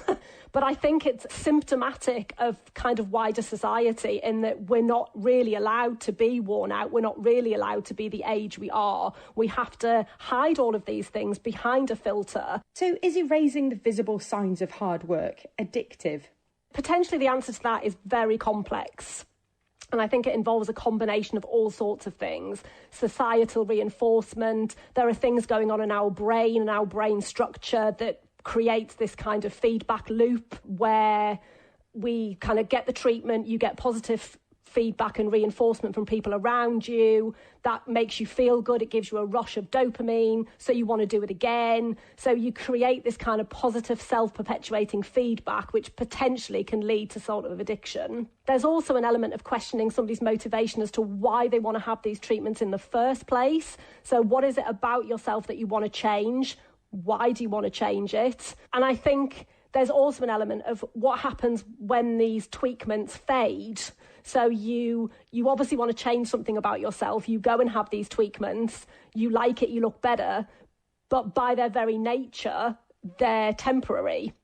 So then what happens when the Botox fades or the filler fades? Can you then go back to accepting yourself as you were, or do you need to do it again? So when we're talking about those really visible procedures, the famed fish lips and very obvious Botox, it seems like we're looking at a kind of alternative beauty standard. In the way that, say, Rubens redefined the ideal body shape, it feels as though this kind of manufactured artificial look is something separate. It's creating a parallel idea of what beauty actually is. You're bombarded with images of this is what beauty looks like. And if you don't look like that, you think, well, hang on a minute, I'm the odd one out. I don't look like my peers. I don't look like my in-group. I must be doing something wrong. I need to look like everybody else because everybody else looks like this. So therefore, I need to go and have these treatments done to sort of fit in, to look like what society considers to be beautiful. And somebody who isn't trying to hide their potential treatments, they're proud of what they've done. They obviously like it, and they're happy to put it out there to say, this is what I've had done. So I think our perceptions of what tweakments involve has also changed. So if you feel that spending a lot of time in front of the screen has made your worry lines worse, and it's not something you're willing to put up with, what can you do about it? I met skincare guru Sarah Chapman in her salon in the heart of one of London's wealthiest postcodes. We focus very much on the face, on everything from hands-on techniques through to some of the most recent and latest technologically advanced machines. We have a dermatologist on site who does injectables. So looking at the whole broad vision of what you can do for your skin from hands-on through to the full sort of injectable routines. What are Sarah's clients telling her about how they've felt about their faces over the pandemic? So first of all, people are wearing masks. So the big focus has been about eyes. And I can't tell you how many people have said to me, I honestly think my eyes have aged 10 years. But they haven't. It's just because that's all we're seeing on people's faces because of the mask wearing. So what can we do about eyes? How can we make them look less tired? How can we smooth out the lines? How can we open them up if they feel like they're sort of looking tired and sagging? So that's a massive focus. And then the other piece is actually the lower part of the face.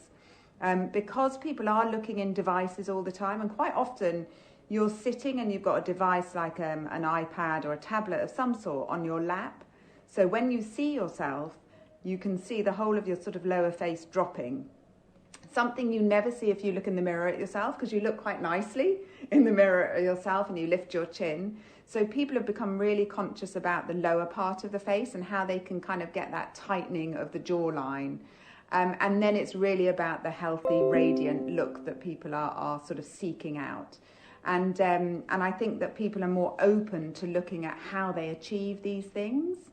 Are you seeing a trend for people wanting to have treatments that are not necessarily obvious? It is just for them to know and to feel better about themselves, as opposed to the notorious, I guess, fish lips and sort of really extreme Botox, for example. Yeah, 100%. And actually that's been coming for years. So I think when all the injectables really started and gained popularity, you really did see big lips, disproportionate faces. It all sort of went too much. So the first thing that a customer, a client, a patient always seems to ask is, will people notice that I've had it done and I don't want to look like this? So they don't want somebody to say, oh, you only look good because you've done some injectables and some radio frequency. And and such like. It's much more about actually just make me look really good, but I don't really want people to notice. I don't even want my husband to notice. You know, it's that sort of conversation that we have with people. Of course, months went by when no one was allowed to go into a salon. So what are people asking for now they're coming back through the doors? And really interesting, actually, even a lot of our clients who we have seen for years, when we reopened after lockdown, came and said, I want my facial, but then what can you put on top of it? That's where the technologies come in. So we actually have created a treatment called Lockdown Lift, which when lockdown lifted, we were able to do this treatment, which was all the hands-on, the massage, the facial gymnastics, everything that we're really known for.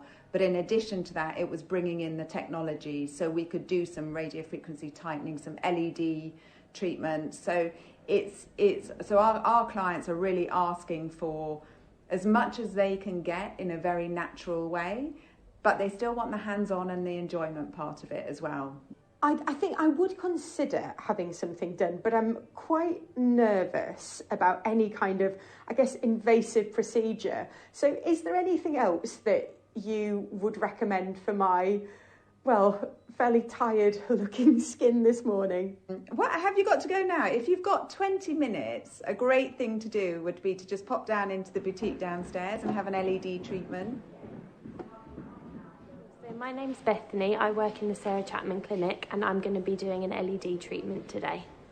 I'm sitting in what, well, feels like maybe a chair in a hair salon, and there's, what kind of looks like a hood, but I'm guessing that's where the LED lights come from. Yeah, of course. So we use the Dermalux LED here, and it is kind of almost like a shield that goes over the whole face. Let's get started then.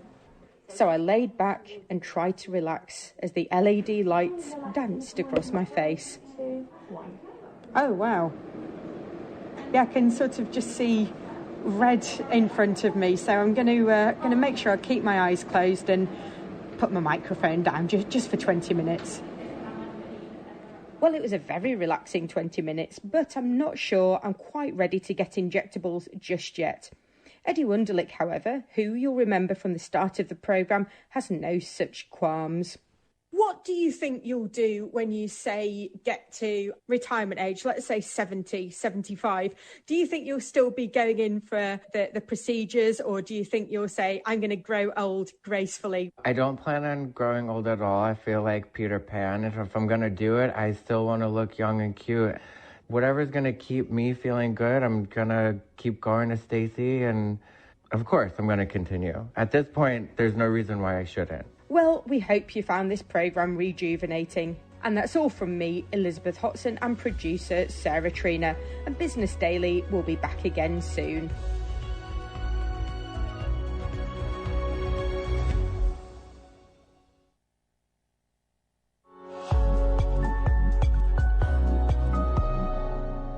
BBC World Service and now witness history. This week we're marking the 50th anniversary of what became known as Bloody Sunday, when British troops shot dead 13 demonstrators in Northern Ireland in 1972. The deaths were a turning point in one of Europe's longest-running sectarian conflicts. But we're starting a few years earlier in 1969, when the British Army were deployed in Northern Ireland for the first time. Luis Hidalgo spoke to one of those soldiers and to an Irish reporter who saw them arrive. This is the Civil Rights March now in the streets of Londonderry. And as we walk along the streets, we either get cheers from people supporting the marchers or, on the other hand, stones. Inspired by the civil rights movement in the United States, in the late 60s, the Catholics of Northern Ireland took to the streets to try to overturn what they saw as decades of discrimination by Northern Ireland's Protestants. We're trying to shelter under a shot, but stones are coming down over the roof. By August 1969, tensions had erupted into riots. Huddling up against the other side of the street. On August the 12th, Protestant marchers held their annual parade near the walls of Northern Ireland's second city, Londonderry. Every year, they march to commemorate the end 300 years earlier of a siege of the city by Catholic armies. That year, however, 1969, as the parade made its way through Derry's streets, youths from the nearby Catholic district, the Bogside, began throwing missiles. The Northern Ireland Police, the RUC, moved in, but the RUC was seen by Catholics as supporting the Protestants, and for 3 days and 2 nights, the Bogside rioted. Michael Sullivan was a young corporal in the British Army. His regiment had been sent to Northern Ireland a few months earlier to guard key water and electricity sites. And that August, he remembers watching the Battle of the Bogside unfold. We were in Ebrington Barracks on the eastern side of the River Foyle, and the Bogside is on the western side. We were sitting in the back of troop vehicles, and we spent the whole night in there just looking across the River Foyle, watching Londonderry burn. What did you see or hear? We could hear rioting. I've got a feeling there was some small arms fire, but I know the B Specials, which was a branch of the Royal Ulster Constabulary, were armed. The B Specials in particular had a reputation for being very heavy-handed.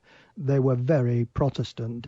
And on the night of the 13th of August, we didn't realise, but Harold Wilson had decided to put troops onto the streets of the United Kingdom for the first time for goodness knows how long. Harold Wilson was the British Prime Minister at the time. Indeed. We were deployed at dawn the next morning. It was the start of one of the British Army's longest ever military operations, and what came euphemistically to be known as the Troubles. 30 years of bombs and bullets, killings by paramilitary groups and by security forces, Republican bomb attacks on the British mainland, and internment. Also in Derry, that August of 1969, was journalist Tom McCaughrean. Tom worked for the Irish national broadcaster RTE and broke the story to RTE that British troops had arrived on the streets of Northern Ireland. Well, when I arrived at the Bogside, I was absolutely amazed to see quite a number of members of the RUC sitting with their backs to the walls, absolutely exhausted after a 3-day confrontation with rioters in the Bogside who refused to let them into the Bogside. And there was a lull then at that stage. So the next thing I saw then was 3 members of the B Specials making their way through the crowd. They had their rifles slung over their shoulders, they're in their uniform. The B Specials were a part-time force recruited from the Protestant community, and the Catholics lived in fear of the B Specials. The fear was that the RUC would be withdrawn and the B Specials would be put in their place and there'd be people killed. Because so far there hadn't been anyone killed, had there? Though there had been injuries. And then what happened? The next thing that happened was, I remember wandering around the back of the Guildhall. To my surprise, I saw a number of British soldiers pressed against the stonework, not hiding but keeping a low profile, fully armed. I hurried back to the City Hotel where we had a studio. I got on to my editor in Dublin. I told him that the British troops had been called out. And he said, "Are you sure?" I said, "Of course I'm sure." So he said, "OK." So my broadcast was the first indication that the British troops had been called out and about to be deployed in William Street. Police forces, dealing as they are with armed conspiracy, evidently require reinforcement. And the Inspector General has therefore requested the deployment of troops in the city with, of course, the knowledge and agreement of both governments. And Tom, do you remember what you thought? I didn't know what to think. All I knew was the troops were received with open arms by people there. The women gave them tea and sandwiches. You see, it was seen as a great victory by the people of the Bogside because the RUC had been withdrawn, the B Specials hadn't been called in, and here were the British troops. And I think they saw them as a sort of a buffer between themselves and the RUC. This is Radio Free Derry broadcasting to you tonight on 200 metres on the medium. For the last 50 years, the people of Derry have suffered untold agonies under Unionist rule. By this time, the Bogsiders had barricaded themselves in. Men armed with pickaxe handles guarded the entrances to the area. Into Bogside, the big signs greet you. You are now entering Free Derry. And even outside it, the Bogsiders' own radio station is on the air as a reminder to everyone of the barricades and the town within the town. Michael Sullivan remembers arriving at the barricades that first day, equipped with the same riot gear his regiment had used during Britain's withdrawal from its Arab colony of Aden 2 years earlier. What did your superiors tell you about why you were being sent in? We were given instructions that we were to separate the two communities and keep the peace and relieve the RUC from the streets, and then talking to the local communities. One of your first tasks was to get the barricades taken down, using these rather out of place, maybe military techniques that you'd used in Aden? That's how we started. We started in a box formation thinking that they were rioting, which they weren't. They were simply objecting to the B specials being on the streets. A box formation is a military formation, is that right? A square? Indeed. If you're faced with a group of rioters in a narrow street area, you want to make sure that they can't get past you round your flanks, etc. And so we started off in a box formation with our riot gear, which included banners from our Aden days, banners which said in Arabic, don't cross this line, or words to that effect. That must have been a bit confusing for people in Northern Ireland. I'm sure it was. I think it was English on one side, Arabic on the other side. What Mike remembers most about those days, however, was the way that the British soldiers were received. They thought we would ensure that the loyalist community weren't able to discriminate against them. It was just all very cheery, and they seemed very happy to see us, and that we would be stopped in the streets and offered cups of tea. I mean, literally. It didn't last, of course. Day after day, night after night, the riots went on. The rubber bullets, the CS gas, the running battles. Tom McCaughrean continued to cover the Troubles for many more years to come. Michael Sullivan would also return. In 1972, his regiment began a second tour of duty. It was 2 months after British soldiers had opened fire on protesters in the Bogside. 13 people were killed on a day that went down in history as Bloody Sunday. The British Army now found itself a target of dissidents and the IRA. And it turned from cups of tea to grenades and bricks and stones and then the bombs and then the sniping. More than 3,600 people were killed in Northern Ireland before the conflict finally ended with the Good Friday Agreement of 1998. Thousands more were injured or maimed. The last British soldier left in 2007. Witness History was written and presented by Louise Hidalgo. In the next edition, we'll have an eyewitness account of Bloody Sunday itself. This is the BBC World Service, where our series, Women Building Peace, continues. We're hearing from women trying to make a difference in conflict zones. In episode 2, we look at post-war Bosnia and Herzegovina. I think the political activism of women did change the landscape of Bosnia. But tensions in the country are rising again. The situation is dangerous for Europe as a whole. Women Building Peace, Sunday at 10 GMT. And in 60 minutes, the Cultural Frontline with Anu Anand. Supermodel and actor Emily Ratajkowski and other artists from around the world focus on different aspects of the human body, how it's celebrated, injured, ignored, and transcended. The climate question is next. This is the BBC World Service, the world's radio station.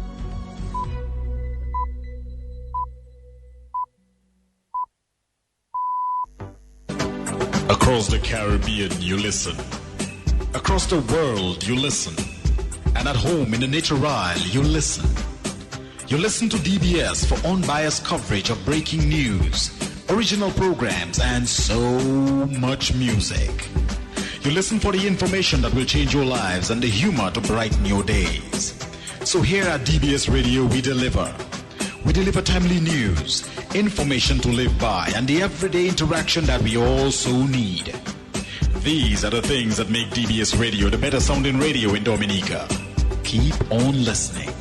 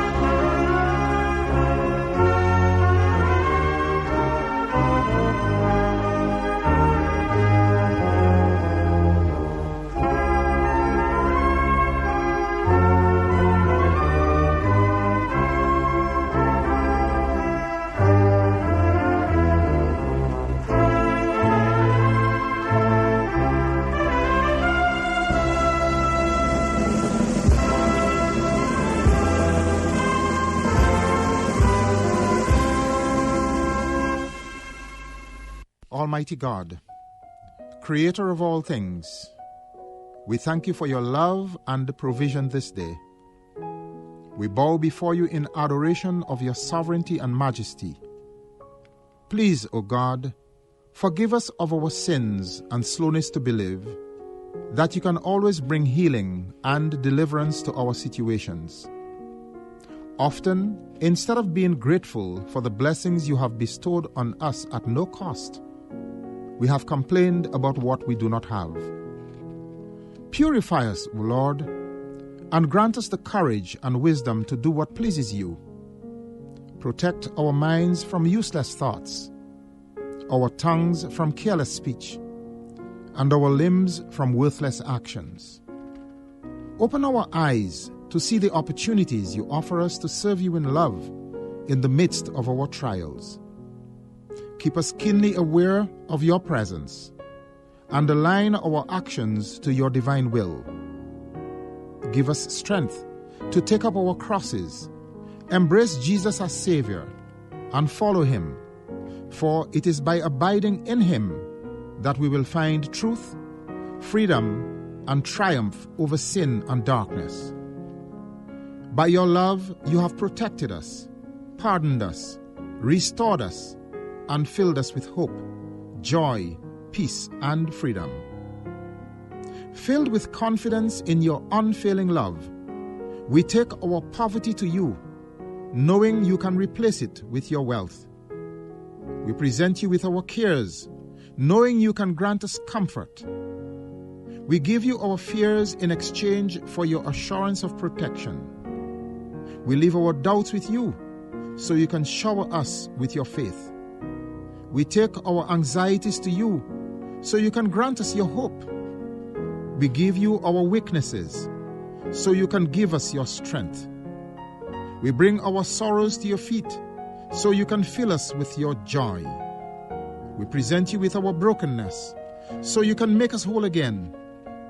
We surrender to your will, so that we can know unlimited joy in serving you.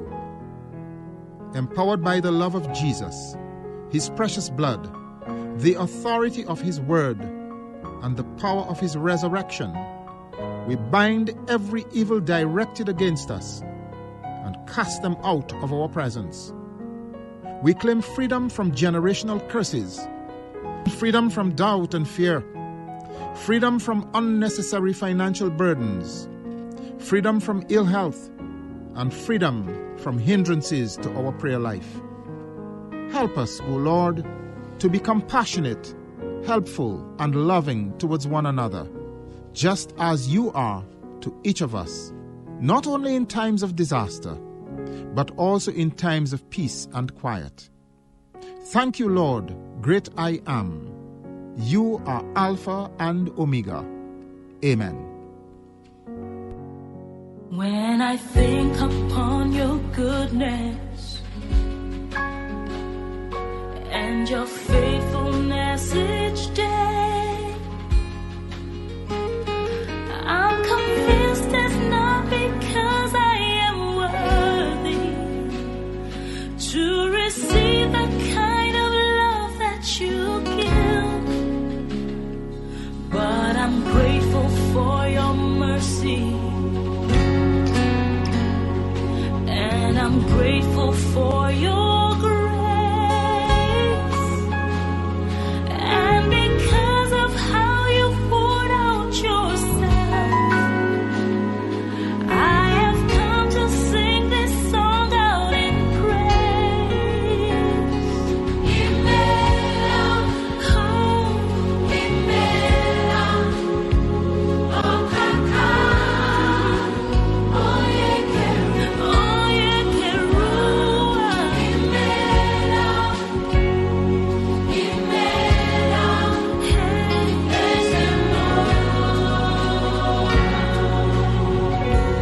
Who am I, Lord? Who am I to sing your praises? Who am I to worship you, Lord? Who am I to worship you? Yeah. It's your blood that makes the difference in me. And made a way. And made a way to enter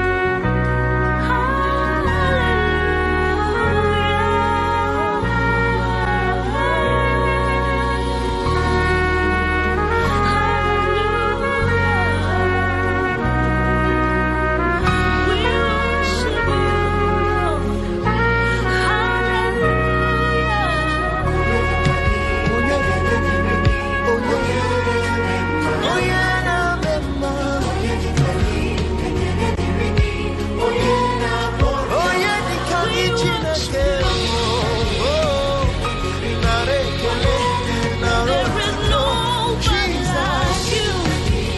God, my Lord.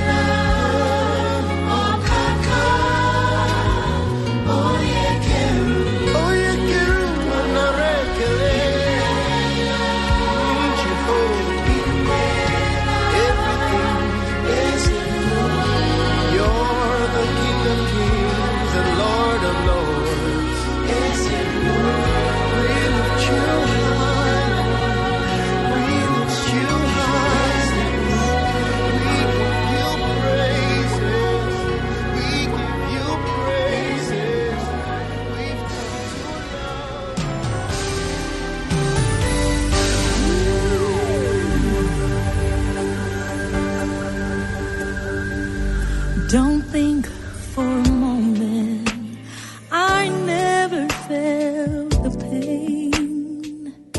You can't imagine the hurt and the shame.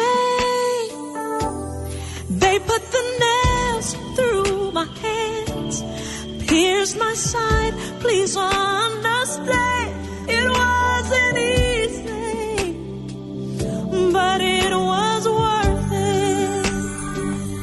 It wasn't easy. It wasn't easy. It wasn't easy, but it was worth it. It wasn't easy. It wasn't easy.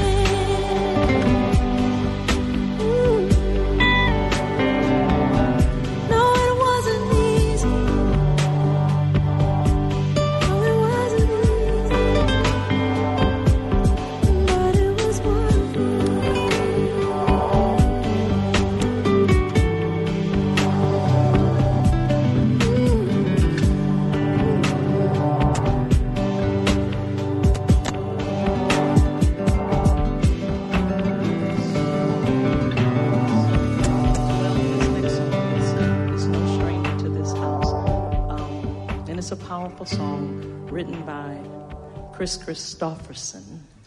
And, just being alive, just having your health and strength.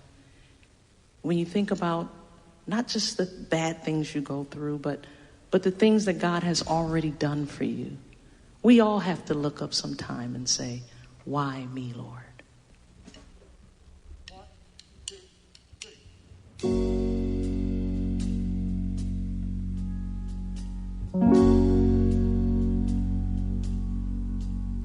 Why me, Lord?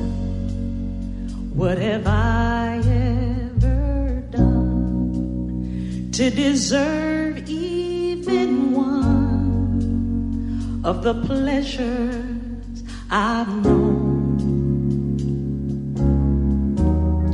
Tell me, Lord, what did I ever do that was worth loving you, or the kindness you've shown?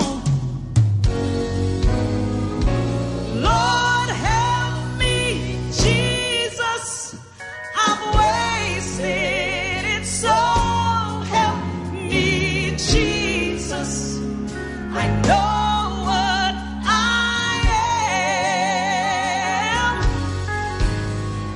and now that I know that I needed you, so help me, Jesus, my soul's in your hands. Try me, Lord, if you think there's a way I can try to repay all I've taken from you. Maybe, Lord, I can show someone else what I've been through myself on my way back to you. Yeah, Lord, help me, Jesus, I've wasted it, so help me, Jesus, help me, Jesus, I know what I am, and now that I know that I needed you, so help me, Jesus, my soul's in your hands. Try me, Lord, if you think there's a way I could try to repay all I've taken from you. Maybe, Lord, I can show someone else what I've been through myself on my way back to you.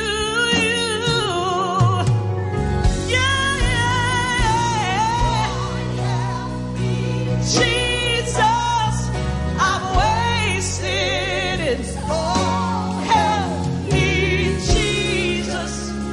I know what I am. I know what I am. Now that I know that I needed you, so help me, Jesus. My soul's in your hands. I need you, Lord Jesus. My soul's in your hands.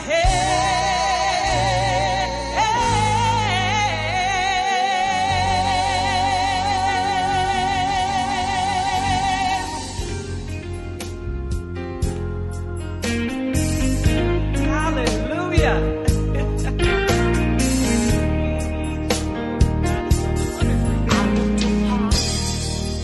Blending with the rest of the church crowd, I know the routine almost all the Bible studies in town.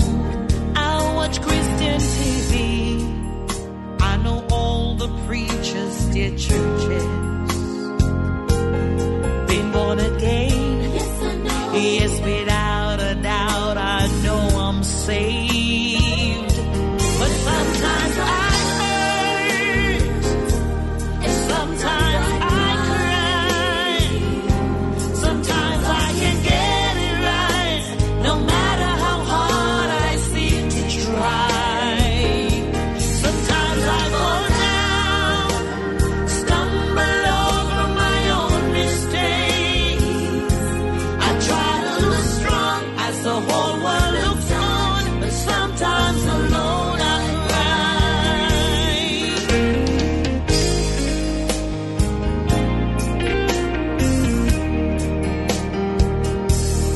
try to speak faith, never give one inch to the devil.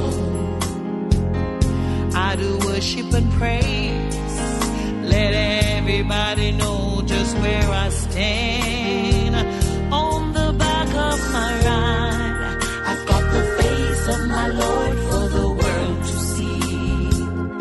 Yes, I know God is good all the time, there's no doubt in me. But sometimes I hurt, sometimes I cry.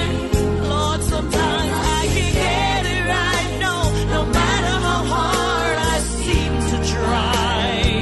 Yes, sometimes I fall down, yes, I stumble over my own mistakes. I try to look strong as the whole world looks on, but sometimes alone I cry. Yeah, Lord, Lord, Lord, Lord, I wanna do right, I wanna serve you, but sometimes I can't get it right.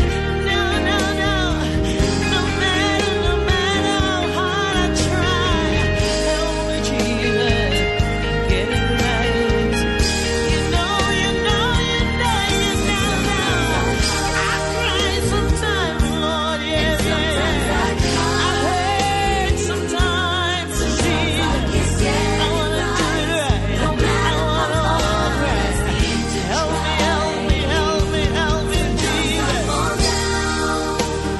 Stumble over my own mistakes.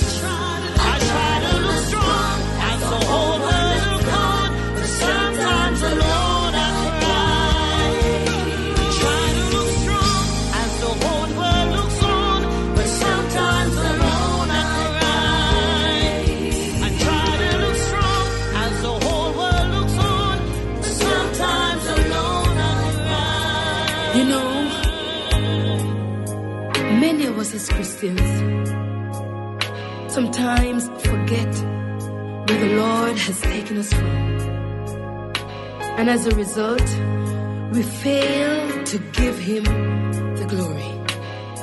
But I would like to draw your attention to the fact that all of us, I mean all of us, are nothing without God. Sometimes we get so proud, so high-minded, but we should be reminded by the scripture in St. Matthew chapter 23, verse 12. Whosoever shall exalt himself shall be abased, and he that humbleth himself shall be exalted. So this is why I would like to share this song with you. If I'm too high, Lord, bring me down. If I'm too high, Lord, bring me down. If there is something in my life, I want you to move it.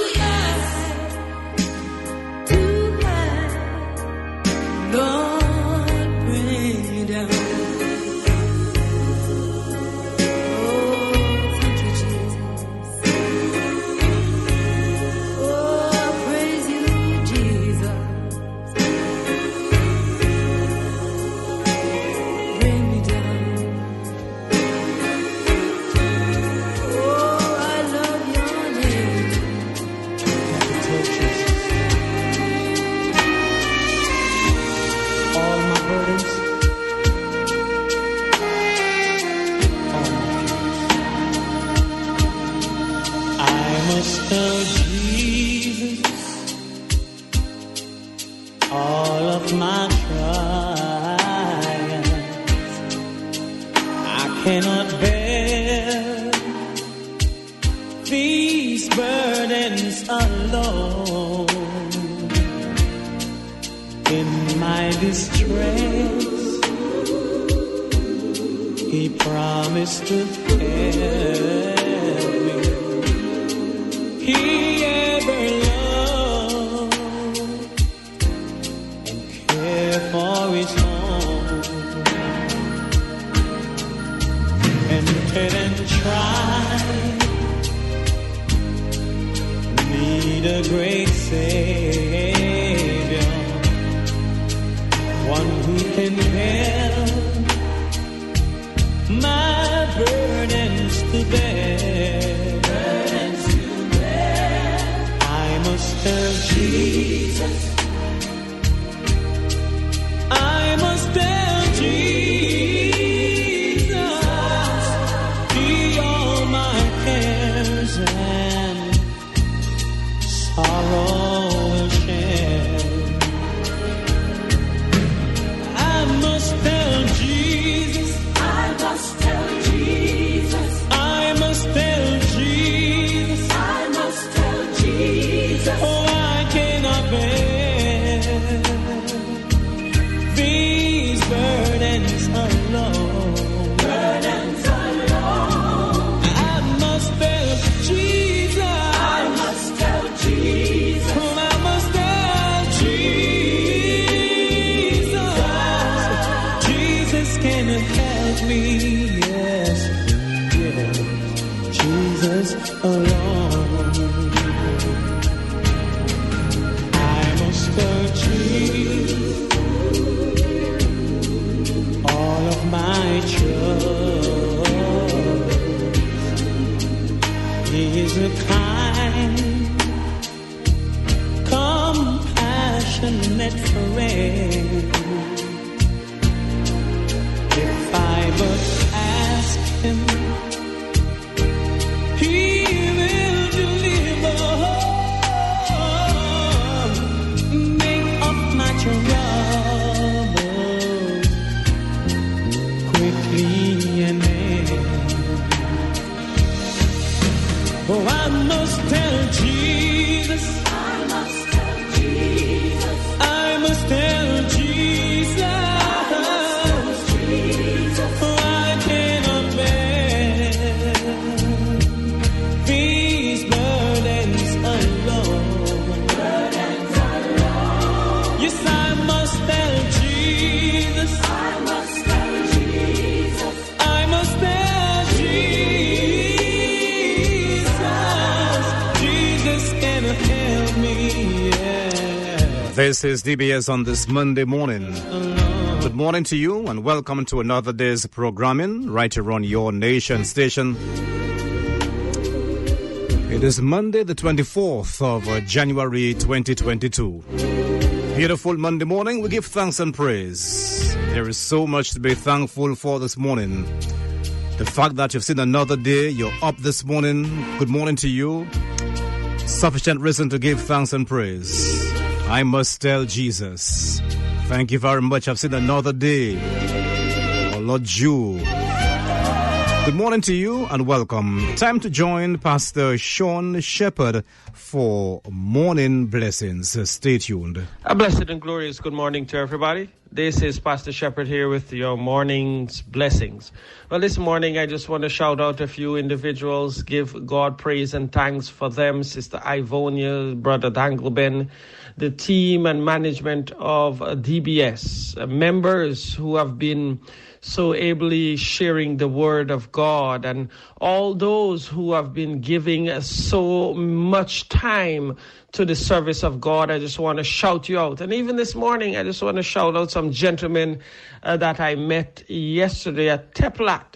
I just want to say God bless you this morning as you guys continue to listen to the word of God and to be blessed in the name of Jesus. Well, this morning we just want to continue that which we have started by the reading of God's word from the book of 2 Corinthians, the 10th chapter, the verses 1 to 11, and even so under the theme, the cross and its shadow, as we look at the table of shewbread. The table of shewbread. Would you bow your heads with me as we pray? Heavenly Father, I give you all the honor, the glory, and the praise.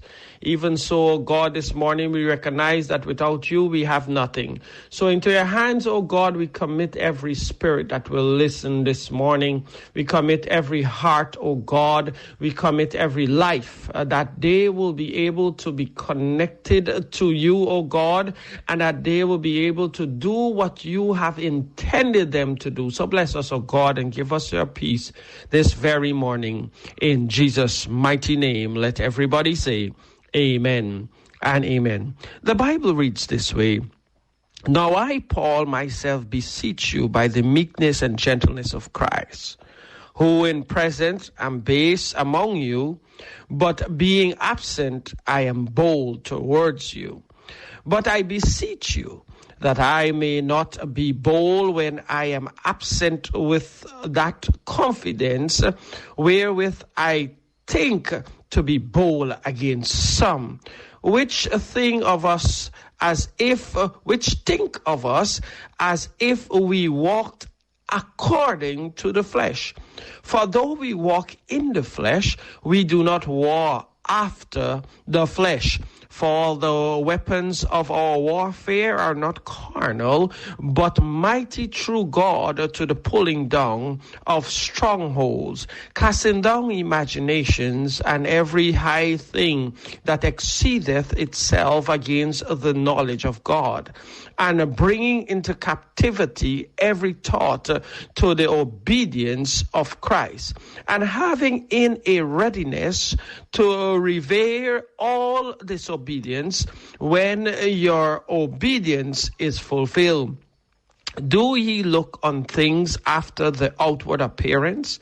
If any man think to himself that he is Christ's, let him of himself think this again, that as he is Christ's, even so are we Christ's. For though I should boast somewhat more of our authority, which the Lord has given us for edification and not for destruction, I should not be ashamed, that I may not seem as if I would terrify you by letters. For his letters, saith thee, are weighty and powerful, but his bodily presence is weak, and his speech contemptible.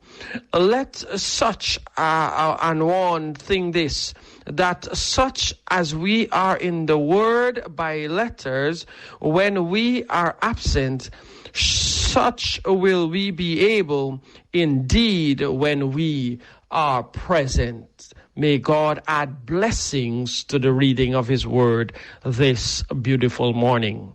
The table of shewbread. The table of shewbread was placed on the north side of the first apartment of the sanctuary.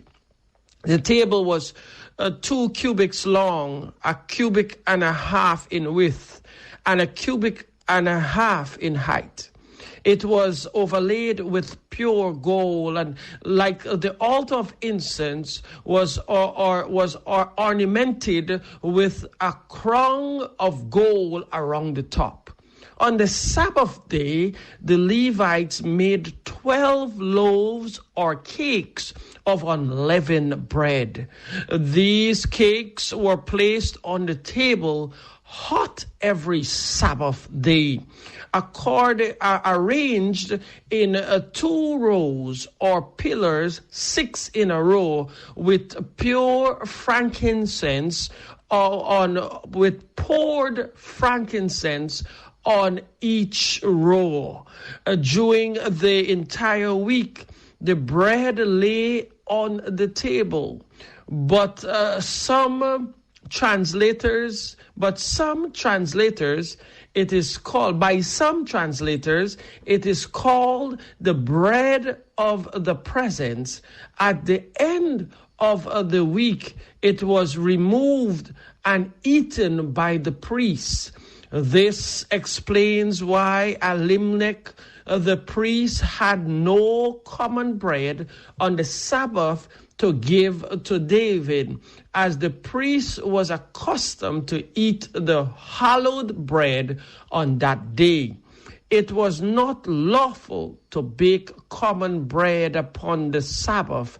The command is very plain, that all bread for Sabbath used in the homes should be baked upon the 6th day. This is that which the Lord hath said. Tomorrow is the rest of the holy Sabbath unto the Lord. Bake that which ye will bake today, and stew or boil that ye would stew, and that which remaineth over lay up for you to be kept until the morning. But the Lord directed that the Levite should prepare the shewbread every Sabbath. All the service connected with the table of shewbread was done upon the Sabbath. The bread was prepared on the Sabbath, and while hot was placed upon the table. The following Sabbath, it was removed and eaten by the priests on that day. May God add blessings to this morning's devotion. And this morning I pray that you have understand the origin of the shewbread and why it was placed there. We will venture into this week as we continue to let the goodness of God be with us, as we recognize that the bread of life, when Jesus says, I am the bread of life, is Jesus himself. And even if Jesus is the bread of life, it is clear without a shadow of a doubt that we could declare without thinking that God is the shewbread that was eaten every Sabbath, that was prepared every Sabbath. It is Jesus, the Son of God. Would you bow your heads with me this morning as we pray? Heavenly Father, we give you praise this morning because without you we can do nothing. God, we ask that you will cover us under the blood of Jesus, that you will sanctify our lives, that you will forgive us, O God, of all sins, whether it be of word, thought, or deed. And that this morning, O God, you will help us to be counted as worthy children of the Son of God. We ask, O God, that you will sanctify us through the word, and that you, O God, will uplift us through your word, that you will give us peace through your word, that you will give us hope through your word, O God. And even this morning, we just lift everything before you, all of our requests, all of our troubles, all of our problems, O God. We ask this morning that you will take command, control, and have your way in the name of Jesus. O God, have your way and let your will be done. In Jesus' mighty name we pray. Amen and amen. Well, this is Pastor Shepherd here with your morning's blessings. To God be the glory for the great things he has done. God bless you. Have an awesome day today in Jesus' mighty name.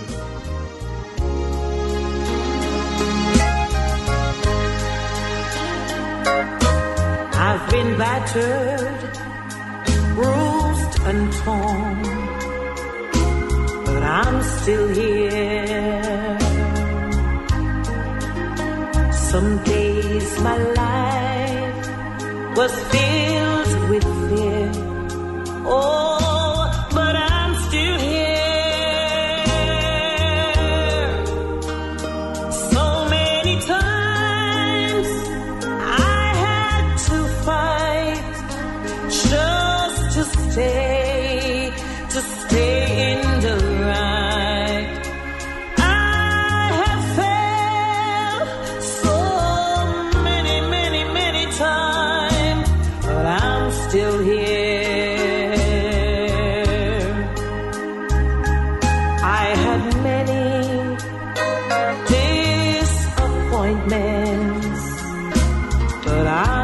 still here.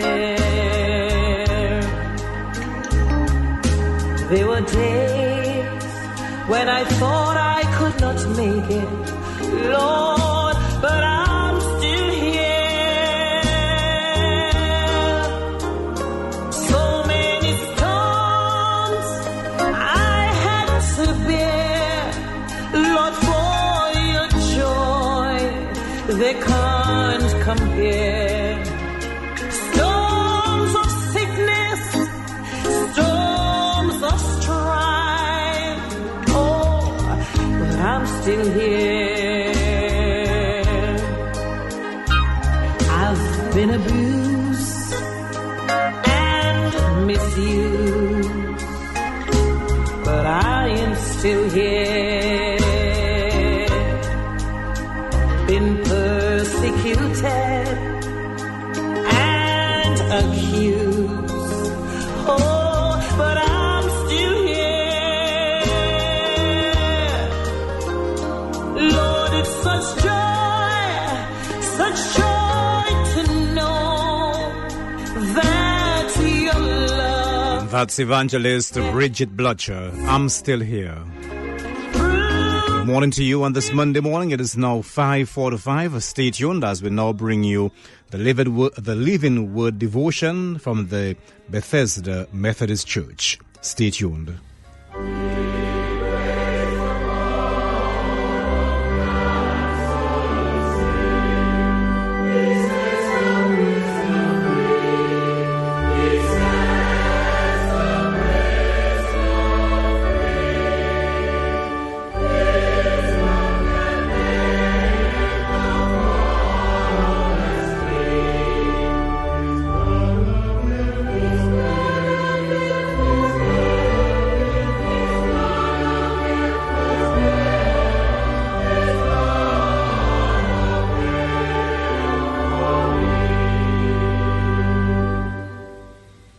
Good morning to all our listeners here at home and abroad.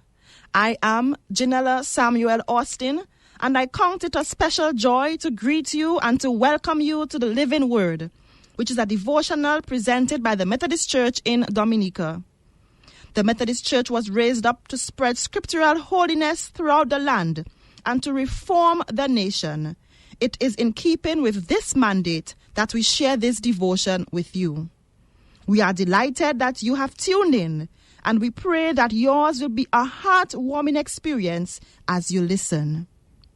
Greetings, my family in Christ. Welcome to another morning devotion. My name is Reverend Jean-Ronald Charles, Methodist minister, serving in the Dominica Circuit. Let us pray. Amazing God, you are the God of the universe and the creator of all things. The universe, O Lord, shine with your excellent glory and awesome greatness.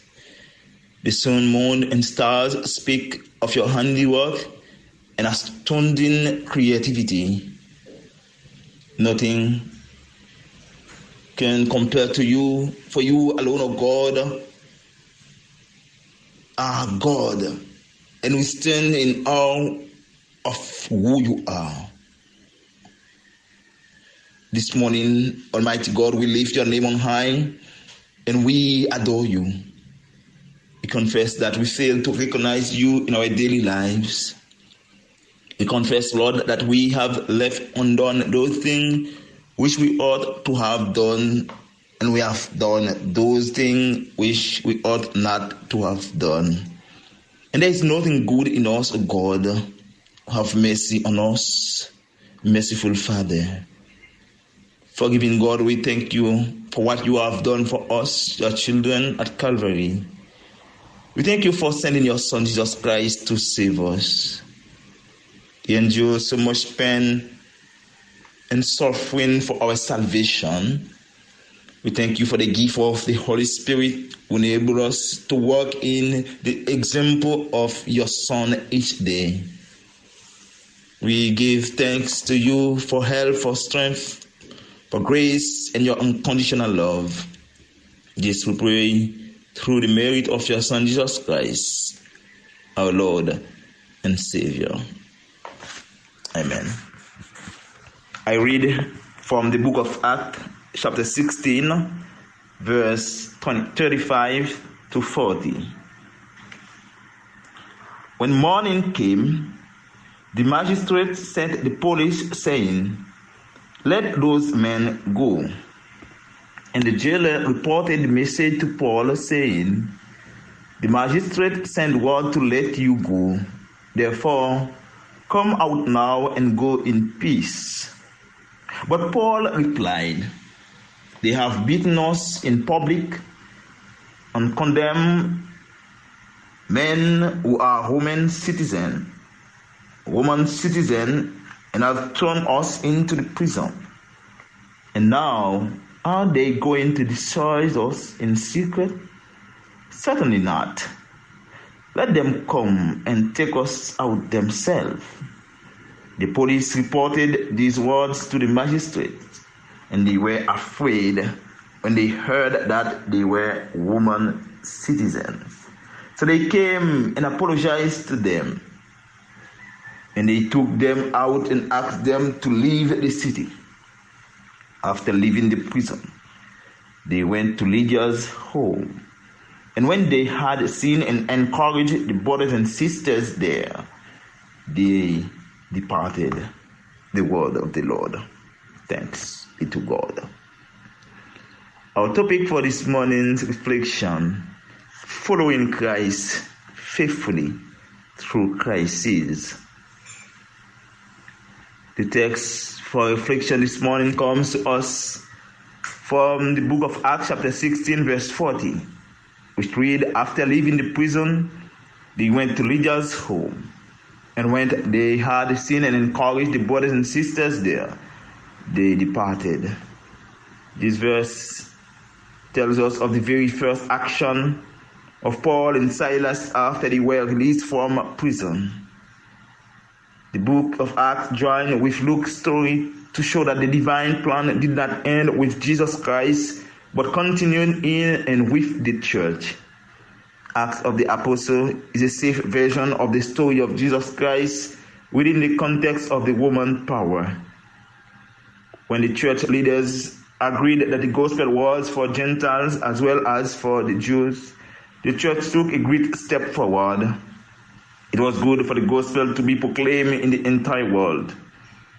The writer of the book of Acts, Luke the evangelist, describes how the church in Antioch set apart Paul and Barnabas for the work to which God had called them and sent them. Acts chapter 13, verse 2 and 3. Paul and his companion did travel many miles by sea and land, preaching about Jesus. First in Antioch, the place where the gospel was first preached to Gentiles, the Jews made trouble for Paul and Barnabas and drove them out of the city. They left Antioch in Pisidia and went to another place, Iconium, where the same event were repeated in Acts 14. They moved to another place, Lystra, where Paul was stoned for the sake of the gospel of Jesus Christ. However, the good news had been preached in those cities. People had become followers of Christ. The church had been planted. Paul did not give up, even though the situation was not easy for him and his companion. They revisited those cities when things had quieted down. They returned to strengthen the souls of the disciples, exhorting them to continue in the faith and saying that through many tribulations we must enter the kingdom of God.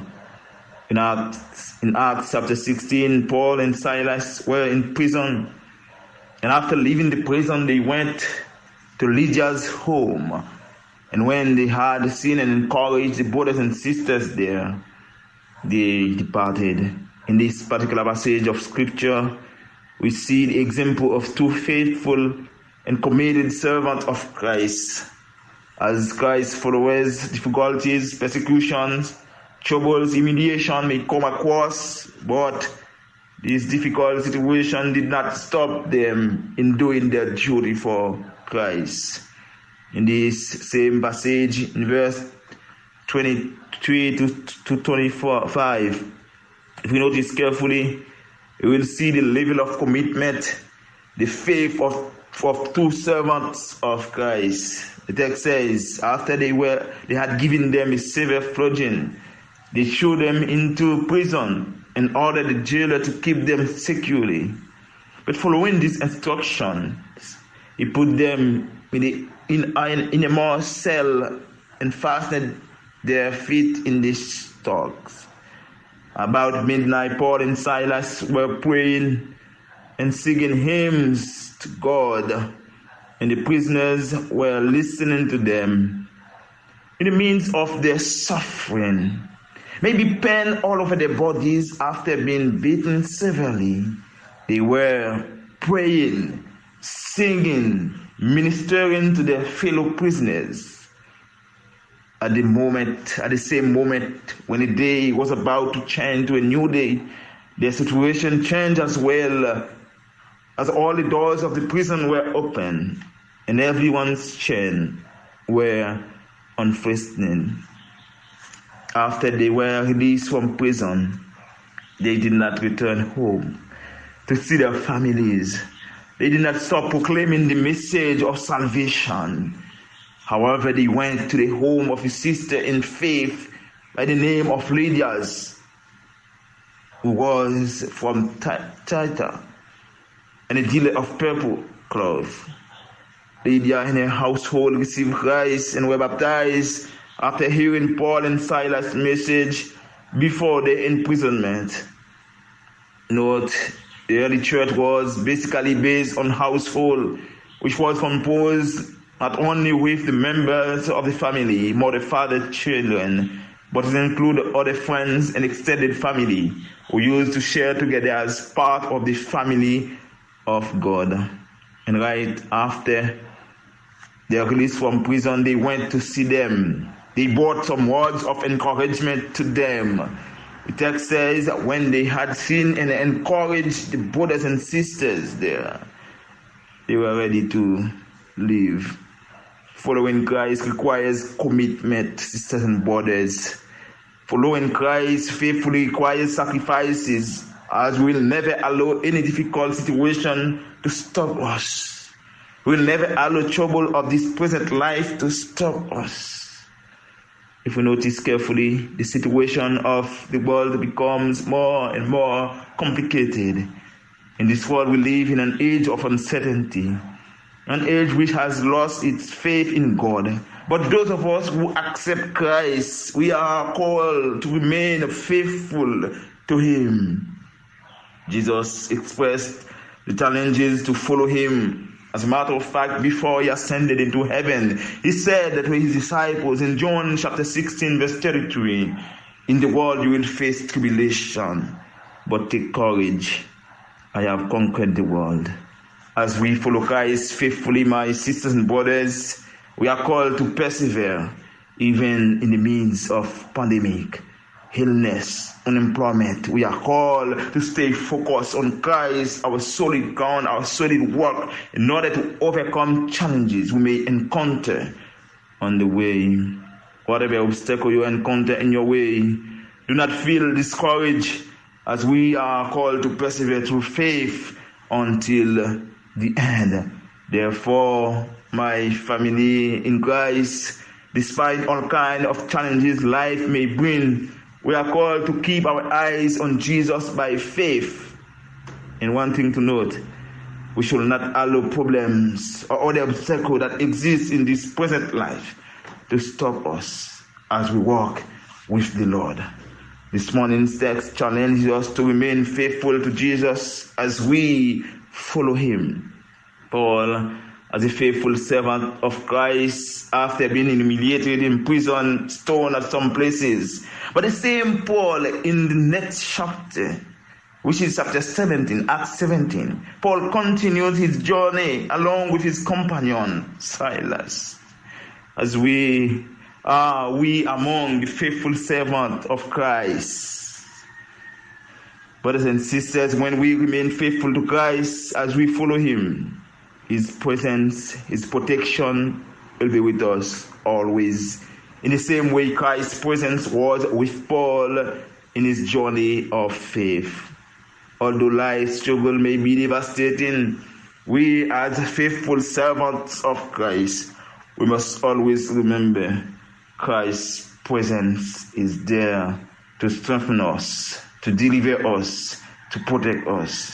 And let us remember, faithful servants of Christ are those who remain focused on Jesus, regardless of the circumstances. Faithful servants of the Master are all those who remain focused, even in the midst of danger, in the midst of persecution, tribulation.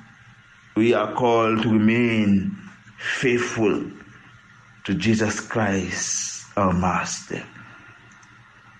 Amen. We thank you for listening and take this opportunity to invite you to tune in every Monday morning at 5:45 as the Methodist Church brings you the program, The Living Word. We also thank those of you who have been giving us your comments, and we encourage you to continue to do so. If you need prayer for a particular situation, you can contact us at telephone number 448-2998 or email us at circuitoffice@dominicamethodist.org. You can also visit our website at www.dominicamethodist.org. Let us pray. Lord, we give you thanks for your word to us this morning. We give you thanks for your message.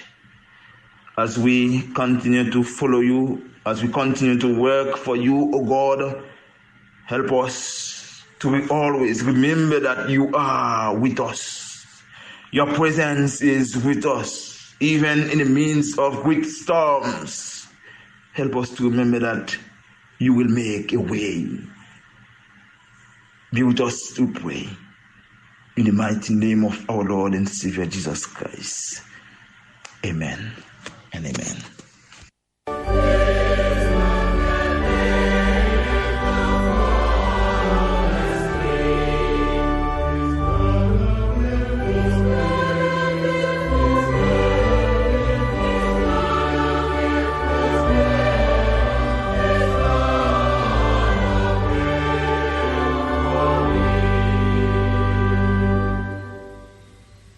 This is DBS, and you are listening to the Living Word Devotion, which will bring you every Monday morning at 5:45 from the Bethesda Methodist Church. You can listen again next week, Monday morning, same time, 5:45, for another Living Word Devotion from the Methodist Church. Time to bring you the news preview. The stories making news at 7 o'clock this morning. Well, government has approved the protocols for special entertainment events from 20th of February to the 1st of March, and only people who are vaccinated will be allowed to participate. 15 Calypsonians have advanced to the semi-finals of the 2022 Calypso competition. Dominica is returning to face-to-face classes for students over the next few weeks. We will hear more on this from Prime Minister Roosevelt Scarrett. The COVID-19 vaccination unit has described the response to vaccination among Dominicans as encouraging. And in sports, government is considering proposals for the resumption of sports in Dominica. Details of these stories and other national, regional, and international stories at 7, along with sports. Stay tuned. We now bring you a few death announcements.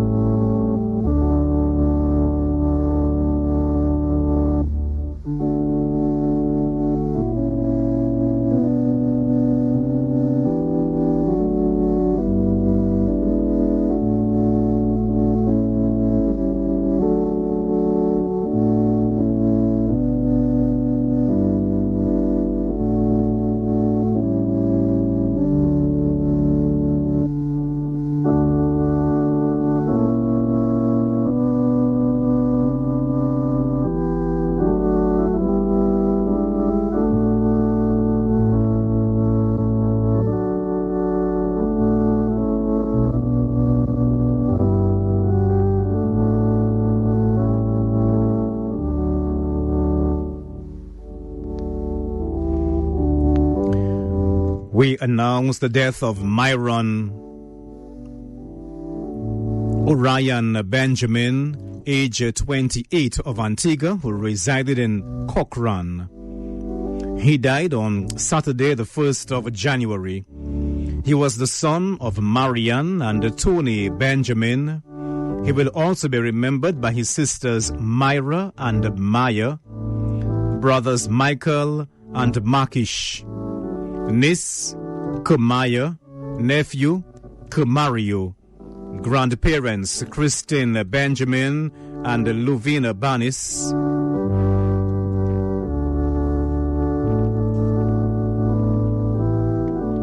grand-uncles Lionel and Lawrence, grand-aunts Lucian, Catherine and Katharina, great-grand-aunts Jonna, Linda, Victoria, Iselin, Vincia, Euthely, and Katharina.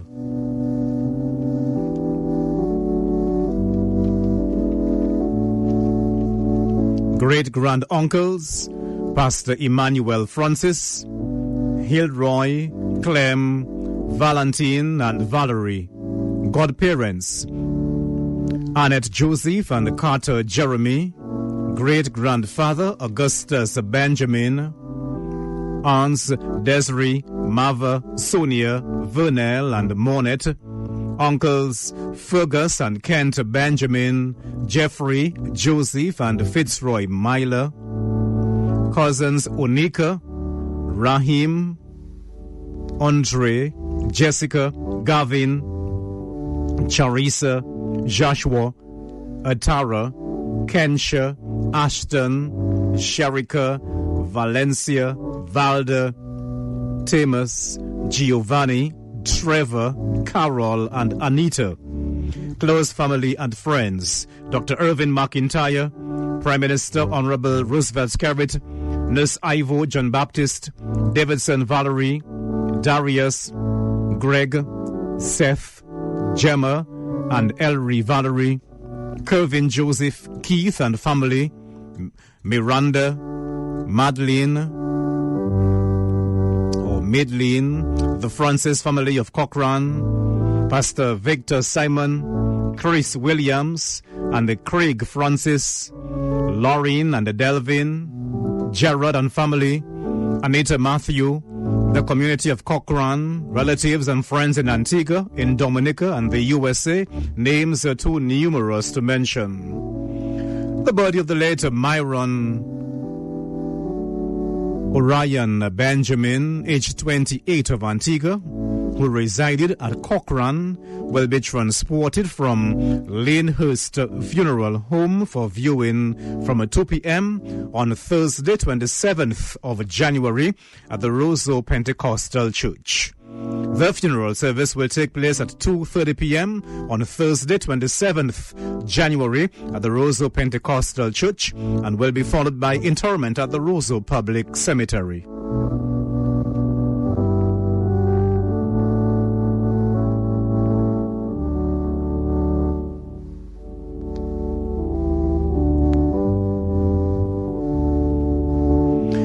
We announce the death of Lucy Iderine Vidal, age 90, of Colibistry. She died on Wednesday, the 5th of January, at her residence. She was the mother of one son, Bradley Shillingford, and one daughter, Vignette Francis. She will also be remembered by her grandsons, Marlon Shillingford, Olajuwon Shillingford, and James Francis. Granddaughter, Nicole Banks. Great-grandchildren, Kobe Shillingford, Phoenix and Austin Banks, Stella and Tessa Francis, son-in-law, James Francis Sr., daughter-in-law, Nelista Charles, adopted daughter, Dorella Williams, brothers, Mark Ronell, Canty, and Emmanuel Vidal, nieces, Cynthia Phillips, Helena, Maria and Jennifer Vidal and their families, nephews Mark Gerard and Christian Vidal, relatives and friends, Venan Prosper and family, Austin Rudet and family, Soranet Bruni and family, June Oxy, Natalia and Francis Paul, Clemens Joseph and Delilah LaRocque, Sister Mema Alexis, Aunties Chrissy, Agatha Francis, Donia Bernard, Celestine Jeffrey and family, Teacher Pet, Ivy Paul, Leona Paul, Curl Vidal, and Dinella Daly. Loving neighbors, Nurse LaRocque, Nurse Daru, Nurse Coffee, and the doctors and nurses of the St. Joseph Health District, doctors and nurses of Glover Ward of the Dominica China Friendship Hospital, Dr. Francine Jeffrey, clergy, Monsignor Eustace Thomas, Father Elvio Augustine, Father Nigel Karam, and Father Conan Shillingford, the Vidal families of Grand Savan, and the communities of Montrachet, Lagoon Bay, and Colibistry. The body of the late Lucy Iderine Vidal, age 90, of Colibistry, can be viewed from 2:30 p.m. today, Monday, 24th of January, at the Colibistry Roman Catholic Church. The funeral mass will take place at 3 this afternoon at the Colibistry Roman Catholic Church and will be followed by interment at the Colibistry Roman Catholic Cemetery. The funeral arrangements entrusted to Gentle Rest Funeral Service Incorporated.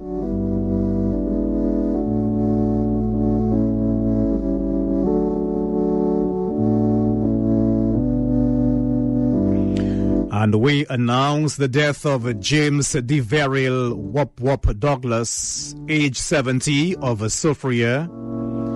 He died on Saturday, 15th of January, at the Dominica China Friendship Hospital.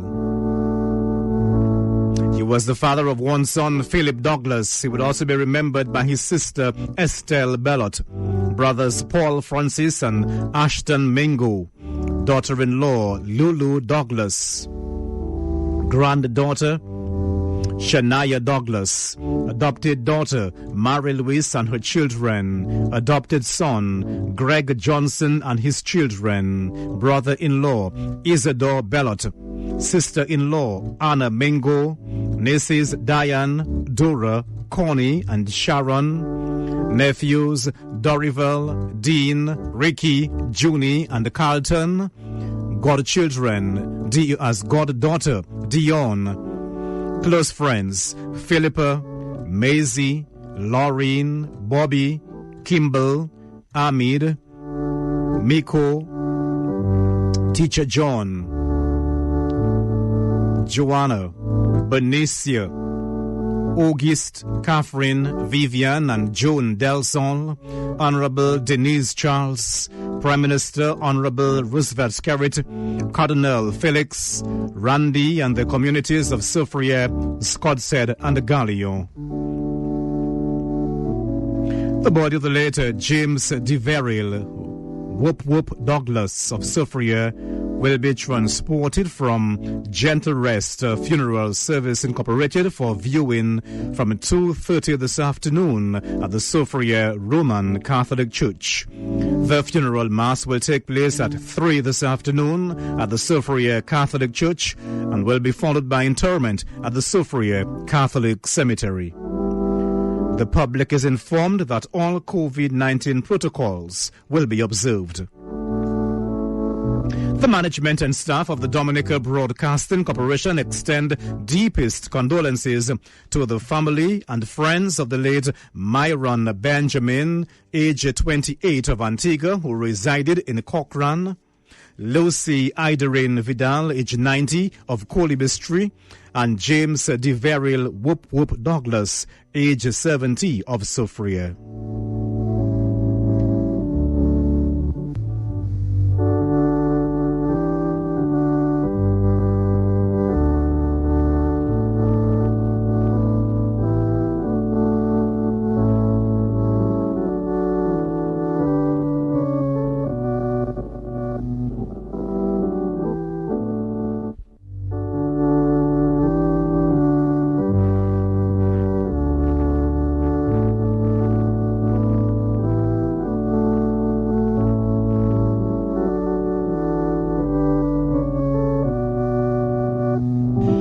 live streaming of funeral services, funeral mass, and burial of your loved ones on the nation station DBS. We can also make arrangements for live broadcast on Blaze 89.5 FM. If your family choose to do Facebook live streaming, call us at 448-3282, 448-3283, or visit the office on Victoria Street. You can also send an email to dbsradio@cwdom.dm. We are aware that restrictions on gatherings because of COVID-19 have brought on added grief. DBS will help ease the pain at this difficult time. DBS guarantees professionalism at all times. Morning time 6:15, and time to bring you your Monday morning breakfast, brought to you compliments of Fine Foods Incorporated. We say good morning to Nurse Priscilla Prevost. Good morning to you. Pleasant good morning to you, Stephen, and good morning to all our listeners. Okay, it's time for our Monday morning breakfast. All right, our Monday morning breakfast this morning comes from the community of La Plaine. Okay, interesting. Yes, and we are having roast breadfruit and codfish prepared with vegetables. That's our breakfast this morning, with a cup of milk flavored with ginger. And yeah, that's our breakfast this morning. Roast breadfruit. Roast breadfruit with codfish. Well, they said roast breadfruit, but for those who cannot have it roasted, you can steam it. In fact, I'm having my roast breadfruit I brought from La Plaine yesterday. Right. Yes. So roast and I breadfruit. just want to shout out the men in La Plaine, in fact, the folks in La Plaine who showed up on the project, who volunteered on the project yesterday.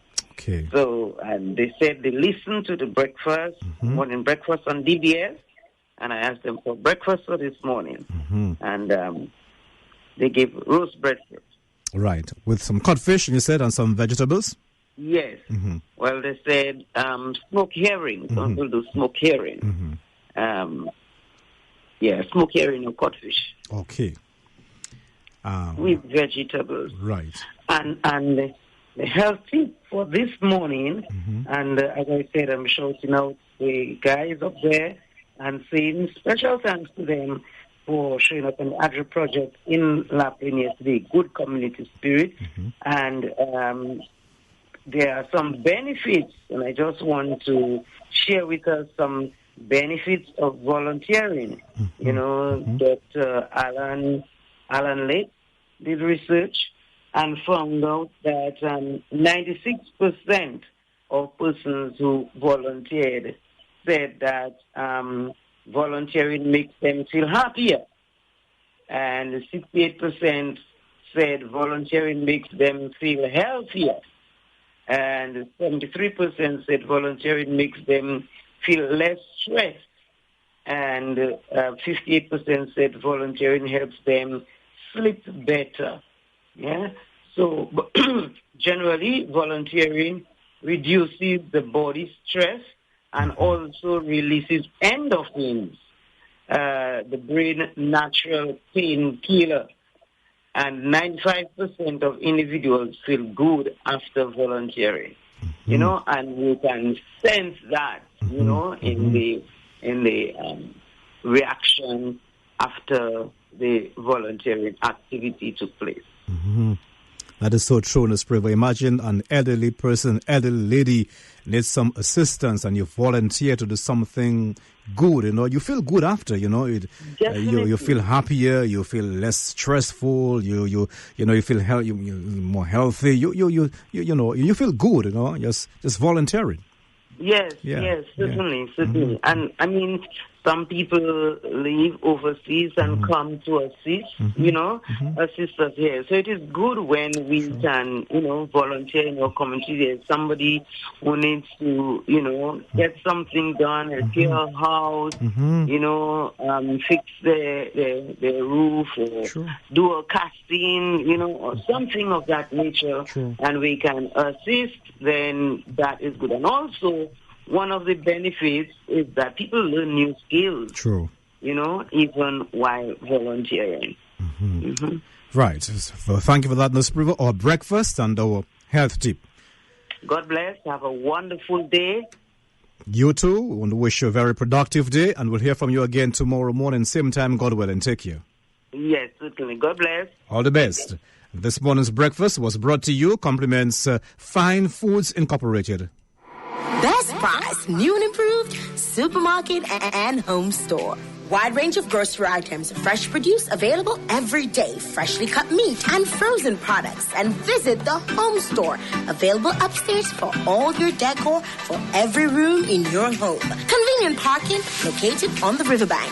Open Monday to Saturday from 8 a.m. to 8 p.m. Sundays and holidays from 9 a.m. to 4 p.m. Friendly staff, competitive prices, best price. Best price, new and improved, supermarket and home store. In 2022, will you be there as DBS moves on to its next 50 years of excellent broadcasting? Will you be there that your children ask the question and you answer in the positive when they ask you, were you there? Yes, I was there. Were you there? Yes, I am here. DBS in 22. Stay here.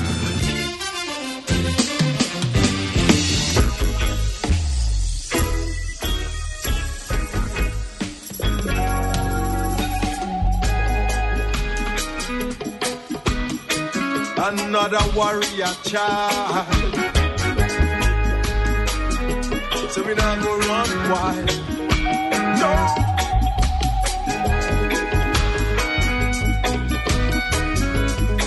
Warrior child.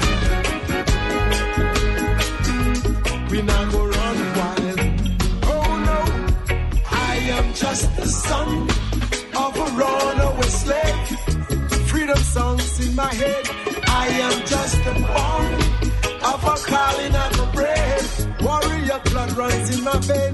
I am just the son of a Navajo brave. Resistance singing in my head. I am just a boy of a Cherokee brave. Rebel right down to the grave. I'm talking about our ancestry. Like my story. I'm sure you must have heard about the Kalinago man. Brave warrior man, yeah. Original man on the land. And still we teach about discovery and about our savagery. Your lies and policy. And look another African man. Just wanna be free as I am.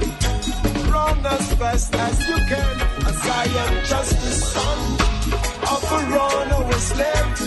Freedom songs in my head. I am just a child of a Seminole brave. Resistance running in my veins.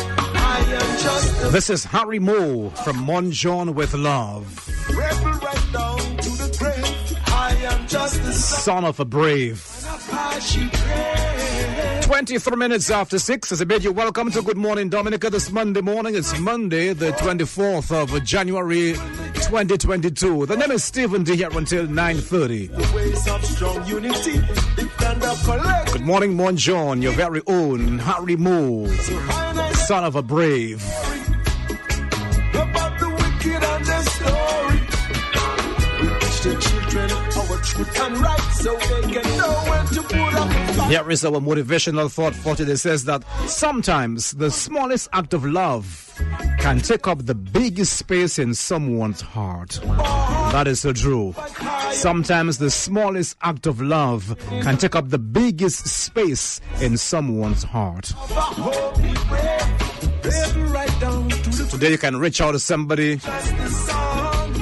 You can do a small act of love. You can never tell. It might just take the biggest space in that person's heart. And that's our motivational thought for today. Sometimes the smallest act of love can take up the biggest space in someone's heart.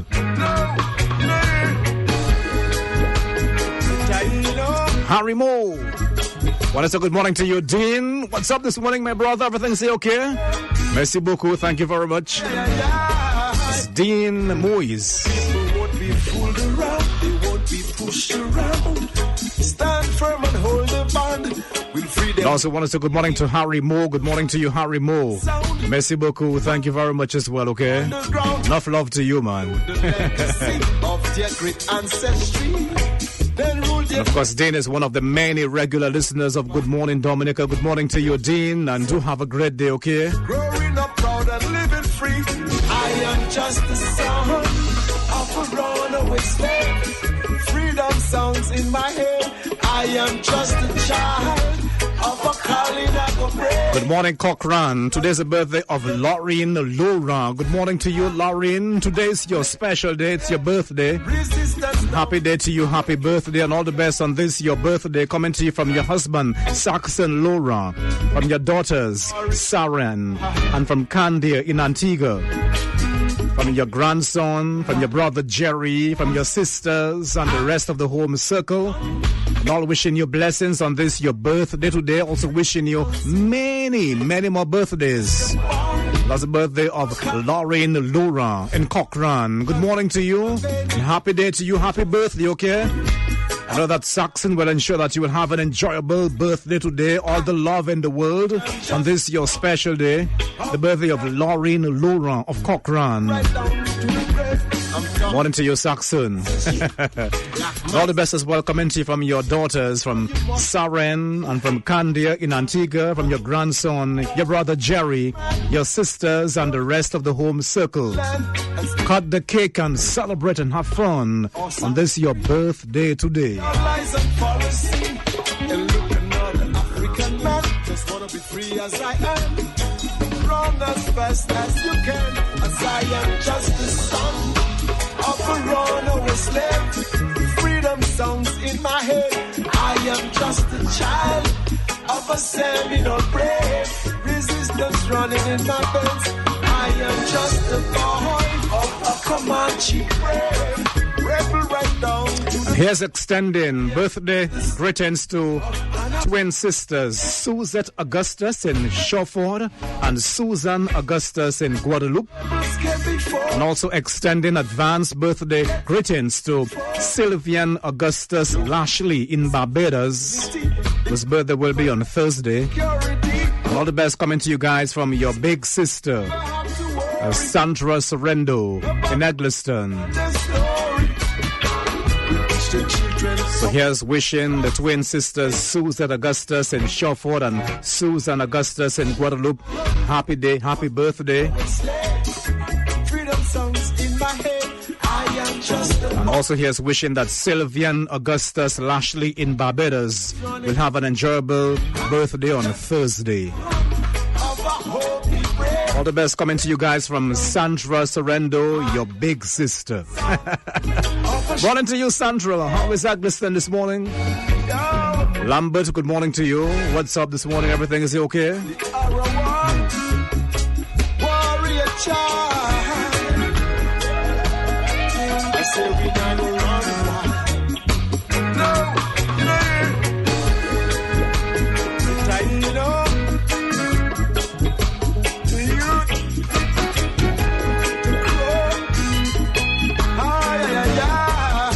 Jacinta Jura, good morning to you. Always Laplin. Glenda Bertrand, good morning to you as well. How do you do this morning, huh? Joyce Lynn Henderson in Amba Viekas, good morning to you. My brother Fredrickson, Moranci and Jennifer, good morning.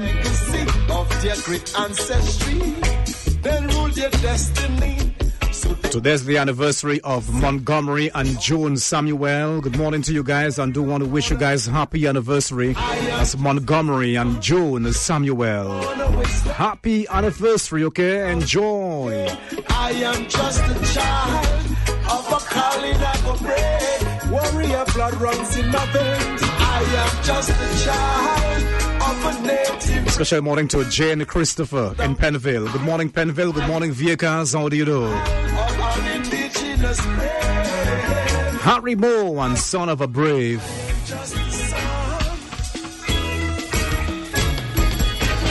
This is Triumph in 2022. All win. 2022. Rick Christian, House of Culture. Steve Williams.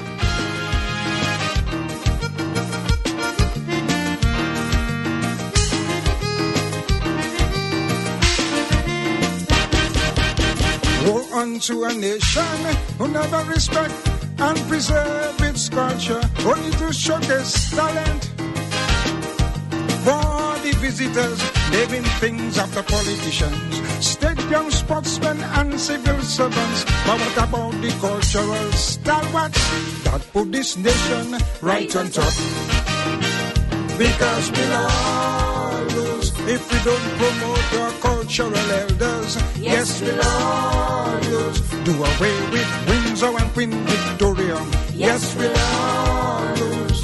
Generations will be lost for sure. So let's all win. Our house we changing to our win. Okay, boy.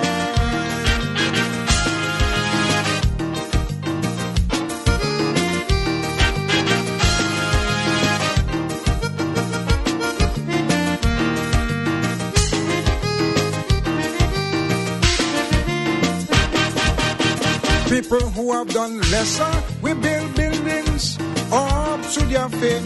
What about House of Culture? Cause the Arawak have no name. We know the Kalinago Braves defend we, and we know the chief identity.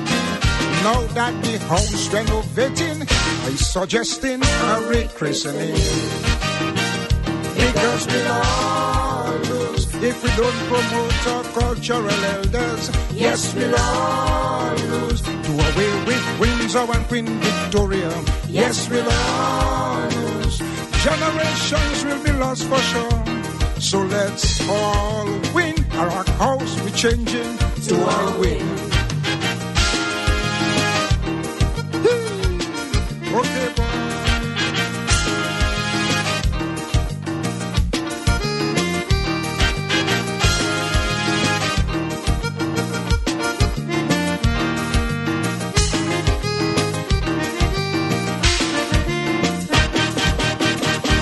Design of flag, the nation greatest symbol, ruler in I ruler the play, money Miss Millie, and many more. UNESCO chief advisor, the first cultural chief songwriter, painter, and artist. That's why his name stand out like this. Because we'll all lose if we don't promote our cultural elders. Yes, we'll all lose. Do away with Windsor and Queen Victoria. Yes, we'll all lose. Generations will be lost for sure. So let's all win. Our house we changing to our win. This one from Triumph. Want to say good morning to Eleonora Stewart of Jimmet, whose birthday is today. Good morning to you, Eleonora.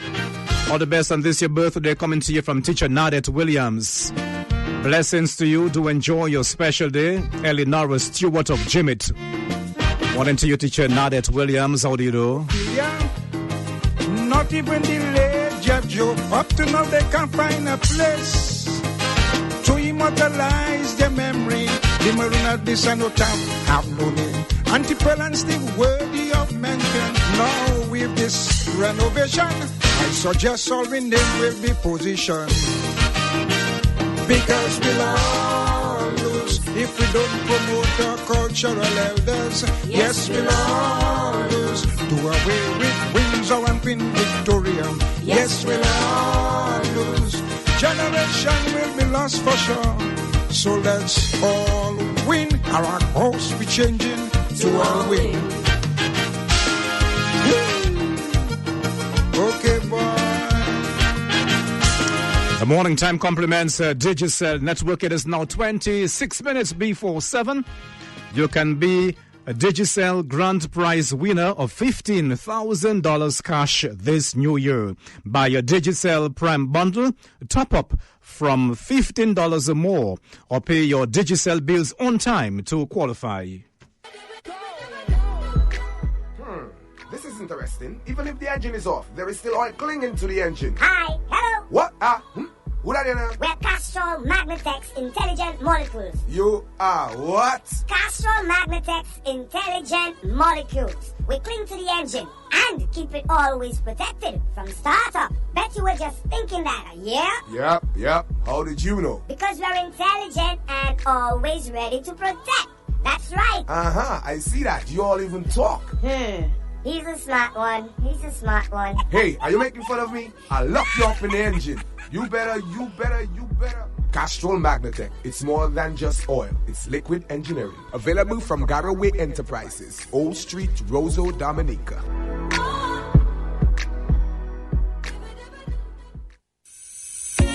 Cash and Carry is the ideal spot to shop for your wholesale and food service needs. Don't underestimate its size. They offer a wide variety of best brands in grocery and household items that you know and trust in convenient sizes for businesses, restaurants, and households. Wondering where it is? Cash and Carry is located opposite the Immigration Department on King George V Street in Roseau. Visit them or call 316-0184 or 255-6823 to place your orders. Cash and Carry, it's where I shop. Well, that was easy. Getting what you want now. At Quartz, you can find appliances, electronics, and furniture that you need at the unbeatable prices. Save up to 20% off the essentials. Get it now with Ready Finance and get 2 months free. Only at Quartz, bringing value home. Special conditions apply. Promotion runs till January. What juice we drinking? A better tasting juice, one with so much variety. The perfect cocktail juice, bartender, it's brand for me. So many flavors, so do me a favor. As children in school for the recess, what juice they drinking? We drinking brand, 100% juice, everybody drinking brand. We drinking brand. It's healthy and it's pure, that's why we drinking brand. Brand juice, 100% juice, distributed by Jolly's Pharmacy Limited. And with this word from Jolly's Pharmacy, we get into Health Pulse, of course, brought to you. Compliments Jolly's Pharmacy. We're joined by Carlton Lando. Good morning to you, Carlton. Good morning to you, Stephen. Good morning to Dominica, the Caribbean, World by extension. Good morning. Okay, and how do you do? How was the weekend? I had a very good weekend, very restful weekend. Yeah, it was an excellent weekend. All right. Okay. So what do you have for us this morning?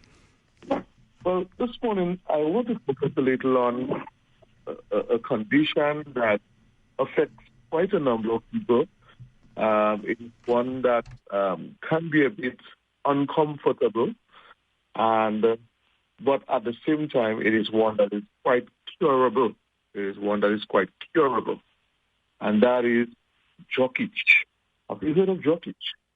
Yes, jockage. I'm not too sure if it's the same thing that our, long time people would call guatel. I'm not sure if it's the same, if that's what they meant when they say you have a guatel. But that intense itch between your thighs, between your legs. Yeah. That causes that rash. So it's basically a fungal infection that creates that sensation where you have constant itching, redness. You will see a rash right there. It's almost shaped like a moon most of the times. And it has like a ring look. It actually comes from the ringworm family. So it is part of the ringworm family. You find people sometimes who do have athlete's foot end up getting that type of fungal inflammation because it's the same organism. So that is why I've always said people who do have athlete's foot should not use one bath towel to wipe their entire body, but rather should use a separate rag, towel, specifically for the toes, the feet, because the organism can actually stay in the bath towel and spread from one area to the other. So tinea, that particular tinea, is very contagious. So actually, it can spread to other parts of your body. So, for example, you itch in that area, you did not wash your hands, you might have cut another part of your body instantly. It can actually spread to that other part of the body. So it is contagious. Who usually get that problem? People who sweat a lot, people who are very hairy, people who may be overweight and obese. We see it in diabetics. People who sleep a lot. So let's say you're a bus driver or you sit at a desk a lot. You don't have enough movement. You don't get enough time to move around. If you wear a lot of tight underwears, very tight underwears, you wear spandex, you wear polyester underwear for a long extended period, because these materials do not absorb moisture, and so therefore it creates, that moisture begins to stay on the skin more and more, and then begins to create a yeast on the skin, and then subsequently the fungus actually begin to grow on that yeast. So it is a lot of microbiology happening there that the eye is not seeing, but it's already affecting the skin. People with this condition should wear cotton underwear. You should change the underwears as frequently as possible. As I said, because it's a fungal infection that causes an inflammation, using antifungal agents like creams, powders, is usually the first line treatment. And oftentimes it responds quite well with it. So if you give an antifungal agent that may have an anti-inflammatory agent in there, and it's applied twice a day, generally twice a day, for at least 7 to 10 days, you should actually get better. But the aim is not just a matter of getting rid of the fungus, but maintaining that the fungus does not return. So personal care and hygiene is important. Ensuring that you have the right fabric of underwear, that is important. The right fabric and the right fit. Ensuring that the underwear is not too tight. Mm-hmm. And, shaving is important too. You want to shave. Keep the area as dry as possible. When you shower, you want to really wipe thoroughly and make sure that the area is as dry as possible. So that we don't take enough time to wipe between the five, but it's important to do so to minimize